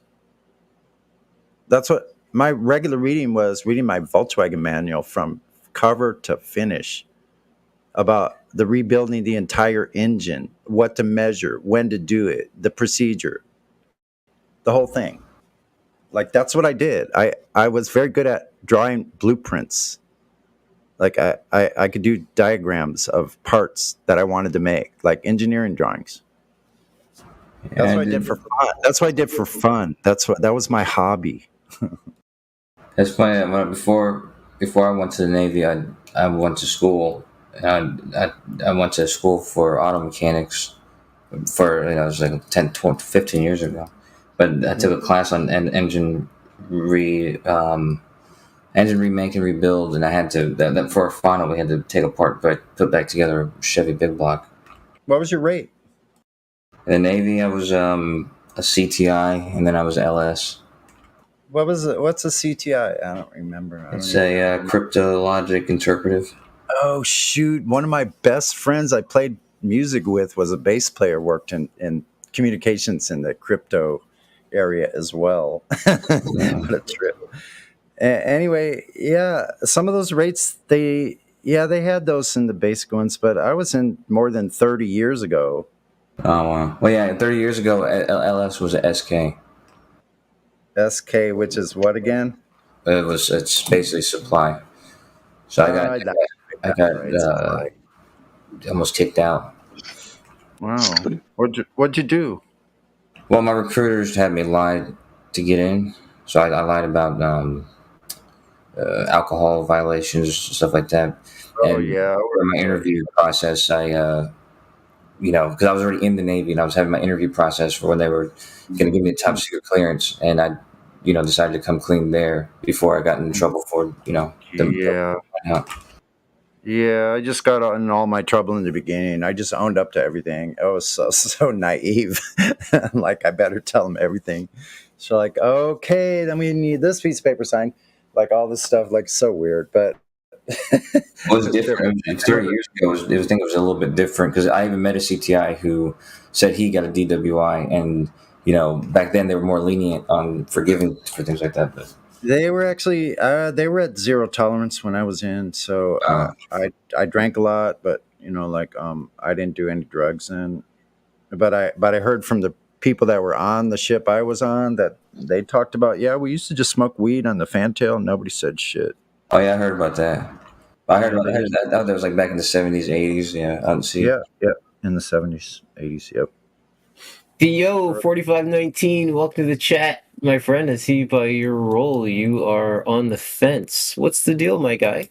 Are you entertaining the globe? Are you entertaining the plateau? What's the deal? Welcome to the chat.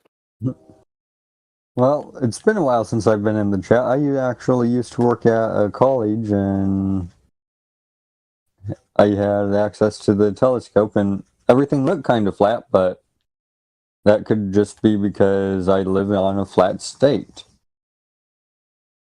On a flat what? In a flat state. In a flat so you are inland then, correct? Yes. That sucks. Very much so. And that's the biggest problem that Globers face, is the idea that they're stuck inland. They have no advantage of observing water and how it behaves under a large mass body influence. Not that really changes anything, whether it's observed in a cup or over a large body. But those who do live closer to water, large bodies of water, do in fact, they're able to see that there is no curvature in place. Mm-hmm.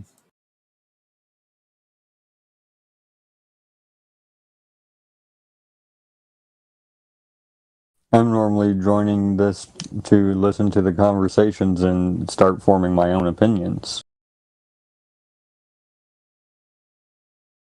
So that's awesome. Being open is always a good thing, man. We appreciate that.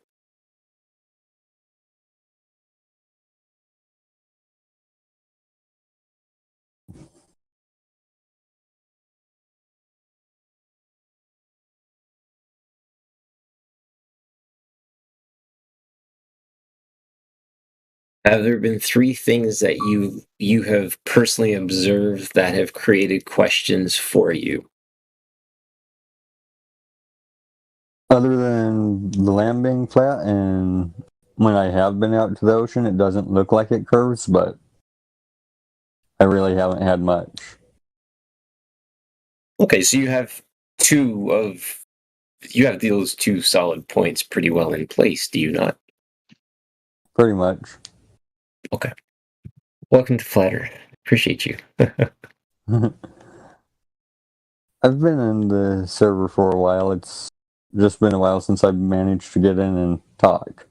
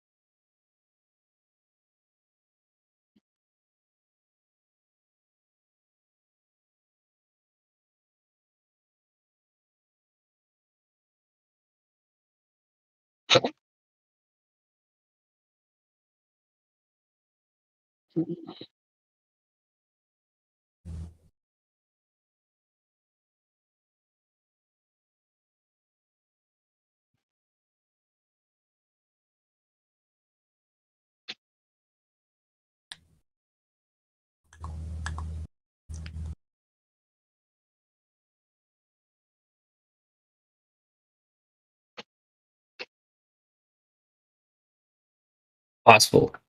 Yep. AI presented the Terminator line yesterday. You know about this? Terminator. Oh, you're talking about light? Yeah. Okay. At first, I was thinking about you're talking about Arnold Schwarzenegger. I know. His avatar shows as such. I totally get it. It's pretty befitting that he presented it. So, in my headspace, I started thinking about the fact that I look at that and I think that the sun is projecting light versus illuminating the gases in the atmosphere. That's just my mental. It's hard for me to not 6 in one, half a dozen in the other, that statement. Why is that, though? Probably because of my, indoctrination that light is only visible because it's reflecting off of something. So in order to see the sky, even though it's incoherent or indefinite or whatever, it means that light is reflecting off of something in order for us to see it, and therefore that something ought to be gas unless it's something else. The reason that we don't automatically assert that it's something else that light is being reflected off of is because at nighttime what we see is not a reflection. It seems very much clear, and the only exception to that would be the what do you call it? The flare. The flare that you would get off of flare is maybe not the right word. but the flare that you would get off of the moon, for instance. But again, I don't know. Just that's how I would describe that. Okay, the idea that there's this tilt in place, and as the globe turns, it faces the sun, and the sun projects its light. Again, I'm describing their model. I see light being projected, like rays, like choo choo choo choo, right? Lasers out of the sun, heading to the earth, like physical things, right? The only reason I don't think like that is because the sun is described as a luminary. And when the sun is described as a luminary, I take that as a function of gas. And a sun would interact with a gas as an igniter, not a projector. A flashlight, headlights on a car, those are projections. The sun is not a projector, it's an illuminator. My headspace, of course. What's the other analogy besides the sun?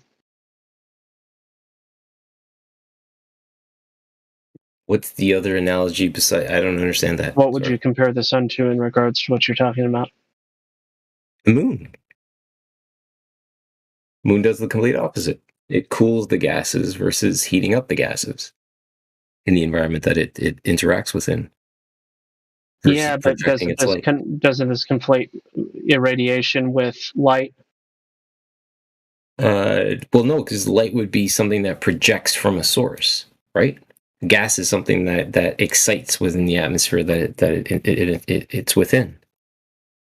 Like if I have gas again in a container, I heat up the container, the molecules inside that container get excited, and that container that it's within expands ever so slightly.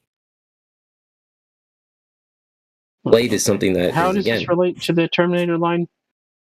Because again, I look at that illustration that was shared, the GIF, right, the Terminator line, and I'm just thinking and looking at this, and I can't break away from the idea. And maybe it's just because it's a drawing that I have in my head or something, but I'm seeing that, and the fact that it doesn't work. Because the areas that are outside of that Terminator line don't get heated up based on that model. Right? They wouldn't have the advantage of getting heated up because they wouldn't be exposed to the projected sunlight. So that's why I look at that and I'm like, no, they can't function that way. The sun is something that travels through different areas, right? And as it travels through those different areas, it excites the gases that in the environment that it's interacting within. Just like the moon does the opposite of it. Well, I think that Terminator line's a bit of a misnomer anyway, because dusk and dawn last way longer than a moment. Fair statement. Very fair statement. Thank you.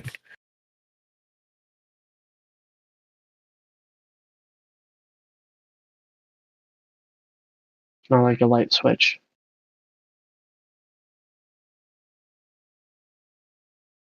Yet if I turned on a light in a main room, the hallway beside, or the hallway that is the offshoot, or the hallway offshoot of that room still gets illuminated.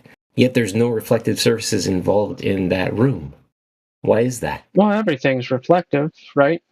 To some degree. Saying that, hold on a minute. You're saying that if I paint my walls with a matte finish, there's a reflection that's involved in those walls? Okay. Yes.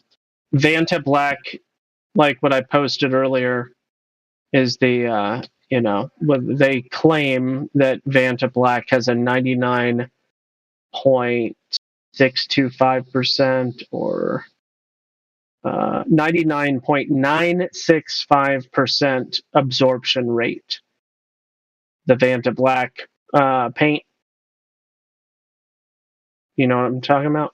Yeah, it absorbs light. I totally get. I understand the premise. Well, I like cars. In cars, they wrap cars with different materials to get the same thing: reflective versus absorption. I get it. Matte finish. Exactly. Yeah. If you're going to make the Batmobile, you would want to use Vanta Black, for instance. Yeah, matte finish.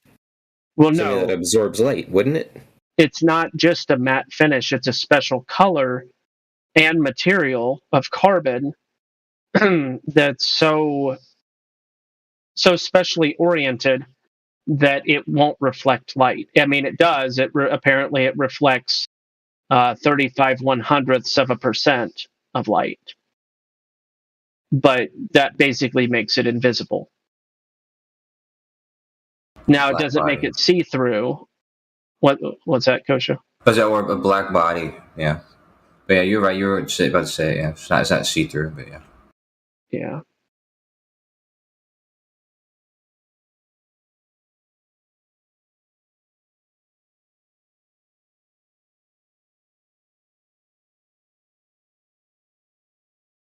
But just because something's a matte finish, that just means it does a great job diffusing light, not there's diffuse reflection and specular reflection and maybe some other types of reflection, but Hey, Brother Gospel. hey, what's up? Perhaps you can tell me. Gregory, my guy, what's going on, dude? Sorry, I had to say hi. What's up, Kiwi? Perhaps you can tell me, why do some persons come into a forum and refuse to argue or learn? People want to pretend to have camaraderie sometimes. People want validation and sympathy sometimes. People are looking to justify their concept of their victim mindset sometimes. I think more often than anything, the answer to that question would be the seeking of curing loneliness. That seems to be the most obvious and predominant answer. I know a lot of people just want to listen now. I know in Jim Panda server, there's a lot of people who don't even talk ever. They just want to listen. Well, I'm talking about people who are not just in here in a forum listening. They're actually talking either in the text chat or in the voice chat, and then when you try to engage them in a debate, in a dialogue, they get insulted that you dare say a kind of argument against what they said. Yeah. And then refuse to argue after all that has been pointed out, that you're in a forum, that this is a place where you debate, and I'm here to debate, everyone else is here to debate and or learn in the debate. Yeah, but maybe they're charlatans. And then say things like, I'm done talking to you. I'm done answering your questions. Don't you understand? Instead of just ceasing to speak to me. This is what the fake magician does when he's talking to somebody that's discovered his trick. It's like, enough of you. Well, isn't that gentlemen, I'm going to ask you again. I'm always the first to revert to, and again, I'm not calling anybody a narcissist. I'm saying narcissistic tendencies and narcissistic behavior. But I believe that narcissists will engage with you when they're ready to play with you, play their game, i.e. a magician will show you his trick. And when you find out his trick, he will quickly withdraw, i.e. cancel the game and the engagement with you when his ploy has been found out. So this is what I wonder about these glow guys, is that we back them into a corner so severely that they start to either A, lash out violently, or B, retract and run for the hills. Yeah. I mean, probably a lot of times people just don't have an argument. Because I know people engage argumentatively, but then they don't, engage in the actually responsive way. Like they have no substance to their argument, i.e. they present things that contravene their soapbox. Like you presented earlier, the CN Tower observation from across Lake Ontario, which I'm very appreciative of because I actually bookmarked that. So thanks for sharing that, my friend. That's fine. I mean, I had no shortage of arguments. I simply was not happy with the way I wasn't allowed to respond to anything that was being said to me. No, the things that I really liked from you were the Lake Ontario CN Tower observation stating in the title, "The Earth is flat," which you shared, which was awesome. And then it was your observed flight path when you went or you saw Greenland. Greenland was involved, right? I forget the rest of it, but UK, Greenland, and west coast of North America.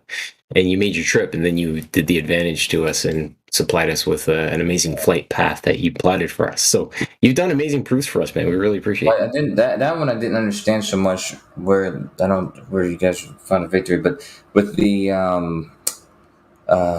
video I hadn't got to show you guys.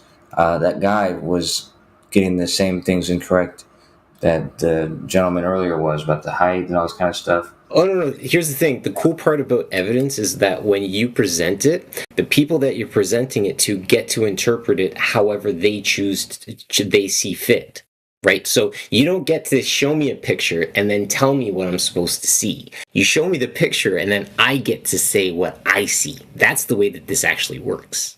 Yeah, I guess if you're not trying to have... This is what earlier I said I wouldn't call it a conversation because that's not how conversations work. If I'm presenting something, there's usually context involved with it. If you just interpret it, like your own leisure without, what I've, prepared to go with it, then, that's just you guys coming to your own conclusions, right? Well, there is a difference. So here's the difference. There's a difference between interpreting the supposed evidence versus interpreting the supposed interpretation of the evidence. So when you speak, Kosho, and you assert your interpretation of the evidence, the person who's listening to you should exegete, should interpret what you meant by what you said. But when they're interpreting the evidence, just the evidence alone, it's not your interpretation that dictates what the proper interpretation is or what their interpretation will be. That's the difference. I agree with that, and I would have appreciated either of those, but yeah, like I said, without even getting a chance to respond or even share what the whole point was, this got frustrating. But I took a break. No, well, listen, hold on. I want to be 100% authentic with you and transparent with you. You are presenting yourself in this forum. Therefore, however we engage with you is the way that we engage with you. You don't show up to the home team and then say, okay, guys, this is where I'm going to set up shop. No. However you choose to engage with us is how you engage with us. Whatever happens with the blood that you put in the water is up to the shark tank that you are within. Does that make sense? Not in those words, but I would probably just say I already was aware of where I was, and I guess all I could do is, operate how I would consider myself, to operate with other adults or whatever. And that is the place where I'm at is not engaging that way. I can't force them to.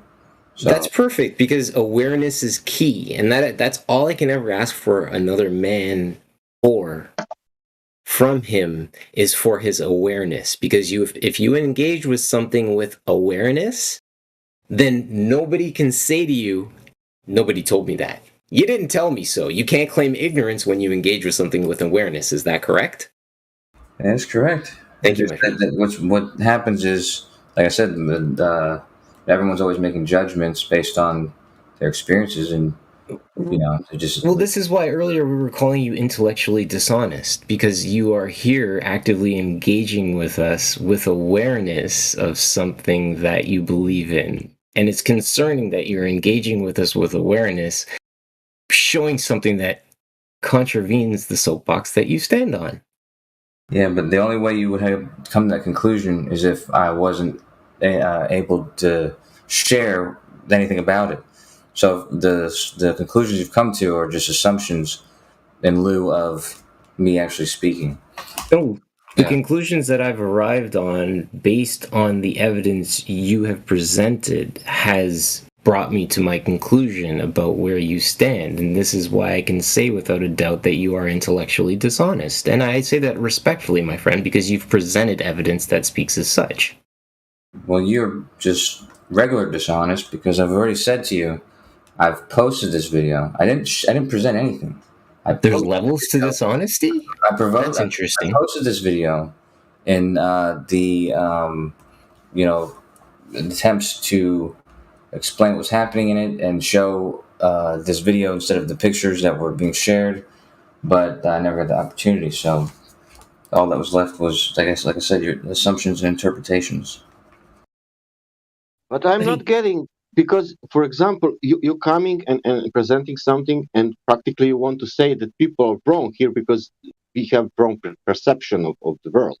And somehow still people doesn't change idea, and they are not saying that they're believing. They're saying that they have some information about surface of the earth. They don't have any aim. They don't have any goal. But your goal, Kokosha, is here to present people that we are wrong, and I want to know how to reach that point that I can change my mind in that I'm wrong. It's another strange assumption because what instead I was doing was answering questions left and right. I wasn't trying to present to people how they were wrong. At one point, at that point specifically, was attempting to defend my position. Yeah, but because I'm speaking about you in all this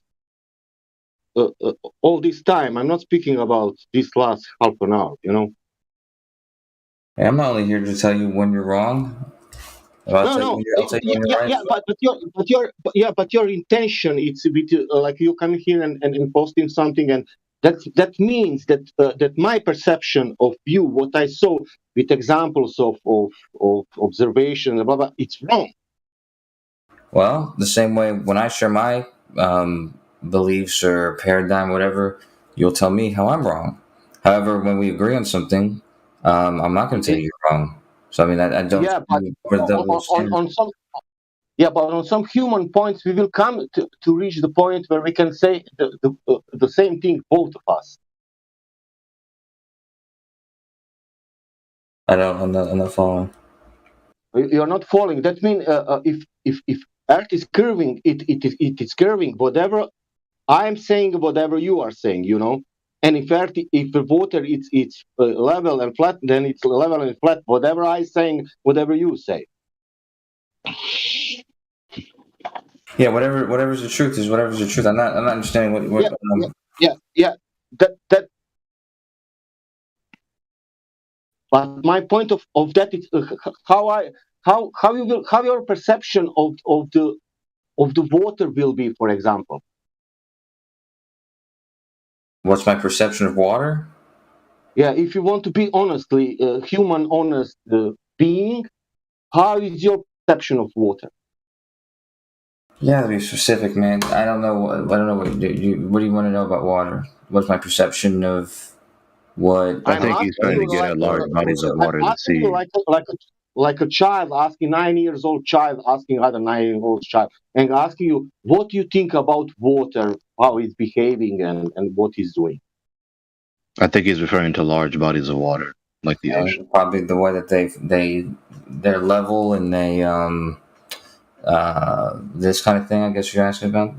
I think that's somebody said something about this to me the other day about how water never does this, wraps around a ball or something like that.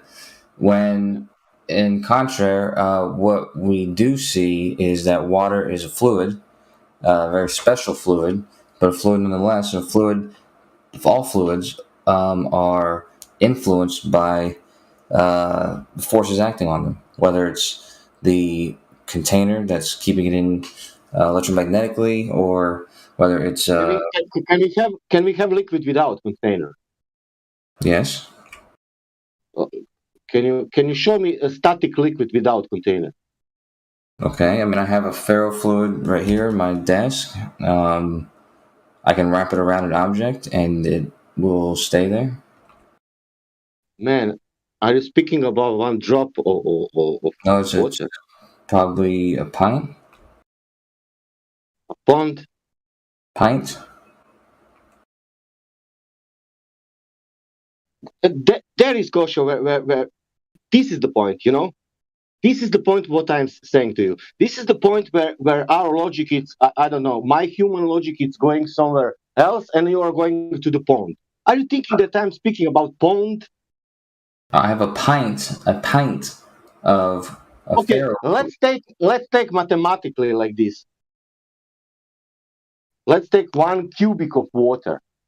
Okay. A pint in the imperial system is what is that? There's 8 pints in a gallon. So it's a pint, it's 2 cups. Do you understand? I have a pint of this ferrofluid. It's like a putty with a magnetic charge.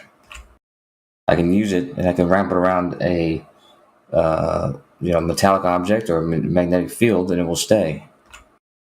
Yeah, of course. For example, if I take the how to say the base, my base, let's say that it's ground, and let's say like 1,000 miles squared. And it's flat. And if I put the 1 liter of water, it doesn't need container. All right. Is that true? That if you have a liter of water, it's not gonna do what? Yeah, I put 1 liter of water on 1,000 square meters. That means I don't need container. Oh yeah, I mean, I guess if you have 1 gallon of water. Okay, great. Let's put oceans now on the ground. Okay. Okay. Fantastic. Does we need container now for the ocean? No. Oh no. Oh, that means that we have something bigger than ocean, and it's keeping like that water cow. Sure. Yeah. So how is the water staying where it's located if we don't have a container for the ocean? Well, it's not going to stay where it's located. It's going to go to the lowest areas that it can get. Okay, then when it gets there, how does it stay contained there? How does it stay there if it's not contained? It stays there because there's so much of it that the water all around it creates we talked about this earlier, hydrostatic equilibrium. There's pressures acting outwards that are being balanced out by the pressures and weights acting on top of and surrounding. So you believe the ocean is simply containing itself? It is causing itself to be where it is located?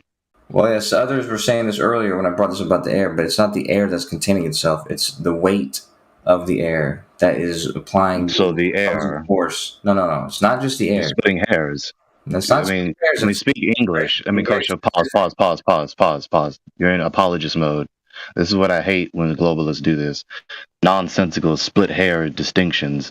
When everyone who has 2 brain cells together who hasn't educated themselves into imbecility knows full and well when you say the weight of the water is the same thing as saying the water.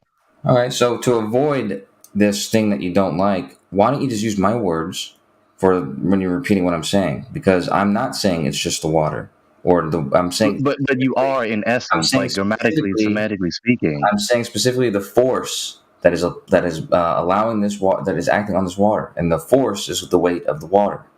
It's not just the water. Right, you're talking about the weight of the water. So the weight of the water is containing itself where it is located. Like, why can't I have a cogent, simple interpretation? Why do I have to concede to this unintelligible split hair distinction between the water and the weight of the water? Is that unintelligible? Yes, it's unintelligible. No one understands that. That does not make sense. You don't understand the difference between an object and force? Which is a true critique about the vast majority of these physical theories that you people subscribe to. This is where it gets irritating. Okay, so I'll tell you. When I try to understand what you're saying, you make these split hair distinctions that make no sense. So an object doesn't have the ocean is containing itself. Yeah, the object doesn't have this ability. The force does, though. The force will apply an opposing force against the pressure. This is a thing. Right, the force of the water. Force is called weight. The weight of the water. Yes, the weight of the water. Okay, the water is containing itself where it is located, you are telling me. Nope, I'm not. And I'm not going to... What is making the water stay where it is located? Yeah, it's not simply just the water that's doing that. There's pressure that's caused by the weight as well. So the weight is pushing down on the water, causing there to be outward pressure. And this is being balanced out by pressure on either side of it and weight coming from the top. So the weight of the water is making it stay located where it is. The water is keeping itself where it is located. Well, the hydrostatic equilibrium when the weight is part of that, yeah. You see how easy that was? But you see how difficult you made that? Very simple, difficult. Very simple, cogent summary of what you said, and I had to go through this runaround with you to understand a very simple statement. Yeah, but all you do is use my words. You just said use the words I was using the whole time. I didn't do any runaround. It's really that simple that the hydrogen. No, you gave me the runaround. I asked you, so the water is keeping itself located where it is. You said no, it's the weight of the water. That's right. I know I'm not the only one in here. No, you're not. I did this. And I wanted too when I said the same thing with the atmosphere. Kosho, the weight of the water, it's water itself, you know? Except for it's not. Kosho, why would Gregory actively quote a scholar yourself, because you're considered to be a scholar as per the old book definition of these guys who stand in the town square and are scholars with their books and they read from their scripts that scientists taught them. You are nothing more than a scholar standing in the town square. You're reading from your science script. Okay, why would he actively quote you? Why would he give you the benefit of quoting you in any form of argument that he is attempting to portray with an argument with you? You're just strawmanning everything. What are you talking about? I'm reading from a. That is my point, my friend. Until you understand the idea that we're on a plateau, we will always strawman you. I'm not going to talk to you like that. I'm not going to accuse you of sitting there reading from your flat Earth doctrine. But I'm not saying anything like this, dude. So there's no need for you to say that. I'm not reading from any book, dude. I'm just telling you what I understand. So back to the point. So you're telling me that it isn't a container that is a distinct entity other than the water that's containing the water. The water is containing itself and keeping itself where it is located. Not at all. This is the reason why I make the distinction between a force and just claiming the object is doing it. Is because when you understand that a fluid is going to be influenced in its movements and everything are going to be dictated by the forces acting on it, and that doesn't matter what the force is. If it's electromagnetism. So then, what is the force containing the ocean where it is located? I was explicit about what that was. You said it was the weight, correct? I said the weight and the pressure. Like, can you have the weight of the water without the water, Kosho? No, that doesn't make any sense. Okay, so since you can't have the water since you can't have the weight of the water without the water, then it's the water with its weight that is making itself contained and located where it is. If you want to confuse yourself, that's fine. But however, I'm not trying to confuse myself, Kosho. I'm trying to understand what you're telling me. In the explanation I've given, I'm telling you that fluids are their movements and their the shape or whatever are dictated by the forces acting on them. The force So it's a multitude of forces that is containing the ocean where it is located. Yes. You see, I don't allow obscurantism and obfuscation when someone's talking to me. I'm going to make sense of what they're saying. And if I cannot make sense of what they're saying, then I'm going to have to conclude that what they're saying is absurd. So what you told me is that there's a multitude of forces, including the weight of the water, containing the water and keeping it located where it is, correct? And what I'll tell you again, you can just repeat what I said, instead of trying to guess what I'm saying. I said hydrostatic equilibrium, which is the equilibrium of forces. In this case, the pressure that is acting outward from any given position and the pressure acting towards the laterally on the sides of the water, and then the weight coming from the top, creating the pressure. These forces acting against each other create an equilibrium, which keep the water where it is. So can I have a body of water on my table without a container and it'll just stay in like this bubble or this rectangular shape? In most circumstances, no. No. If I take a body of water and I pour it out onto the ground outside, will it just stay in like a pillar or like this curved pillar? No, I don't see how you would have a hydrostatic equilibrium in that state. Doesn't make much sense. Because what I'm being told is that we live on this rock that's flying around in a void, and wrapped around it is a bunch of water and gas, and there's no solid container containing the water or the gas. It's just these forces that is containing the water with itself and keeping it where it is located. Sure. The forces being the pressures and weights of the water. Just like if you have just like you said, like if you poured water out on the floor, it would be like make a column. That column doesn't have pressure on either side of it. It only has the weight from the top. So there's no equilibrium met there. But if you have the, let's just pretend the Earth is a ball. Let's pretend there's a gravitational force attracting all the water to the surface. Then the water is going to seek the lowest point, and if there's enough water, then as it wraps around this ball, it's going to create pressure on either side of with other water, and so the weight and the pressures are going to allow it to be in an equilibrium state. You said gravity is containing the oceans around the surface of the rock. Yes. Well, gravity is the cause of the weight. Yeah. Okay. So, explain this gravity again. Simple or just tell me as it is. Yeah, gravity simply is what we observe as the thing that compels two masses towards each other, which is how Newton observed it to be, and he found this law on it. And we now understand it to be the curvature in space-time, that mass and energy. This is the consequence that they have by existing in space-time. They curve it, which gives us the observation of mass attracting mass. What do we observe? Mass attracting mass? Where do we pause? Hang on, slow down. Go ahead. Sorry. He said that Earth is curving space-time because of mass attracts mass. Nope. Yes, that's what he said. So let's go through the process. Let's go through the process. So where was this gravity observed? Okay, I didn't say that though, but a second ago. But instead of correcting that, I'll just respond to what you said. You observe it, anywhere from the Cavendish to what Isaac Newton had. The biggest gift that Isaac Newton gave was uniting the downward force that gives things weight and the observation we see of that make things orbit. So, these are two places where we see mass attracting mass, and the Cavendish. Explain Cavendish. What did he do? He simply made an apparatus that was trying to, measure that force, so he can determine the density of the Earth, through that force. So basically, he wanted to see what that force was that was attracting these two masses, to then translate that to what the Earth was doing on those same masses. Yeah. Wait, explain the experiment.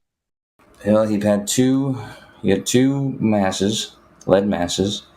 He had them suspended with like a torsion rod, which is so basically when torque is applied to it, you can use that to measure the amount of acceleration acting on these balls. So he had these suspended lead balls, and he had larger lead balls that would have been attracting them.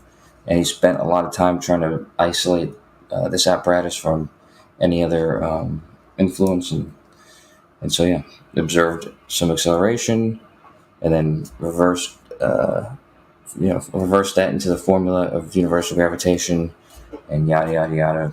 Found the density of the Earth and big G and all that stuff. What was the hypothesis? It wasn't really an experiment. It was more of a measurement. So then this process could not inform him about a cause and effect phenomenon in nature. This is not an experiment. Right, not him, but other people. I know two people in this community who did do it in an experiment style, and it can inform them. So he already had the assumption that this was going to happen. He was just using that phenomena to measure the Earth. However, But since you just told me that it's what Henry Cavendish did is not an experiment, after you just tried to appeal to him to demonstrate that this gravity is real, that appealing to Henry Cavendish undermines your appeal to try and substantiate this mass attracting mass gravity. So appealing to Henry Cavendish doesn't work. I'm not saying that what he did. I'm not saying he performed an experiment because he didn't. But what I'm saying is what he performed can be conducted as an experiment and often is. If what he did was not an experiment, then repeating what he did is also not an experiment. If repeating what he did is an experiment, then what he did is an experiment. That's not true. It is true. For instance, let me break it down like this. If I can eat the donut and you can eat the donut, then the donut is edible. If you can't eat the donut and I can eat the donut, then the donut is not edible. Right. If I boil water to make tea, that's not an experiment. However, if I, in boiling water, make a hypothesis based on that and try to make a conclusion based on what the, independent variable, whatever I choose it to be, is how it's going to affect the dependent variable, I can actually make tests based on this. So the method he used to make this measurement, you're right, he himself didn't do an experiment, but you can do an experiment using his method and apparatus. Boiling water is not an experiment. Correct me if I'm wrong. Is that not an observation? No, you can turn an observation into an experiment as long as you frame it the right way. All you have to do is you have to conduct. I can understand your. Sorry, I'm going to shut up. Sorry. Yeah, I do understand that so far, Kosho. Okay, so continuing. What experiment was done? Because you told me to remember. You told me that this gravity, mass attracting mass gravity, is observed. Tell me where this is observed again. Okay, so more recently, other than this community, there's two people in this community who did it as a test, but there was scientists, I think in Germany, who wanted to see if they could measure this mass attracting mass at the smallest possible scale, and so they used I don't know, but some micrograms or grams of gold, and it had never been conducted on this small scale. So the test was confirming that, the hypothesis was that mass attracts mass at all scales. However, this hasn't yet been substantiated or tested. So this was the test it did. But wait. What? Where was this observed in nature? Where is this mass attracting mass observed in nature? In the world? Outside of experiment, I mean, like I said, when things fall and also things orbit other things and the things that give things weight. This is what Isaac Newton had, tried to unite, was these things that we see in nature. Yeah. Okay, so then why isn't everything collapsing towards the most massive atom?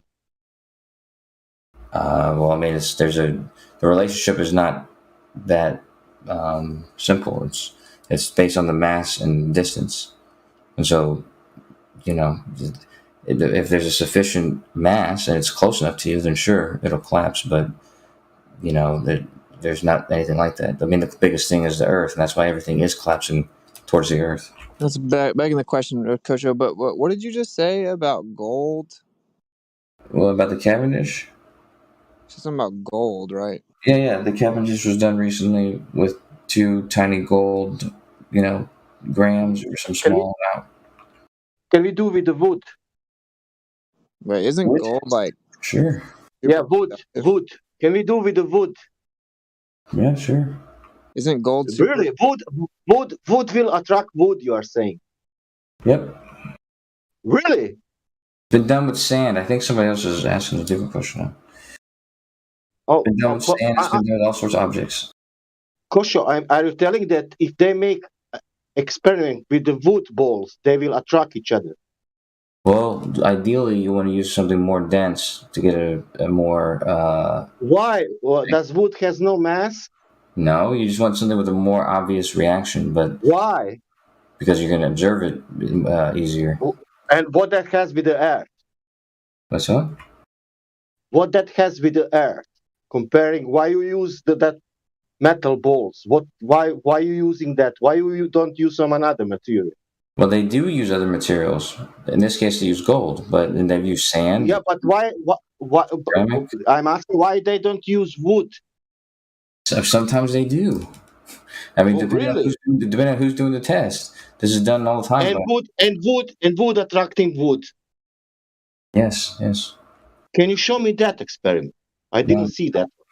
I've seen sand, and I've seen bowling balls and ceramics. I've even seen food, but I don't really feel like finding the one with wood. But I assure you, if it works with food, Are you saying if I take an orange and the apple, that orange will attract apple? It depends on the mass. if you've done carefully, I'm sure. Oh, thank you. Sasha, I could actually show you what attracted to wood, though. You just get electrostatic charge on the wood. So. Oh, yeah. Even that, yeah. You need to know what is there. Yeah, I understand you. Yeah. Anybody could correct me if I'm wrong, but Newton's theory of gravity says that it's the amount of mass that causes another object to pull towards it. But in Einstein's theory of relativity, isn't it like, the space around the object that's manipulating how object draws towards it? It's almost like Newton was wrong in Einstein's theory, right? Well, Newton didn't have a theory of gravity, and Einstein's the law that he uses, it does include the mass. Yeah, Newton didn't actually propose a theory for gravity. That's kind of a misnomer, but also another misnomer is that they can coexist because Einstein point blank said that there were fundamental flaws in Newtonian dynamics and mechanics. That's what I thought, yeah. Yeah, but those have been understood, like one of them being that... So why are we talking about Newton, though?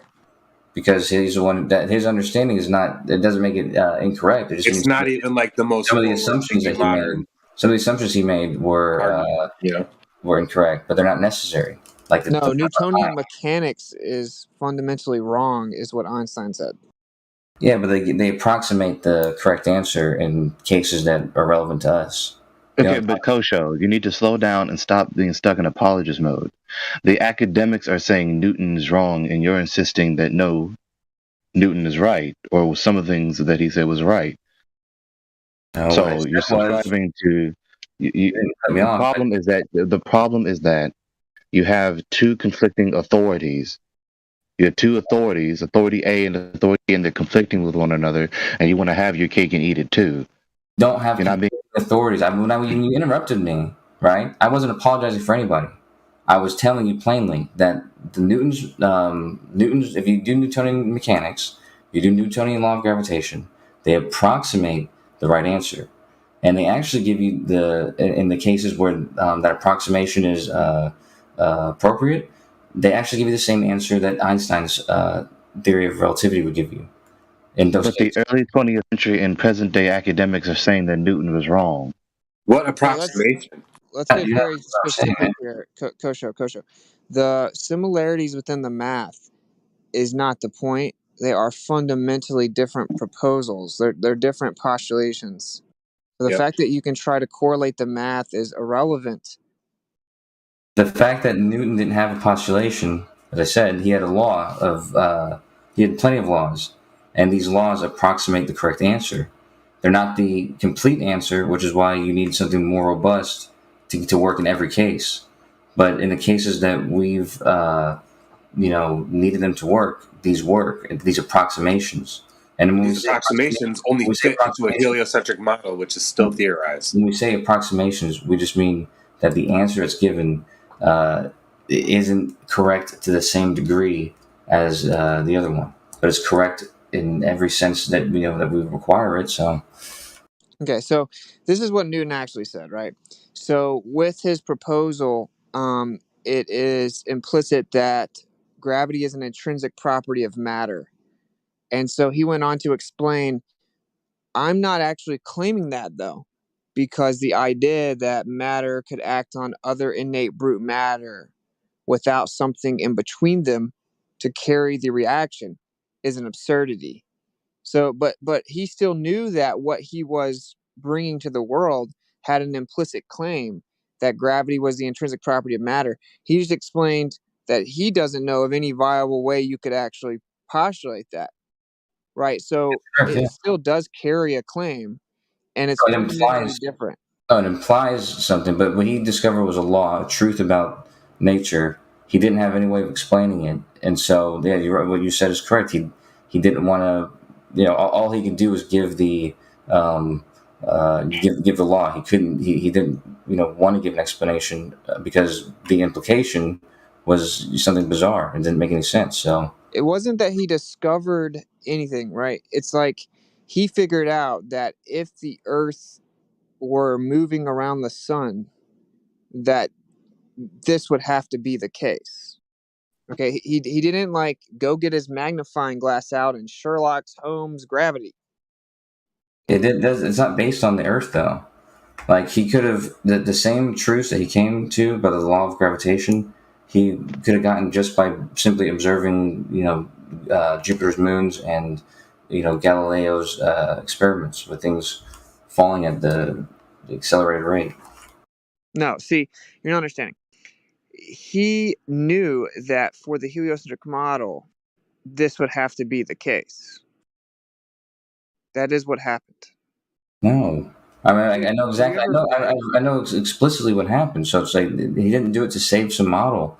He did it because Kepler's laws. He was trying to combine Kepler's laws with the laws of motion he had been deriving. Yeah, Kepler's laws is about planetary motion. So, right. So it is objectively about the heliocentric model, dude. But it's not about saving the model. These are truths that Kepler had discovered. Like these are absolute truths. Like he witnessed something and saw that this rule that he'd been observing is true in every case. Okay, so we see what year? Sorry, can I ask him Kepler? What year is Kepler observing? What? Right before Newton. So, yeah. What did he observe? He made up the three laws of motion. The three laws of orbits. Based on Copernicus's theory? Well, based on observations of what they were actually doing. Because they were assuming Copernicus's theory was correct. Well, yeah. He was making observations for like the distances that each one of these things were doing, and he was making. But they were assuming the model that they were trying to prove was the heliocentric model. He wasn't proving anything, though. He was coming up with literally rules for the way these things behave. No, Coach. He was coming up with a way to try to explain the heliocentric model. I have a quote from him saying that. He said, "I've demonstrated by means of philosophy that the Earth is round and spins and revolves." That's not even the same topic we're talking about. We're talking about how we can. You got to understand something, Kojo. Copernicus presented the heliocentric model theory, and then a bunch of people tried to observe the speeds that he proposed were happening. And this is why you have all these people, fumbling the ball trying to prove this shit. Okay, so the laws of the orbital mechanics, they're literally observations that turn out to work in every case. So it's not that you try to. So the point is not about orbiting. The point is not about observing the celestial bodies move. The point is about the supposed structure of the cosmos, that we live on a ball that is rotating, flying around the sun in a void. That's the point. It's the point. Yeah, that wasn't the point that I was just making, though. Okay, so we're stuck talking about two different points. So would you please talk about the point we're talking about? Yeah, we were talking about how Newton came up with his law of gravitation and how it was based on Kepler's laws and also Newton's laws of the central pedal force, and had nothing to do with him trying to save a model. This was what we were talking about. Okay, so what happens is Newton is trying to explain the heliocentric model. If you actually read his writings, you would know that. Okay. I have read his writings. That's why I know exactly how he came up with that law, man. I'm trying to tell you the absolute truth of it. He came up with the centripetal force, and then he literally tried to find out what is the force that's causing these things to orbit these bodies. And the only thing he can use to try to figure that out is his centripetal force. And he simply used that in Kepler's third law, and he by the necessity, because there was no other way to formulate these two things. They fit together and created the universal law of gravitation. Okay, so what actually happened was Newton explained that either the Earth could be at rest right, with immense forces, and there could be a very dense etheric medium, or the sky was a vacuum and the earth was moving inside of the sky also, and then there would have to be something called gravity, but he couldn't offer a mechanism for that because the idea that gravity would act on other matter in a vacuum through these vast distances was absurd to him. That's what he actually said. So what he actually said was an attempt to explain the earth moving in a vacuum. That is objectively what it was. I mean, he wrote that in the 3rd volume of his Principia. He explained what gravity was, and literally, I think he was only 20, 22 years old or something like that when he wrote that book. So I don't understand why. I don't understand where you're coming. I understand where you're getting that from about him saying about what he thought of gravity and all this other type of stuff, but these are ideas he had later in life about. Like, no, wait, slow down, backpedal, dude. Heliocentric model, first imagined, not observed by Copernicus. Then Newton says his model doesn't make sense because if everything was spinning, how are we still standing here? That's why the theory of gravity came into play, because they're trying to make sense of Copernicus's heliocentric model. It's as simple as that. There's nothing else to this. Well, why are you talking about a debunked law from 107 years ago? At 129 right here, we have Andrea Ghez, UCLA professor of physics and astronomy, say, at least Einstein's right, at least for now, said Ghez, a co-lead author of the research. We can absolutely rule out Newton's law of gravity. Why the fuck are you talking about Newton's law of gravity, globe heretic? Thank you for the voice of reason. I was What waiting. the fuck are you talking about, son? Yo, Quantum's here. So excited. Let's go. What the fuck are you talking about, you globe heretic? It's been debunked for 107 fucking years. You haven't been keeping up with your continuing education credits for that long. What the hell? No more free hall passes for you. All right, let him respond. Kosho, respond, because I was about to I'm not engaging in this. Well, Kosho, this is the problem, my man. You're not. You fucking pretender clown, globe heretic. You don't even follow your own fucking religion. Yeah, you are being blasphemous. Like, I'm not being blasphemous. I was trying to inform you about some things that you may be misinformed. You couldn't inform the bionic woman about hearing if you tied her to a back of a fucking dump truck and drug her through a nitroglycerin plant. You're a clown. This is why we said you were being intellectually dishonest. We've been calling you intellectually dishonest since 9:30 this morning, right? It's been 5 hours of this. Yeah, and now QE's here? Like, this is going to be insane. Wow. I went out and got blood work done, come back, I checked back in, he's still here. I'm like, what the fuck is going on? I'm not wasting any more time with this. No, stay. Where's the squabber nurses at? You're a fucking imbecile. I find Kojo to be kind of genuine. I think he needs some heavy convincing, and this is the kind of stuff that we need here, right? No, I disagree. Why not? You disagree? Well, he's saying the wrong thing. So when Globers talk about Cavendish and mass attracting mass, they're saying the wrong thing. So if Cavendish showed gravity in this fairy tale, it would be that it was bending and warping space-time, causing the balls to fall in gravity wells. It's nothing to do with mass attracting another mass.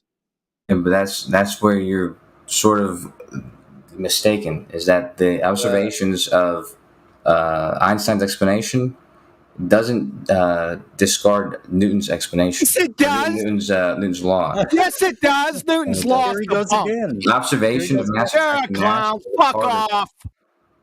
The observation of mass attracting mass is just as much a part of Einstein's explanation. Kosho, you're making shit up again, man. That's absolutely the truth. That's making it up.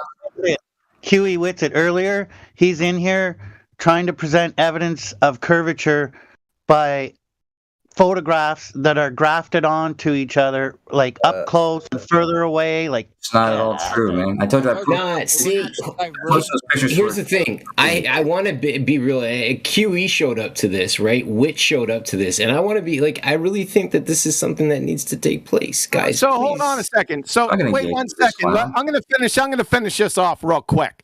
You said Newton's laws, Einstein's explanation doesn't discard Newton's laws. Do you know that the law of universal gravitation is in direct contradiction with the special theory of relativity? So if what you said is true, you fucking idiot. What does have to do with gravity? You fucking idiot. Listen to this. Listen to this. 1:33 after the hour from Britannica. Because Isaac Newton's law of gravity served so well in explaining the behavior of the solar system, the question arises why it was necessary to develop a new theory of gravity. The answer is that Newton's theory violates special relativity, for it requires an unspecified action at a distance through which any two objects, such as the sun and the earth, instantaneously pull each other, no matter how far apart. However, instantaneous response would require the gravitational interaction to propagate at an infinite speed, which is precluded by special relativity. You are a globe fucking heretic. You're an imbecile. You have no idea with what you speak of. None. Game, set, match. Bye, numpty dipshit. Row. And if you're going to respond, you need to respond specifically to what was just said. No sophistry is allowed. So that's point blank right there. What does special relativity have to do with gravity? Are you serious? That's the fundamental building blocks of general relativity, my dude. So the question is, why would you move away from your own claim? That's what we're... my word. The reason they had to go to general relativity is special relativity talks about a linear relationship. And so they had to, explain curvature. So that's where GR came in, because special relativity is about a linear relationship. It's nice to be unmuted. So if anybody was paying attention, as I stated earlier, the only difference, like I said, Newton didn't have an explanation. Shut the fuck up.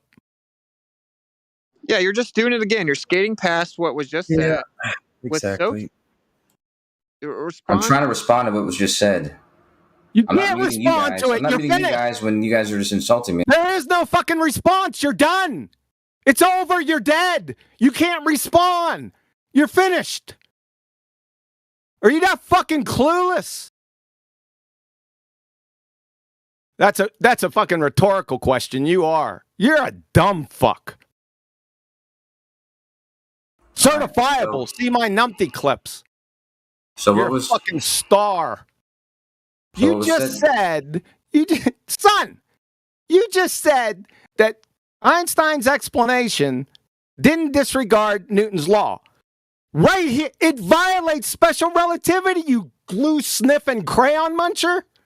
nice to let's get out of full thought. Fuck off.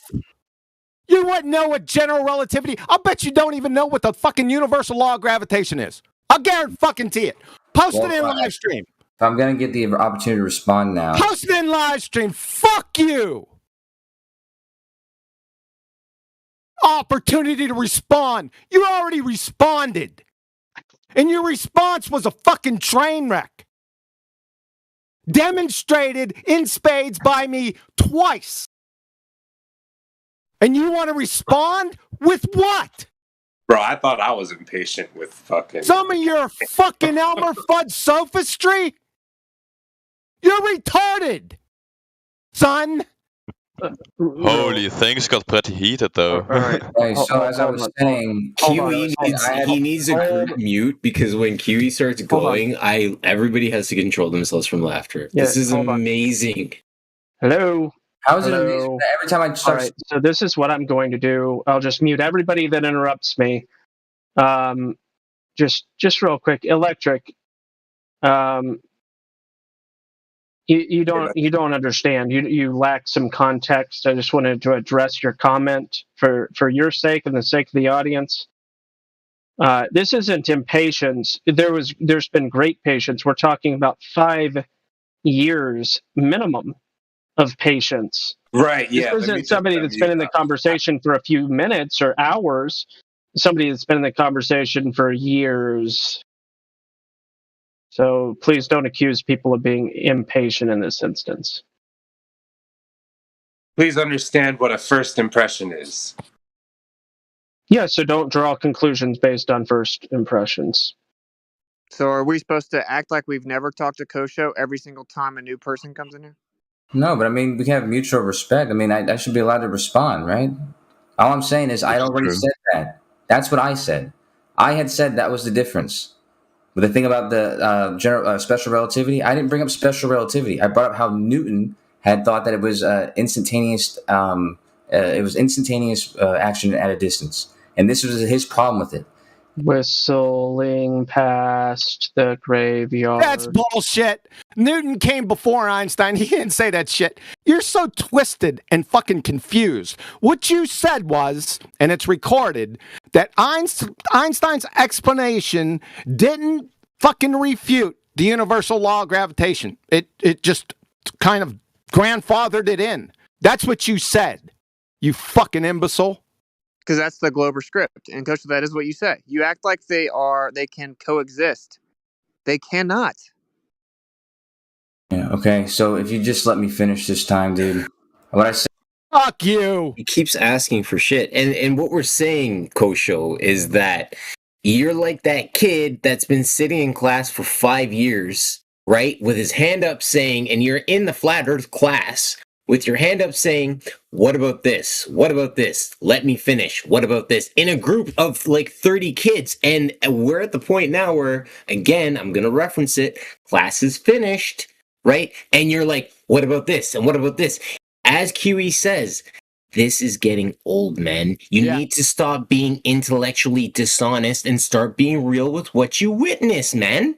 Yeah, and how did Newton say anything regarding Einstein's general relativity when it didn't happen for 200 fucking years in the future?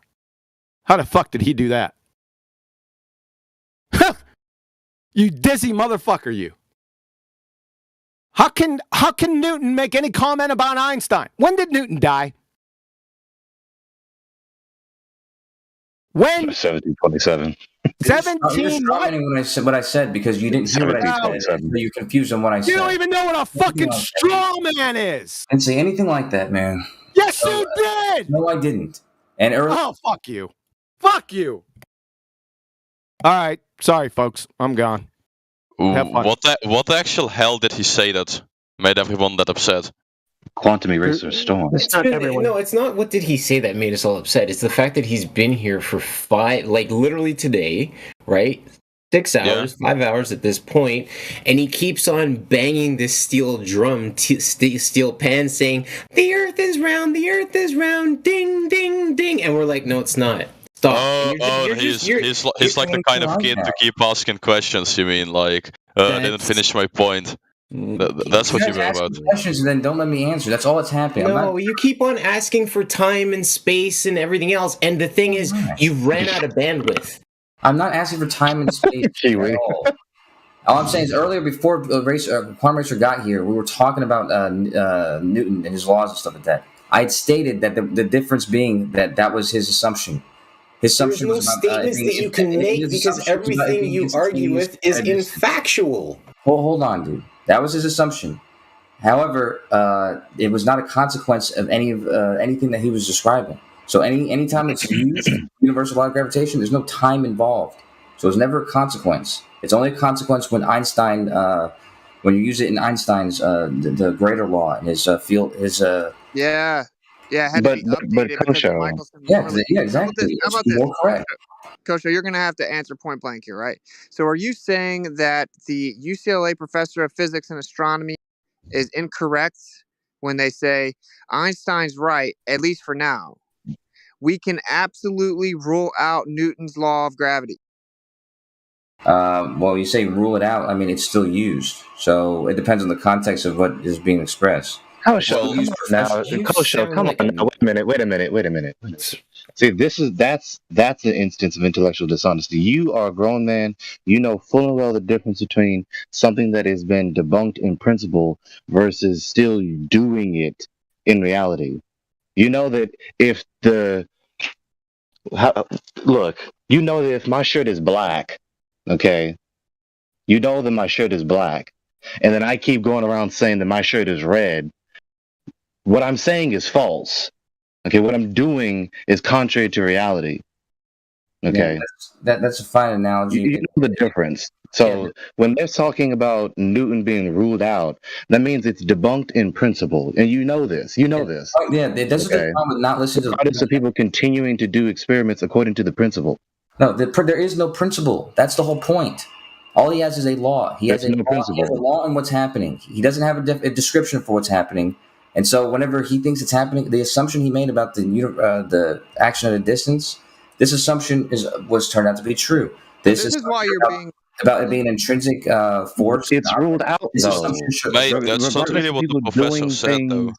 Oh, let me help out. Hold up. Let me help out here, Coach. Let me just finish my point. No, because you're being dishonest. The reason I'm not being dishonest. I'm trying to finish a point. Let me explain why you're being dishonest. Okay, then you can respond. Why?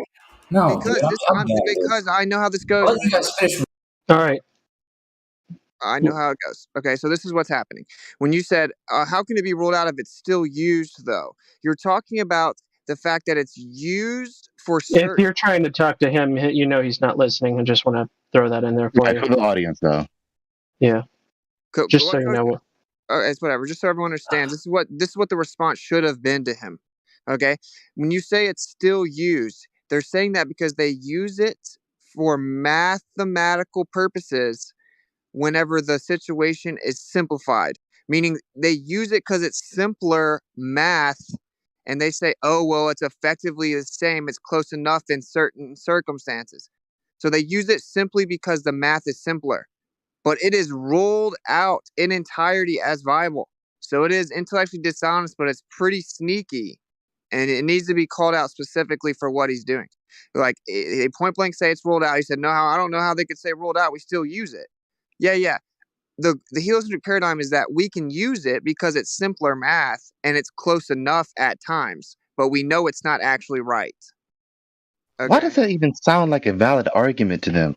Because an unjustified knowledge claim or falsehood that is mathematically simplified is still an unjustified false knowledge claim.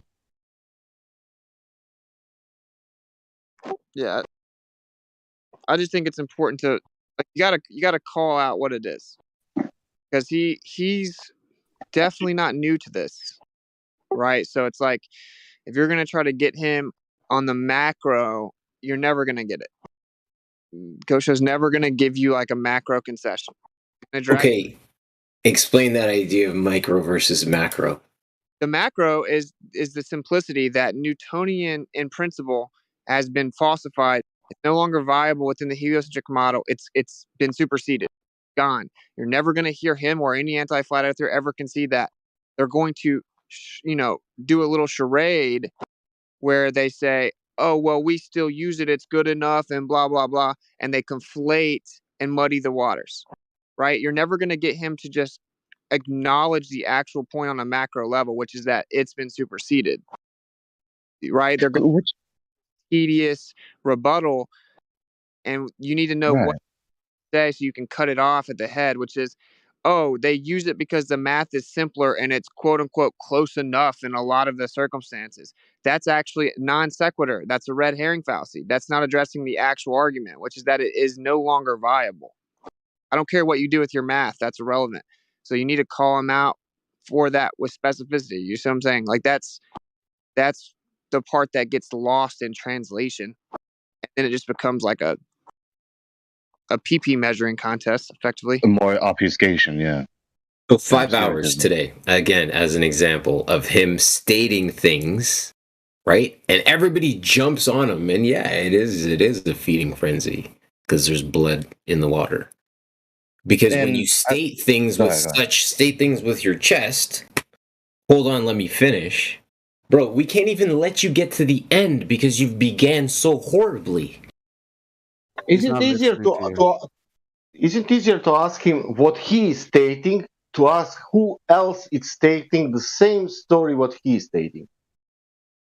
From That's kind of along the same lines of what I was going to say, because you would think the globalists would want to be as consistent with the current status of the theory, the worldview, the doctrine, rather than being hell bent on trying to simultaneously agree with them, the current academics, and disagree with them. So at the least, that demonstrates just a lack of sound thought, or more, it demonstrates that they know. It demonstrates that they disagree with the current academics to some degree, because the academics, the current day academics, are saying Newton is wrong. I'm using very simple rhetoric right now. I'm not, So the current academics say Newton is wrong, but these globalists down here who are not in academia, who are not, the high ups, they're saying no. Some of what Newton is saying is right, or Newton wasn't wrong, and it comports with Einstein. And it's like, but the academics who are the experts who specialize in this are saying Newton has been superseded. So when I am listening to the conversation, I'm thinking, why? I mean, why not? Why not? I mean, you already concede with the academics in their ACP, as I call it, the academic cosmic paradigm. So why not just accept that? Why are you so hell bent on trying to keep theories that they say have been superseded? Why? Okay, I mean, does it demonstrate for a moment? Learn why. There is an answer to your question. Okay, it's not philosophical. It's not like we don't need to psychoanalyze it. There is a reason. It's because they use Newtonian equations for rocket launches. Okay, and that is because Einstein's equations are so incredibly complex. In fact, it's still not even agreed upon on exactly how to do his equations. To solve for his equations, it's disagreed upon to this day. Okay, so they say they use Newtonian equations for rocket launches because it's simpler. So that's where you have to point out, just because you use it for mathematical purposes of simplicity, that is a non sequitur. We're talking about how it isn't viable. And just to add to that point, I think also in high school and in physics uni, pretty much the only single experiment, or one of the few that you can actually see what's going on and you can see the equations there and what's happening, is actually Newtonian mechanics. That's like what you get when you go and study physics for the first year. That's like the experiment. But then relativity and everything else just remains an equation. So I think it just tends to stick to people's minds a lot more.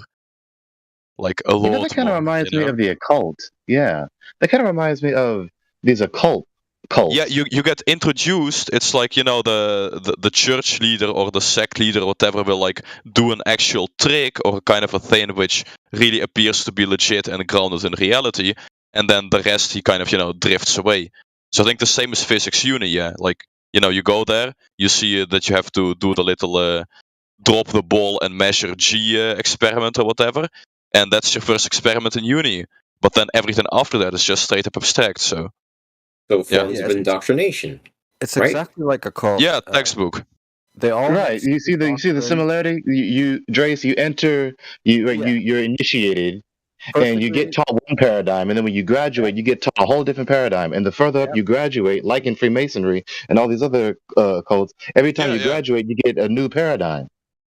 Yep. Yeah. The secret doctrine. You see further and further behind the curtain the illusory validity, right? So it's like, because then when you keep on going and you actually become an astrophysicist, you find out that even relativity doesn't work. You see what I'm saying? Relativity doesn't work. Yeah. It can't explain a singularity. It can't explain their claims of black holes. It cannot in any way even begin to explain it. It can't explain the dispersal of the universe, quote unquote. It can't explain anything. So you're in 7th grade. They tell you, look, this dude found out an apple. He saw an apple drop. He was a genius. Mass attracts mass. Right. And you keep going. They say, well, actually, it's Einsteinian. Then you keep going. They say, actually, we know Einsteinian's wrong as well. Right. So it's like, and then you've already invested your whole life into this career. You're just going to keep rocking with the pseudoscience and just trying Now to... you're stuck in the sunken cost fallacy. Yeah. Yeah. Can you imagine being paid by a fallacy? Imagine getting paid by an organization that pushes the fallacy, and you're part of I've never heard that said before. Imagine getting paid by a fallacy.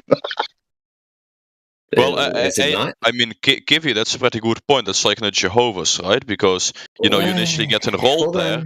I don't want to bring the J word into this. I don't even want to take it to a religion standpoint. All I'm saying is, we're already there. Imagine you grow up, and I'm like, I want to be a scientist or an astronomer. If she's giving you money. The whole entire time you're growing up to be an astronomer or whatever the hell it is, and at some point in time you get flat smacked. 30 years old, you're sitting at the dinner table and your son flat smacks you. Right? Yeah. You then have another 30 years of engaging within a paid environment that's based on a fallacy. But if she's giving you money, who cares what her name is? Felicia, fallacy, whatever. So we're more interested about go ahead. Are we into the profession? What's the professional term for selling your souls for money? Well, I'm not selling. No, I don't want to say that. Like intellectual prostitution. Yeah, thank you. Hey, I like intellectual prostitution. Yeah. Well, what were you trying to say? Learn these things. Like a lot of the people in the room didn't know what to say. You guys need to learn some of them. That's my honest opinion. It's just like Huey just brought it up. Okay, it's they say that the math works the same. That's another script that they'll say. That's not true though. It doesn't. It doesn't work the same. It's mathematically incompatible with special relativity. Newtonian physics is mathematically incompatible. It's like if flat earthers can kind of put some of these pieces of knowledge in their pocket, you're going to have a much more efficient way of exposing them, right? As opposed to being like kind of like circular and psychoanalyzed, like just learn their script and then learn what the truth is. And I think that's good for even if you're trying to reach open-minded people. They're going to Google it and they're going to see some random quote unquote science article saying, well, it's good enough for intents and purposes. We still use it to this day for rocket launches and they're mathematically synonymous. But the truth is they're not. They're like Newtonian physics is mathematically incompatible with special relativity. And special relativity is the foundation for general relativity. It just had to be slightly altered because special relativity is about the path of light in a linear fashion, straight. And then, of course, you have to invoke curvature to make this heliocentric model work. So it was updated to general relativity. But you cannot separate the two. General relativity is built upon special relativity, which means general relativity directly contradicts Newtonian physics, Newtonian dynamics, right? So it's like, I hope that made sense to everyone. I think it's important to understand where they're coming from because they're like, how can it be done away with if we still use it to this day and it still works? That's what they're going to, and a lot of these people actually believe that. Like Kosho may actually truly believe that. I don't. Yeah, he's been in it for 5 years, but delusion has no time cap. Okay, so it's like that makes sense to them. They actually think that's logical. Like we still use the equations for rocket launches. We still use it for engineering. Like they believe that makes sense. They think that's an actual argument. You have to point out to them why that's logically flawed. Now, in the case of Kosho, he's going to breeze past it, I can assure you. But still, I just think it's important to always keep going, not just kind of preemptively take your victory lap, if that makes sense. Yeah. I mean, Whitsett, you have demonstrated what I perceive to be a high level of knowledgeability. Could you please send me, send me some resources to give me a crash course to understand these things? Because when you start Googling it, like what I'm doing right now, I'm looking at my laptop right now, it just gets tedious and boring and annoying. Yeah, sure. I don't know the best way to do that. I wanted to start honestly making videos about it, but yeah, I can try to send you resources. I think the best thing is actually reading Einstein's writing itself, because then you'll really understand what's going on. You'll understand exactly what's going on. I find it interesting that we've brought up, I say we, Google has been brought up twice in the confines of this conversation. Everybody who looks up all this information from these past scholars and Einsteinian or whatever you want, hell you want to say it, these guys, they all go to Google and consult with Google. I said earlier, Google is the new false idol, right? Why is it that we are referencing and consulting with Google about these men who created these fallacies that we entertain and try to disprove? Google seems to be the problem here, folks. I'm being an idiot and making facetious. Yes, yes, facetious. Terribly. Thank you for the placement, Gregory.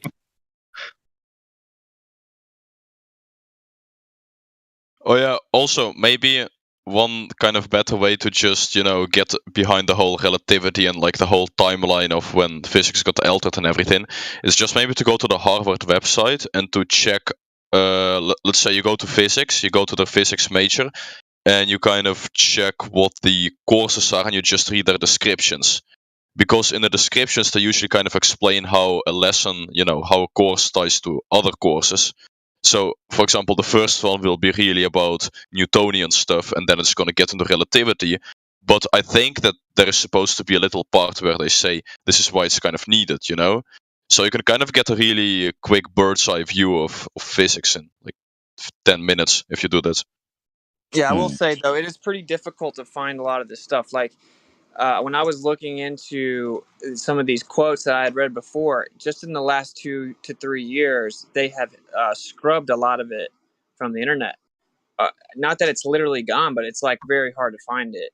Mm-hmm. You know what I'm saying? It's like Harvard's going to give you this like half-ass apologist take on things, right? It's really difficult. You have to get straight to the source. Like you have to read Einstein, and then the first step is to understand Michelson-Morley, and then it's to understand that special relativity was a response to that, and then understand, well, why did it have to be responded to? What was wrong with the current paradigm that didn't explain it? Which was instantaneous action at a distance could not be the case, and he had to say that light had a constant speed of light, or a constant speed. This is because he said everything's relative, and so in order for everything to be relative, you have to have at least one thing that is absolute for everything to be relative to. Does that make sense? And so he picks light, which means he had to do away with Newtonian dynamics because, of course, it invokes instantaneous action at a distance, infinite increase.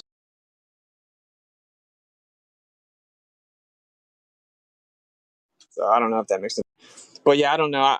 I want to find a way to put our things together like really professionally editing, and we'll just try to get it facilitated that way, because I found that this is something that a lot of flat earthers haven't fully understood yet, and not taking a shot at them or acting like I know everything. I don't, for sure. Right.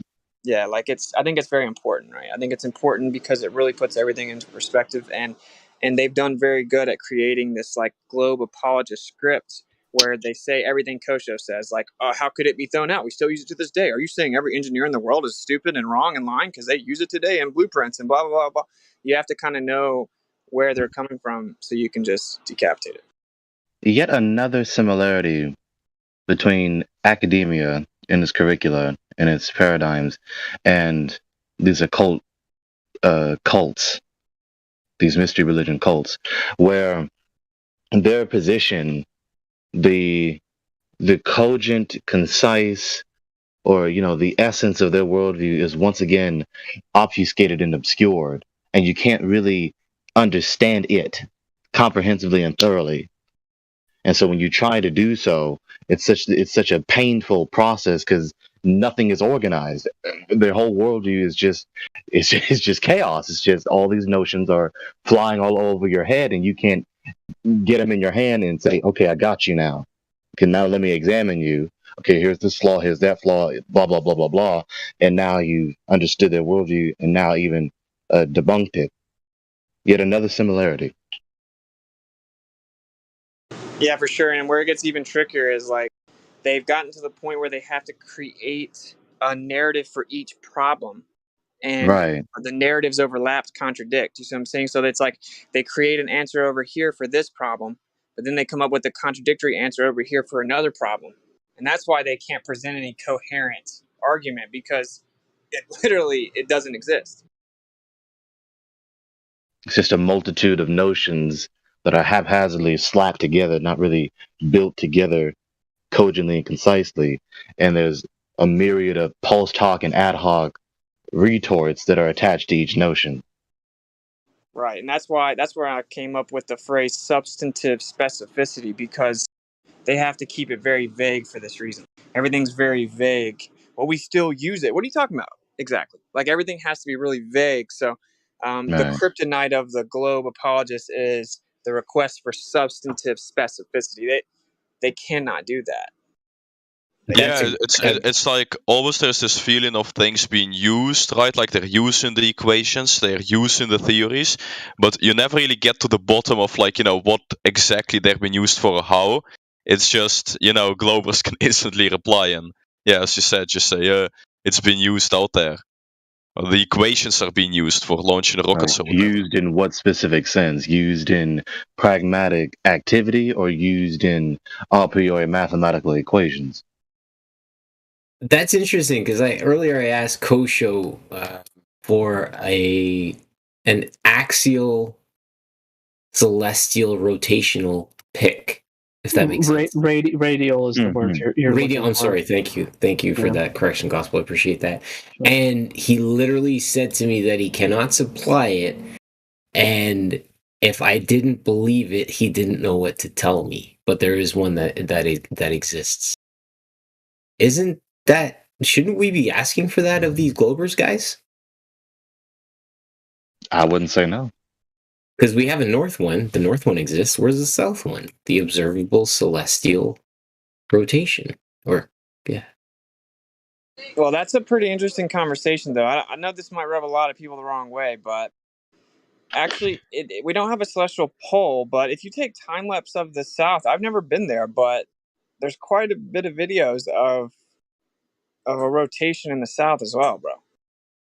I know flat earthers don't like that, but I mean, But again, I'm still going to say that if you hang a clock from the ceiling and 12 is in the right direction, and then you walk to the other side of the room, you're going to observe the clock, the secondhand clock, obviously going counterclockwise, right? And everything unpacks from there. I'm not, by any stretch of the imagination, stating that the stuff that occurs in the sky doesn't occur in the sky. I'm simply stating that when you hit the equator, that's the flip point for you to start observing the clock from a different orientation, right? Again, it's not the clock changing orientation, it's you changing orientation, your perspective of it versus its perspective. Of course, I know the script, which is all the stars move east to west, and that's cardinal absolute directions, and that counterclockwise and clockwise are relative directions relative to perception. But they do go in a circle around a point in the south. So, which is interesting. Yeah, that doesn't answer the question. That saying that it's perspective doesn't actually answer the question. I mean, I do know two viable explanations. This isn't like some kryptonite for flat Earth, but I will say to the people new to the conversation, whenever it's not answered, that's going to confirm their bias, right? So it could be an effect of magnetic holography. If you look at a ferrocell of a magnetic field, if you go towards the edge of it from the center, it's going to bend down, right? And so you're going to see a small little portion of it bent down, which will create potentially an illusion of convergence around a certain point. And then another viable option is, in fact, we're completely wrong about what we think the stars are, and there's like in a sense two sets of them, and really what the center is wrong. I can drop a picture. We were talking about this in here last night with New Perspective. I'll drop a picture for you, but it looks like it's very possible that the map we have is completely wrong, and what people think about the stars is actually also wrong, and we could have two separate points of convergence inside of a magnetic field. I think that Flat Earth needs to be open-minded about this, because we debunk the globe with a million different ways, right? If we can't explain the stars, that doesn't make the Earth a ball again. Because falsification is independent of replacement. We don't need to just, again, though, so if I go to the south and I turn and look at north, then what do the star trails look like? And if it's just perception, then why, when I look south, do they all converge around a singular point? They go in a circle around a point. That's a rotation. That's not east to west. It's a rotation, though. That's what rotate means, a circle. And you can see it. I can drop you a playlist right now of tons of time lapse from Australia. So it's like that part of it. And I think it's important that we re-examine how we approach that, because for a lot of people in the real world, when I went around the U.S., that's like their thing they can't get over. They're like Southern Star Trails. That's like the main one. Here, I'll drop a picture. Maybe it'll make sense to you. I think that this may be something like what's going on. And if this is the case, we can actually probably prove this. And if we are able to prove this, that definitively debunks the globe on an astounding level. Yeah, by no stretch of the imagination, by engaging in this part or this subject, are we throwing out the baby with the bathwater, if you will. Say again, I understand. Fellas, have a good evening. Take care, man. Have a good evening. Yo. Yeah, no, we're just saying related to what's happening in the sky. We don't understand what's happening in the sky. We are by no stretch of the imagination conceding that the Earth is a globe. By no stretch of the imagination at all. This is something that we are entertaining, and I appreciate Wit for bringing this forward. Yeah, exactly. So if you look at this picture, again, go ahead. Well, look at this illustration here. I think that this may be very close to what's going on. And this has a lot of thought that has gone into it. I didn't make this. I forgot the guy's name, but I actually am going to have him on my channel when I launch my channel back up. But anyway, that's pretty interesting, right? So just think about that. Then when you go to the other side, quote unquote, this is something else that triggers a lot of flat earthers. We actually don't know that Antarctica isn't an island. We don't know that. We don't actually know that. And I would caution anyone from saying that they do know it, because we don't. And like, it doesn't mean, it's obviously not the ice cap on the bottom of a ball, but that's not the point. Like, imagine if they got all the flat earthers saying Antarctica is not an island. We know that for a fact. It's an ice wall. And then they come out with definitive proof that they went around Antarctica. Then what happens? Okay, so Wit, let's take that point for a quick second and go with my compass explanation. What is north? North is a point, right? Yeah, it's all based on magnetic declination. Right. So we can all agree that if everybody around the point of north all walked towards north, by default, south would automatically be the opposite of north, would it not? Yeah, but this is the thing. This is where it's tricky. It constantly updates. My guy, I no, I understand the northern drift. Like, it's I'm not here to persecute anybody for I don't know 100 kilometers or whatever the drift variation is, right? I'm just talking about relative to north and south. The last time I checked, there's no thing that attracts me to south other than the thing that places north, which is the attraction that is in place that I observe when I have a compass in my hand. Therefore, the direction of south is automatically painted as default around me. That's right, but this is the thing, right? So it's not as simple as you draw a dot in the middle and then you draw a straight line to the edge. Like, if you look at this image of a magnetic field right here. Sporadic posted it. Wait. Slow down. Sorry. Go ahead, listen. If you look at this image, I dropped it 10 minutes after the hour. This is a ferrule cell image of a magnet, okay? So if you were on the outer edge of that inner circle, right, you see like the flower of life here. If you're on the outer edge of the inner circle and you start going north, you're going to be following those lines. You see, they're not straight, right? They're curved, which is why we have to update our paths. So this conversation is much simpler than some of the illustrations Flat Earth propagates out there with a straight line. It's not like it's not literally the middle pulling the compass. It's magnetic declination lines relative to where you are. So if you start trying to go north following that, you're never going to actually go straight point A to point B, because you're going to be following these lines. Do you see what I'm saying? So it's like a lot of this is more nuanced than the modern script. And I encourage people, no matter how much you've said, because I used to say the Southern Star Trail argument a lot, but like, I'm not going to be so prideful that I can't walk that back, because I don't think that's a sufficient answer anymore. We left the cult of heliocentrism. That's dogma. It's a religion. You have to believe this. We left that. We falsified it. It isn't true, provably. The radius has been falsified. The Earth does not move. Bow. That's over with. There's no going back. It's falsified. We're now completely open. We don't need to script. We don't need dogma. We don't have to regurgitate what everyone else says. We don't have to fall into that trap, because I think they could be setting flat Earth up. I really do. I think they could be setting flat Earth up. Awesome. And one of the examples is the Antarctica thing. I mean, yeah. So with the this point about how our logic, how we ought to think. I mean, we, of course, and I have also emphasized this, even when I'm debating, even no matter how certain I am about my position, I still have, by the grace of the Lord, realized that a human being should always, in their mind and in their heart, be in a default state of constant scrutiny, both of oneself and of the alternative position.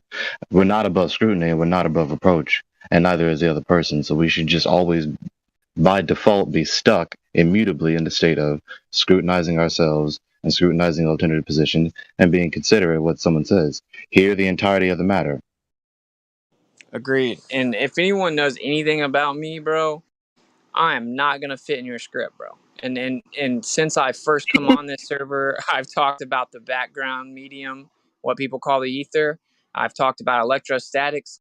I've had to go toe to toe with people in here many a times about electrostatics, and it's just subjective.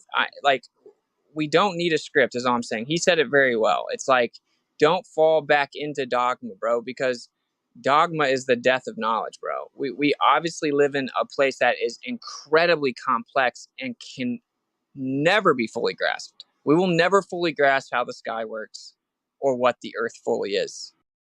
And I happen to know that because the scriptures literally say that, but not everyone believes the scriptures. I Yeah. get it. But like, it's just important to always humble yourself, right? Because just because we found out they lie, that doesn't all of a sudden mean we know everything, because we don't. And dude, just be honest. There's nothing to hide. It's not like, because okay, for example, when people bring up the Southern flights, a lot of flat earthers say, "Oh, that flight doesn't actually exist." What? That's just like what a Glober does, like just hand wave dismissal, right? You know what I'm saying? It's like, don't be the problem that we're trying to fight. Don't become what you despise. Exactly, bro. Exactly. Like, there are a few explanations, but it looks like the AE map is incorrect, bro. It doesn't look like it's correct, and it's like, it's not a big deal, but it's just like we don't have an accurate central point. And if you look at that image I dropped, and then now look at your look at your Southern flight paths on that, and they start to make a lot of sense. And there's a couple of problems. It's like where Russia is relative to other places, but then you go look at shipping routes, and they follow this map. And then you can explain how you can see, I forgot the name of the star, but it's like the South Polaris, basically. It's like around 89 degrees or something like that. It's Satantis or something like that, right? If you look at that image I dropped, that explains it perfectly. You could see it from all over the place, right? The stars debunk the globe. I mean, you can see Polaris from, over 20 degrees south of the equator.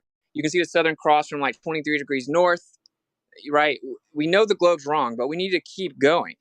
And it looks like it may be something like this. I'm really diving all the way in, trying to figure it out. So I don't want to get ahead of myself, but I just want you guys to know it does appear that this may be really onto something, and this could be one of the greatest things ever. So I actually have to get out of here, but I guess what I want to say, I'm sorry I'm talking so much, but I want everyone to really maybe soak this in. You're completely fine. Like some of these things are not something to be scared of. These will be things that are immensely helpful to us. Like, ether is a good thing for flat earth. If you understand Michelson Morley, you really can't deny it. You can just ignore the question.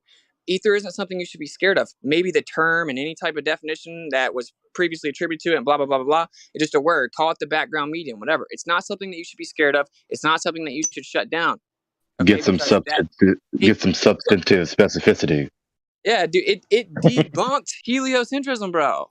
Okay? And then the same thing with electrostatics. That's not something you should be scared of. You shouldn't be scared of downward acceleration. You shouldn't be scared of there being a downward current on the earth. That is a great point for flat earth. It debunks heliocentrism. And you also shouldn't be scared of these southern star trails. And you shouldn't just close it off with a certain script, because if we figure it out, it's going to be very damning for the heliocentric globe model. So I just think that we should keep I went out. Sorry. I'm saying just keep going. Never be afraid to keep going, because We don't know all the answers. There's nothing to be afraid of. We have the truth on our side. We don't have to shut down conversation. There should be no conversation we're afraid to have. Okay? That's kind of what I'm hoping people can take from that. We know what we know. We don't know what we know. We have known knowns. We have known unknowns. We have unknown unknowns. As long as we are honest and genuine and authentic about all of these, there's no question to be afraid of. If we don't know the answer to a certain question, then tell the truth about that.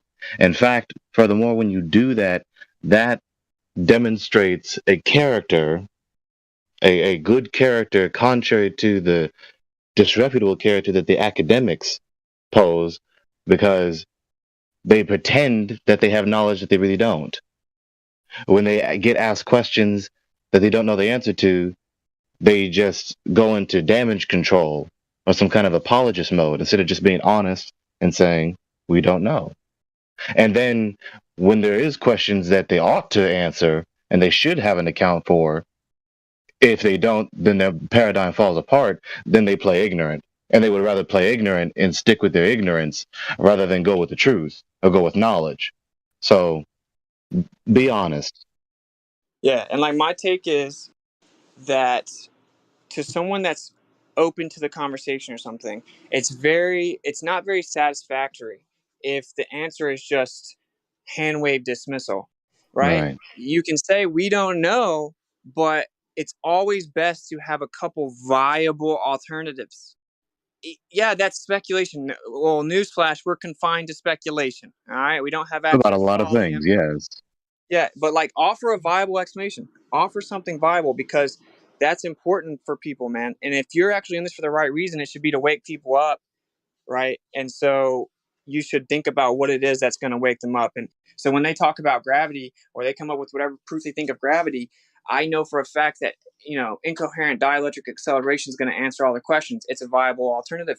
And when they talk about heliocentric stuff to do with the sky, a lot of flat earthers say the sky doesn't prove the ground, and that's true, but we do see stuff in the sky. Offer them a viable explanation, which is that the Earth is at rest in the center and it's a more dense medium. I'm not saying I know what the medium is. I'm not saying I know what's up there, but what's more viable is that there's a much more dense medium. The lights are much more local. There's an indispensable field of energy central to the Earth, right? And it's like that's much more satisfactory to leave someone with than like, doesn't matter. Stop talking about it. You know what I'm saying?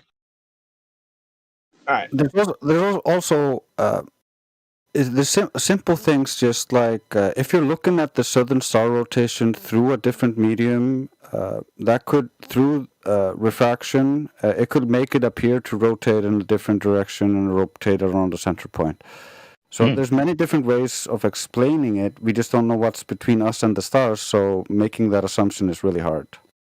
Correct. Don't you agree that even if you just list off like 3 viable things, it's better than just saying the perspective thing? Because the perspective thing actually doesn't fully answer the question, dude. It's important to say that, though, because most people don't understand that really. Like if you see a whirlpool and you walk to the other side, it's going to look like it's moving different. If you see a 6, you walk to the other side of the room, it's going to look like a 9. That is true. It's important to say it to people, but that is not the full answer, bro, because we see them go in a circle around a point. And so that doesn't answer the question. And so it's better to be like, yeah, like he said, we don't really know what the medium is and what's between us and the stars, and refraction could cause the illusion of some type of movement to a central point. The magnetic holography within a magnetic field, you can look at a Farrell cell, it could bend the light optically relative to the observer's position. Thirdly, there could literally be 2 sets of stars, effectively 2 movements of stars on a flat Earth, right, lined up with the celestial equator. So these are important things, because then they're like, damn, this dude has all kinds of viable explanations, and now they're going to be forced to go back to the fact that they don't have a viable explanation. Yeah. And then it has more impressive explanatory power to suppose some viable alternatives. Exactly. Sorry, man. I love you guys. Take care, man. Thanks for the knowledge. That was crazy. God bless you. Awesome. Peace out. Being able to say I don't know. I mean, yes. When I approach any conversation, even when it's a debate, it's still the way I approach it. My attitude is, I'm exercising with this person. It's like I am trying to cut a log of wood with a double-handled saw. I'm not trying to combat the person. I'm trying to reason with the person unto the truth. Now, sometimes the other opponent is just hell-bent on annihilating me, and so now it becomes this battle unto the death. But my approach is, I'm trying to reason with you. I'm trying to be honest according to my knowledge base. I will ask whatever questions I see fit to understand you as best as possible, which may be examination questions or may just be curiosity questions so as to gain more knowledge. But it's always an attitude of seek knowledge, get understanding, make sense of what is said, scrutinize both the alternative and yourself, and be considerate. In order to teach, and again, this isn't a but to your statement. I'm aiding to it or adding to it. In order to teach, you have to meet the person seeking knowledge where they are, which is why you ask questions. Correct. And the problem that we have in the fuse blowing that we experience on the daily is when we start to ask the questions and realize that these globers have been touched so very deeply by this idea of the globe that we literally, again, Gregory, as you so eloquently stated, have to take them underneath our wing and ask them so gently, show me where the globe has touched you. Let's try to heal this catastrophe that took place once upon a time and see if we can heal those wounds. Yeah. People are different. They're thinking of a myriad of different ways. Only the God knows comprehensively how many different ways of thought that we are capable of thinking and are thinking. And so, but there is, a common reason or motive or two that most globalists, in all ideologues of all ideologies, not just to pick on globalists, all ideologues of every ideology, right? There's a common reason or several reasons why any ideologue chooses to devote, ardently and fervently grasp onto whatever notion, belief, doctrine, paradigm, etc., that they hold. And that is a relevant point to bring up, because that's the controlling factor in their way of thinking and their behavior in their way of argument, which is also a premise in their argument. Very often, either implicitly or verbally.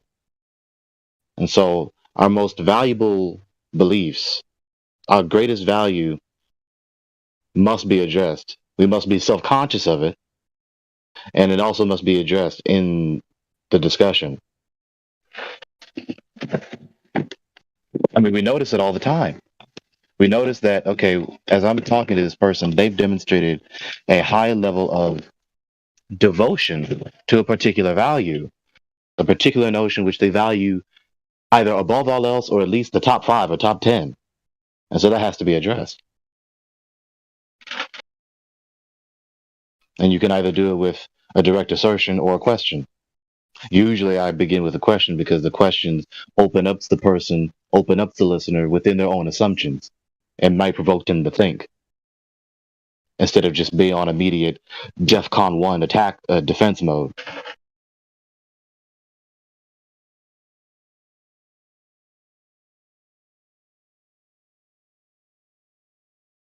This is true. And again, defense mode, we talk about when you trigger them, right? You hit that key question, statement, whatever, and they suddenly start, like they rear up like the king cobra and the teeth come out. Which is necessary very often so as to provoke them to begin the process of scrutiny. Fight or flight. Yep. You trigger the fight or flight and go from there. Hopefully they stay, though. Right. Hopefully they stay in a considerate, critically thinking state of thinking. Open-mindedness. Receivership, if you will. Right. Think about the idea when martial arts students receive their belts. They walk up to their instructor and they receive their belts with their hands up, thumbs pointed outwards, showing that they're receiving something, right? Which is an act of, again, receivership from your teacher, your Jedi, if you will. And then when you receive that belt, you bow, acknowledge the gift that you've received, and then you turn and walk away.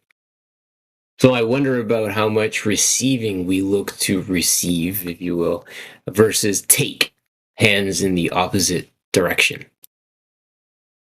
Now, you see how we're on ethics now.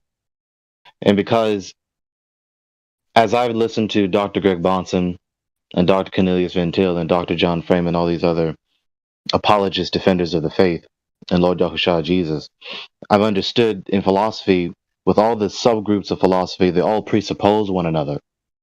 Your metaphysic, your theory of reality, presupposes an epistemology, your theory of knowledge, which presupposes a logic, your theory of how you think, which presupposes an axiology, your values, both your ethics and your aesthetics, more so your ethics.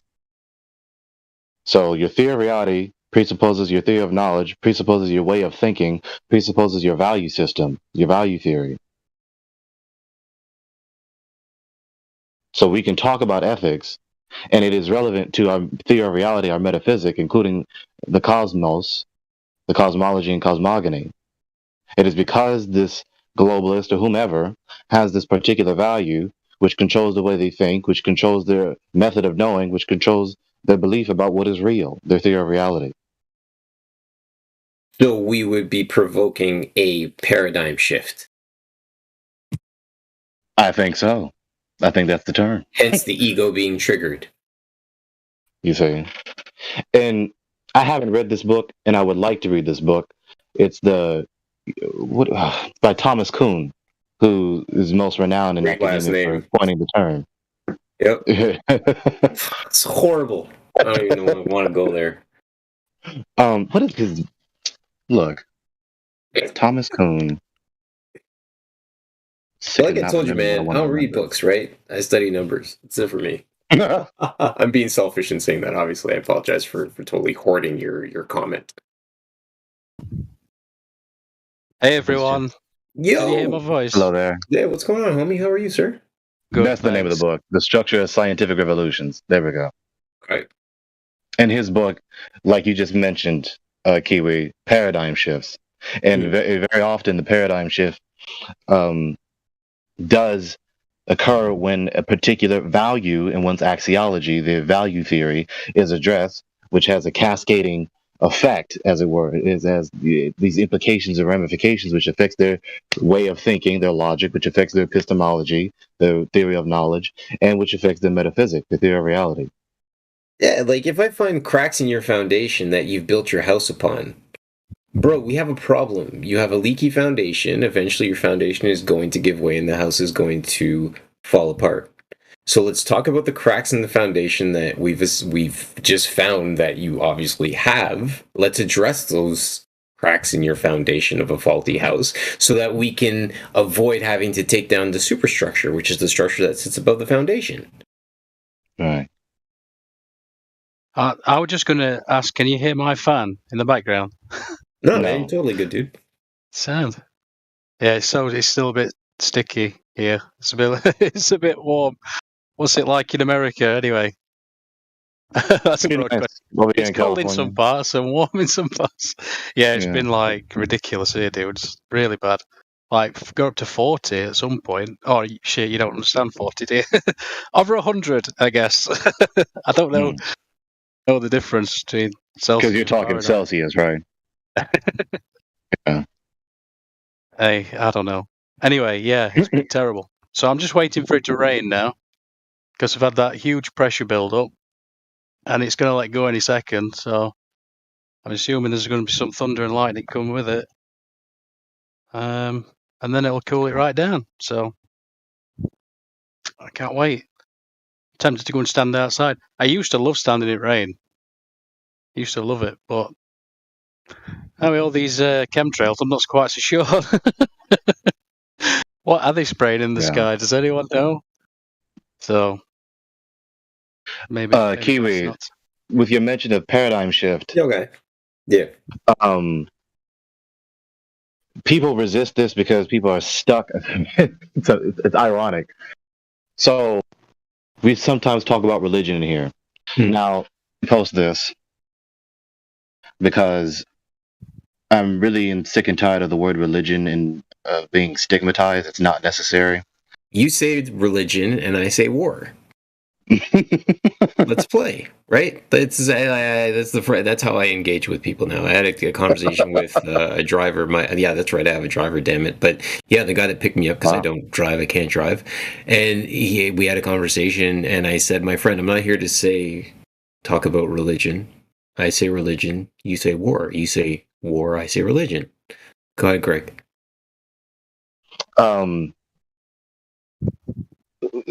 The way I use the term religion after studying a little bit of what religious studies scholars say and comparative religious scholars say, religion really in essence is a supreme value, that which is valued above all else. And it's really evident in the way we use the term, because we don't only use the term in the sense of theism. We use the term when we see someone displaying a unusual or extremely high level of dedication to a particular thing, a person, a thing, a place, an idea, whatever it may be. And so we say you're religiously devoted. We critique the globalists for being religiously devoted to the ACP. You see, it's not necessarily a theistic ideology, is it? But it is an idea that they are valuing above all else, or at least very high in their axiology, the theory of value. And so when the paradigm shift occurs, I dare say almost every time, if not the majority of the time, the paradigm shift occurs when the idol, the religion, the object that is receiving the most religious devotion, right, dedication, is knocked down. And so the whole thing upon which their entire worldview, their entire paradigm, be it a particular paradigm in their belief system or the entirety of their belief system, is then knocked down to the ground because it was founded on that particular value and their axiology. And when you find out that the premise is faulty, everything else falls apart, right? It's we defend what we love. We defend what we protect. What gets me is when you engage. What we value above all else, we protect. With the most, with the most intensity. So, what I love is when you engage with somebody, you're attempting to teach. You within the beginning of the conversation, you've set out the fact that they're willing to accept what you're throwing out there. Then you get to the point of them experiencing cognitive dissonance, where they blow a fuse. One of two things happen, which is what we were talking about earlier, right? Fight or flight. So you're greeted with the raising up of what if, the kid going down the end of the hallway at the end of class, he's pulling out papers desperately from his backpack binder saying, what about this? What about this? What about this? Right? And then you've got the opposite greeting where this person wants to beat you into oblivion, greeted with aggression, right? Then you've got the other potential greeting of the person just withdraws completely. How is the teacher then supposed to proceed if you're still under the idea that you're attempting to teach if the pupil has withdrawn? Well, you could continue speaking, but then you would be talking to what is equivalent to a wall, or you could just cease speaking for the moment and begin again at a later time. If a tree falls in the forest, doesn't make a sound. I wasn't there to catch it. I wasn't there to receive the sound it made. Does it still make a sound? That's my question. No, it doesn't. Because sound implies a pair of ears to hear it. Can a sound occur without you hearing it? I just said sound implies, doesn't it? A pair of ears to hear it, surely. Well, that's a hearing implies that, but can a sound occur without you hearing it? No, the question is, does it make a sound? And the answer is no. Is it? Is that true? I think so, yeah. From I hear. The vibrations would occur, but if there's no being to interpret the vibrations, then there would be no sound by the No, there definition. would be no hearing. But there would be no hearing the sound. Make the vibrations. No, there would be no hearing the sound. Right. There would be no you hearing. hear the sound. The sound is not the same as hearing. Right. That's what I'm saying. There would be no actual sound. No, there would be a sound. You just didn't hear it. There would be vibrations in the air caused by the collapse of the tree. Correct. So that's the question, right? The tree falls, it creates something. And the question is, when that tree hits the ground, what does it create? Because we can only interpret it if we witness it. It creates vibration. It creates, as exactly it. It creates vibration.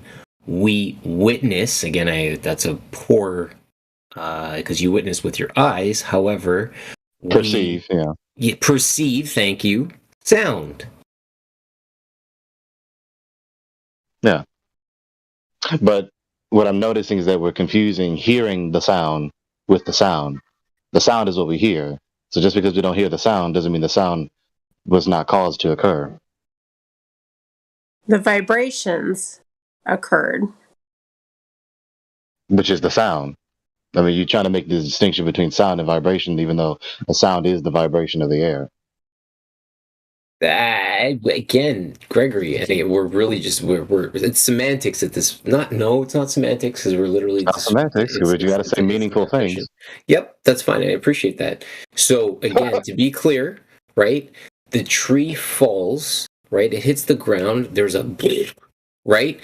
And how it interacts with the ground is, I would also say that is also a vibration, because if I was there and I didn't have the advantage of being able to hear it, but I saw the tree falling, I would feel in the ground, if I was close enough, the vibration that the tree created. Yeah. So we know that there is a sensation that is created by the tree falling. It's just a question of if we can label the idea of the tree falling in the forest as to how we, as you said earlier, perceive the event of the tree falling in the forest, whether it's a vibration that we feel, or we see it with our eyes that the tree's falling, or we hear it with our ears, i.e., and perceive it as the vibration of it falling.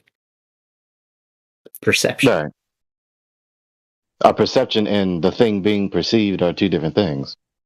So when the tree falls... The first definition for sound says vibrations that travel through the air or another medium and can be heard when they reach a person or animal's ear.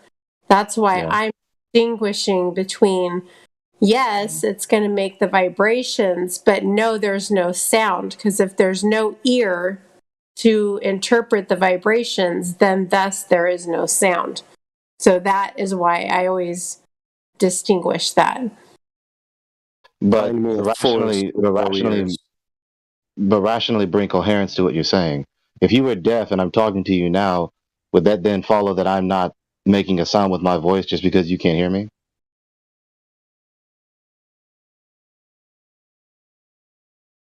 Well, something would have to hear you in order for it to consider being a sound, because when what comes out of our mouth is considered vibrations.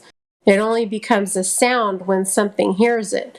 So if there is no ant or bug or bird or anything around to hear it, then technically what's coming out of your mouth is vibrations. But you're hearing it. So actually that kind of doesn't really mean anything, because your ears are hearing the vibrations. So therefore it is making a sound because you have ears and your ears are interpreting your own vibrations. So therefore, that one kind of doesn't really fly, because you have ears and you're not deaf. But if everything was deaf and couldn't hear it, then technically it's just vibrations. And that's also that doesn't follow. So you're trying to I read continue. the definition. It's a legitimate definition. Well, dictionaries are history books; they're not absolute rule books. So when we speak and when we talk about the matter, right, we're talking about a phenomenon and the perception of the phenomenon. So just because you don't perceive the phenomenon doesn't mean the phenomenon didn't occur, nor does it mean that the phenomenon isn't what it is. Right. I'm just saying that it's vibrations. Everything is vibrations. Even what we see is a series of vibrations. Everything is vibration. If there's no vibrational interpreting being, or like an ear or an eye to interpret the vibrations, then it's just vibrations. But that's a split-hair distinction. The vibration is a sound.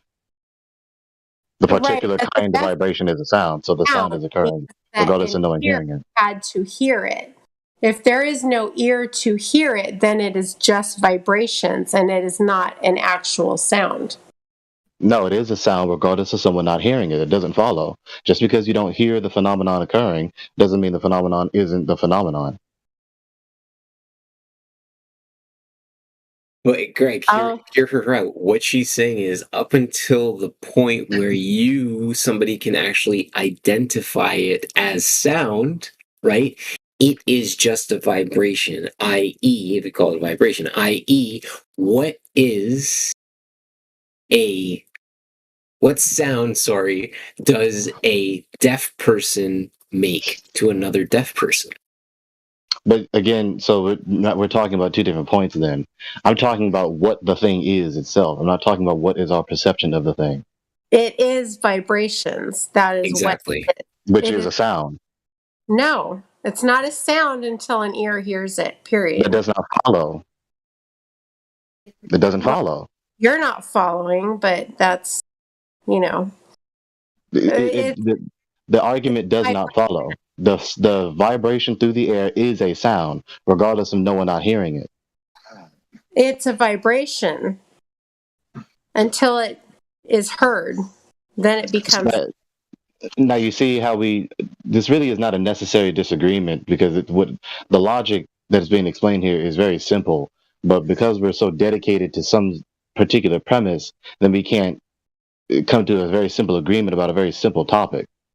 I mean, does it really follow that if you can't hear the sound, therefore the sound is not a sound? Yeah. Because you read that definition. The definition of it, making it a sound, is what makes it a sound. She's right. The vibration, it's a vibration. Until it hits an ear, then let's keep going down this rabbit hole. Labeled a sound. Yeah, well, we're already here, so. Well, you could easily not be, is all I'm saying. Yeah, we could probably move on. Yeah, you got two options: move on, or I get involved. Then you're really going down. Please get involved, AI. I saw you go off mute. I slap your hand. Say it, AI. Come on, input. I'd love to hear it. You've been silent too long. Let me hear your voice.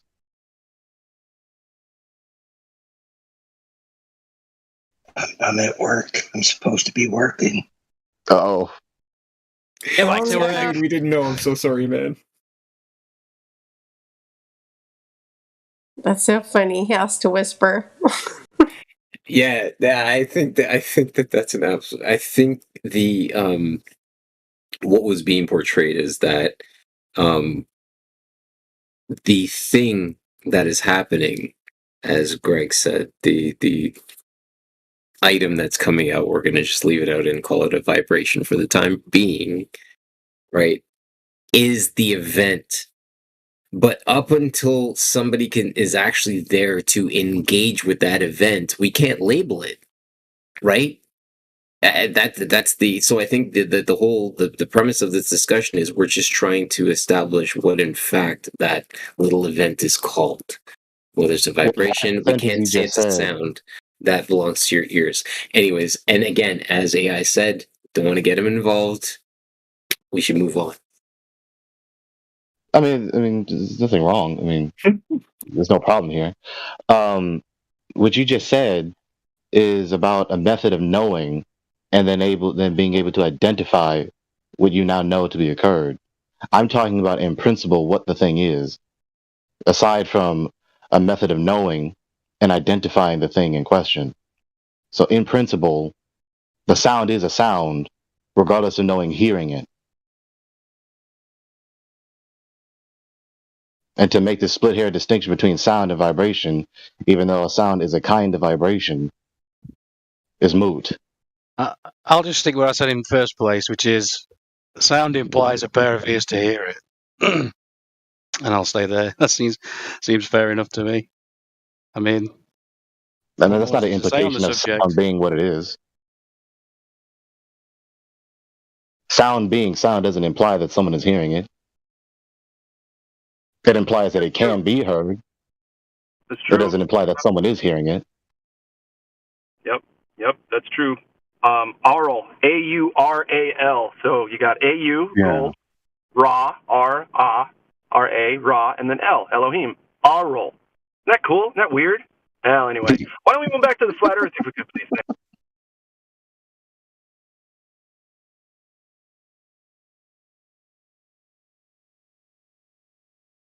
Yeah, or at the very least, a conversation that isn't a dead-end conversation. Okay, well then y'all suggest something. Sound wave. Hold on. Sound waves can only propagate over a flat stationary plane. Radio waves, all kinds of shit that you use to hear stuff can only happen. Sonar underwater. Okay? What are we talking about? It can only happen on a flat plane. Thank you. But the flat Earth is a dead-end conversation because containment. Get it? I didn't really get that one because you kind of muffled. Nice try. It was a dead end. You can't walk forever in one direction. You can't travel forever in one direction. Eventually, you'll come to a dead end. Yeah, that's one of my favourites. That you'll come back on yourself. You absolutely will. Like Pac-Man.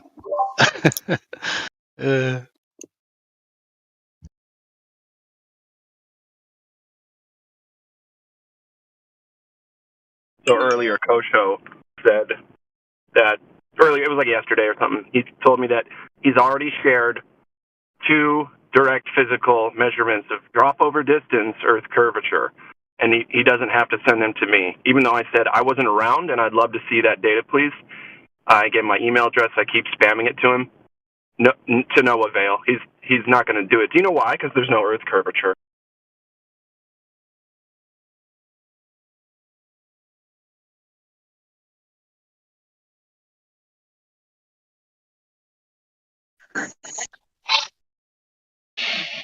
Hey, y'all bless you all. Thank you for the chat. Maybe it's because his measurement is too complicated for you, Glassglobe, and you won't get it. So. Gregory, have a good rest of your day, brother. Have a good day. Shalom. Always a pleasure, Gregory, my guy. Be well. We're never smart enough to understand the math. Yeah, you're not smart enough. That's so weird. It's like, wait a second. Do you have Why to would you use math? discount yourself and say that? So how does the ISS move 17,000 miles per hour, keep up with the Earth moving 67,000 miles per hour around the sun? It doesn't. Hold on, that's sky stuff. That's sky stuff. Listen, when you go outside, maybe I can talk about it for a second. The sun, if you go outside and use your eyes to see the sun, why would you complicate that process with fucking mathematics? What are you doing? What's going on, that's guys? Good question. That's good question, Sean. I'm always asking that question because that's speed. That's number, given numbers. You know, let's check it if that numbers are real or not. Now, how something what is moving 3 times less speed catching to that thing, because in 1 hour it's something like 66 minus 17,000. It's like a 50,000 miles only 1 hour. It's far away. That's a bunch of numbers with a bunch of sixes in there. That's by design. That's just to laugh at us guys, really and truly. Like, if this world works with 3 6s and 9s, they know it, and they're just fucking with us, being like, "Oh, it spins at 6.6564." But anyway, what I was going to say is about Foucault's pendulum, right? Let's talk about movement for 5 seconds. I'll destroy it. So, Earth movement, right? Foucault's pendulum. Okay, that's fine. 2 things. Foucault's has a bunch of different gears and stoppers and magnets to keep it going once you've started it yourself. It's almost just like a clock, okay? So it runs on its own regardless of what the Earth is doing. Also, it's attached to the thing that you're trying to detect movement upon. Do you understand? You cannot do that. You have to be on a separate reference frame to get the speed of the thing you're trying to get the speed of, okay? And I'll leave it here lastly. You know how they do construction all the time, everywhere? And you got pendulums, big swinging cranes and the balls hanging down, right? Tons of them all over the place. Why the fuck aren't those moving? Thanks.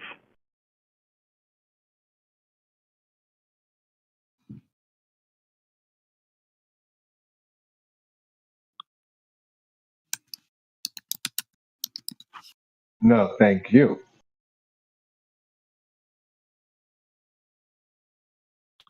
Another question is, do you have 2 Earths, one that's spinning and one that's not, to demonstrate that the pendulum is doing whatever it's doing because the Earth is spinning?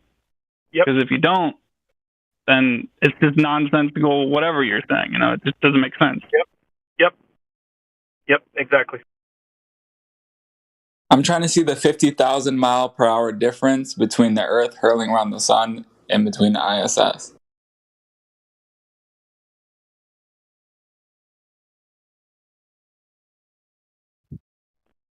Well, it's just real good engineering, and right, it's absurd. And some bendy warpy space time. Chugga chugga. Sasha, are you there? Give me all the physics people who tell us that we can't understand the math, and then have them explain to me how 17,000 miles per hour equals 67,000 miles per hour.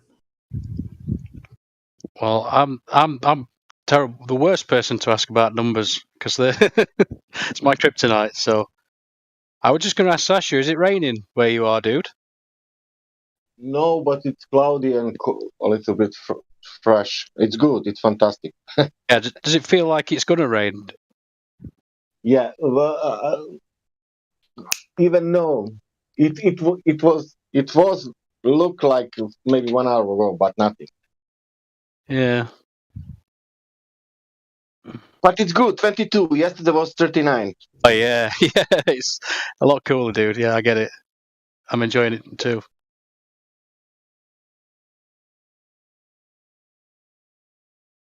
And logic is this: if stars are moving, you cannot be stationary even in any case. How? Yeah. I mean, I'm also asking how. Because they're watching the sky and say, look, the stars are moving, that means we are moving. That means that if stars are moving, we must move. We cannot be stationary if stars are moving. That's the logic. Well, if I want to keep begging the question with them, as we're doing, that entertain the idea of Earth moving, I'll put it to you like this way: if I'm sitting in a car and then I look to my left and I see a car moving past me, does that also mean I'm moving? Am I the one moving, or is that other car the one driving? I'm parked. Okay, I'm parked. And then I see a car go by. Right? It's the one driving. So do I automatically assume, oh, fuck, no, I'm the one spinning and moving. I'm the one with the car driving, even though it's stationary. Does that make sense? I really hope that we can get past this, fake Globers. By the way, I've got a new attitude about this. At this point, it's so obvious Earth's flat, stationary, and enclosed that I don't believe you if you come and defend I do not believe you if you defend the globe. I don't care what you say, and it's flimsy at best anyway. I don't care. I don't believe it anymore. Nope. Yeah. You're not stupid Sean, enough to think it's a sphere. You're not. Sorry. So Glover will tell you something like this. You use the car, and car is something small, you know, and then you see the movements, and Earth is big, you know, big, and then you cannot compare that to things. That is big scale. On the big scale, we are rotating, but we cannot check that. We cannot, Yeah, but I hate that. Everything. Sorry, go on. Sorry, hold on. Everything that you can't check for yourself, they made up a story about. Genius. Go ahead. I hate the plane analogy they use, where they're like, "Well, you can't feel movement on a plane." Well, you fucking can. Sorry, but you can. When it's taking off and landing, and this Earth's supposed to be moving 11 different vectors, speeding up and slowing down. By the way, Dude, hello. Yeah, listen. I was going one vector in a plane. I've been in shitloads of planes, helicopters, what have you. Okay, and I've always known that I was fucking moving. You feel me? My body always told me, "Hey, you're not really standing still just yet. Not really." If I always know. I always fucking know. Down to the. It's like, oh well, and if you're in a car, if you just get used to it, it's like, you get used to it because your body adjusts for its environment. Okay, doesn't mean that you you feel it take off and landing. Well, you shouldn't really be feeling it at all, should you? If it's just moving, stopping and starting, just like you say the Earth is doing, by the way, because you can't have momentum in all different directions. It would have to be constant momentum, constant acceleration. You don't understand that it can't just be perfect so well. It can't even move in one direction and not feel like it's moving, let alone however many. I'll give you 3 or 4. It's probably more than that. Get the fuck out of here with that. We're not moving. It's over. Show me curvature or just disappear. Yeah, Sean, enough giving example of an aeroplane. No, let's give all aeroplanes now, in this moment, in the air. That means 1 million of direction, like a gas, And now what we will do? Where is rotating? What is going on? Yeah. I'll tell you what. Try to walk around in an airplane. Try to walk around in an airplane fuselage, okay? And tell me you're not moving. Thanks.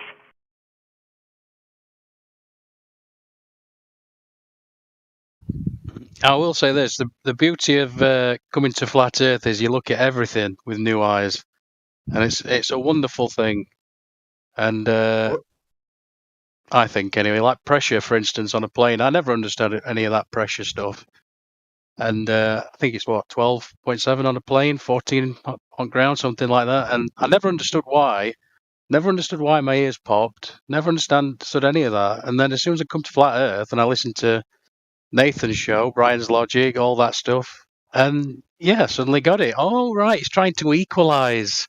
I never even thought about it that much. Yeah. So And how much they equalize now in space? Yeah, well, I can't even imagine that. They need to have something 10 to minus 16 torr inside of, or whatever, inside of. And we see the power of pressure. It's ridiculous.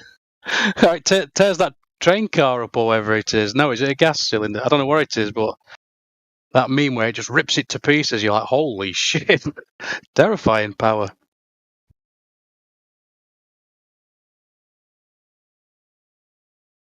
And then you have, they are saying that some instrument are counting on aeroplane for the curvature. Okay. That means that instrument are counting on that, but doesn't move physically the airplane. The airplane is still flying straight. The instrument account on curvature, but airplane physically does not do anything. How is that possible? I loved your comment the other day, Sasha, about, was it you? I think it was, who said fish. When a fish dies, why does it go to the bottom? Why does it go to the top? I love that. Wow.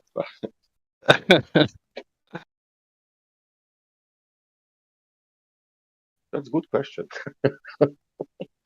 That made me laugh. Yeah, go and look at the lunar lander. Go and look at it. Think about them pressures that are on that thing. It's just It's hilarious. Now look at this. How and what we use globe for our life in any job, anything. Where we account on globe for anything, and where we account for the plane.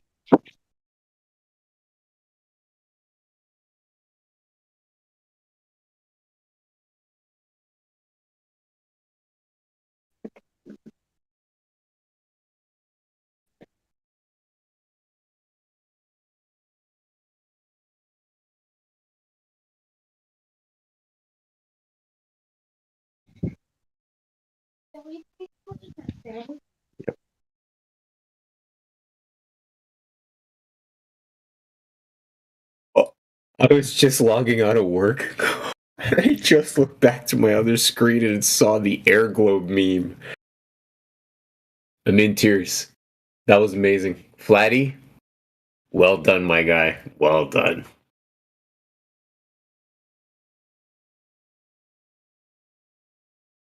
On that screen, I've got to change it now. Shit, I'm going to see this. Where is it? Ah, that is good. It's not my creation. It's just something I copied. Oh, it looks like from the movie Aeroplane. Remember that old movie?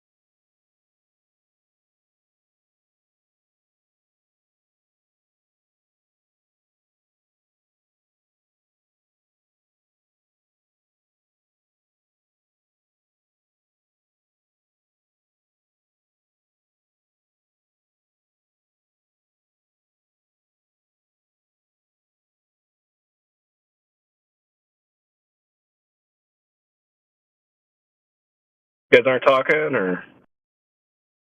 Sorry, I was thinking about Aeroplane because of the memes and. Oh, sure. Fucking airplane. You know what I like also about airplanes is they try to fuck with us by calling it an artificial horizon that your instruments find. But hold on a sec. There's a horizon out there for real that it lines up with. So it's not artificial, idiots. It's the horizon. You know what you call it? You call it the horizon instrument or horizon match or what the fuck ever, but artificial doesn't make sense. There's no such thing as the artificial horizon. It's right out there for you to view. That I think it makes sense to call it an artificial horizon. It is horizontal, and it doesn't always stay lined up with the horizon. It's just. But it's anyway. Wait a second. Does artificial horizon always? You dare defend globe logic in here, sir? The artificial horizon is just a depiction of the real horizon, you know. That's why I just call it artificial, because it's just actually the real horizon, but like in a smaller scale, as within the properties of the instrument that you're using.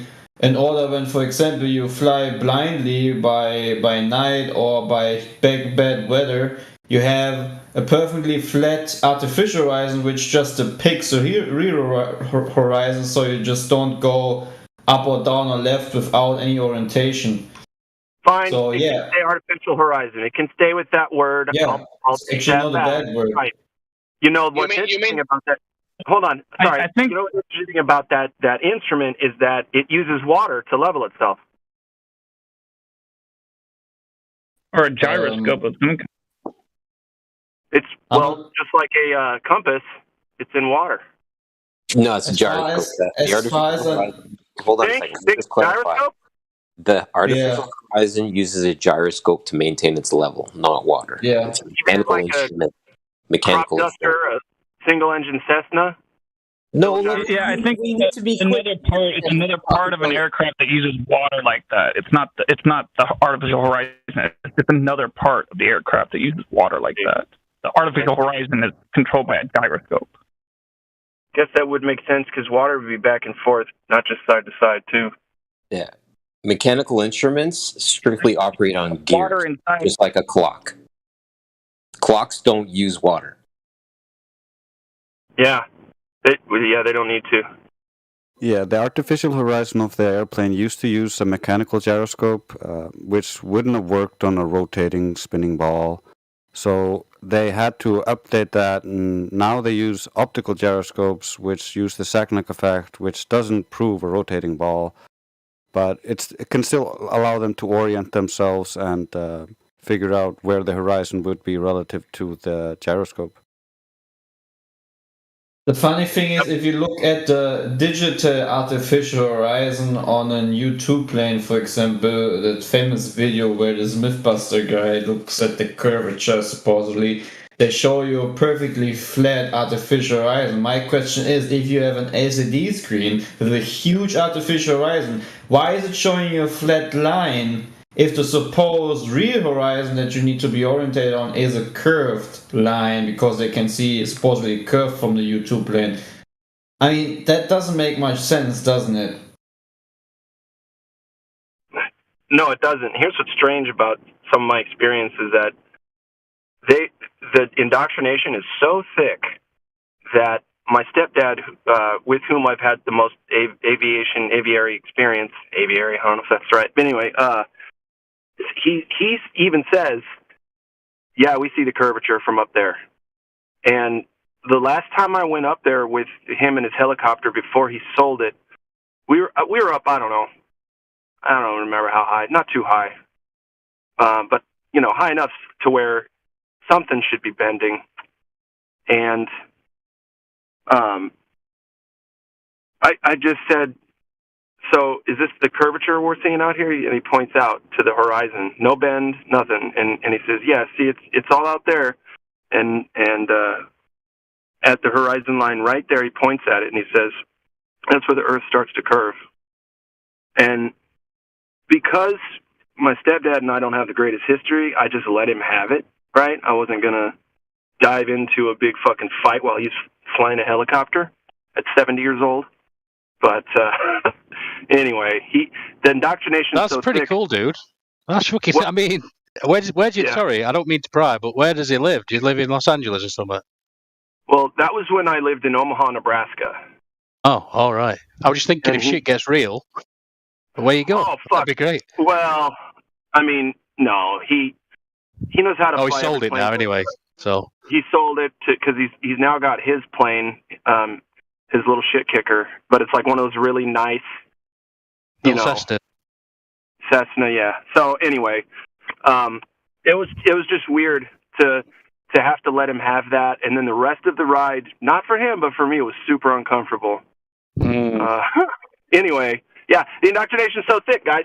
That's what I'm saying. I could be up with a pilot pretty high, and he'll say, there's the curvature, and I don't get it, because there's none to be seen at the very least, let alone measured against the globe math. Okay, I'll shut up. You should say to him, subjective. It's a subjective opinion. Just looking out, and then saying, "Oh, I see the curvature," and then you look out, and you say, "Oh, I don't see any curvature." See, at that point, it's just a subjective opinion, nothing more. Let me tell you how much of a narcissist he is. That would have pissed him off. Yeah, don't piss off a pilot. Right. It would have started a fight, and he would have been, I said it, 70 years old. He anyway. Neither here nor there.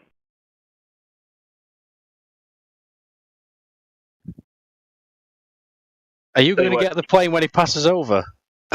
Sorry. No, I don't know how to fly. His son might. He taught his son how to fly. That'd be so cool, dude. I mean, Jesus, how much them things run you these days? I can't even imagine. 100 grand?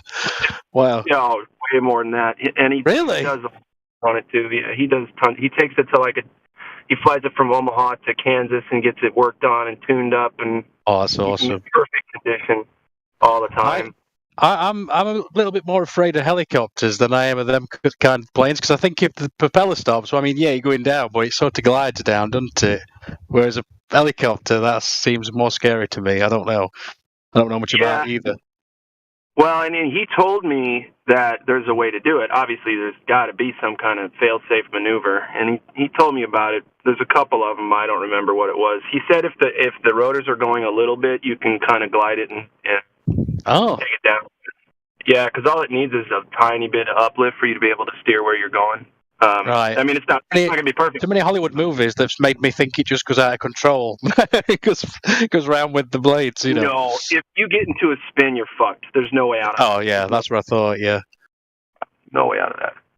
But what was I going to say? Oh, if anybody gets the chance to get up in a glider, what they do is they tie a glider. It's an engineless plane. Oh, yeah, I've seen them, yeah. That's awesome. Yeah. It's the greatest fucking experience. It's almost silent up there, and it's literally gliding with the thermal, and then you eventually land it. Super hard to land, I guess, but anyway, what you do is, for those who are trying to imagine what it is, you take just a regular crop duster plane, Cessna single engine. You tie it with a rope, not with a chain, but a rope. The nose of the glider to the end of that plane, and then the plane. It's just like when you're pulling another car behind your RV, right? You just two go into the air, and then you let go of the rope and the plane with a button, and then you're just gliding your way down and gliding your way home. And what they try to do, and like I said, it's almost silent. It's so, especially the higher up you are and the better weather, you feel like a bird, kind of like you're in a thing, but the view is incredible because it doesn't have to be all sealed. It doesn't have to be all like tons of machinery to keep you sealed in there. It's just a two-seater at most. It's like a fighter jet fuselage, but it's the coolest fucking experience. Like being up that high with no mechanics, no nothing. You're just free gliding. It's amazing. Amazing. So how high is that then? About 10,000 feet or something like that? Yeah, it's like they take us up to like skydiving height or something, and then you just glide all the way down. I don't know if it's too high or not, because it's not built to be, I don't even think it's built to be above 25,000. It's not one of those, specifically because it's not built to land and take off and all that shit. Well, it's built to land, but... Am I making this up in my head, or do they, like when it lays down, do they lay it down on one side? Or is that a different plane? I think they do. The wings are massive, aren't they? Really long. Yeah, really long wings, right. The wingspan is, you got to have that too. It's a smoother ride the longer the wings are, and a longer ride too. Yeah, I know very little about aviation. You're in free fall, and number one, it doesn't feel like it. It doesn't feel out of control, right? It feels normal. And you're also, every minute you're dipping a couple 100 feet, tops. Okay? So it's a long, nice ride all the way down. It's cool. Yeah, I was just thinking every summer, although I've not seen it this year, they usually have a thing near a field near where I live where it's like they have like all the bombers and the old Spitfires and shit, and they come over my house so low. I don't know how high they are, but you feel like you could almost touch them, and it's so loud. I can't even imagine what it must have been like in wartime. Watching a dogfight. Oh my god, it must have been terrifying. You got those old Top Guns up there showing off. Fun. Them Merlin engines are pretty impressive. Oh, the Spitfire is one of my favorites. Yeah. I always watch Jay Leno. He's got a couple. He's got one that there's one episode where he just starts it up and he stands in front on it and it's almost blowing him over. It's just attached to like so he can control it, kind of, like a board. And he doesn't take it up. No one takes it up. Oh no, it's just an engine. It's just the engine and the propeller. It's nothing else. But yeah, because he's obsessed with engines. So anyway, we got off of Flat Earth again. Sorry. Well, yeah, we did. And I'll tell you, what I can say is, from all of my vantages, I've been up in the Concorde, 60 grand. You are? Sorry? Say that again, Sean. You've been up in Concorde? Yes, I went to the Concorde. 1990, I think it was 2000. France, That's England. like 50,000 feet, isn't it? 50 or 60 or whatever. I don't know. They say it gets up to 60. I doubt we were cruising at 60 the whole time, but yeah. So it was fast and whatever, but even in that, right, I knew I was moving. We were up higher and going faster, so it should be even less, right? I feel it even less. Bullshit. So your parents are loaded, is what I'm learning from this conversation. Well, yeah, stepdad. I don't live with him anymore. I don't live anywhere near him, so if anybody wants to come after me, you're not going to get much money. But he's the cash, and he has a lot of toys. It's been really beneficial. It's very nice. That sounds awesome. Yeah, because James May did this. The guy who used to be on Top Gear. He did this one where he went up in one of them bombers that goes up at the same height, and he had to do all this training and whatnot. And then they go up to, I think 60. I don't know. I think it was 60,000 feet. Yeah. And he's going. Yep, there's curvature. Look, there's the curvature. And I'm thinking, yeah, but that's not the glass. It's terrible. Yeah. That, I guess, to bring it kind of back to the flat Earth and the indoctrination of the globe is, like I said, my stepdad's a smart guy. He doesn't actually believe a lot of bullshit. He's a lawyer. He can't bullshit a bullshitter. Oh my God! Fucking. So. Oh Jesus. Yeah, and so, but then you go up in reality, and the motherfucker can't use his senses to see the thing that's out there. It's unreal. I can't believe I get really mad about it. I've got a hot head. I can't stand it. I love people, right? And to see someone acting so stupid as to say, there's the Earth curvature, that's why it's a straight line. What if he's a Freemason and he's just sort of playing games? I would know if he's a Freemason. He's not. He turned down the offer a few times. Right. The thing is, if he's a lawyer, any lawyer, anybody will tell you, if you go into that video that I posted here, I can't remember the guy's name now, but he said, like, when you go into an American court, you're literally walking into a Masonic lodge. So I mean, yes and no. I've talked to my stepdad about that at length, and he's been offered and not threatened, but offered very strongly, right? Certain things that he might want to do, and he's somehow just not had to dig his hands into that shit. And I know Bruce. He's the kind of guy who wouldn't be able to hide that from people. Oh, okay. I bet if he did, maybe if he did, he would know that the Earth is flat. Because then those assholes would tell him. Oh, yeah, that's another one. Yeah, no, Bruce doesn't have a lot of secrets. That was my point. Yeah, and that's the thing. Like, that's how he's been so successful too. Is he hasn't had to lie about a ton of shit his whole life. He's a lawyer, but he was like a lawyer for actually CEO of ConAgra Foods, right? For a while, and that's just a food company. Food distribution, manufacturing, this kind of thing. So it wasn't like he was a criminal. Well, yeah, fine. What's he going to do about that? The plot thickens. Oh dear. Anyway, if he's a lawyer, I got something you should tell him. You should ask him. Hey, so if you're a lawyer, do you think you can prove in a court of law that the Earth is a planet spinning in the vacuum of space? Well, he would say, Sean, we do live on the globe, but in the court, not what you know, it's what you can prove. Exactly. So you should, if he says that to you, you should be like, yeah, okay, so can you prove it to be a spinning ball in the vacuum of space? Like, oh, well then, all right.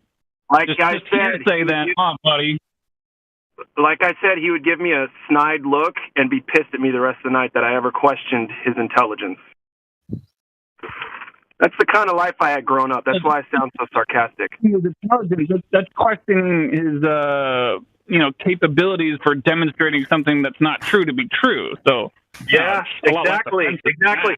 You don't tell a narcissistic lawyer who's gotten everything they ever wanted and worked for that they don't know something. You feel me? Yeah, and No, but I mean, like people wouldn't normally think it to be offensive if you asked them to prove unicorns to be true, and then they're like, "Oh, I can't prove unicorns to be true." Gosh, I feel offended about that. Like, no, people. I mean, but I guess people think it to be It's normalized, so I guess it would offend them. Totally. Yeah. He's a special case. Anyway, Right, Your Honor, I yield the floor. I am now occupied. I love you guys. Thanks for putting up. But Glatt, as what you're saying is you attempted to touch this person, so to speak, so he would have some form of a paradigm shift, as we were discussing it earlier, right? So that he could change his view of the world, right? Have maybe an eye-opening experience. But we already knew, and you're stating that he would have greeted that with complete blockage. Disdain for even bringing up the topic. No, I think You're that we the all conversation. I like that. all handle. Because We all handle it. Sorry, go on. No, but I mean, imagine you're engaged within the art of conversation or battle of conversation, however you want to state it, keeping your weapon sharp, i.e., your tongue sharp, and you realize that in hindsight you're engaging with somebody that refuses to see what you're attempting. They're closed. They're not willing to receive. So it's like at that point, do you respectfully disengage and be uncomfortable? You concede, or do you continually bang your head against the wall, trying to get through to them? Which is, It depends on who said. Yeah. It depends on your audience. You have to know your audience. Bruce doesn't want to talk about shit like that, and so I don't. I don't even try because I also have respect for the person. They don't want to talk about it, then we're not going to fucking talk about it. The thing though is he's a success. Yeah. In this asylum, he is a success, and so that what he's talking about here is ripping that away. He's never going to do that in a million years. He won't and even you can't come near blame it. him. Don't blame him. Not really. No, his parents were shit too, so I get it. Anyway, you guys, I gotta go. I love you. I'll talk to you later. See you, Sean. Be well, man.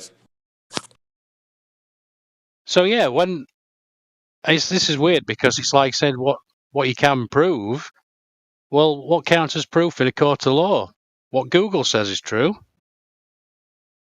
I mean, that's a weird one because we talk about science here, thanks to QE, I have a pretty good understanding of or foundation of what science is now.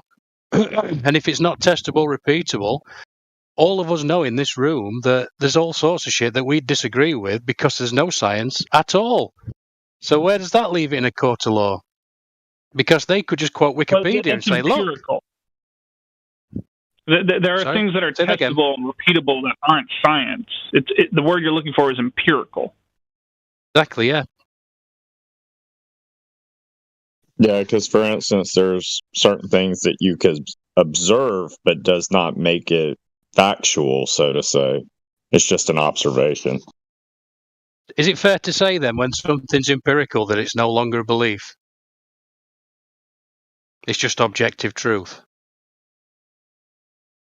Well, there's objective reality and there's subjective reality. So Glatt flying in the airplane in the Cessna with his stepfather, that's objective reality. And both of them looking out the front of the aircraft at the horizon, and his stepfather saying, I see the curvature of the Earth, and Glatt saying, I see a flat Earth. That's subjective reality. Until they land the aircraft, directly measure the Earth, and find it to be flat or curved, when they directly measure it, that would be objective reality. To the best of my knowledge, it would measure flat. That's a good example. Great point. Lights. Great point.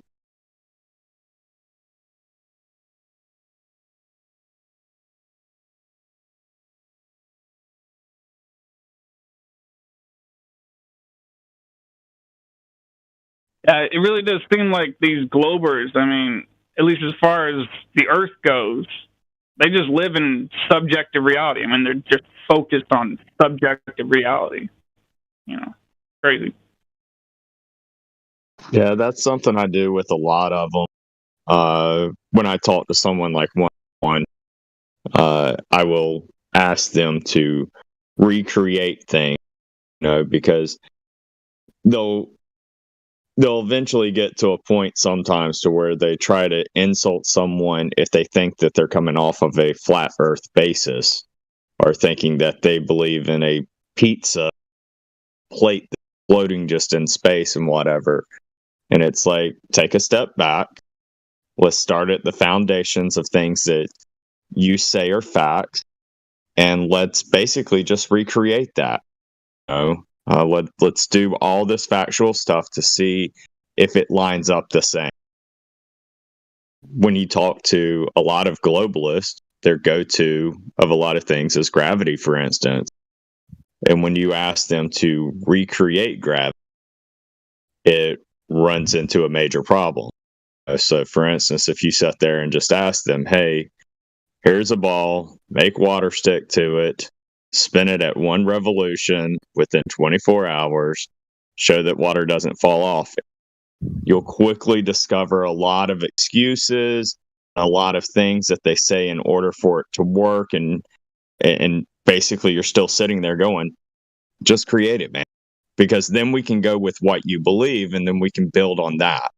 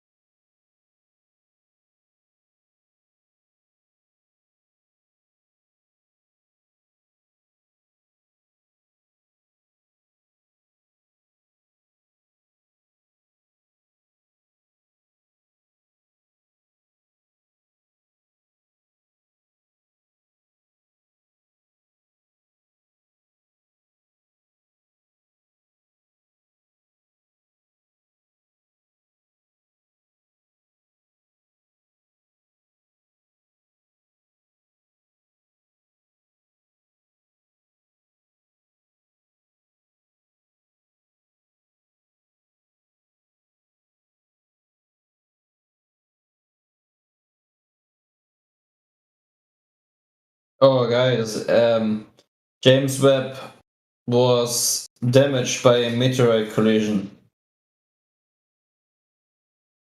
Oh, you're joking. Is that 10 billion down drain? 8.4 billion pounds. Only? Oh, bargain. I'll take 2. Hey, but if the meteor, if the meteor hit, if the meteor hit it, that means it saved the Earth from the meteor hitting the Earth. Right, so right. Maybe we've been saved by the satellite. So John, real quick, I just want to say on that, what you're about to talk about, Clay. John did an amazing unpack last night regarding the pictures presented. So he's here. I would love to hear you guys chat about this. Looking forward to this. Thanks, Kiwi.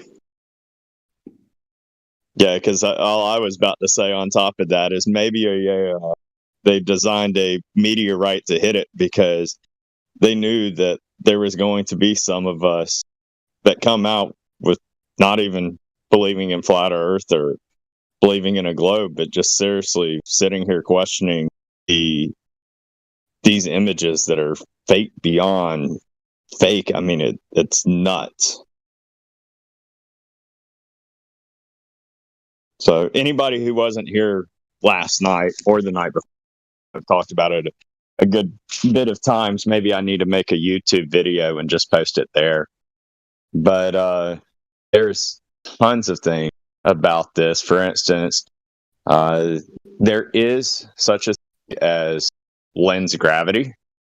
However, when lens gravity takes place, it will warp on both sides. So as a object passes through it, it will warp on both sides. However, when you look at the James Webb telescope, at the first image that it produced, that they say is 26 billion light year away, I'm sorry, 26 million.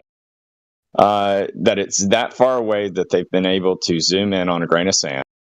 That when you looked at all of the things, about 20 of the objects, or 20% of the objects, when you look at them, they are all warped in one direction of a spiral. And that is a problem to me simply because of how lens gravity actually works, is as an object passes through, it warps. So as it gets close, you will see a convex, and as it proceeds to go on through it, it turns to a concave. So that's problem number one. Problem number two is they've said that this thing is going 1,700 miles per hour.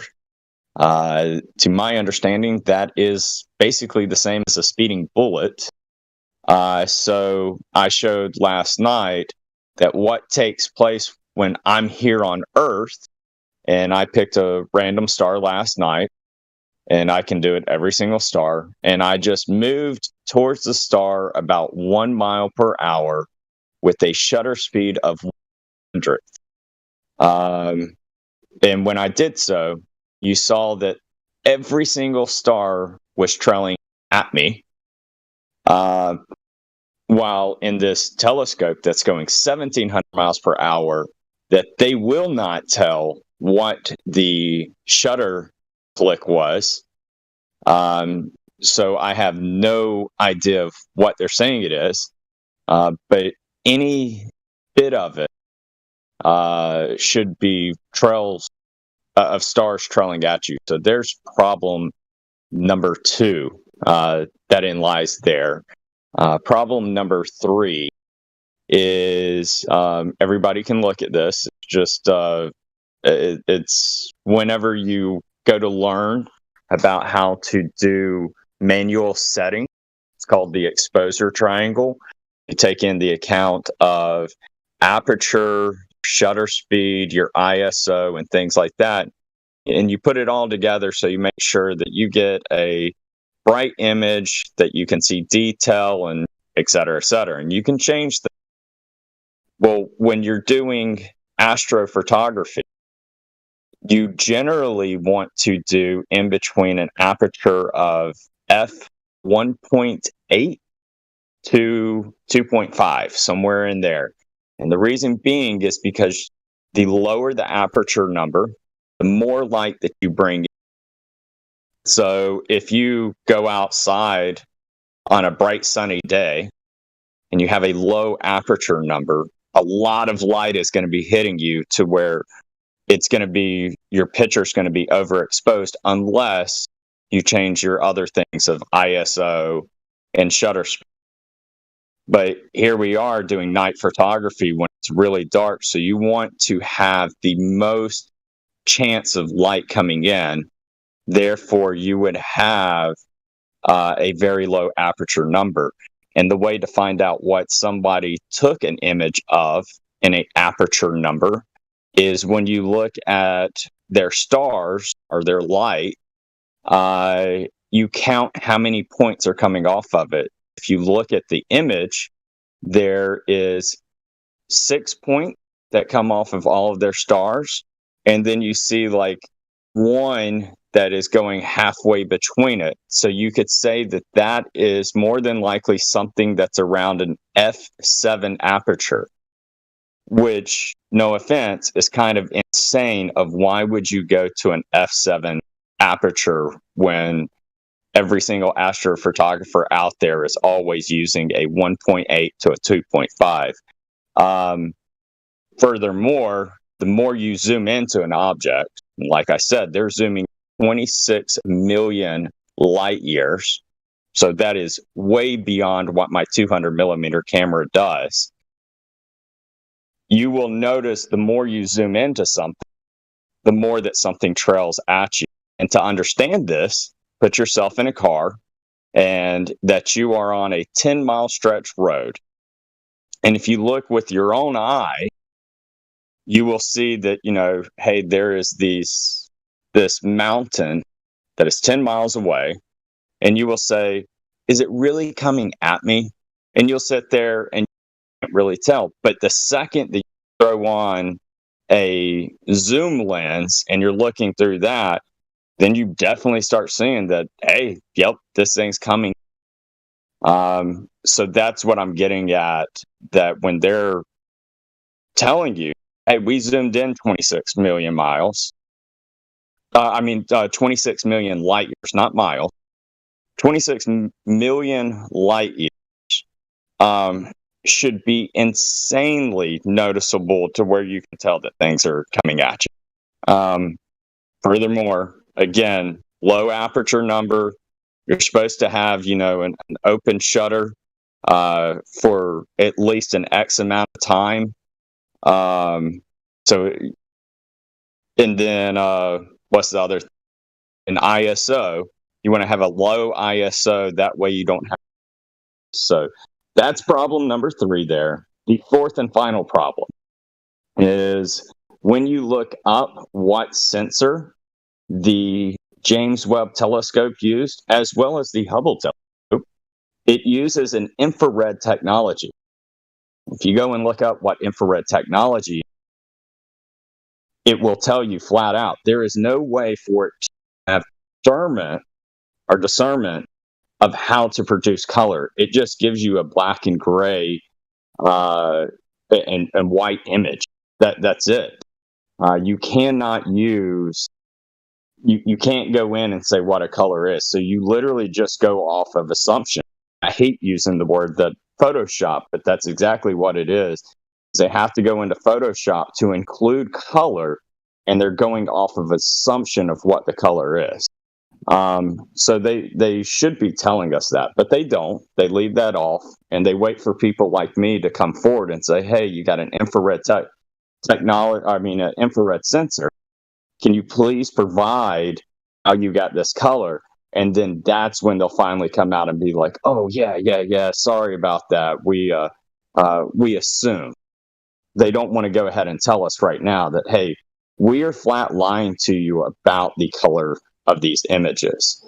Now, a lot of people will sit here and ask me, hey, what about my film photography that I did, 50 years ago back in the 1970s with film cameras that, if you look at a film camera, that is a yellow. It literally has a filter inside of it. Therefore, when you go to produce the image, you go with one area of something that you can say the color is, and the rest, literally, I hate saying the word magic, but the rest literally pops up. So you sit here and say, hey, this woman, you look for a very common color in it. So you say, hey, I knew that this woman had a red dress on, and once you pick that she had a red dress on, the rest literally shows up to what her skin tone was, what her hair color was, whatever objects were. It literally fills it in within a snap of the fingers. However, with an infrared sensor, you literally say, okay, well, I seen that this part was red, but it doesn't go and say that, okay, well, now we've agreed that this part is red, but it doesn't have the technology to say what the rest of the tones of colors of certain areas that are. So you literally have to just continue to pick all the different tones and say what you are saying the color is. So, yes. Okay, so wait. Stop. Hold on. Okay, so where I was looking to bring in earlier when I gave you the segue, I didn't realize that you were gonna snatch the mic and just drop in. I'm like, bro, hold on a second here. We need to course this horse a little bit. Course this bitch. Okay. So Clay was bringing up an amazing point about what happened with the Webb telescope. Okay, that's where I want you guys to to play ball about this whole idea of the Webb telescope and what's happening in the sky. I don't need to talk about the woman in the red dress right now. We're not there. Okay, Clay, please go forward with this point regarding the Webb telescope that you're making, and I would like you, John, to respectfully. Wait. Are you trying to moderate the conversation some way? Because this guy was presenting his work, and I don't think he was done. And just because you don't like the work that he was doing, That doesn't mean that you have to moderate the room and say where we should go. That is a very fair statement. I apologize. Hey, let me just be fair, because I'm not upset with what Kiwi said. Because I do get them, like, hey, I took the mic and I ran with it. The only reason why I did is But because I was listening. I was listening to you and trying to get exactly what you're saying, and I wanted to get to the conclusion, to your objective conclusion of whatever word you're putting out there. Yeah, appreciate it. Yeah, all I wanted to do was give him reasoning of what I have a problem with the James Webb Telescope. And then that gives, like, hey, here's the backstory. And now when someone presents a question, I don't have to go with trying to explain, point 3 of what I had. Everybody knows what all my cards are laid open. So now when someone asks me a question, we don't have to go into a backstory. So thank you for listening. Hope I didn't offend anybody with, taking the mic for that moment. But yeah, feel free to ask questions. I am pretty good at this stuff. All right. So before we go into the meteor hitting the satellite in Narnia, before we go there, the result product that we got from NASA, whatever, from the telescope, right? The imagery that they gave us. What is your conclusion about that image? What is this? What is it? What exactly it is, I have no idea. What I have a problem with is that I have 4 problems. What I say is a fake.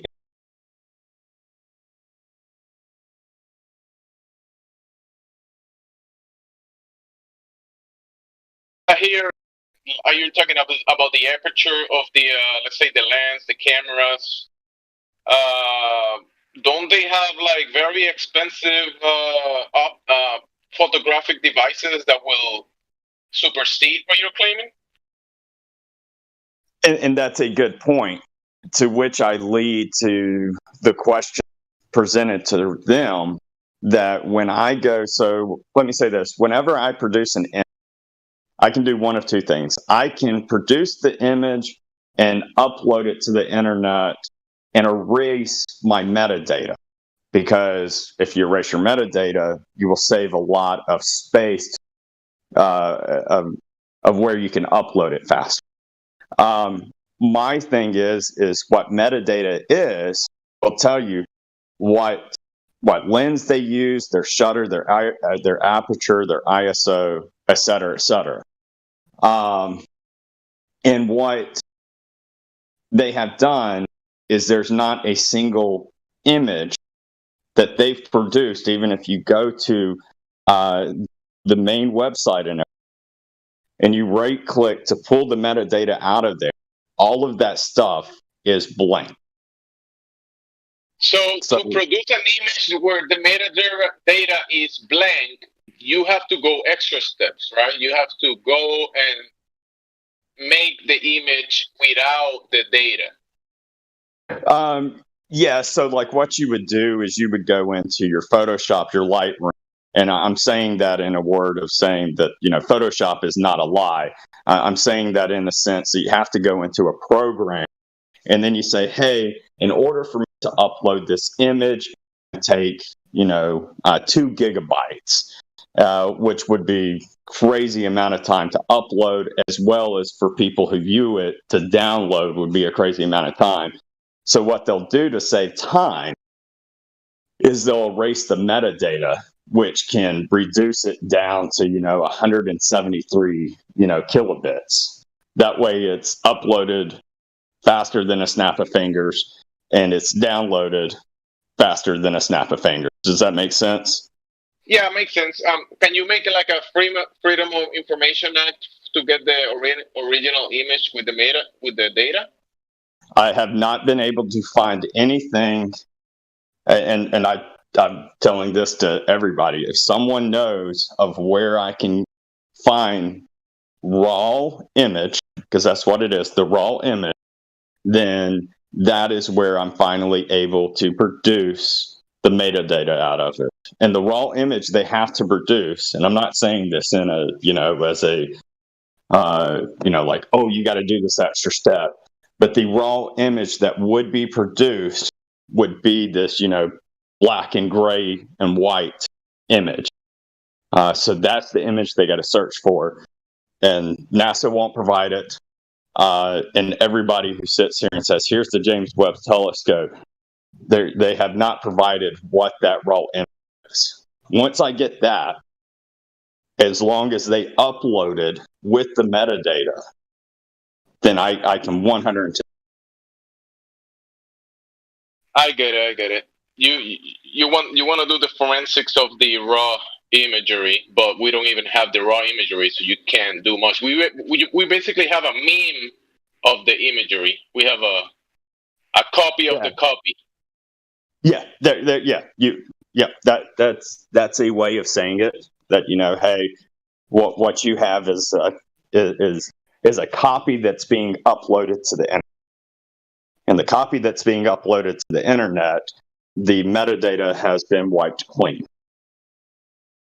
We basically have a screenshot of the original data. So if I screenshot right now this whatever photograph that I took today of the sky, I take a screenshot of it. It's not gonna have the data that the actual file photograph has. Yes, sir. That is correct. You will not have it because you took a screenshot of it. But if you took a picture yourself and you went to upload it, not on Facebook, because Facebook does erase your metadata on purpose, and the reason being is because they have I forget what it's called, but it's all their amount of storage. They only have X amount. So if people were just uploading 2 gigabyte images left and right, Facebook would shut down within a matter of seconds.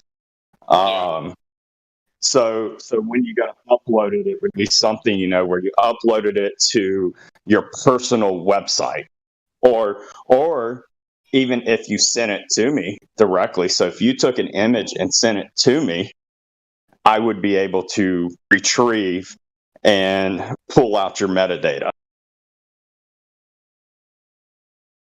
It sounds like you know a lot about photography, and this is what you do. You do just I'm retired. I used to, for anybody questioning, but however, anybody can say anything of what they were. They could say they were a physicist. But believe it or not, I used to shoot for MMA events. I shot for the Atlanta Falcons, the Titans. I did cheerleading competitions. I've done astrophotography. I even have had people across the seas that have bought my images to use in their clothing department. So I'm a very well person. That work, I mean, if you put in that kind of work, definitely there's a huge market for your type of work. Yeah. So what happened to me is maybe about a year and a half ago, somewhere in there, I developed double vision. And because of that, I was no longer able to do photography. And then once I did surgery and everything, I took a step back because the way that my double vision was created was because I closed an eye the entire time. I mean, so like at like when I would go to cheerleading competitions, no joke, I was probably capturing like 10,000 images at cheerleading competitions because I was there at, starting at 6 a.m. in the morning. Yep. So I had one eye that was closed the entire time. So what I was born with was a lazy eye. And so now here I am 40 years old, that when I was closing that eye, 2008 to literally a year and a half ago, my eye started sitting there getting more lazy. And it didn't, once it started happening, dude, it was seeing double vision. So what they had to do. Go ahead, sorry. No, you're saying, hopefully that gets better for sure. There should be ways to kind of. Oh yeah, they fixed me. I see straight now. If I look up, I have double vision. I can see straight now. What they did is a surgery of where they took one of the, it's like 6 muscles attached to your eye, and they corrected one of the muscles with making it more tension. So I'm good. So, but yeah. So these days, so if you have the equipment to do a lot of photography, what is your up-to-date work that you're doing? Are you like, right now we're questioning the imagery, from which is a really good point that you bring in about this imagery that is being given, and doing the forensics on that. I think it's important work, and looks like you're doing that. Another thing is, you mentioned infrared earlier. Infrared. Do you do any infrared photography? I do not, and that's because I do not have an infrared sensor. Okay. But can you do work in a camera? Can you do work in a camera and make it infrared? Are you technical with the camera? Yeah. So I could go and put a filter on that would be a like a simulation, so to say, of what the image should produce if I was using an infrared sensor. Yes. That's cool. Yeah. I might have to ask you, recommend me like an infrared filter for the P900. Do you You cannot, and it's okay. And the reason why you cannot is you need a like a DSLR camera. I have one of those too. Okay. Yep. So if you got a DSLR camera, which body do you use? Nikon, Sony? Nikon. I mean, I got the P900, but I cannot change the lenses on that one. So I have a Canon for the DSLR. Okay. So on your Canon, what you would do is look up what lens you're using.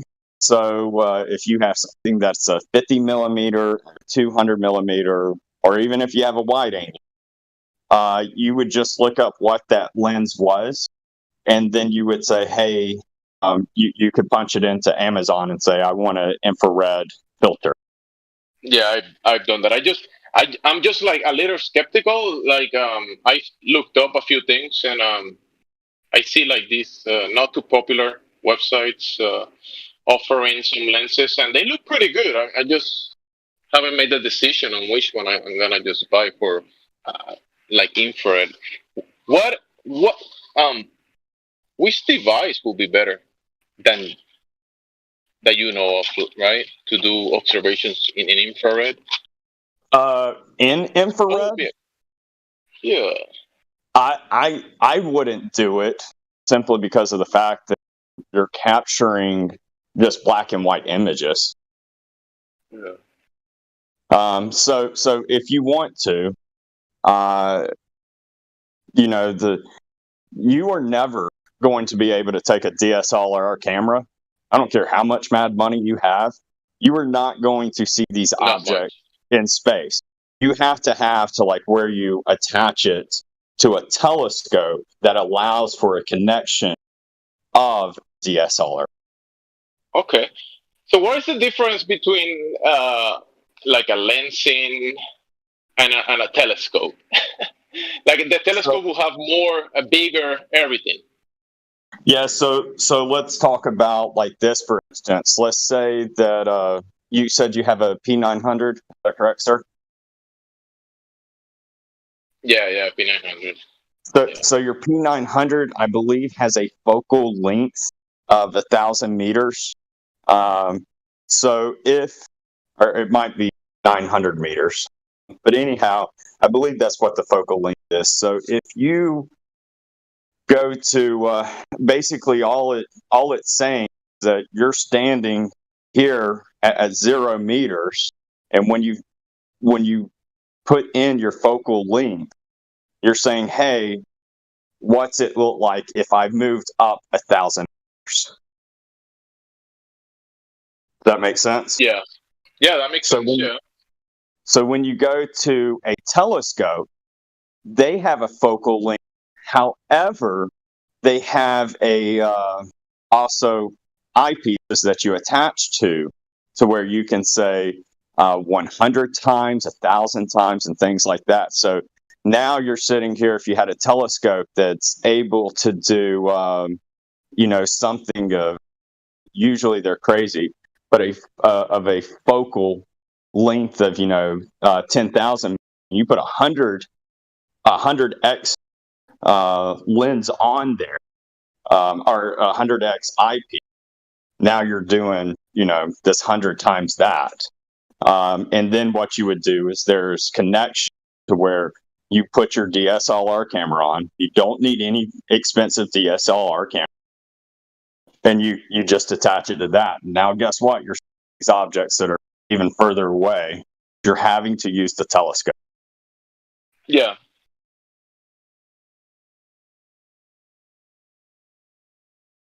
So, and also, what's great about a telescope versus a DSLR camera, or versus any camera. So a camera alone, I know, and I don't mean to upset anybody, totally fine to just agree to disagree. But so I've seen a lot of people that have taken like the P900 camera, and they'll sit there and zoom in, of like Venus, and they'll sit there and come back and be like, oh, it looks like a looking through a watery substance. It's nothing what any of these images that people say that they see with telescopes of what Venus looks like.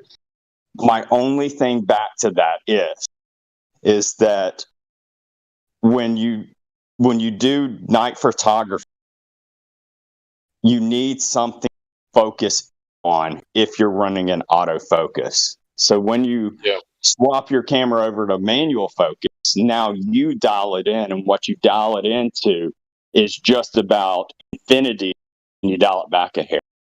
And what you'll end up seeing, because you're just going 1,000 meters with that P900, is all you're going to see is you're going to be like, yep, it's still a dot in the sky.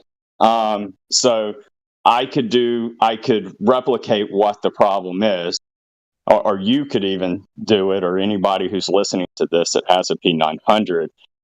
If they even put it on a street light, and they're really far away and there's no other light, it's going to sit there and do that. Like, is that looking through a watery thing?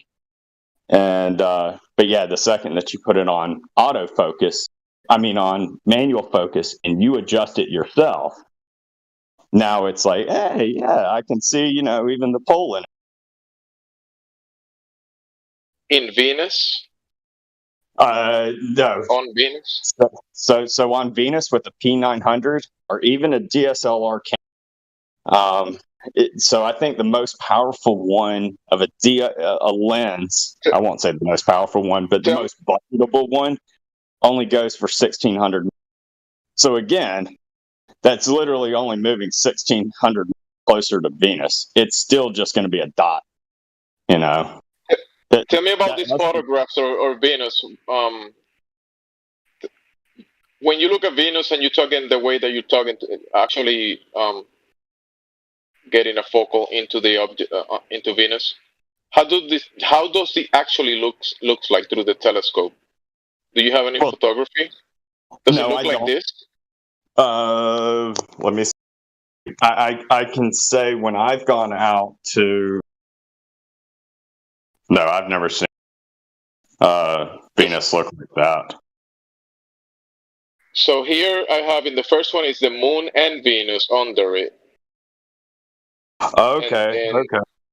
And then the third, the second one is just Venus. I'm not sure the second one. I think it's just Venus.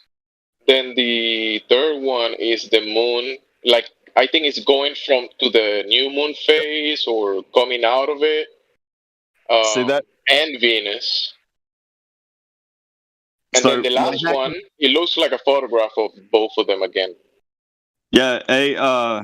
First of all, I want to say something. My hat goes off to you because you actually put this in into focus.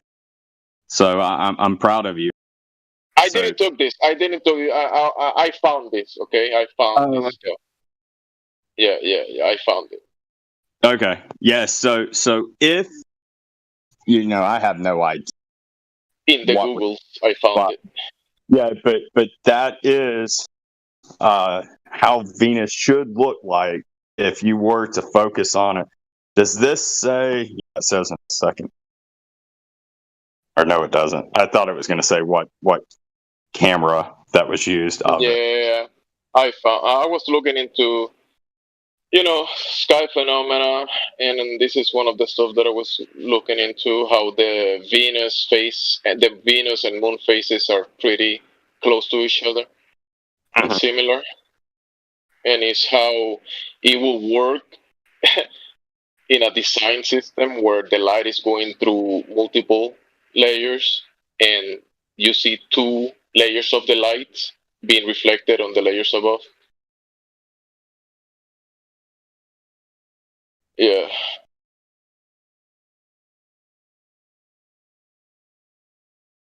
Just to get an image of Venus like this. Yeah, I mean, yeah. So yeah, like in that last and final image, that'll be the best one. But with the black one, to where you that dot of light, that's all you're ever P900. Because it's only going 1,000 closer. Which I will say, which is funny, is if you're going to say, "Hey, I went 1,000 meters closer to the moon," it blew up like this.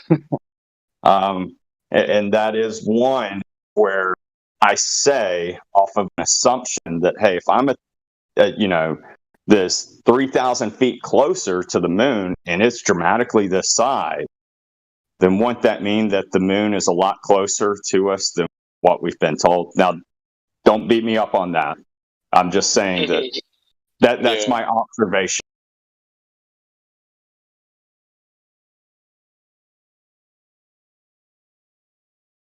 Yeah, if you get closer to it and it gets bigger. Right. Yeah. So imagine that, like you're let's say you're 10 miles out of Atlanta, and you're taking a picture of the skyline.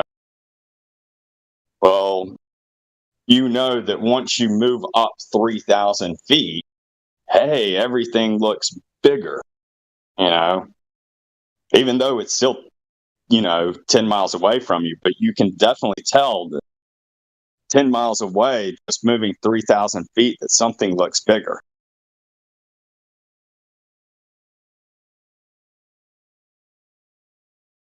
Again, that's just an observation, saying that this could give us a calculation of how the part of the moon, because it would not.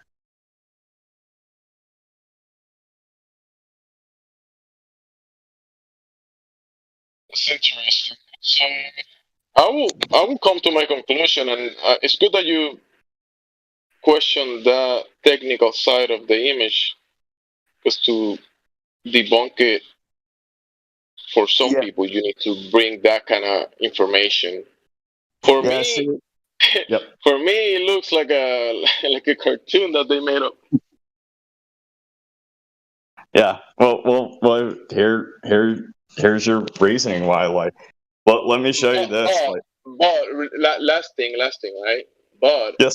When you look at the sky and we see, the images that people share about the let me just share it. Go ahead. Oh, this stuff, right?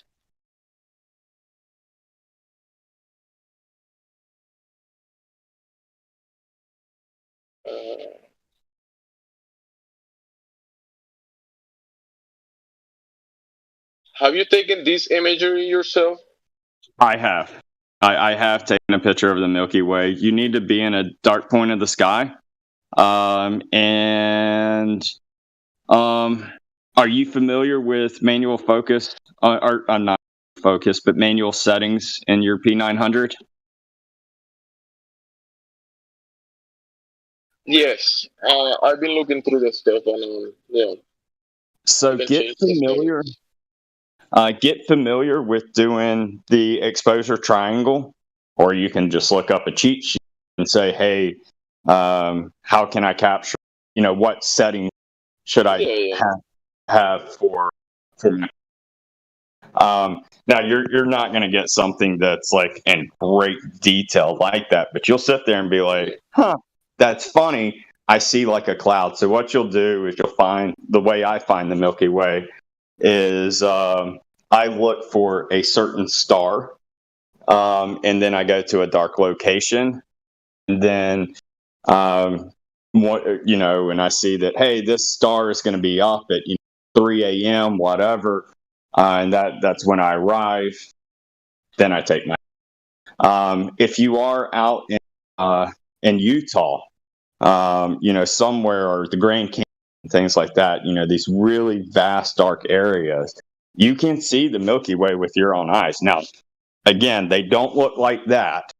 All it looks like is a cloud in the sky. Bro, when I look at this, and it almost looks like it's an image that is being projected on a screen up in the sky. And you could be totally right with that. It's like an image, like it's being, and then you see kind of like effects in it, and then you have the layers above where we get the kind of like the sun or the moon is. Even the moon looks like a negative, like an image that is in the sky, an image of something. Yeah, because that's one of these things, where some people will say, "Hey, we're in a simulation" and things like that. Regardless how much you zoom in on, I wouldn't call it simulation, but it's a well-designed thing. Yeah, I mean, you could talk about Project Bluebeam all day long about projecting images and things like that. So, what I am is, I don't claim to be anything. I just sit here and say I have a problem with things that was shoveled down my throat that I'm against. So you're doing the forensics. Yeah, so no one's ever going to be able to come in here and say, hey, yeah, I went to the Milky Way and I seen that, all these other planets and they've never been, until someone can literally come into the chat and say, I was the one who's been, then we can have a real good conversation. But that ain't happening. But you still believe in space, John? I do. Now you can't ask me, is it open or a closed space or anything like that. I do believe, like y'all, that, hey, gas and oxygen has to be contained. That's kind of a no-brainer in my opinion. So closed system doesn't make sense to me, but I can't prove any of it, though.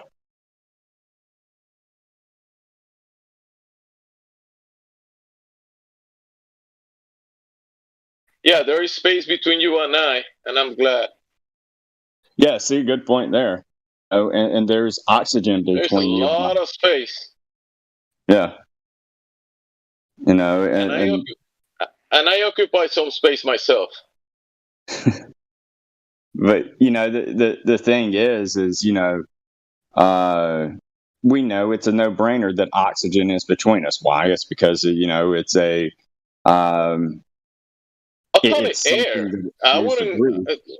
When you say oxygen, right? You're talking about the air that is around us, right? Like there's a lot of stuff in that air. Yeah. So like whenever I talk to somebody, see, this is a problem with whoever was asking me that question. The problem I have when people say that they believed in a closed environment. Well, that means that one side's closed, the other side's open, and things are escaping.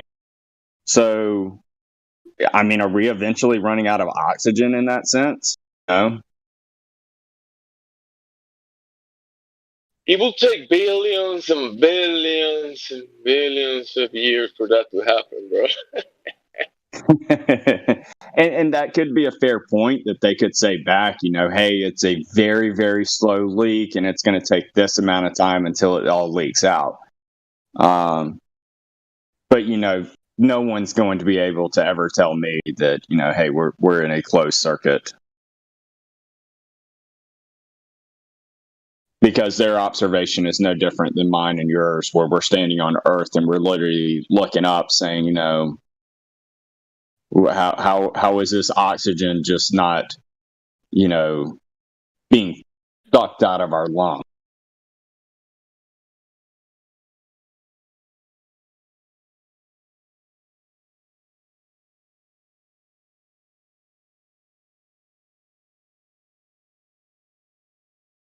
Also, I will talk about this. I heard someone else mention it the other day about Pluto, the Disney dog, being on Pluto.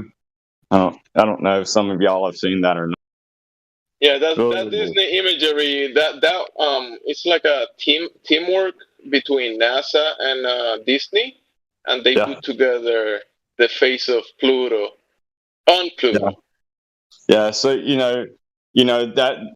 I heard someone that was a globalist and was like, asking, well, why would they do that? And I hate those questions of why would someone do something, because there's a million answers, but the most one when you're talking about, people that are murderers, things like that, they always want to be caught.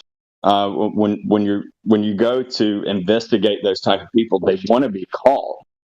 People who produce heavy things that they feel is going to change the world, whatever reason, almost all of them leave clues behind to where they can always feel like they can be like, I got you, to the whole entire world.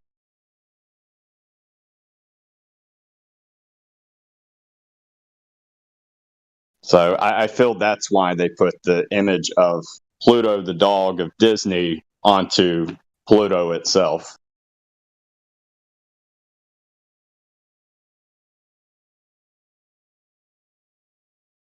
I like movies too.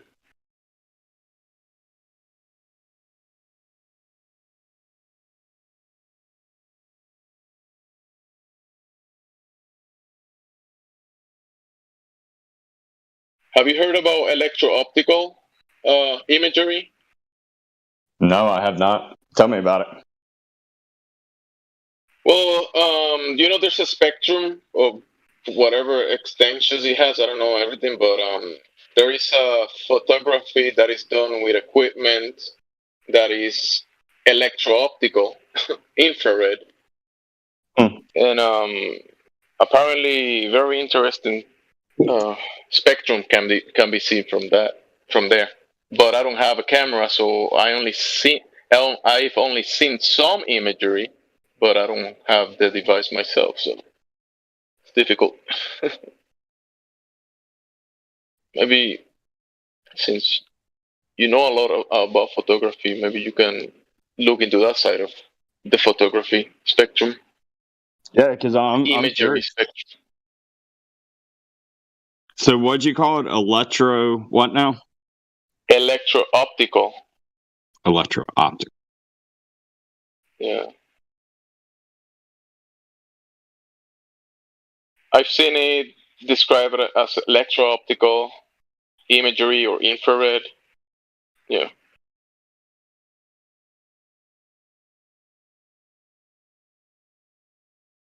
Now, since you like photography, I like to mention that sometimes. So that's something that you could look up. Let me look it up. I haven't looked into it for some time, but I'll probably send you some stuff that I have in your DMs. I'm uploading this image. Is that correct? It's like where people sit there and say, "Hey, this looks like a circuit board."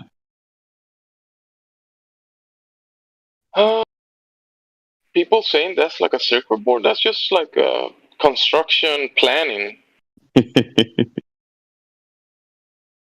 Yeah, bad planning. Bad construction planning at that.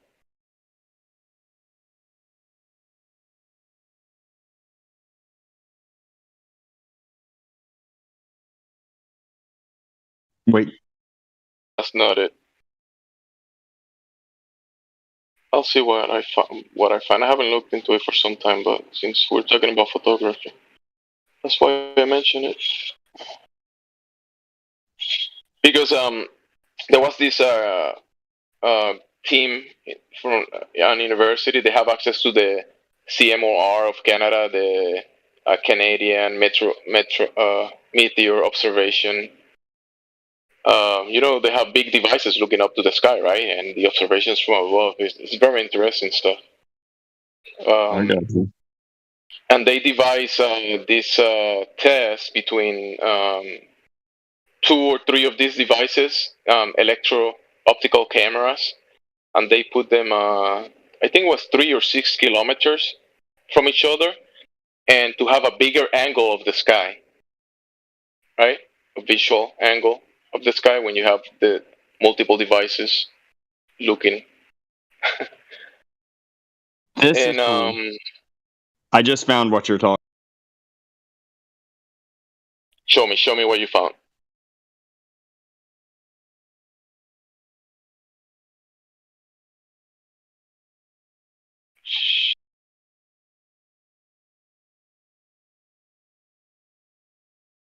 I haven't seen that, but electro-optics, someone devised something that looks pretty cool to me. Yeah, because basically, like, when you look at the other side of the camera, it has different lenses that are on it. Bro, can we buy one of these, bro? Come on. Is this for sale? Infinity Electro-Optical. Anyways, I wouldn't put my money on something to that unless it's a donation. I'll take the pictures. Thank you. But I don't know.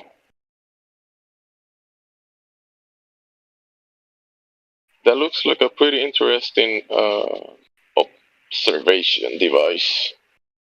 Yeah, imagery machine. What's crazy to me, and again, just my opinion, but like what Gold is posting in the voice text is like he's showing either Venus or Mars. And I mean, dude, to me, it just looks so fake. Like when I look through a dang telescope, and I'm seeing Venus and things like that, and it's like, hey, you can see that, there's an object there. It's just not a star, or it's not a light. You actually see ground, or not ground, but you could see, that at least something is there that's not a star. But it doesn't look like that. I mean, clearly somebody sat there and put on a filter of like what these kids are doing now, of like these filters that make them look, really young, and they've got lipstick on, but they actually don't. Like that's how that stuff is.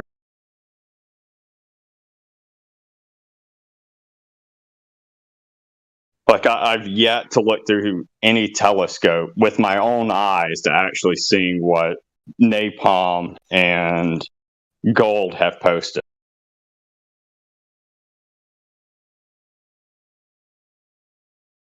Yeah, they're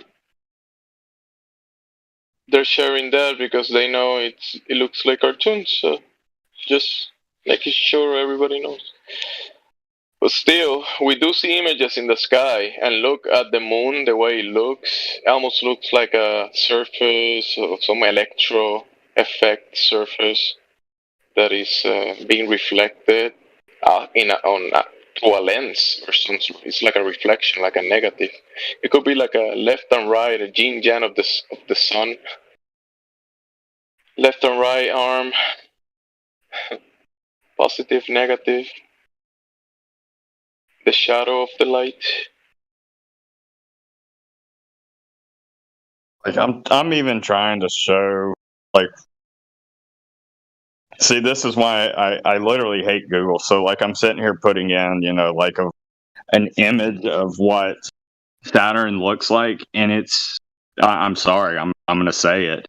It's so much fake crap. I can't even find representation of things that I've literally seen with my own naked eye, or not with my naked eye, but looking through a telescope.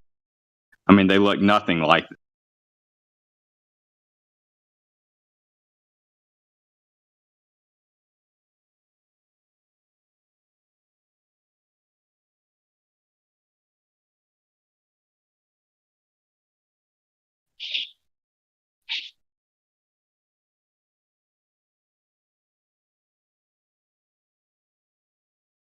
So finally found one.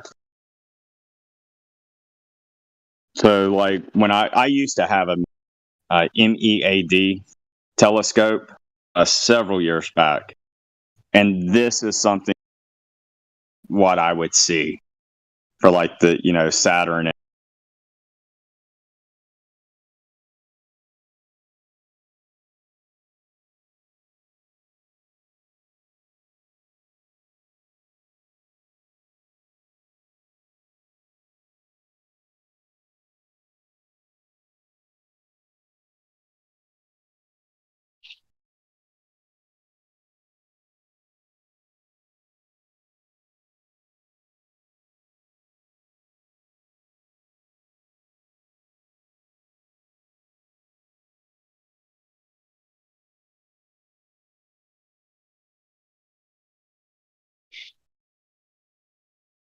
Like, you do a Google search of, I just posted it, you do Saturn image. There's not a single one of them that is a realistic image of what all these people are seeing with their telescopes. The only way that someone can produce a better crisp image of Saturn, this is a fact, they have to do stacking. So they'll sit there and take 10 images of Saturn, and they'll just keep stacking it and stacking and stacking.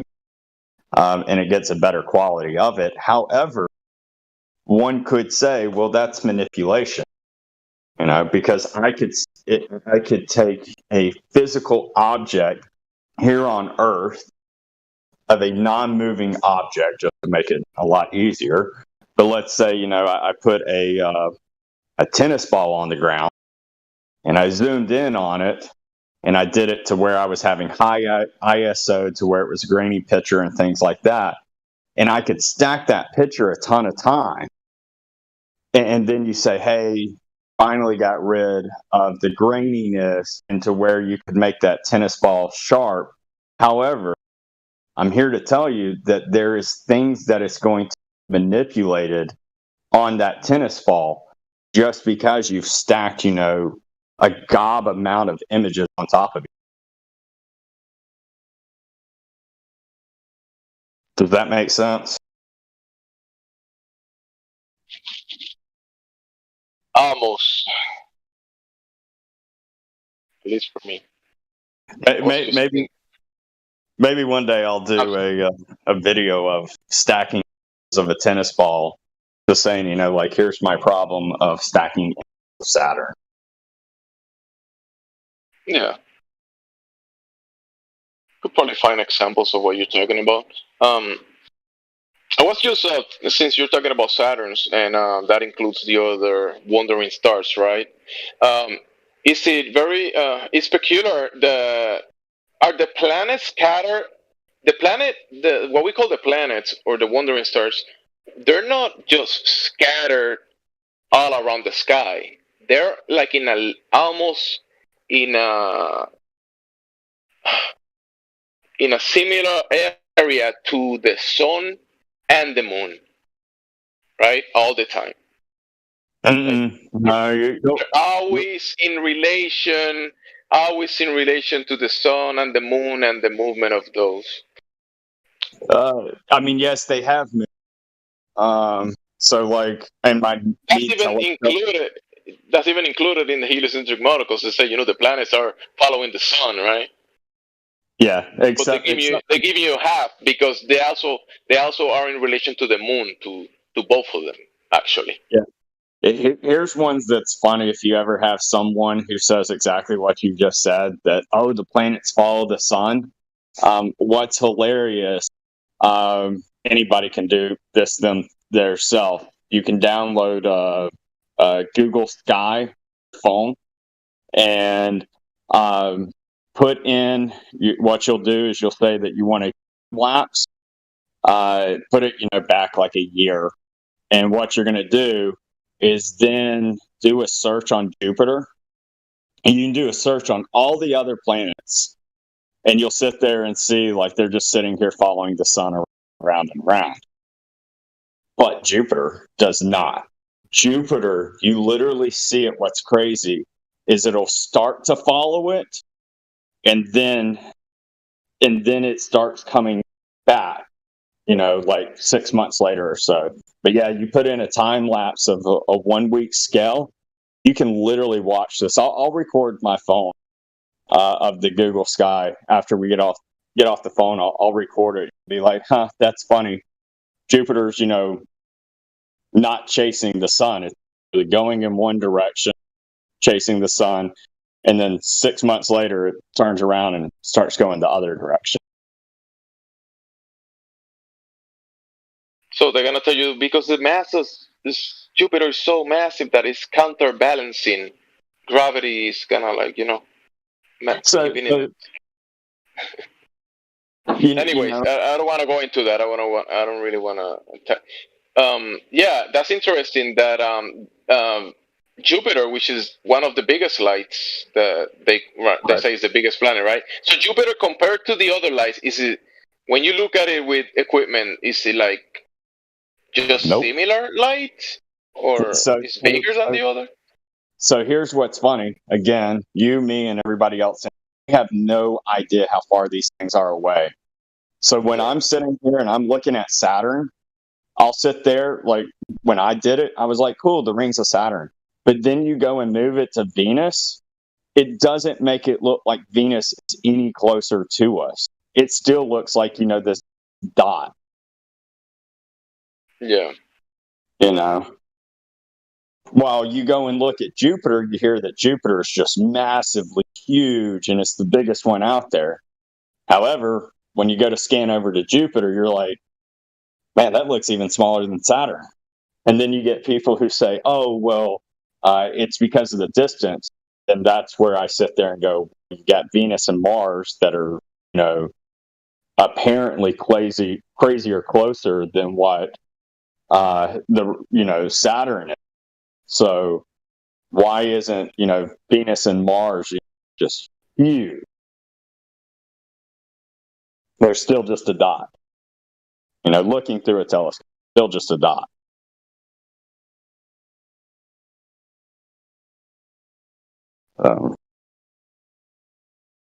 Yeah. You can. One other thing that anybody can do, a lot of places, if you look at schools, so I'm in Georgia, there's a lot of, astro classes, or whatever you call them, in these colleges and stuff. But Georgia Tech in Georgia is a great one. And they literally take, their students out. They meet just about every week. And for me, they meet in a point in between Atlanta and Augusta, Georgia. And it's really cool because they have all their telescopes out there, and no one's going to sit here and blow up. I've never had anybody that insulted me was sitting there being like, hey, I want to see what you're looking. And you will have people who actually have infrared sensors that's there. So you can see an image of like what that is supposed to look like. And then you have, other people who have, these more powerful telescopes that can really see far and things like that. And I challenge anybody in here, just go meet those people. Don't sit there, and throw out that, hey, I'm a flat earther and I'm here to disprove the globe. Just look at what they're capturing. They'll let you look. Yeah, I do that. I like looking into photography of the sky, and it's very interesting. Yeah.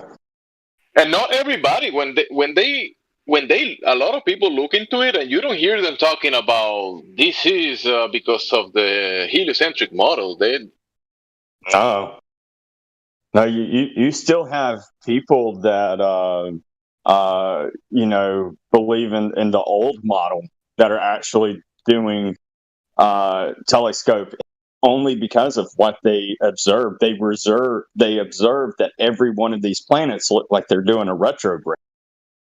You know.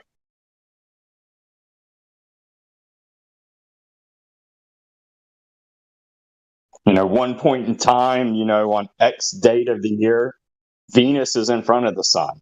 At another point in time, Venus is behind the sun.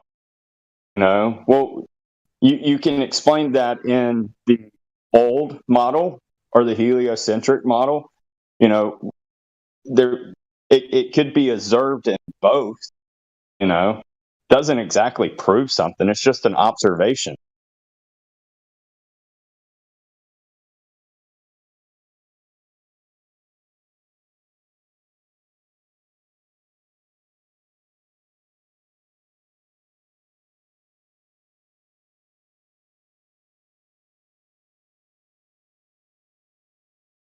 A lot of people like to sit there and try and tell you that the Earth was discovered being round 2,000 years ago.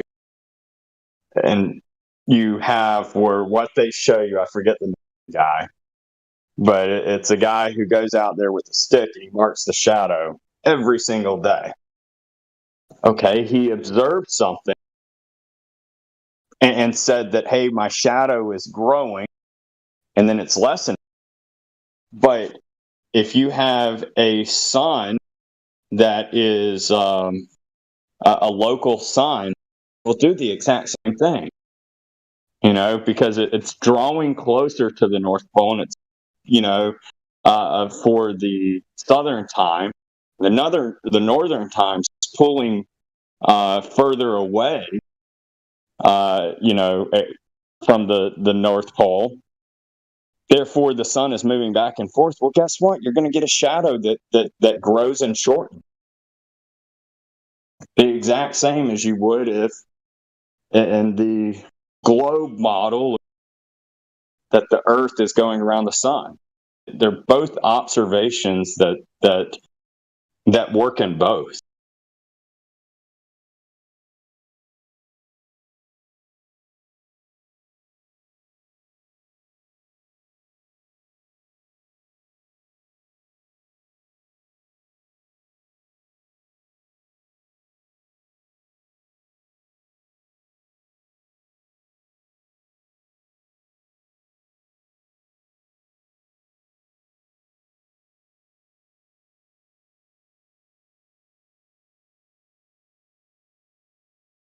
Well, I'm going to jump off here.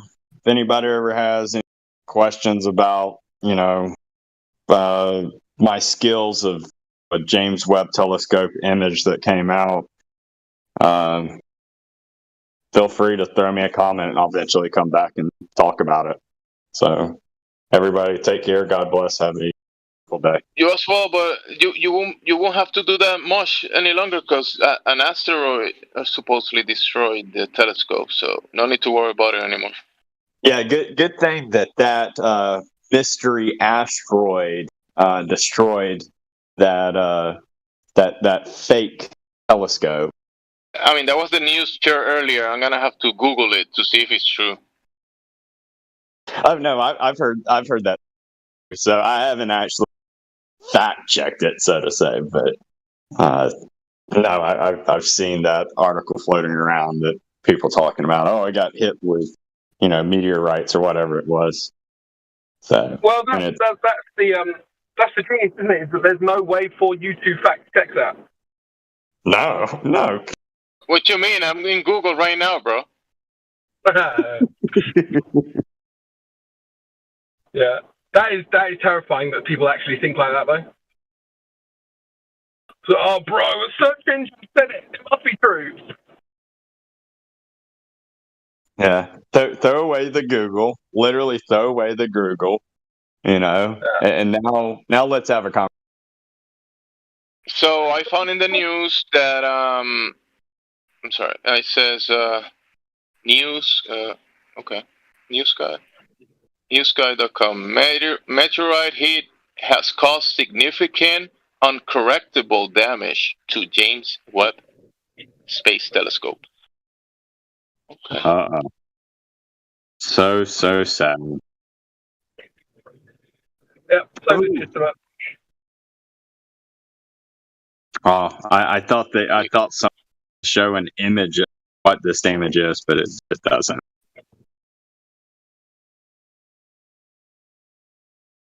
Yep.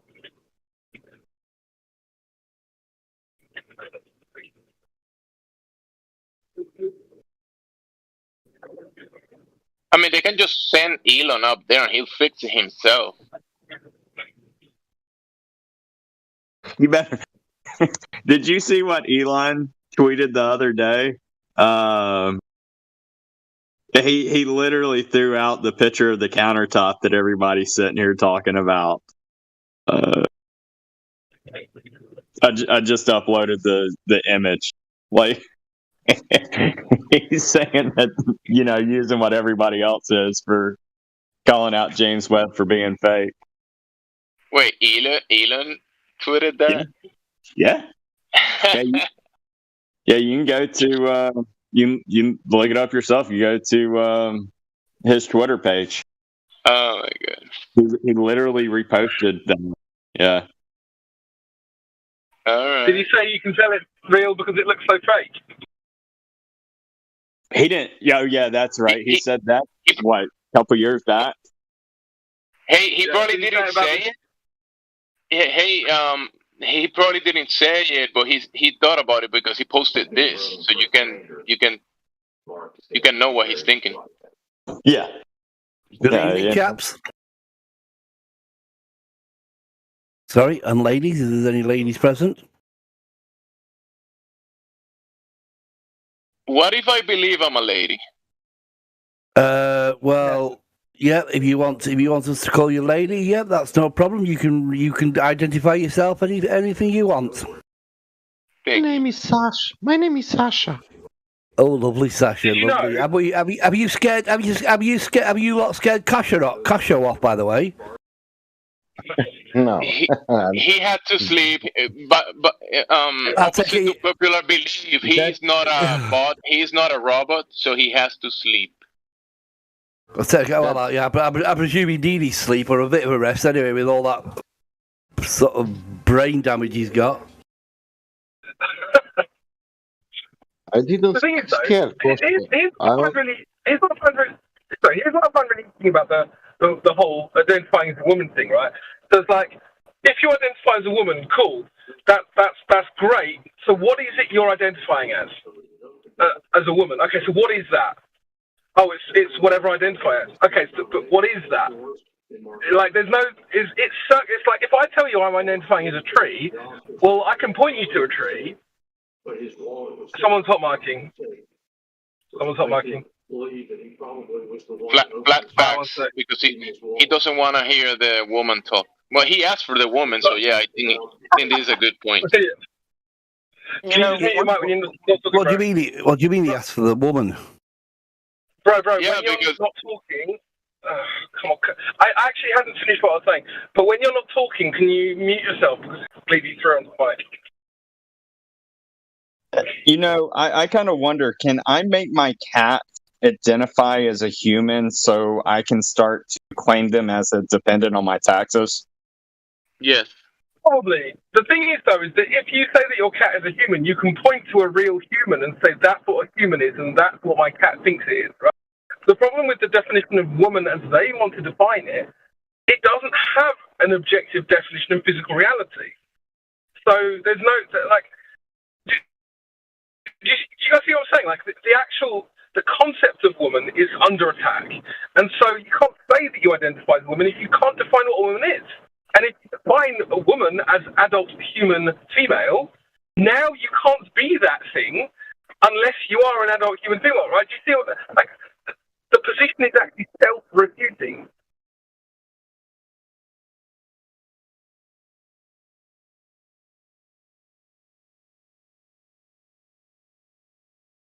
it's easier to connect with the animals then.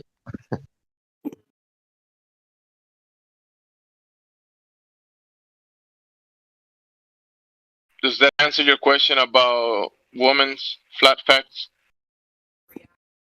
Well, did I ask a question about women's? I just recognize that you wanted to be noted as a woman. So if that's the case, then I mean, I asked because you asked for ladies. You asked for no. Well, no. I said good evening, gentlemen, and then I said, "Oh, ladies, if there's any present." There it is. So I guess no lady reply, right? I guess.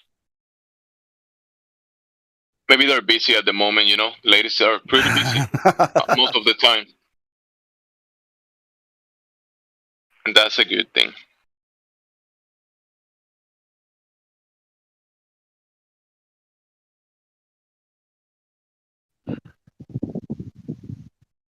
We have Green Sensation. Hey, Green Sensation, are you a lady?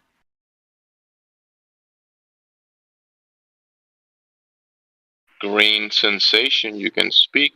Your mic, it's open. Surveillance footage from the racetrack. Just up the road from their home there in Hazel. I don't think Green Sensation wants to talk. No. I like the name. What was that, Sasha?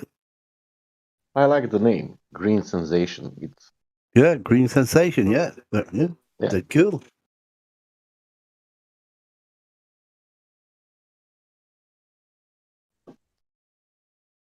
I might go as Purple Sensation. Yeah, if it's smelling nice, yeah. my favourite colour, purple. I'll go as Purple Sensation. I'm gonna go with Rainbow. Rainbow Sensation. Rainbow is not a color. What? Rainbow is not a color. What you mean? It's a bunch of colors in a rainbow. Yeah, but okay. It's a bunch of, but it's not the color. Wait, the rainbow is made out of colors. How can you say it's not the color? There's a lot of colors. Tell me which color is rainbow? All of them.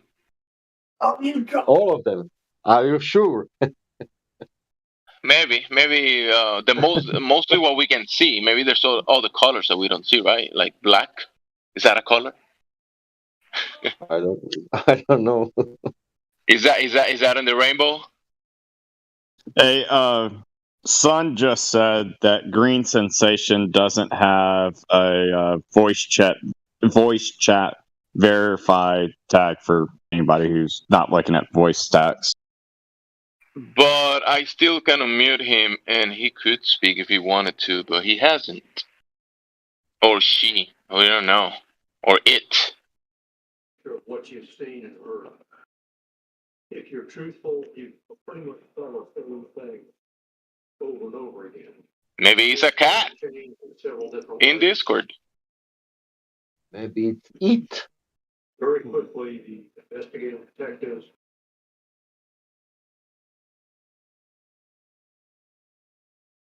I'm serious, by the way. I'm think I'm going to start claiming my cat as dependents, and when the IRS comes after me and says, "Hey, I got receipts." That's all you gotta say. Hey, I got receipts. Hey, Yeah. you know what?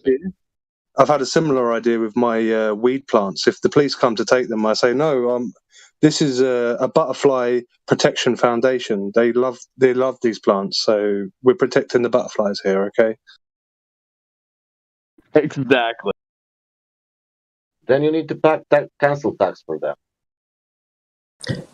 Hey, sorry guys, I was away. Did you guys hear about the lady who married her cat for benefits? No, but I heard about the lady that was sexually attracted to a fence. No, thank you. Yeah. Somebody married their cat to get some kind of benefits. I don't know what it was. I heard one girl was cheating guy with a robot. Oh yeah, and a girl built her boyfriend like a robot. She was in love with them too. I read about that. That was a long time ago. I wonder how her boyfriend's come along now. He was only like half done at the time.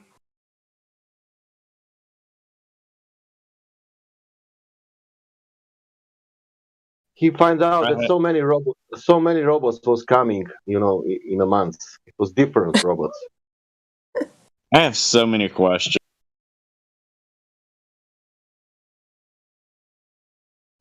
Hey, I think I found it. After 4 years of Storm and Drang, Batman finally successfully married Catwoman. Is that I is that the cat? I thought you would say courage. I was looking for 4 years. Not fine. Catwoman married Batman. That's in the news.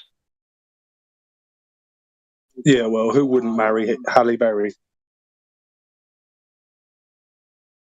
Didn't Catwoman was the wife of the Flash?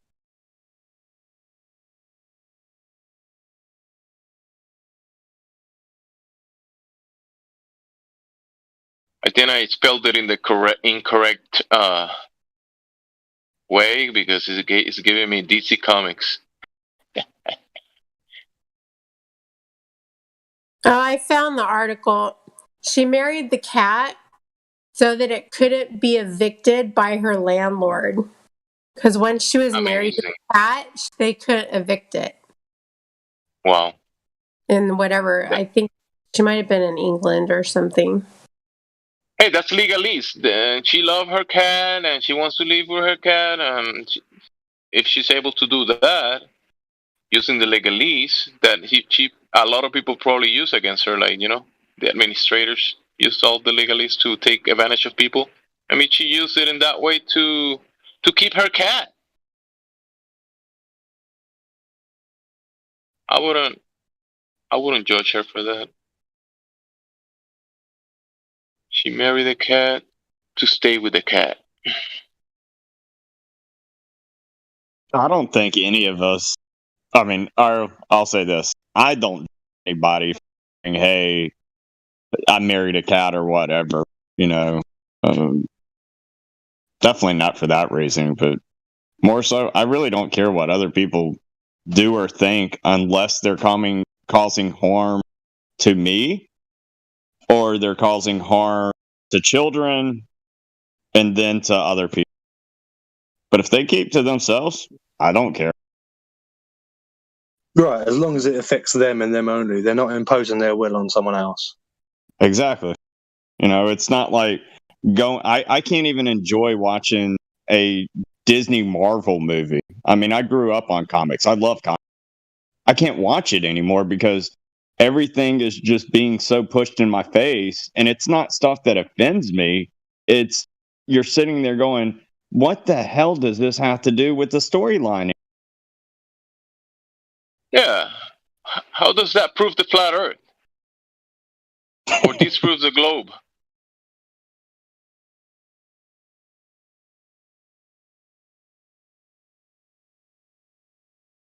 I was hoping Green Sensation will finally give us that globe imagery, but I don't really want to hear that anyways. I don't know how y'all do it every single day. For y'all that are in here almost every day, battling people who come in here speaking about the globe, that has to be so exhausting. Yeah, you guys must be tired. Are you tired? But think about the opportunity to spread knowledge. Should that be exhausting? That question. Sharpening your sword, it shouldn't be that exhausting. Exactly. The opportunity to engage with someone in the, again, art of conversation versus just speaking. This is where I ask the question: to engage with somebody in conversation, you get to learn what they're thinking, and then you get to apply what you're thinking, making your approach to what they're thinking better, if that makes sense. Yeah. Listening. You learn right? with the conversation. Yeah. Exactly. Observing, rationalizing, meeting them where they're at, right? And again, this may sound really, really immature, but I'm going to say it, taking them by the hand, babysitting them, if you will, under your wing and walking with them so you can say, hey, brother, this is the way that this works and this is why. I only know that modern science narrative, whatever you want to call, didn't finish the work, and then we have the persons now on YouTube coming to finish their work. Everything was open, everything, and they're filling now all holes. What is not good, all narrative. It's like it's not good. It's not that globe narrative. It's not full. How to say? It's not real one. From the globe narrative, because now new people coming to explain us how is this real working, because that's what you will learn in books, what Kosha was saying today, like about gravity. You have Einsteinian and Newtonian gravity, they are working together, Nobody's saying that, but he knows that it's working like that, and he only explaining the job what they didn't finish. Well, quite a lot of their claims are that, Newtonian works on Earth, but when you go to space, we have to use Einsteinian gravity.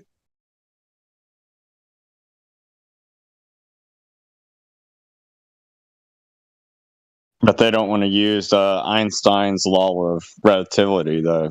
So, relativity. So they will use both. He said today, mass in the bending of space. And that's it. Yeah, at one point in time, they want to use Newton's law of gravity, of how it's a force. And then at other times, they want to sit there and be like, well, because we're not talking about the globe anymore, now we'll bring in Einstein relativity law so we can talk about things in outer space that have nothing to do with gravity, except for the mass and volume and density and etc. So now we'll listen to Einstein, but they don't want to listen to Einstein on Earth.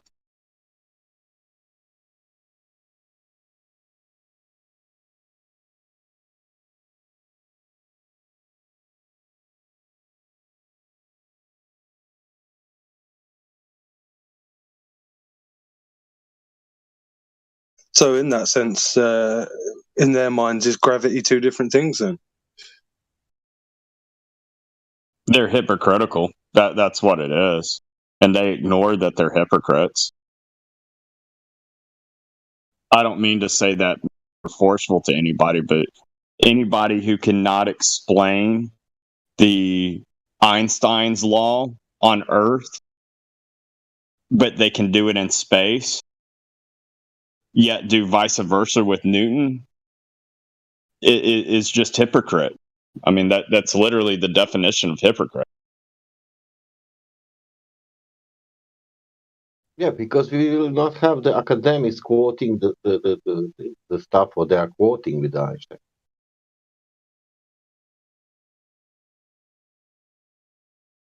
Yeah, but meaning that it's hypocritical, meaning that you get to pick and choose from whatever basket suits your argument to further your illustration of the truth, or what you call the truth.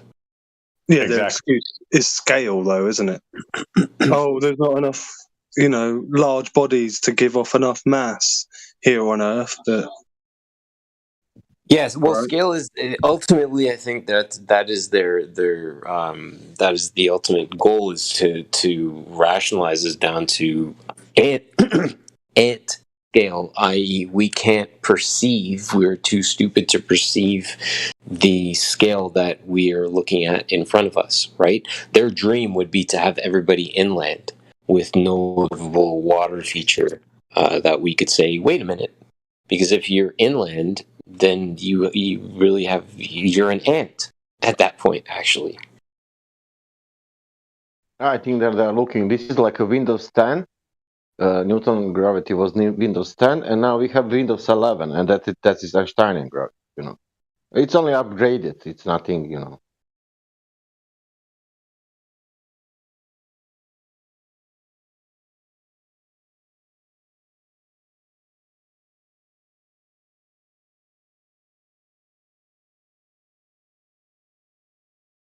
But you don't have quotes like that that you can say, okay, this is this Newton, mass, everything, and this is Einstein, and all together. That was Kosha saying today. If is that true, we will find that everywhere.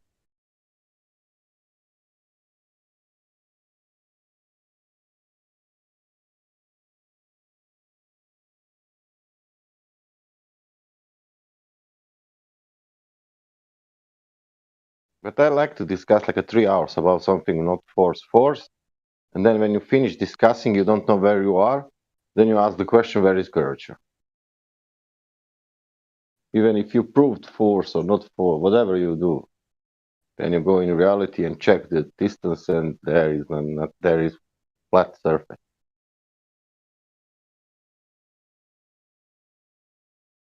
But that your sense is cheating you.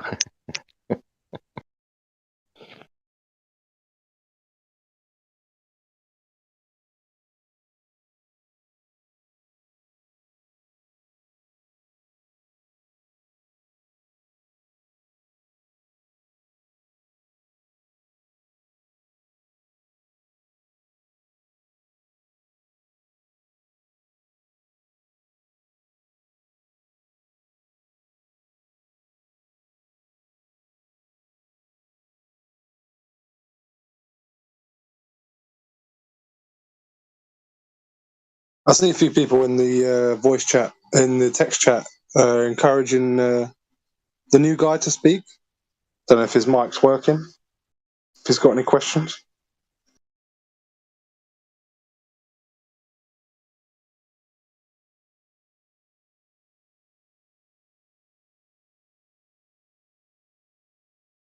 Green sensation.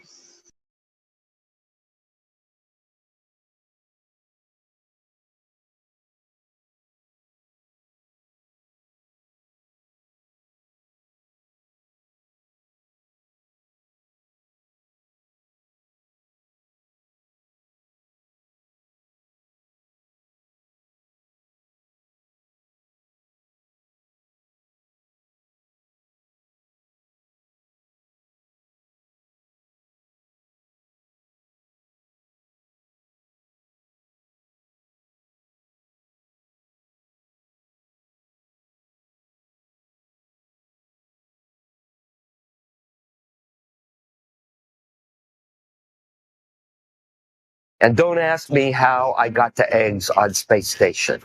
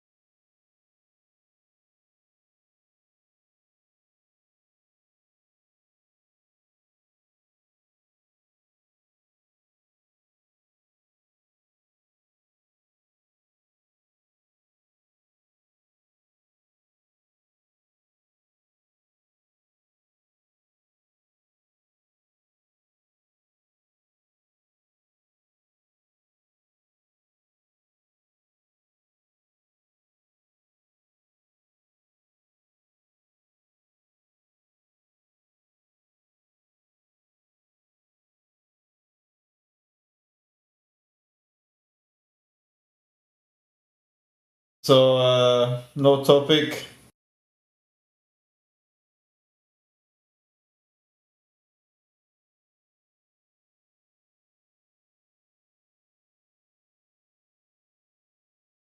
I guess so.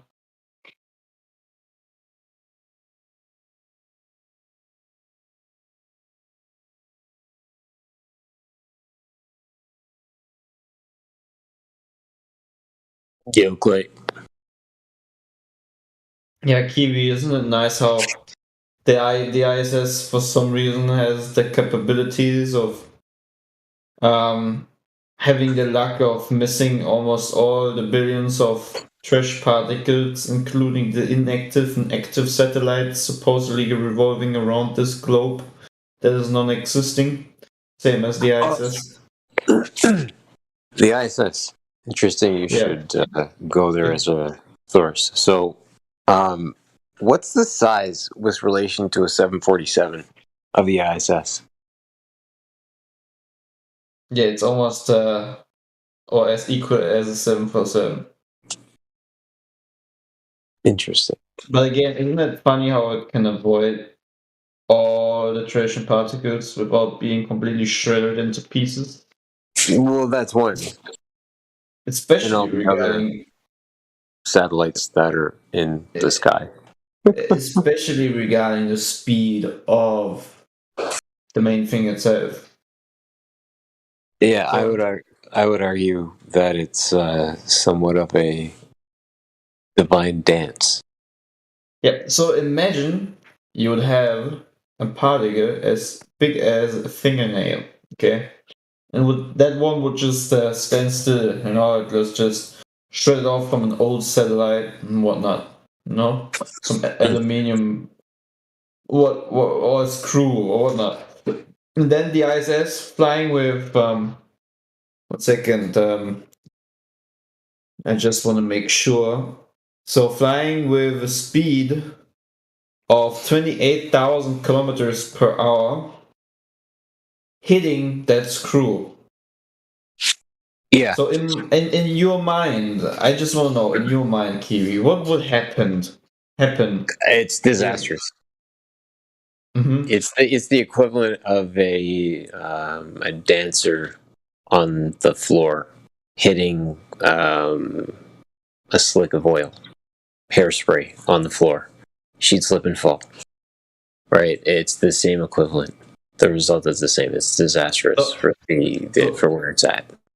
So what do you think would the particle, in this case a screw for example, what would it do if the ISS would hit that particle with a speed of 28,000 kilometers per hour? It would definitely puncture the surface that it is interacting with. Mm-hmm. What does Hollywood show us if that happens? Pardon me? What does Hollywood show us in a famous movie such as Gravity? I took in the beginning of the Amazon movie Moon Landing, I think, or something with the moon, something or other. Anyways, but it's sheer disaster. Mm-hmm. Oh, that stupid movie with Moon Break or something foolishness, but the moon splits. That's so stupid. Yeah, I watched it for like 15 minutes, and I'm like, the guy's lost in space. Damn, that's a bad place to be, and I turned it off. So, regarding the fact that from the ISS we cannot see either trash particles or inactive or active satellites, how can this be the case, actually, that we do not see anything other than the so-called Earth below the ISS? Because we've not, and I say we, right? I use the term loosely, but they have been taught to view it from the opposite that you're looking at it from. Uh-huh. You say why? They say why not? If I think. Yeah, I mean, the why not is pretty obvious, right? The why not would be because they have from their own sources, thousands upon thousands of satellites revolving around this so-called sphere, and also from their own sources, billions of or millions of trash particles. So a why not would be in this case pretty,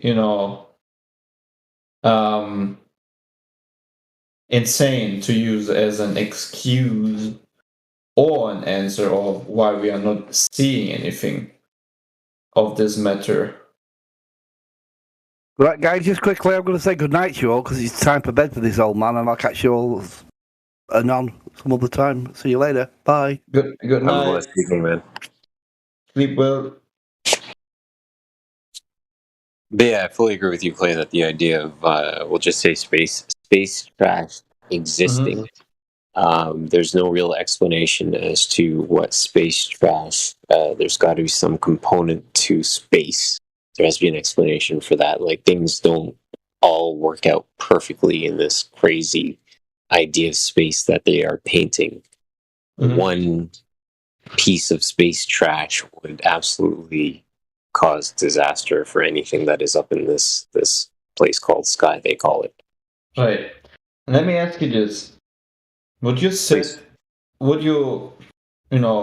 regarding the rank and job and whatnot, would you sit in a rocket that launches supposedly up into space that could hit a particle of trash or an inactive or active satellite at any time on the way to the ISS? Because they say that trash and particles or inactive satellites are like falling down through the atmosphere. So if there's a constant fall of particles, how do they actually make it happen to always avoid everything that revolves? Because especially when you go out with a rocket, you have a different speed than other particles maybe revolving around your magical sphere. So that's another question that we should ask, or that we should ask Clovers.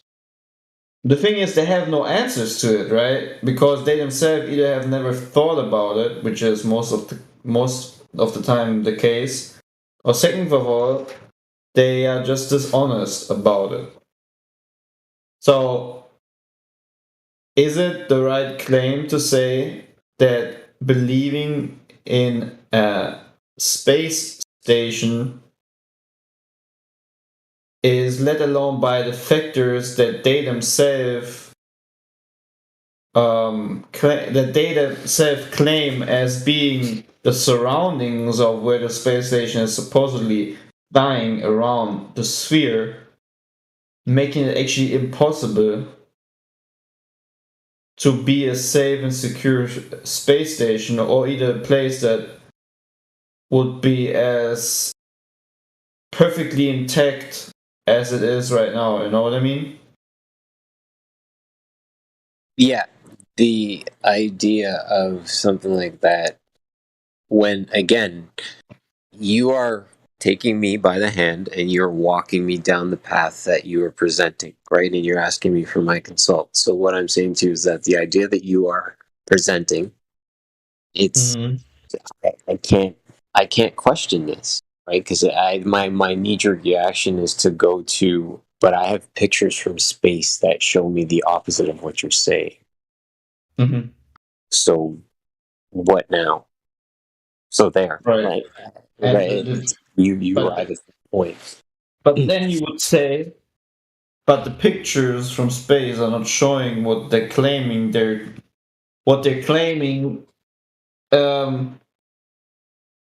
pictures from space are not showing what they are claiming to be the picture of what it. Yeah, the pictures of space are not showing what they're claiming to be that the picture is, which is thousands upon thousands of satellites, trash, and the ISS revolving around the Earth. The same as in the, that time lapse with the moon, with the opposite side of the moon, where the clouds do not move, and you see the moon rotate around the Earth, like this weird CGI footage from NASA that they claim to be real. Right. Where the moon somehow,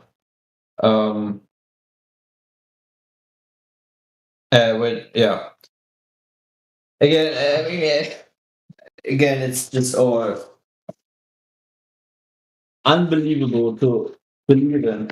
There's so many things which make, and I love to say this word because it's just how it is. There's so many things of inconsistency which makes the globe just a laughable idea of reality, that whoever believes in this is just ignorant of asking himself and observing the things which they themselves that they believe in claim, and then going out and to make sure if that's even the thing that I'm seeing and if it's even possible. And that's what Globers are lacking of, and what they do not do and cannot do. You know what I mean? Yeah. Question.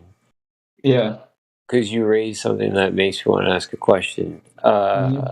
We witness a rocket leaving, a rocket leaving the Earth's surface. Yeah. And it generates all this force and thrust, and we believe that these astronauts are sitting on this thing experiencing all this thrust. We don't know how many G's, but we believe that they're experiencing this thrust. Not we, but you know what I'm saying in saying that. Now, once that rocket leaves the grasp of, quote, gravity for these guys, right? The ball, the force of gravity.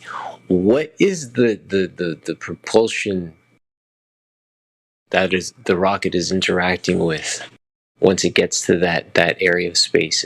That's where the thrusters release, and then it's just left to divine guidance to interact with the rest of space. Is this the idea? Because you're no longer projecting anything forward, right? Once the thrusters leave that spacecraft, again, there's exactly ball. Exactly. What is propelling that thing, or is it just gliding at that point in time? Nothing, actually. So if you think about it, if the ground is at 1 and space is nothingness, which is 0, no matter, nothing, literally the definition of nothing. How can nothing make something move? It's a contradiction in itself. You cannot use nothingness to make something. Either you have one thing that does something but needs to have an interaction with another thing, which in this case is the ground, to generate a forward movement, or you have nothing which tries to interact with something which still keeps something at the same place as it was before it interacted with nothing. Since the interaction with nothing will not give you any new outcome. Does that make sense? Yeah, if there's no... Right. And there's no experiment... grasping this 100%. Right. And there's no experiment where you can actually show thrust movement in a vacuum. The only experiments they show you where something moves within a vacuum is when the gas the gas which is being put out in that, by the way, the vacuum that they created is in a closed system, right? In a closed container, which the emptiness of space is not. No, you bring closed into this. We have to operate from an idea of this being open. That's how we get there, because this right. But they show you an experiment as proof in a vacuum where you see the rocket move because it is in a closed system, and you can see it move once the emptiness of the vacuum is filled with the burning whatever material in this case might be, and then the rocket starts moving. But in the first few seconds of the thing firing up in the vacuum, you don't see any movement since there's nothing to push against. But again, this is a fallacy.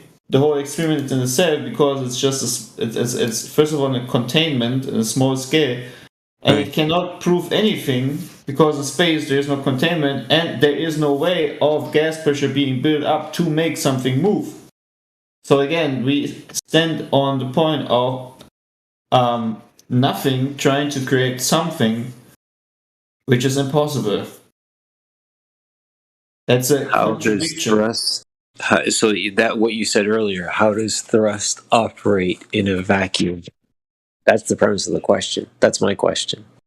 Yeah, it can't work in the supposed vacuum of emptiness and space, which is nothingness. Since nothing cannot create something. If you want to simplify it even further, how can one or anything press against a vacuum?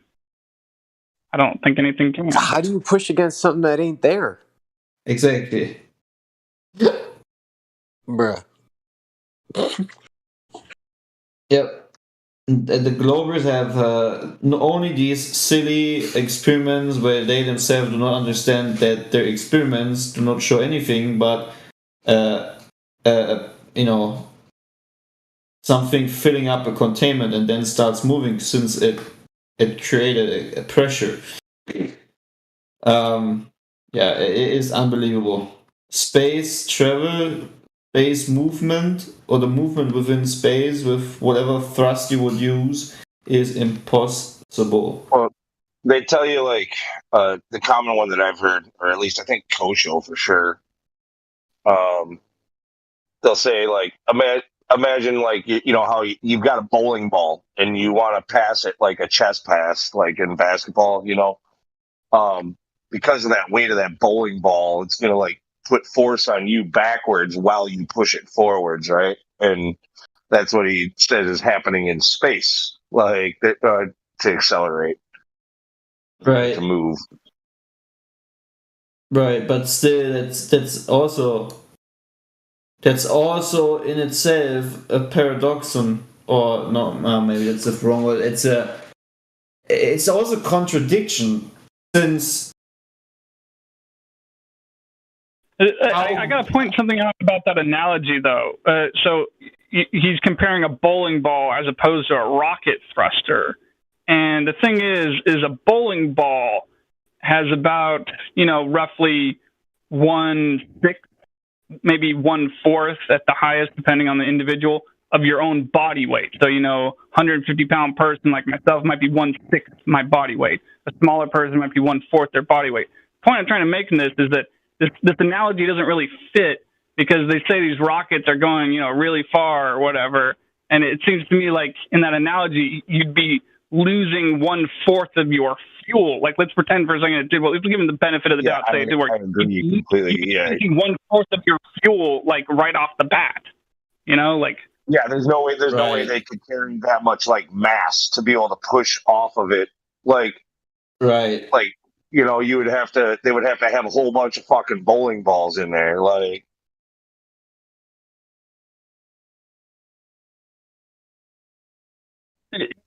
You'd have to have more bowling balls than be even capable. Because in order to get a bigger thing going, you'd have to throw more bowling balls. In order to get it going the other direction, you'd have to throw more bowling balls the other direction.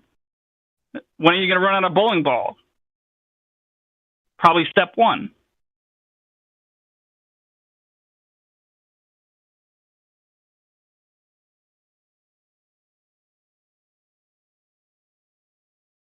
Maybe there's a way they can generate bowling balls.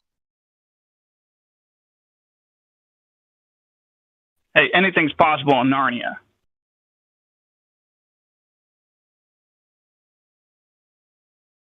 Wouldn't it just become a question of manipulation of potential energy? Because I'm thinking if this thing has all this force built up and it's being propelled into the magnificence of space, there is this crazy idea maybe that it hits, once it breaks free of, quote, orbit, the fins of the spaceship, if you will, take over and glide it magnificently to its destination. And that's where I say the standpoint of like there's really no force required in the vacuum of space. Fins don't work in space either, though. Like you don't have a medium to like swim through, to glide through. You can't like steer. There's nothing for to create resistance against. Dude, I'm just there to look cool.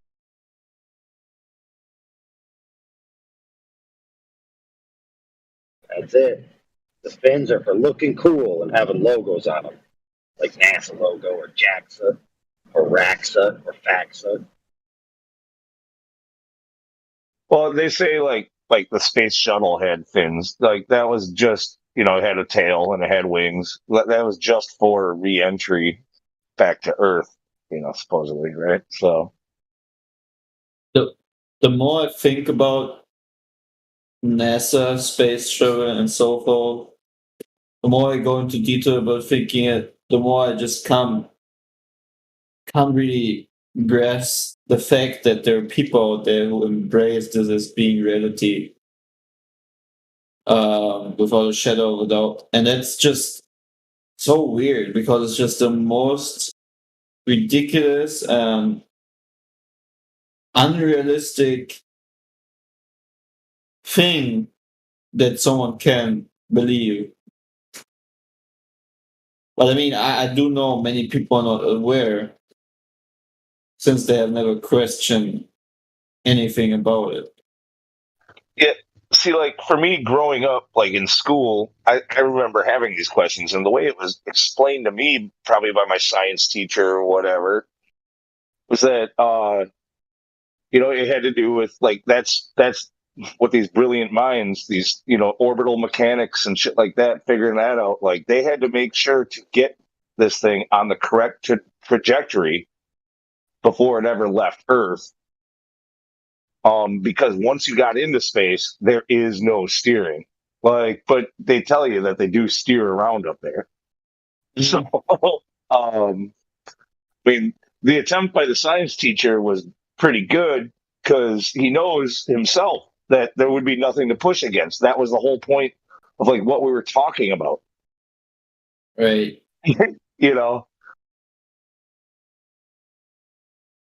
We were talking about vacuums and the absence of, it's like, yeah. Yes, but listen, my friend, that was before the Council of Ikea. Now, if you believe that, you're a heretic in the global religion, to be burned at the stake, excommunicado. Yeah, you can apply the principles here on Earth with fins and things that help you glide here on Earth to the principles of things that work in this so-called place called space. Nah, boy, it not work. Yeah, Lou, earlier Kocho was going on about Einsteinian versus Newtonian gravity, saying like it's equivalent. And Quantum Eraser showed up. He's just like, heretic! You're a heretic!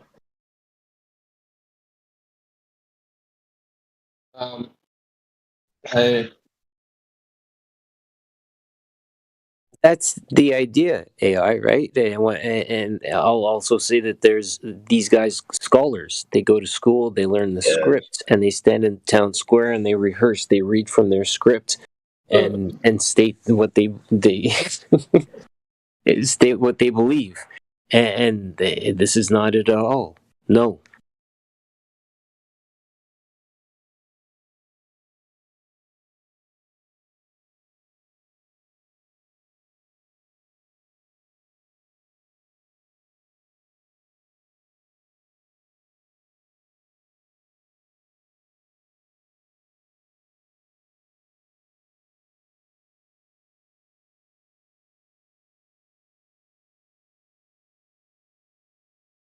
Yeah, what I was saying about those brilliant minds who had to have that trajectory. Remember all that stuff about like slingshotting stuff around, planets and everything to get it?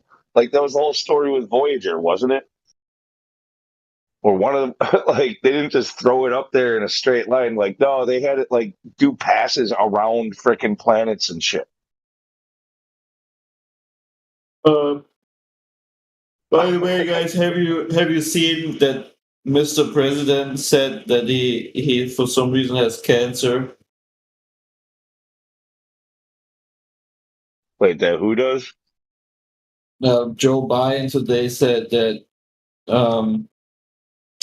that's why. No, he's got Alzheimer's. Whatever. Those doctors don't know what he said in a speech, that's why I and so damn many other people I grew up with have cancer. If it came from his mouth, it doesn't mean anything. You know that. Yeah, I know, but I'm just saying, just another crazy sentence. Man, he's just ridiculous if he doesn't have a teleport. I mean, okay, it doesn't matter actually, even if he has one. Anyways, sorry, I just wanted to throw it out there. And quote, repeat the line. Yeah, exactly.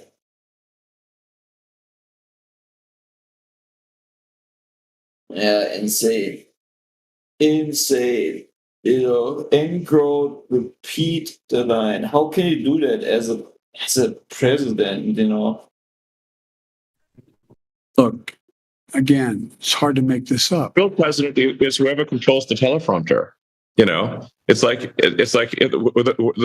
path to power is the path to the teleprompter.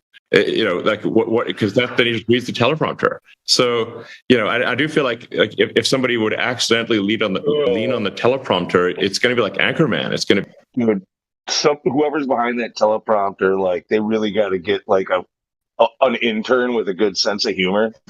Who just, you know, like sneaks up that thing. He's like, oh, this dude will say anything I put here. Yeah. They're like, I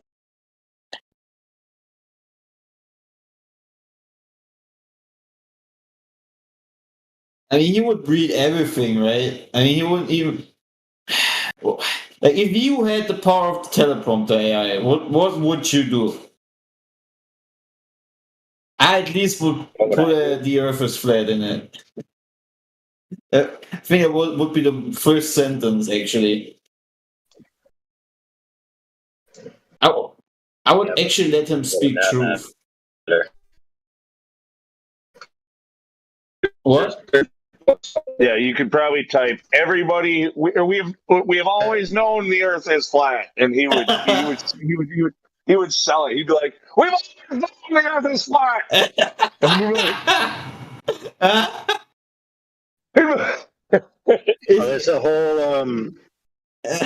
There's a whole rhetoric. The world is flat, which some people flip and say the Earth is flat, but it's based on economics and social interactions. You know, so he's using that as a kind of like a metaphor, I guess, or some kind of illusion that the playing field that we interact with each other has flattened.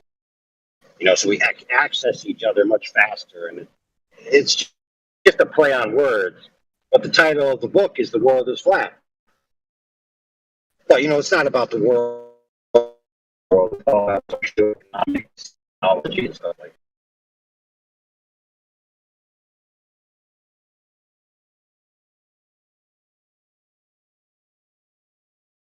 You know, so if he said the Earth is flat, they would just say, "Oh, he's referring to that kind of stuff." You know, they wouldn't take it seriously.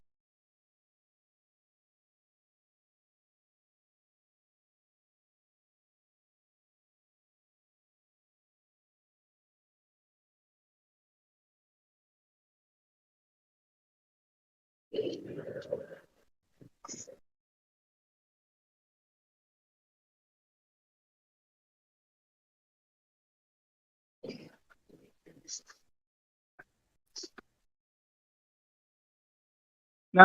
I got a better one. It'd be better if he said, my predecessor Obama was wrong when he said, we don't have time for a meeting of the Flat Earth Society. We do have time for a meeting of the Flat Earth Society. That'd be good, but it's too much for Joe. You know, he would screw it up. He would never get there. He'd be like, my producer says, then he'd like trail off, you know.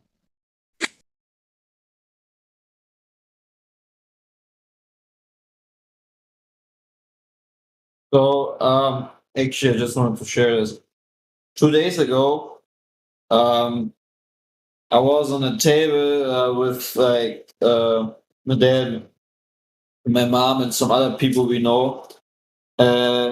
Actually, talked about flat Earth and red pill to some people because they themselves are also, my parents, they're also very open minded in a certain way, even though they themselves have not really looked into flat Earth yet that much. But these other people also, are not like they're critical thinkers, so to say. But there was this particular woman that I talked to about flat Earth, and she was interested, but then there was a point where she said, "No, this is now too scary. I don't want to talk about it anymore." Like she was literally scared about me talking about flat Earth. Had any one of you ever encountered this? Because this was the first time actually for me that someone was scared because I talked about flat Earth. Yeah, that's what my brother's reaction was. He's like, "This is freaking me out." The only time I've seen being scared is just like if there's other people around, they don't want people overhearing. Otherwise, I can't really think of a reason. Gem Panda's scared of it. Yeah, why is he scared of it? His number one reason of why he doesn't want to even think the Earth is flat. Because if that's true, then that means that there is at least somewhere a group of people who know the truth and are perpetrating some kind of deception. And he doesn't want to live in a world that's scary. Therefore, that can't be the case. So the Earth must be a globe. Yeah, Jim Panda is like, I don't know what happened with him. I'm just sorry. I don't know if I'm even sorry for him. We're the complete opposite to him, right? We are his yin to his yang. Yeah, so most people that have that scared mentality, they kind of tend to go the Glober direction, but not necessarily all of them. I've actually run into a few people, but more specifically one woman specifically, who actually told me right to my face as I was handing her one of these cards on the sidewalk downtown Portland. She told me that what I was saying scared her. She actually told me that she was, scared of what I was saying, scared of the fact that the Earth is flat, but she still accepted the truth. Rare individual, but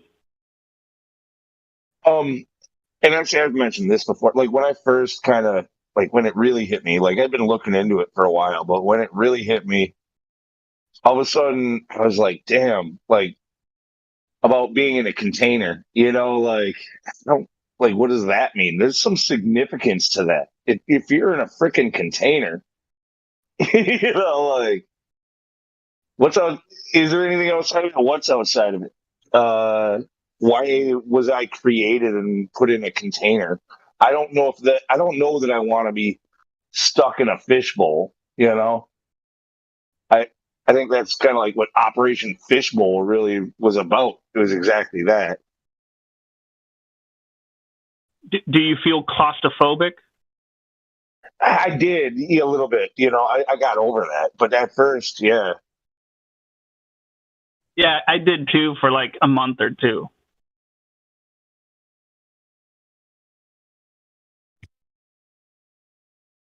Not terribly, just a little bit. Okay, so if there is an operation that you know of, Operation Fishbowl, which took place, attacking the barrier that they knew to be in place, you felt restricted. Did the barrier change in any way, shape, or form once you realized you couldn't do anything about it? My head changed. The barrier just stayed the same.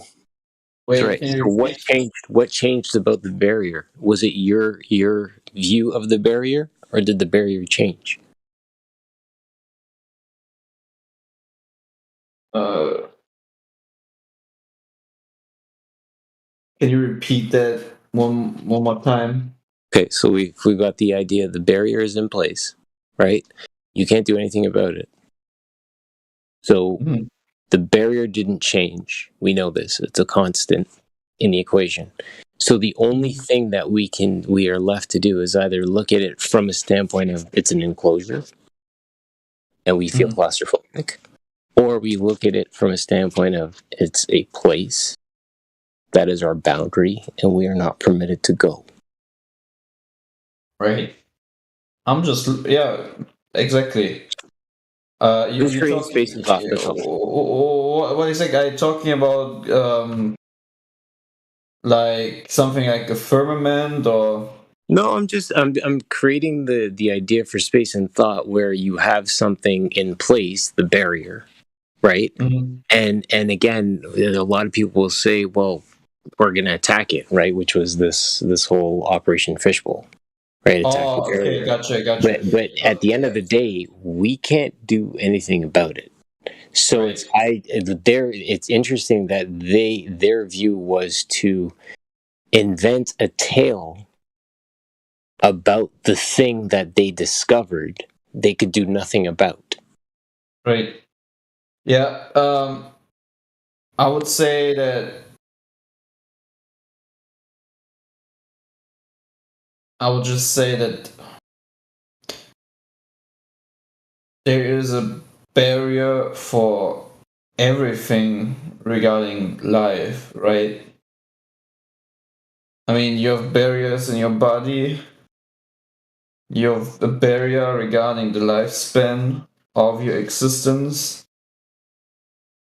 There's so many barriers, and you have a physical barrier which just shows you that you're in a unique place, just perfectly made for you, right? I mean, what is not made according to the dominion that man has over the earth? Good morning. Hello. Good morning, hello. Sorry, didn't mean to interrupt. No problem. So yeah, I mean, Kiwi, what is not perfectly made as a living place with a barrier, obviously, that we're living in? I have no clue at this point. Can I ask Right. you guys a question? Please. Do you think that Polaris is at the center of a flat Earth and that all the stars rotate around Polaris?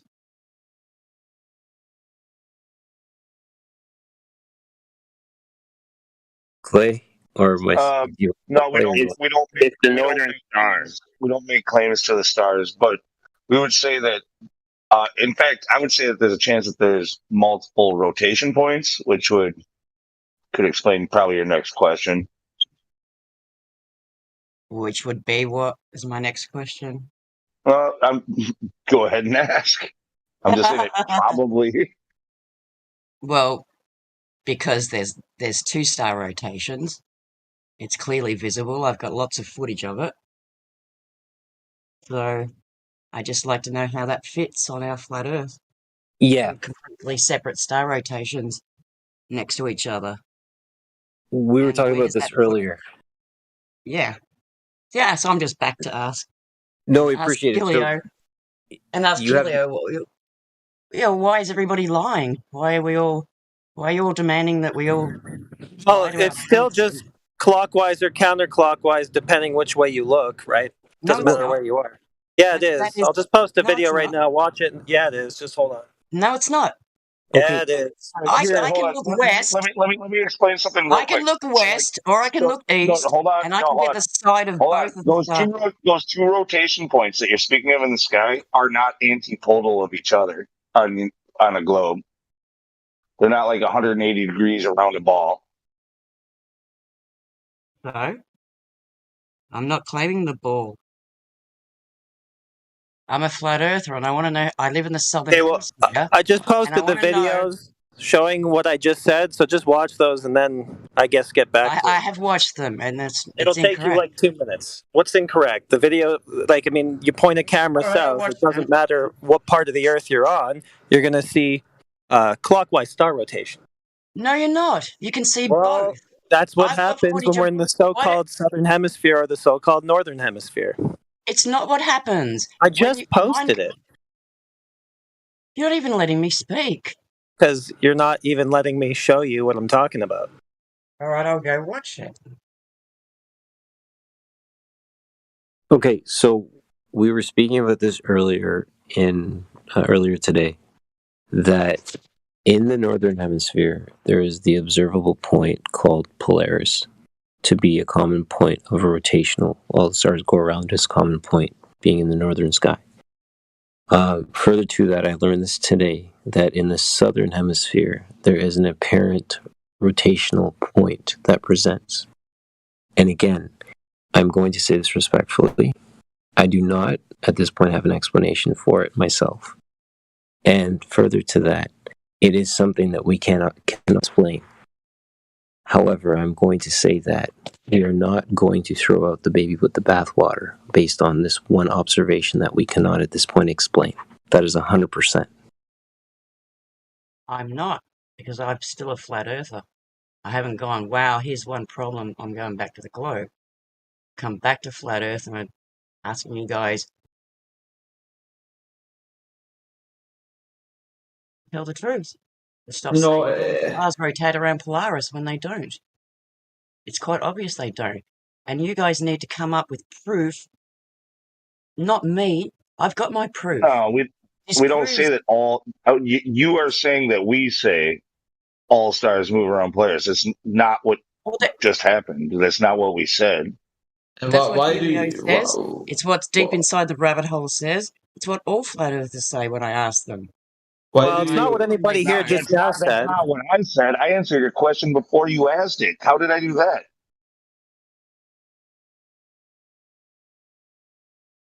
Yeah, I didn't say anything about them specifically rotating around Polaris. I just said that the apparent rotation is either clockwise or counterclockwise, depending which way you face a camera or which way you face.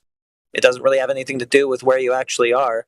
Apparently, anyway, because those are Glober Star Trail videos I just posted, and they're showing the same thing that I just said. So, have you filmed the celestial equator? Because you're only filming north and south. And I can tell you, if you film sideways, if you film the celestial equator, you will get both rotations. And you haven't turned a direction at all. You're facing west, and you can see the one going clockwise and one going anti-clockwise. Well, post it. So what you're saying about turning a different direction is not true. Clockwise and counterclockwise are not objective directions. There's only one that we have, and that's north. Okay, so that's like magnetic north, though. Right? No, that's where compasses point. Other than that, like it's east and west and south are based off of north. So we can use cardinal directions. All stars move from east to west. We know that. Move from east to west. All stars move east to west. All stars move east to west. They're not going east to west. They're going around in a circle. That's they not move east to west. That means they're going east, north, south, west, northeast, southwest. How are they going? How is going around in a circle going east to west? Does the sun rise in your west and set in your east? Because it's on the celestial equator. It's on the equator. It never goes near a pole to go around in a circle. Counterclockwise and clockwise are dependent on which way, or if you're looking inward and outward, and if you're in the north and if you're in the south. So, like, it's not. It's like my left is your right and your right is my left when we're looking at each other. Okay, so where's your proof that Polaris is in the middle and not Sigma Octantis? I mean, the south is it's in the middle of the north. Like we're not talking about like the other rotation point if there is one, which there clearly is.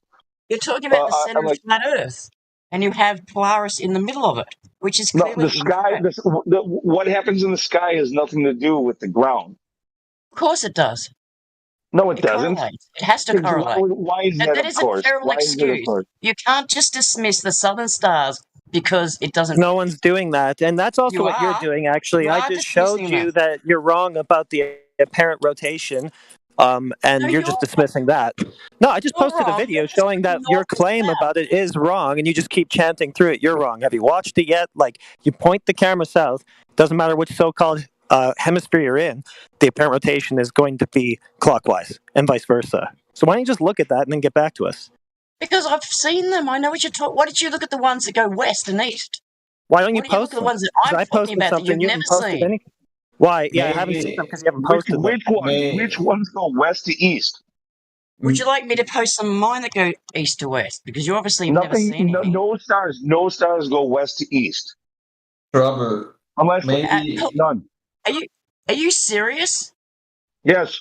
Orion's belt goes east to west. It goes straight across the celestial equator. It doesn't go around a pole. Well, now you just said east to west. That's correct. Yeah, you just said east to west. That's correct. East to It's west, the only or stars that go east to anti-clockwise, west. east to west. Still east to west, by the way. Clockwise or anti-clockwise, counterclockwise, east to west.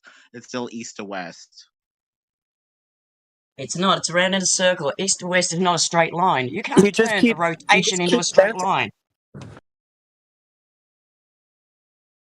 You've got no proof the Polaris is No, at the middle. that's absolutely true. East and west are not straight lines.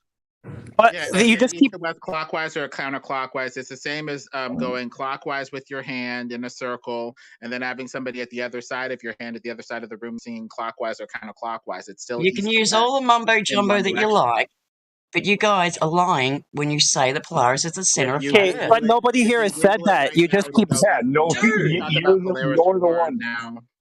Yeah, It's already been pointed out. It's already been pointed out that you're the one who said that. It's a huge straw man. Yeah. You're coming in here. You're saying you guys are claiming this when none of us did, and then saying that we're lying because we didn't say it. So you don't have you can North go and Pole at the fuck off center of with flat that. Earth. So North Pole's not the center of flat Earth with Polaris You're above moving it. on to Polaris and the North Pole Center. Okay, now you're moving on to something else. What? We have a vision of a flat Earth with the North Pole at the middle, Polaris above it. How is that a straw man? And you're telling me that you haven't claimed this, but you have, which means that you have. No, we didn't claim that Polaris is a center point that all stars rotate around here in this conversation. You just keep trying to put those words in our mouths, and we tell you, no, that's not what we're saying, and then you just keep saying that that's what we're saying. Yeah, nobody in this conversation. So you don't have the North Pole at the middle. Nobody in this conversation said that. When asked, we gave you the opposite of what you are saying for an answer. Now, because you heard some flat earther somewhere down the line say something you disagreed with, maybe he was wrong, or maybe you misunderstood what he was saying. Who Helio, the guy that owns the channel. Either way, you're misrepresenting our argument here. So Helio that owns this channel didn't spend hours last night telling me. Dude, who gives a fuck about Helio? He drinks all day. Yeah, why are you bringing a conversation with somebody else into this with us now? Because he just told you that there isn't just one rotational point. So obviously he doesn't think that. So why aren't you talking to the people that you're talking to now instead of people that you had conversations with before? All right, well, you guys are talking about a wall around the South Pole, which I presume has to be on the outside. I'm not even talking about the South Pole. Trouble, did Helio told you about curvature or something? Curvature? Yeah, curvature. What's that got to do with... Does Helio told you something about curvature? Because on the sphere you need to have curvature, you know? I'm not a gober. I don't believe in the sphere. I don't believe in hanging No, upside down on a spinning you're ball. not a flat earther. What are you, then? I don't know, because you guys won't give me anything that makes sense. You tell me my sky is not real. That my stars aren't rotating around. Trouble about how about You've this? got them rotating around the outside of a flat Earth, which is not happening. You have no footage of that. You have no footage of what you're claiming.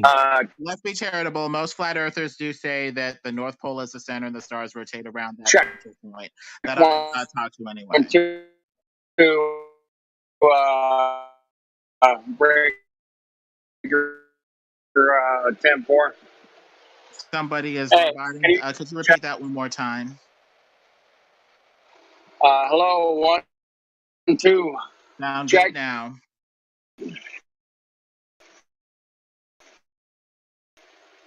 Is anybody speaking? I'm hearing silence. Check. Is it dude? Good now. Dude, you're robotic. Hey, travel about good friend of mine and fucking robot, shitty ass robot, fucking cock, fuck. Go back out and come back in, brother. Why doesn't it work? We get someone. I'm gonna mute him if it keeps happening.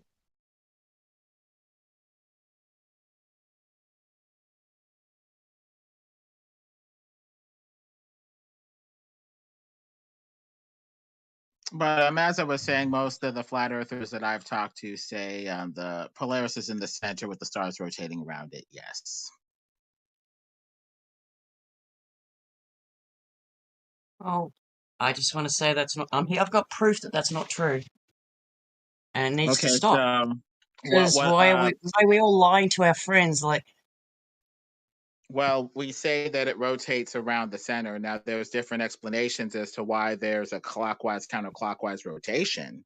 And the one that's most appealing to me as a flat earther would be refraction through atmosphere or a firmament dome. You can get two nodal points of rotation that appear to, or two nodal circles that appear to show up when you take concentric circles to represent the star trails on a piece of paper and put a hemispheric glass dome over top of the concentric circles. You can see a nodal point forming toward the center and an opposite nodal point that appears to be going in reverse toward the outer perimeter, which would correspond to the northern center and the southern outer perimeter.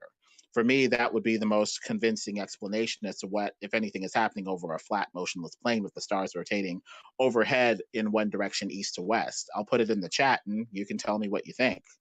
I know, but there's no evidence of that. It lines No up with evidence there of needing to be containment at least. There's no evidence because now you're making my whole sky an illusion.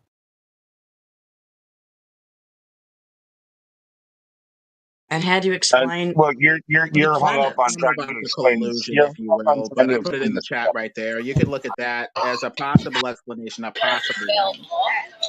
How do stars circling the North Pole? How does that bring your sky into an illusion? I don't get it. Like on Because a globe. you have yours at the middle, and yours is set, yours is reality. But mine, which is a circle that goes, but it goes around the outside in your map. So therefore, what's happening in my skies is not real, according to you, because mine actually going around the outside. Nah, have you ever seen hold on.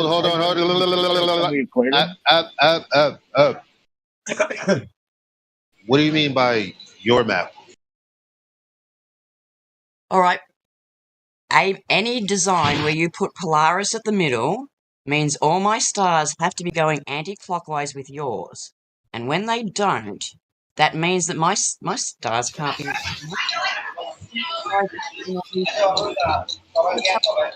doing what I see it doing.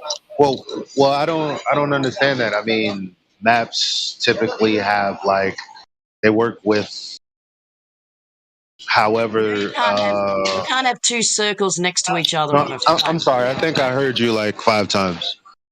Sorry. You're right. Yeah. As far as all the maps go, they take data from the same sky both you and I live under. So there's no your map, my map. They're just different projections. You can have Texas at the center of a projection. So what? All right, then What does that have to do? What does that have to do with a whole world map? There's no such thing. That's not what maps are for. Like, unless you're trying to reify it into some screenshot of the world, nobody has that anywhere. It's not an illusion. It's just refraction through, atmosphere or dome, according to this video that I put in the chat anyway. There's real stars. They're just deformed locally based off of refraction, dome. Is that all like that? Are you saying all stars, or are you just saying the southern stars?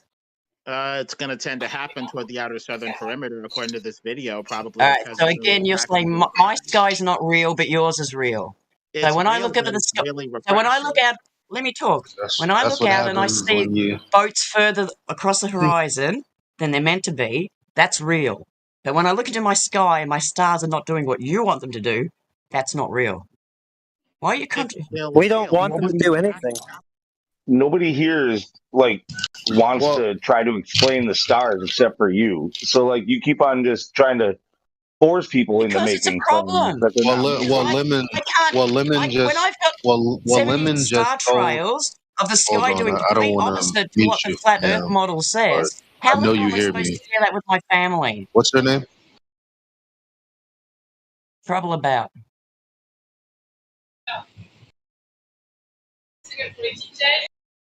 Okay. The reason we're having this problem is because, well, Lemon is trying to justify the picture in her mind that is a map that she's saying is wrong. That's the Bullshit. problem. That's not the problem. No, the You problem guys are is saying that all the stars rotate you around just said Polaris, and that Polaris is at the center of a flat Earth, ma'am, and listen, that the South North ma'am. Pole's. This is like ridiculous. No, I'm calling you out as liars, and you don't. no. Like I said, Lemon is trying to justify the image that she has in her mind, which is a flat Earth map, whatever that is, in her mind. Undermining what I just told her, that's the problem. She has a She has a misunderstanding of the flat Earth, and because she doesn't get it, she thinks we're lying to her. That's I think she has a bullshit. misunderstanding of her own claim, though, too. Have you muted me, you little fuck? Well, for that, probably. Just had to get out the response without you interrupting. But if you're looking at a real sky, it's like saying that, say, a reflection isn't real. Obviously, the reflection has a real ontology. It's just a reinterpretation of what's actually there. No, it's not.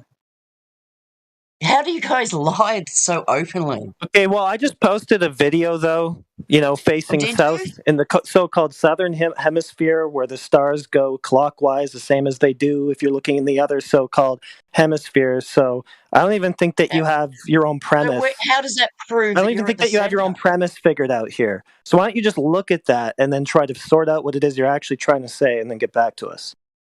I know what I'm trying to say. Yeah, I know what you're trying to say too, but I don't think you've actually even really looked at the sky properly before saying it. Where's your proof that North Pole's at the middle? I never said it was. Why would I be giving you proof for that? It's an apparent point of rotation. I don't know it's at the absolute middle of everything. There could be other... Yes, you do. You know you do. Compasses appear to point to some location, so people tend to, I guess, logically infer that there is a center where all of these compasses are pointing. So whether or not we've been there or not, it would be fairly logical to assume, if you would, that these compasses are pointing to a more or less central location, would it not? Well, but that's why I even pointed out earlier was that compasses point to magnetic north, which is not astronomical north. There's multiple north. The sun appears to be at the same place in the sky over and over and over.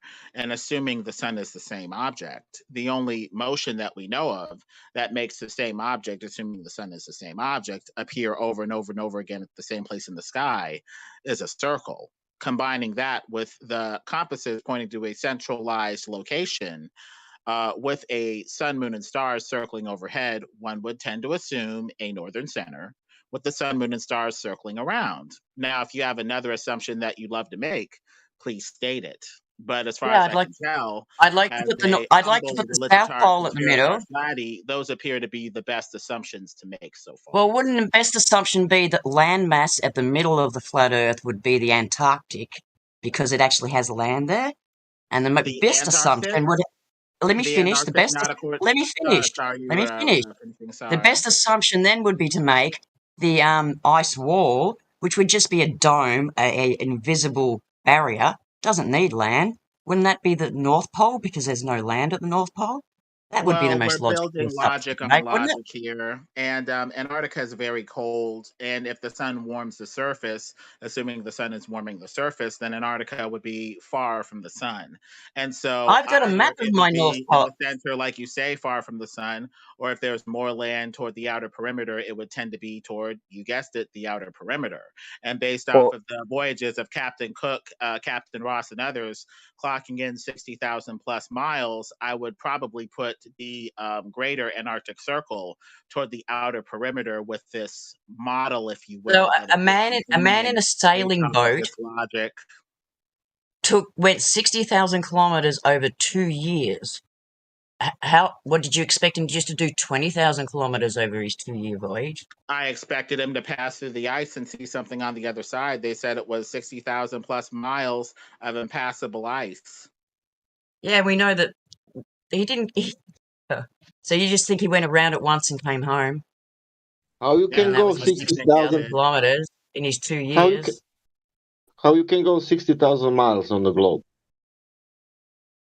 By going around in friggin' circles. So you think On it's the, multiple circles? As far as we can I tell, it was one round. actually, I don't know. I just want this crap, this glo- lie that the North is in the center of a flat Earth when you have no proof of it well, whatsoever. look, no, You have it has to do assumptions. with it has to do with maps. Which, by the way, sorry that you in the South probably weren't considered much when this started, but seeing as how our compasses do point northerly, not to So the directly underneath Polaris, and the fact that most of the world's population is on the northern hemisphere, right? Like, but you now guys you've got weren't this really crazy idea considered. of the You South guys weren't Pole really being spread considered around when a we huge started making distance. maps. But now flip it the other way. See what you're saying about the South that doesn't make sense if it was the North, doesn't make sense if it's the South.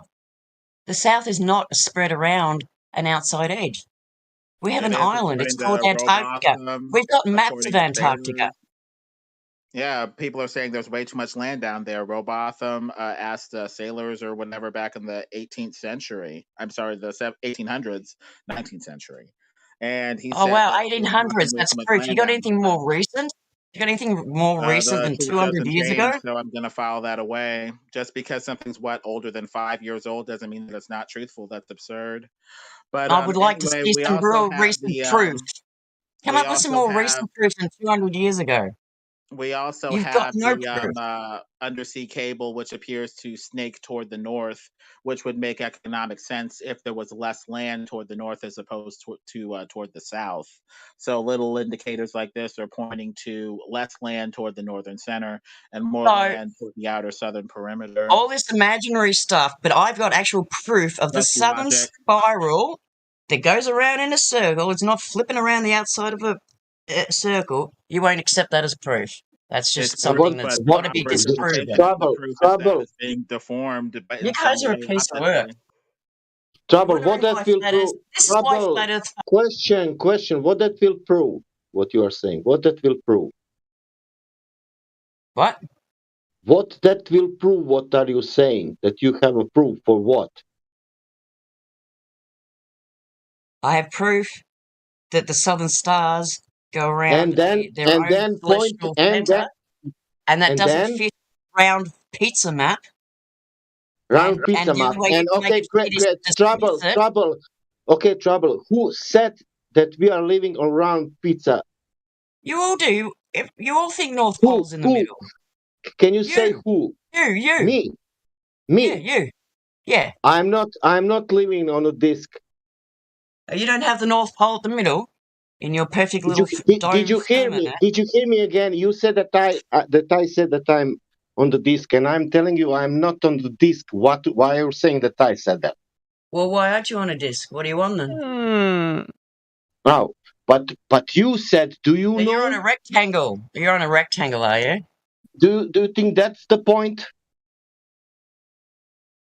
Now, Are the you point is, saying? you all won't admit that the southern stars are real and they're doing what they're doing.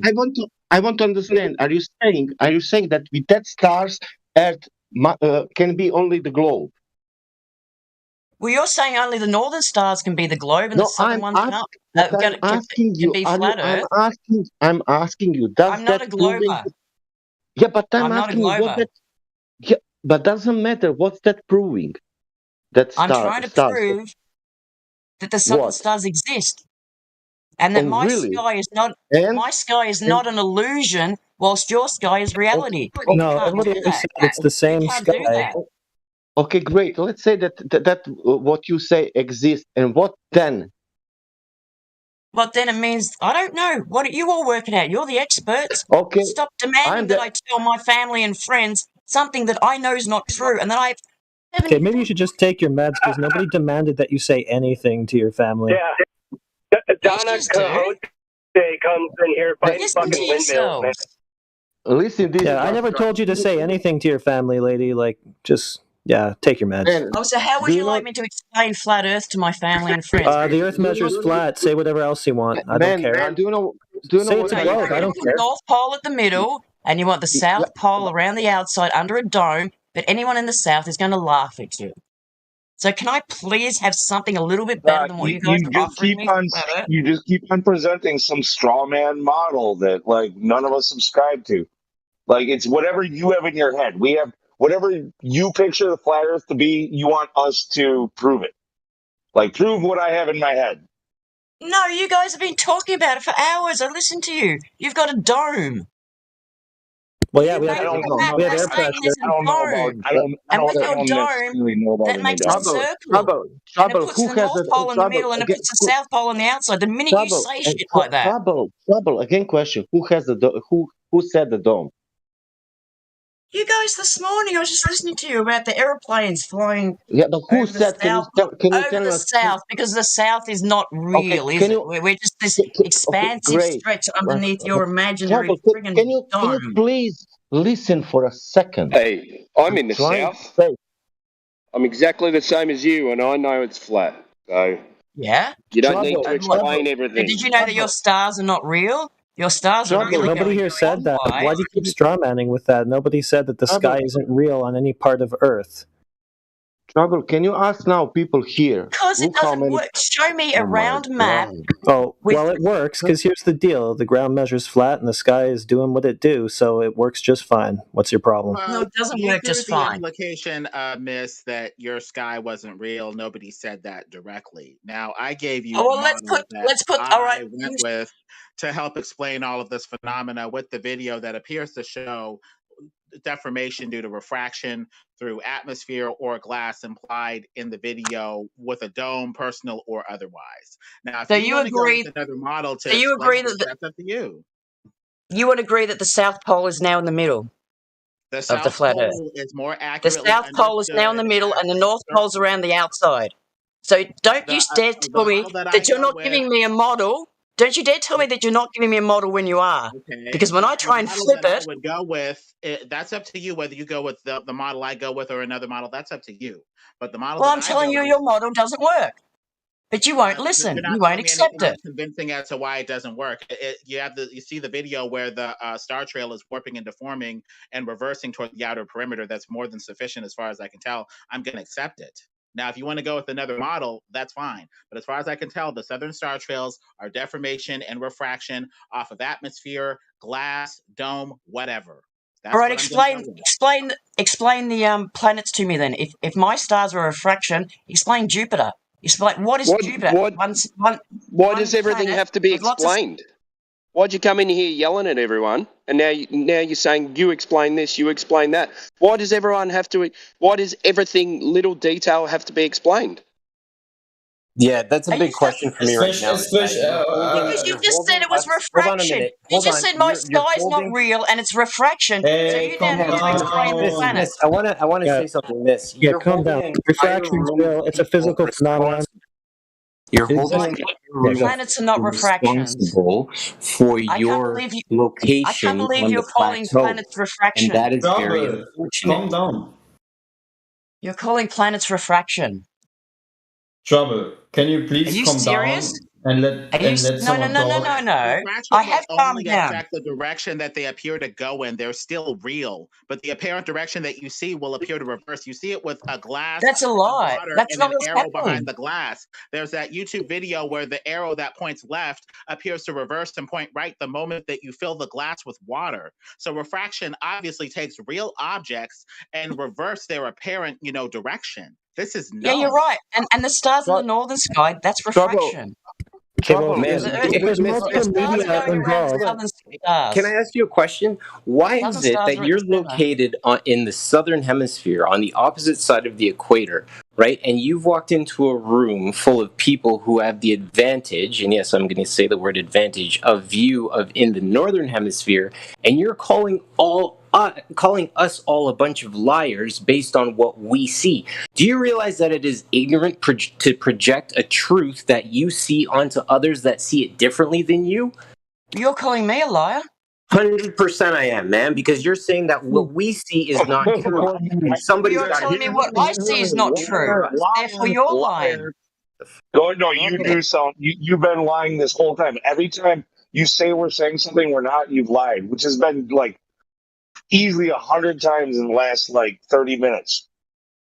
But let's. We Get a hold of yourself before attempting this. Can we bring this down to something very simple? We don't need to make it so complicated. Trouble. The stars in the sky and the sun and the moon, they fall into the category of unverified lights in the sky. We're not saying they don't exist. They're just unverified lights in the sky. Someone might tell you a story about what they are, but that's just a story until you can have direct evidence to validate that claim of that story. I've got 70 star trials. Thank you, sir. Thank you, sir. The question is, Trouble. Are you in contention with anything that I just said? No. Trouble, what he said. But I do have 70 star trials. I have 70 star trials. I have proof. You're telling me to go get proof. I've got the proof, and now you're just laughing at me, telling it's not real. What Orion said last 1 minute, last 30 seconds. What he said. I don't know. I missed the second half. You are not listening then. Yeah, well, anyway, she said she's not in contention. So the lights in the sky, the stars are unverified lights in the sky until we have evidence as far as what they are. I seriously, I don't know what you guys are even arguing about. So why are you arguing with me that my stars... No, I'm not arguing with you. You guys were just yelling random sentences at each other, and I just thought I'd help you understand each other. And on the other hand, what does it change? But that means nothing. What you just said means nothing. No, it does mean something very important. It means that what does it change? A while ago, right away, I said to you that the sky has nothing to do with the ground, and you said, "Well, of course it does." Well, we're consistent with this. We're telling you that they're not related. The sky does what it does. The ground is what it is. That's bullshit. They are related. I disagree. What? I know you claim that because the southern skies don't match.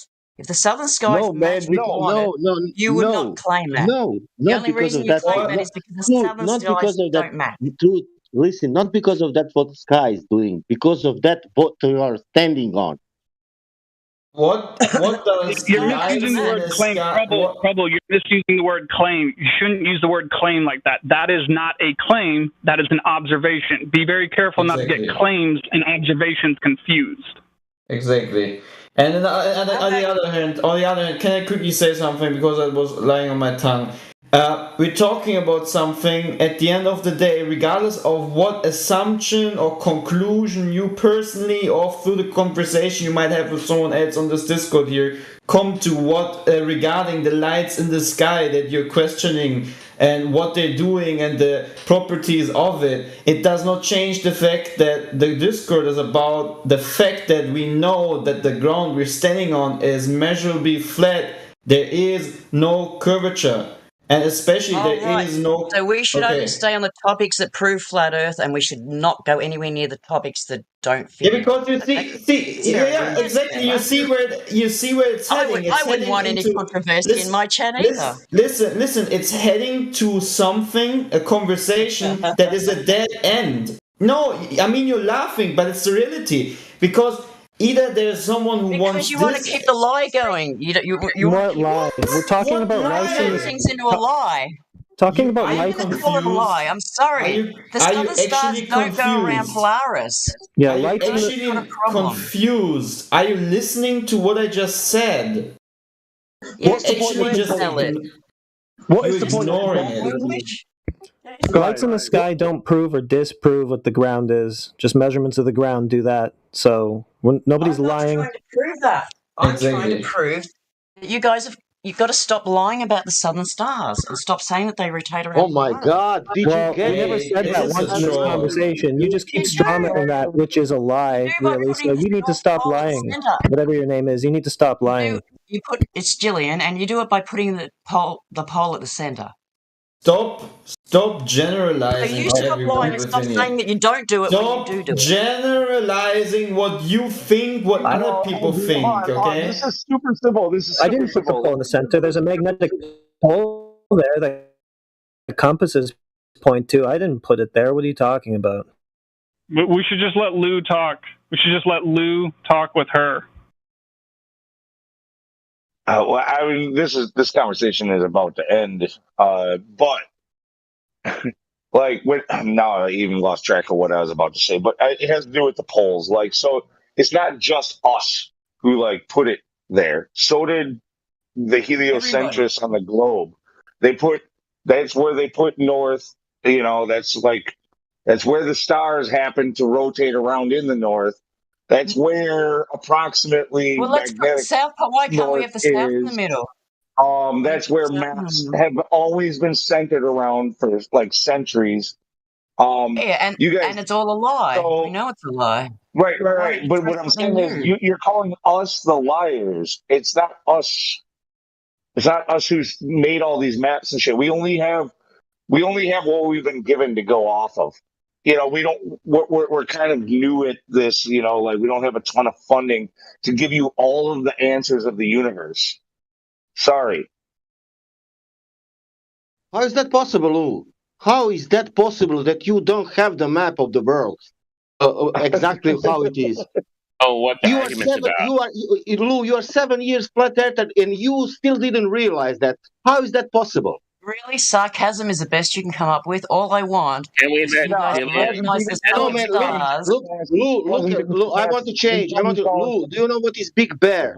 I find out that I can see the Big Bear on the sky, and can somebody prove me wrong? It's a big Can we let bear. Jillian present You're what the using that as problem is? proof, but you think that's proof that the stars are going around Polaris. No, that's the proof that we have the black the Big Bear But I have the in the proof. sky. I have the proof that the Southern Cross exists and all the stars are going. I'm Yeah, sorry, I but have, the southern but man, stars I at have the center of flat Earth, I have the proof and the that North Pole. I That's have- around the I have- outside, because there is no North Pole. So that would be where you would have your dome.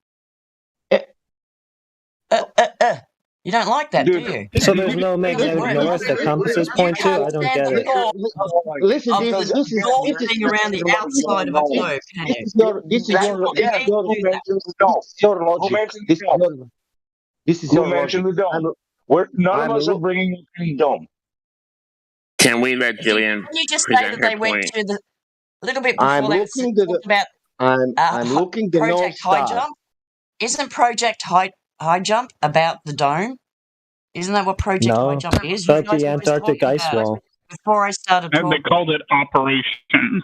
But An ice wall, yes. Which, of course, has to be the South Pole, doesn't it? No, do you believe that You guys, you pretend that you don't do this no, stuff, and you you have a do. misunderstanding there too about which it's not even the story that I tell. But all right, so your idea of the ice wall, you think that where the ice wall is the start of the dome? Is that it?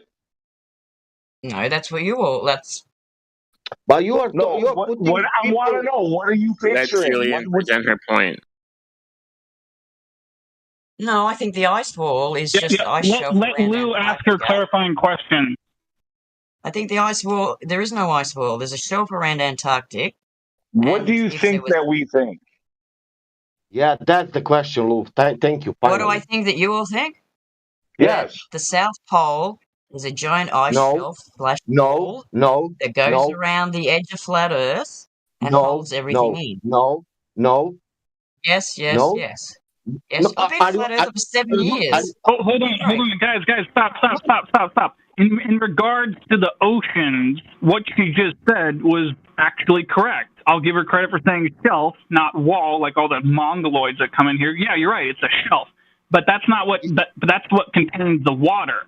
That's not what would contain the gas that we breathe. The gas pressure, the air pressure we breathe, that would be contained by a physical barrier of another kind beyond that.